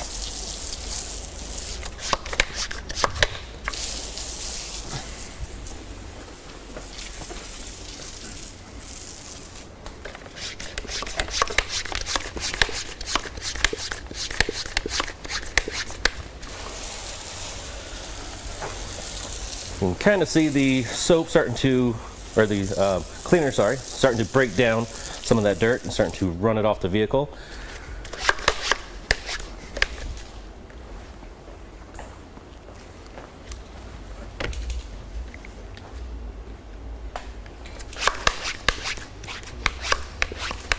Really, with the multi-surface concentrate diluted 50-50, it's going to give us a nice foam. It's going to dwell on the surface pretty well.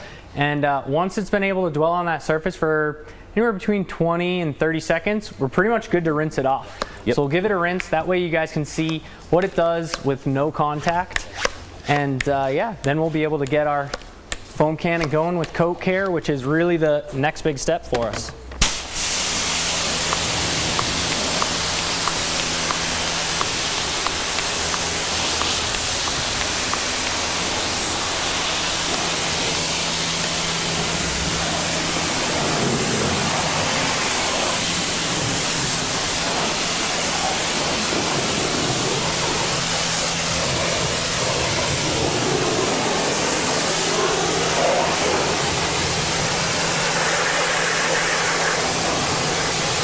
You can just see it just running all of that dirt right off there. So it's definitely doing what it's supposed to do. And that coating is holding up great. Yeah, it's really nice. So while multi-surface concentrate is a high pH cleaner, our coating's not going to be phased by this. Every single Diamond Protech coating has the pH resistance to deal with all of the maintenance products that we launched here. So really exciting to be able to use this as a pre-wash. This is pretty clean looking at the side of this vet after just simply, you know, a pre-wash 30-second dwell. Very excited how this looks. Actually kind of want to see how this back looks. This back looks really, really dirty with some good buildup, especially for a white vehicle. White seems to be the vehicle that we work on when we come out here to TRCMA. Last year we did Dan's Miata, and here we are this year with the vet.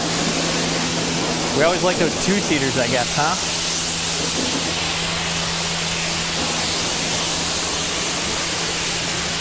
Man, look at that glass coating. Right? Haven't even cleaned it yet, and the glass already looks great.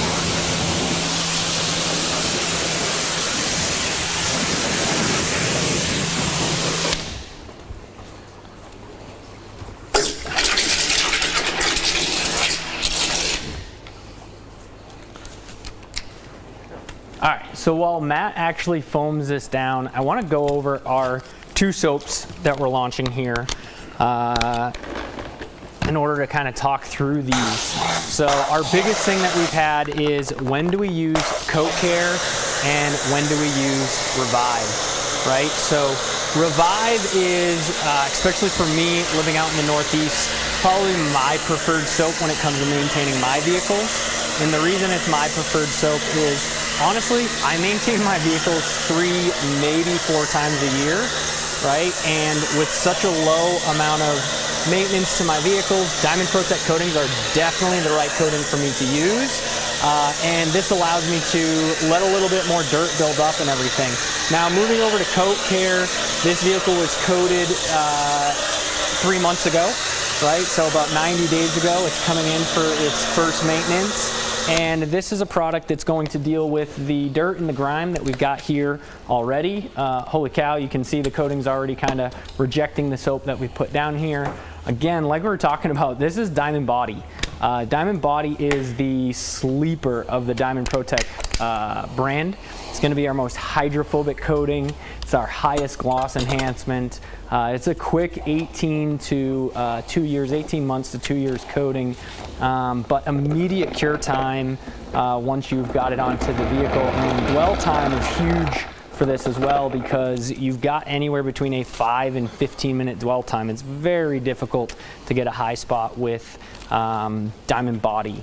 But otherwise, you know, these are the two soaps that we're launching. I'm sure more questions will come out. I know the questions I feel like have been very popular is rust inhibitors or corrosion inhibitors, and pretty much our entire maintenance line does provide some type of corrosion inhibitors except Dissolve. Dissolve is the one product that falls outside of that area. So, Matt, how's the contact wash going? Oh man, it's so good. The soap's literally just running off the coating, so it doesn't really have a lot of dirt left on it after that contactless wash we did there. The pre-rinse was amazing.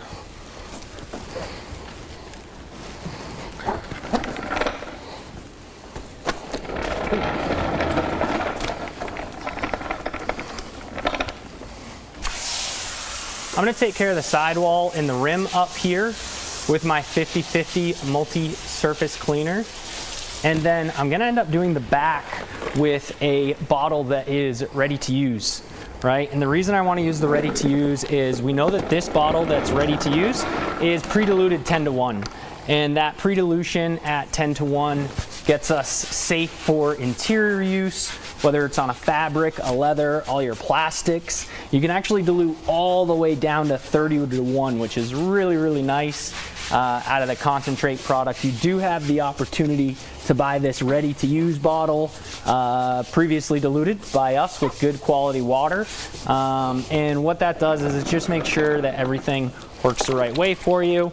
But the reason I like to do a little bit with the 50/50 is so you can see how those surfactants really cling to this front wheel, where when we start doing it on the back wheel, it's going to not cling on the wheel nearly as much. So you can see as I'm working through it, there's still a lot of soap still clinging to the face of this rim.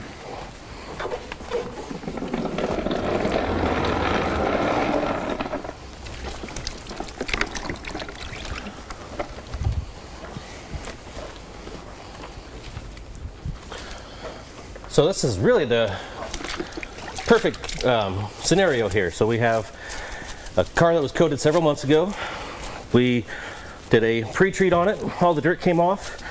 And this thing is just so slick to the touch.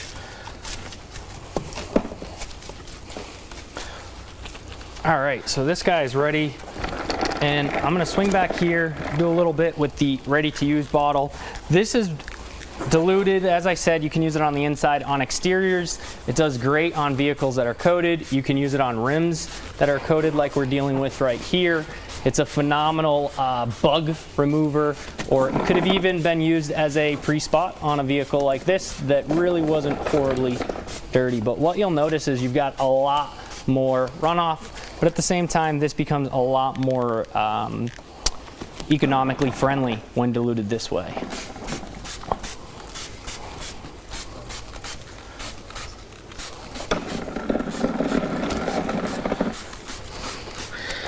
Man, having a coated car makes this thing clean up so much faster. Yeah, this is going pretty quick, pretty easy. I've got to say the owner has done a phenomenal job taking care of this vehicle. I really appreciate him leaving it as dirty as he did, and I am positive he definitely drove it on some days that he probably wouldn't have normally drove his vet to get it this dirty for us. So very appreciative of all that, and yeah, very appreciative of the relationship we get to announce this year with the Corvette manufacturing facility as well.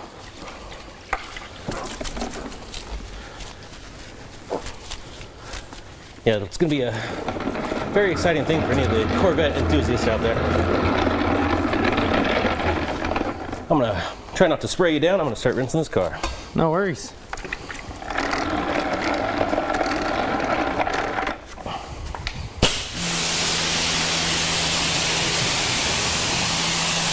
While Matt's rinsing this, we obviously have a few ways that we can dry the vehicle off. Got to definitely try out the Ego. First time getting my chance to use that. We're definitely going to be using the new drying towel that we got here as well. And we've got the option if we want to use Diamond Protech's new QD as a drying aid. This takes a great step. So a lot of the times over the last few years that we've been here, you guys have made it very in our face and knowledgeable to us that quick body is kind of too beefy for in every month use, and that's exactly what QD does. So this is a hybrid quick detailer, leveraging a lot of the same great nano diamond technology, and is also capable of being used as a drying aid. So that's exactly what we're going to do here.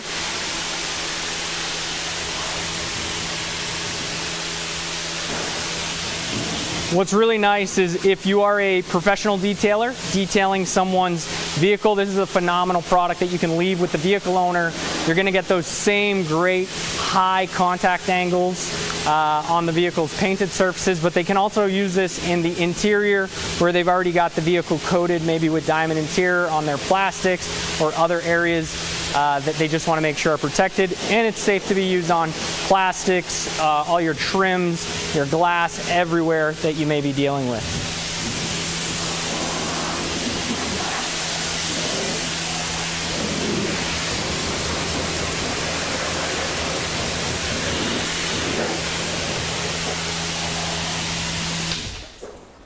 So real quick, I'm going to give just a nice mist over the front of this vet. I'll even do the windshield. I'll let Matt then towel off the front end. First time I got to touch this towel. It's pretty cool.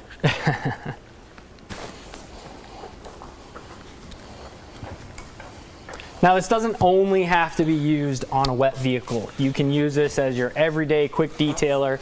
It does encapsulate any dust and debris, light dust and debris that might be on the vehicle. So very capable of being used as a standalone quick detailer as well.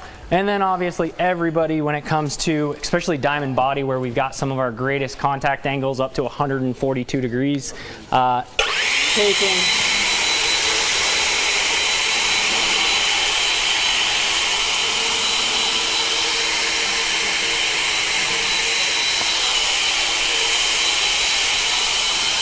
I mean, a coated car and the Ego blower is the best way to go to not have to do a contact dry on it.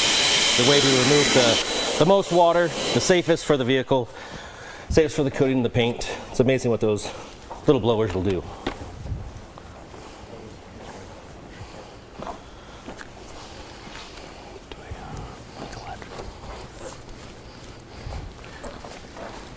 There we go. Thank you. I was looking. Or is that for you? Yeah. I could have sworn Matt grabbed some for us.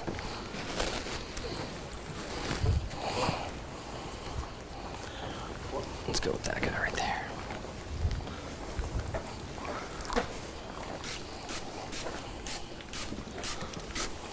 Now, big differences between QD and quick body.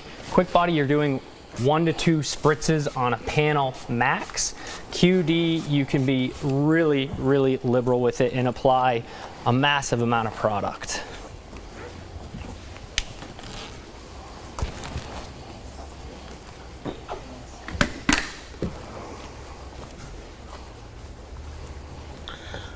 With the quick body, yeah, you're basically applying a light version of the coating onto the vehicle. So you don't want to go too heavy with it.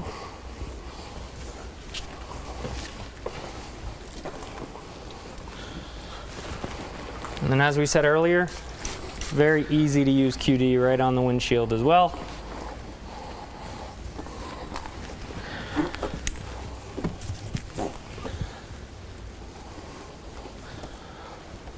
Sometimes you don't always see those water spots during your first walk around. So now that it's definitely clean, this would be a great time to give it another look, check the glass, everything, make sure you don't have any residual spotting that we could then use the dissolve on. Use that Ego really quick.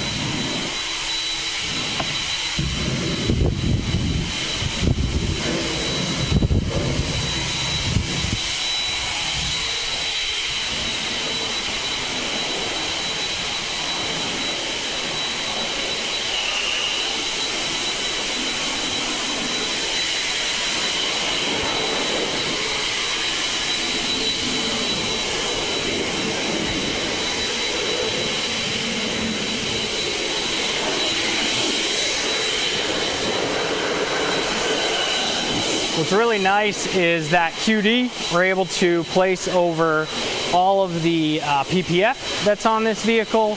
We're able to do it on all of the painted surfaces. So as I said, a protectant that's going to maintain that high contact degree angle that you're used to with patented enriched nano diamonds, which is key. That was one of our biggest things that a lot of people talked about with Diamond Protech coatings, is they were maintaining it with products that maybe just didn't mimic those high degree contact angles that they're used to, especially out of body. Body 36 being a little bit more of an abrasive, chemical resistant coating, has a much similar contact angle to ceramic coatings, where Diamond Body, where we really fixate on gloss and hydrophobics, with that higher contact angle, that's where people started maintaining it and really letting us know, you know, the experiences that they had with some products that maybe leveraged SiO2 technology rather than enriched nano diamond technology.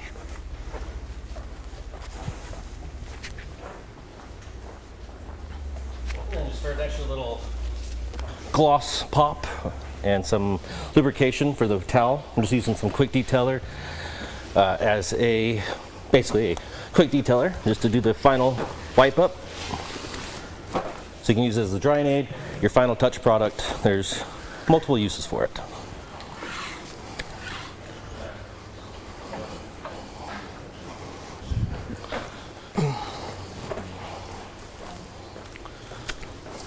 So Matt, as we're finishing this up, you know, I'm sure there's a lot of questions. I want to make sure we have plenty of time for questions, but is there any last minute things we want to make sure we cover or discuss? Otherwise, I think this was a very successful first maintenance wash, and everything went really well on this vet here. Yeah, definitely. This thing is in great condition. Like you're saying, the owner definitely took care of it for us.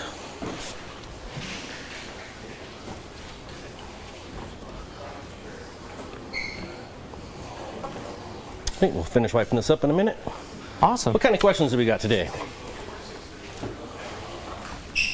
Since most people were enjoying watching the show there, although I did have a few, I had one where Ryan Rigdon was asking how many vehicles can you do with one bottle of Diamond Body?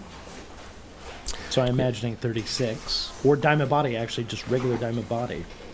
Yes, so the Diamond Body comes in a 50 ml bottle, so you can easily do 2 vehicles out of that.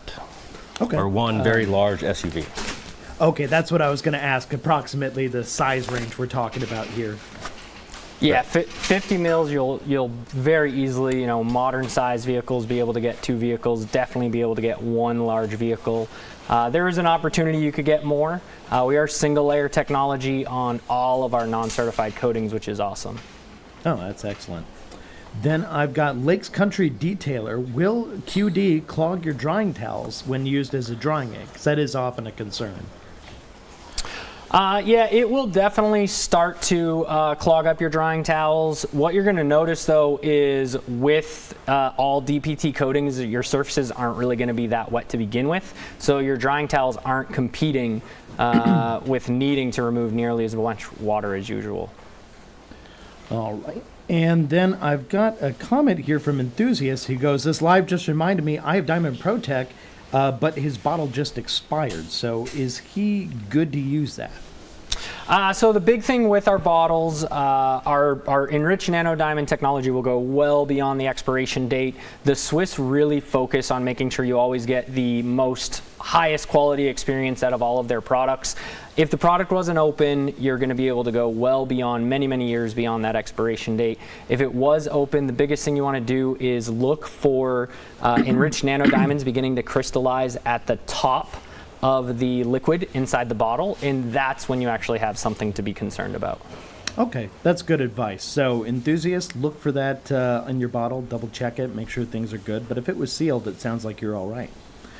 Okay, so then moving along here, I didn't have too many other questions. I think people are mostly watching, but were there any highlights you wanted to give in the lineup here just to kind of reiterate for people who may be curious about how to maintain their coatings or where the best place to start is? I've noticed a trend today has actually been a lot of people asking if you had to pick like 3 to 5 products, where would you start and when? So I would really say with Diamond Protech, if I had to pick my top 3, it would be the 3 coatings that we actually put on this vehicle. The reason I say that, like we kind of said at the very beginning, body is the most user-friendly. When you grab one of the kits, I'll grab one right here. When you grab one of these kits, what's awesome is inside the kit you get the prep product, you get the coating, you get the applicator, the microfiber, 2 sets of gloves. But what you'll really see is Diamond Body has the easiest application process. Diamond Wheels, which you've got right here, goes over 1800 degrees Fahrenheit on heat resistance. Literally, not even a Formula One race car wheels get that hot. So anything that we do driving on everyday roads, or even if you have a vehicle that you track, no big concern. And then Diamond Glass is really the technology that brought me to Diamond Protech just over 2 years ago today. Because of its frost resistance. Living in the Northeast, that's huge. If you had to pick your top 3, what do you think you'd pick? I mean, outside of the coatings, you're obviously going to need your multi-surface to help clean and maintain. If I had to pick a soap, I would probably go, so the coat care is great, but if you actually maintain the vehicle often enough, you don't need this as often. So I would go for the Revive, you don't have to use as often. So the coat care, I would definitely go for that one. And then, man, sometimes you just always have to get rid of a water spot. So I would probably go for the Dissolve. Just after you get the car coated, you really want to maintain that coating. Yeah. So. No, and that's a good recommendation. Now, one thing I will say, Dane, you were asking about like starters, right? Sure, Dissolve is definitely not a product to start off if you're already using SiO2-based coatings. On a pH spectrum, this is a pretty aggressive water spot remover, and has a great chance of, not just removing the hydrophobic properties of coatings that aren't designed for that pH resistance. So it does a phenomenal job, and I definitely agree with Matt that it gets the job done. You just want to make sure you're using it at the right applications.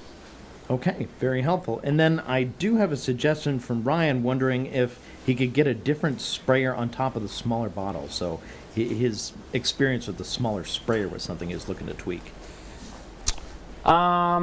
So definitely something to keep in mind. Those sprayers, well, you're talking, I'm assuming, about the sprayer right here. And if that's the case, we've found them very successful, but if you're someone that's doing high volumes, the biggest thing to do, I got like everything, I've got a bag of tricks over here, is move up to our larger bottles. So this happens to be a large bottle of glass prep. But moving over to the 500 milliliter bottles is going to give you a nice trigger versus the smaller ones. You do have that small one that you end up having to pull with just the tip of your finger. Sure. No, that's very helpful. So yeah, guys, thank you very much for the great demonstration. It was nice to see the car and kind of the evolution over time here from when you guys first started on it to where we ended up now. Yeah, no, I appreciate it. What's really cool is all of these aftercare lineups, our maintenance line will be here by the end of the month here in the States. So they're actually in the process of manufacturing them this week, and we just got to wait for them to get over here from Europe. All right. Well, thank you, Tyler. Thank you, Matt. Really appreciate the presentation. It's been a wonderful one. And now it is time to round out our day, but don't go anywhere. We still have a giveaway to talk about. So, guys, what's going on?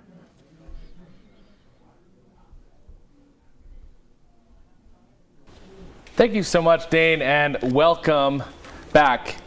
I don't think they were expecting this, Joey. I don't think they were either. Man. I don't think we were expecting this. So, it's been one heck of a day. We are officially halfway through TRCMA 2025. I can't. Halfway? I can't. You know what? I think tomorrow's going to be wild. Yeah, I think so cannot too. freaking wait. I think so too. We've got a fun-filled day tomorrow, but what about today? Today was pretty epic in itself. Heck of a day. There's a beautiful Corvette right in front of us. We just had Tyler and Matt finish their presentation. Are you a Corvette guy? Me. Yeah, you. I am not a Corvette guy, probably because I don't fit in them very well. Okay. It's funny because the Corvette is a large vehicle, but you have a GTI that is. Anyways, either which way. Doesn't make sense? Doesn't need to. We hope you guys enjoyed. This afternoon, we had an insane set. We did. We did. There was a lot of talking. We thought we'd take a little bit of the pressure off. Sidney and Anthony have been working their butts off, and the entire team has been going insane. So we thought, hey, we'll fill in. Yeah, we got a couple hours off. Give him a Why bit of a not bring break. us back. But man, we kicked the day off with, I think was the star of the show today because it made an appearance throughout multiple of the segments, and that was the IK eFoam Pro 2. Man, what a freaking sprayer. Everyone's been using it. You know your life is good when you get excited about a sprayer. Yeah. It's not just any sprayer. No. It's the sprayer of the moment. Yeah, definitely. And like Ego knocked that out of the park with their presentation. Yes. Man, like yes. I think Anthony's gonna throw that bike in the back of the Raptor. Yeah. And then just like cruise around. I'm hoping that pressure washer's in the back of our car. Bring it back to the hotel. I hope put so. it in one of our bags. Could possibly happen. Detail Factory brought some hotness. You were excited about some of those colors. I was not expecting the brush cleaner. That is so cool. Yep. It looks like one of those, the pet dishes where you got to slow them down to eat their food. Yep. It looks exactly like that. Exactly like that. And like, it functional. Ironic because it speeds us up to clean our tools. Yes. And it's super great. And then the bucket insert was super cool. Draw your brushes, your mitts right on top of the bucket. Hey, why didn't I think of that? What else? What else do we got? And then the king of trim, Chris West, Solution Oh Finish. man, what a guy! What a guy! But and then rounding up the day with the Diamond Protech and their new line of products. It looked pretty schmackin', as you would say. Schmackin'. Pretty schmackin'. You're catching on. You're catching on. This is what happens when you're roommates for 2 days so far. So the overall culmination of the day resulted in a bit of a giveaway. And they entered, and if you guys have missed it, it's a link in the description of this video. Yep. And so tomorrow's going to be another one. There's going to be 2 tomorrow and then 2 on Thursday. Yep. And I think we need to read off. But today, the total value is $1,100 US. Oh man, I can't wait. So we have an Ego blower, the 880 CFM. The big boy. That if you you have to plant your feet, okay? Maybe squat a little bit, maybe not rip the pants, but that'll send a wheel down the street if you're playing the blow game like the KCX guys. 1000%. So you have the blower attachment on the Ego blower. You get the entire set of teal and pink brushes, which somehow are still here. No idea how. No one told me that's why they're still here. From Brian over Detail Factory, Solution Finish. You get the Solution Finish kit. I don't know if Chris West signed it, but that'd be pretty awesome. That'd be pretty priceless. We'll see. And a diamond is priceless, and it's raining diamonds. And what's the final And we one? get the DPT kit, glass kit, and diamond body kit. There it is. So how everything freaking you cool. need to coat your car in those nano diamonds. Yes, 100%. 100%. That's right. So we have our teal envelope. It's kind of we should just rename this Teal Week, honestly. It really should be. I mean, we're going to open this up. We're going to see who wins it and see whose alter ego gets the prize today. All right, we've got the Tuesday afternoon giveaway. The winner is David Cisneros from Waxahachie, Texas. Congratulations, David. That's really cool. $1,100 approximated value. What a kit you got. Yes. What a kit. Yeah, so TRC will be reaching out to you to get your prizes to you. Yeah, so I hope you guys enjoyed it. Joey and I, we're the detail desk, and we're going to send it back over to the podcast studio over to Dane. Thank you, Dane. All right, thanks, guys. No, what a wonderful day. I hope you all have enjoyed this. If you haven't smashed that like button yet, guys, what are you doing? Come on, gals too. Come on, hit that like button. Really appreciate it. And if you're new to the channel and you haven't subscribed yet, TRCMA is the biggest thing we do all year. But that's not all we do. We do tons of videos, all kinds of stuff year round. So I don't want you to miss it. You don't want to miss it. Please check them out. And now let's take a look at what the schedule has to hold for us tomorrow. Yes, in fact, Wednesday is bringing to the table P&S. I know a lot of you have been waiting, and there it is. Followed up by, hey, TRC's own Ultra line, which I know you guys really love as well. And then later in the morning there, you have Rode FS, our friends Rod and Jody, here to bring all kinds of interesting details on the computery side of things, apps and such. Then we break into the late mornings, followed by the detail desk with Joey and Alex again, and the early afternoon. So all kinds of fun midday stuff going on there, including the Subaru series continuing. For those of you who may have missed that, be sure to check all those out. Then in the afternoon, we start things off with Rupas with polishers and all that goodness.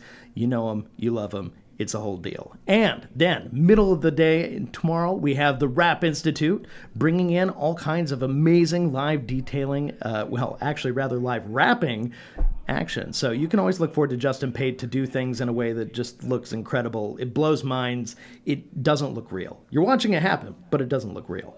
It's incredible. And then to round out the day on Wednesday, we have car candy. So you can look forward to all that, and who knows what else could happen. I mean, yesterday Matt ripped his pants. Today, who knows? You know, we're just keeping it lively. We're keeping it fun. So I hope you guys enjoyed the week, but it's not over yet. We still got Wednesday and Thursday left to go. You guys take care. Have a wonderful evening. Catch up with us tomorrow morning, bright and early.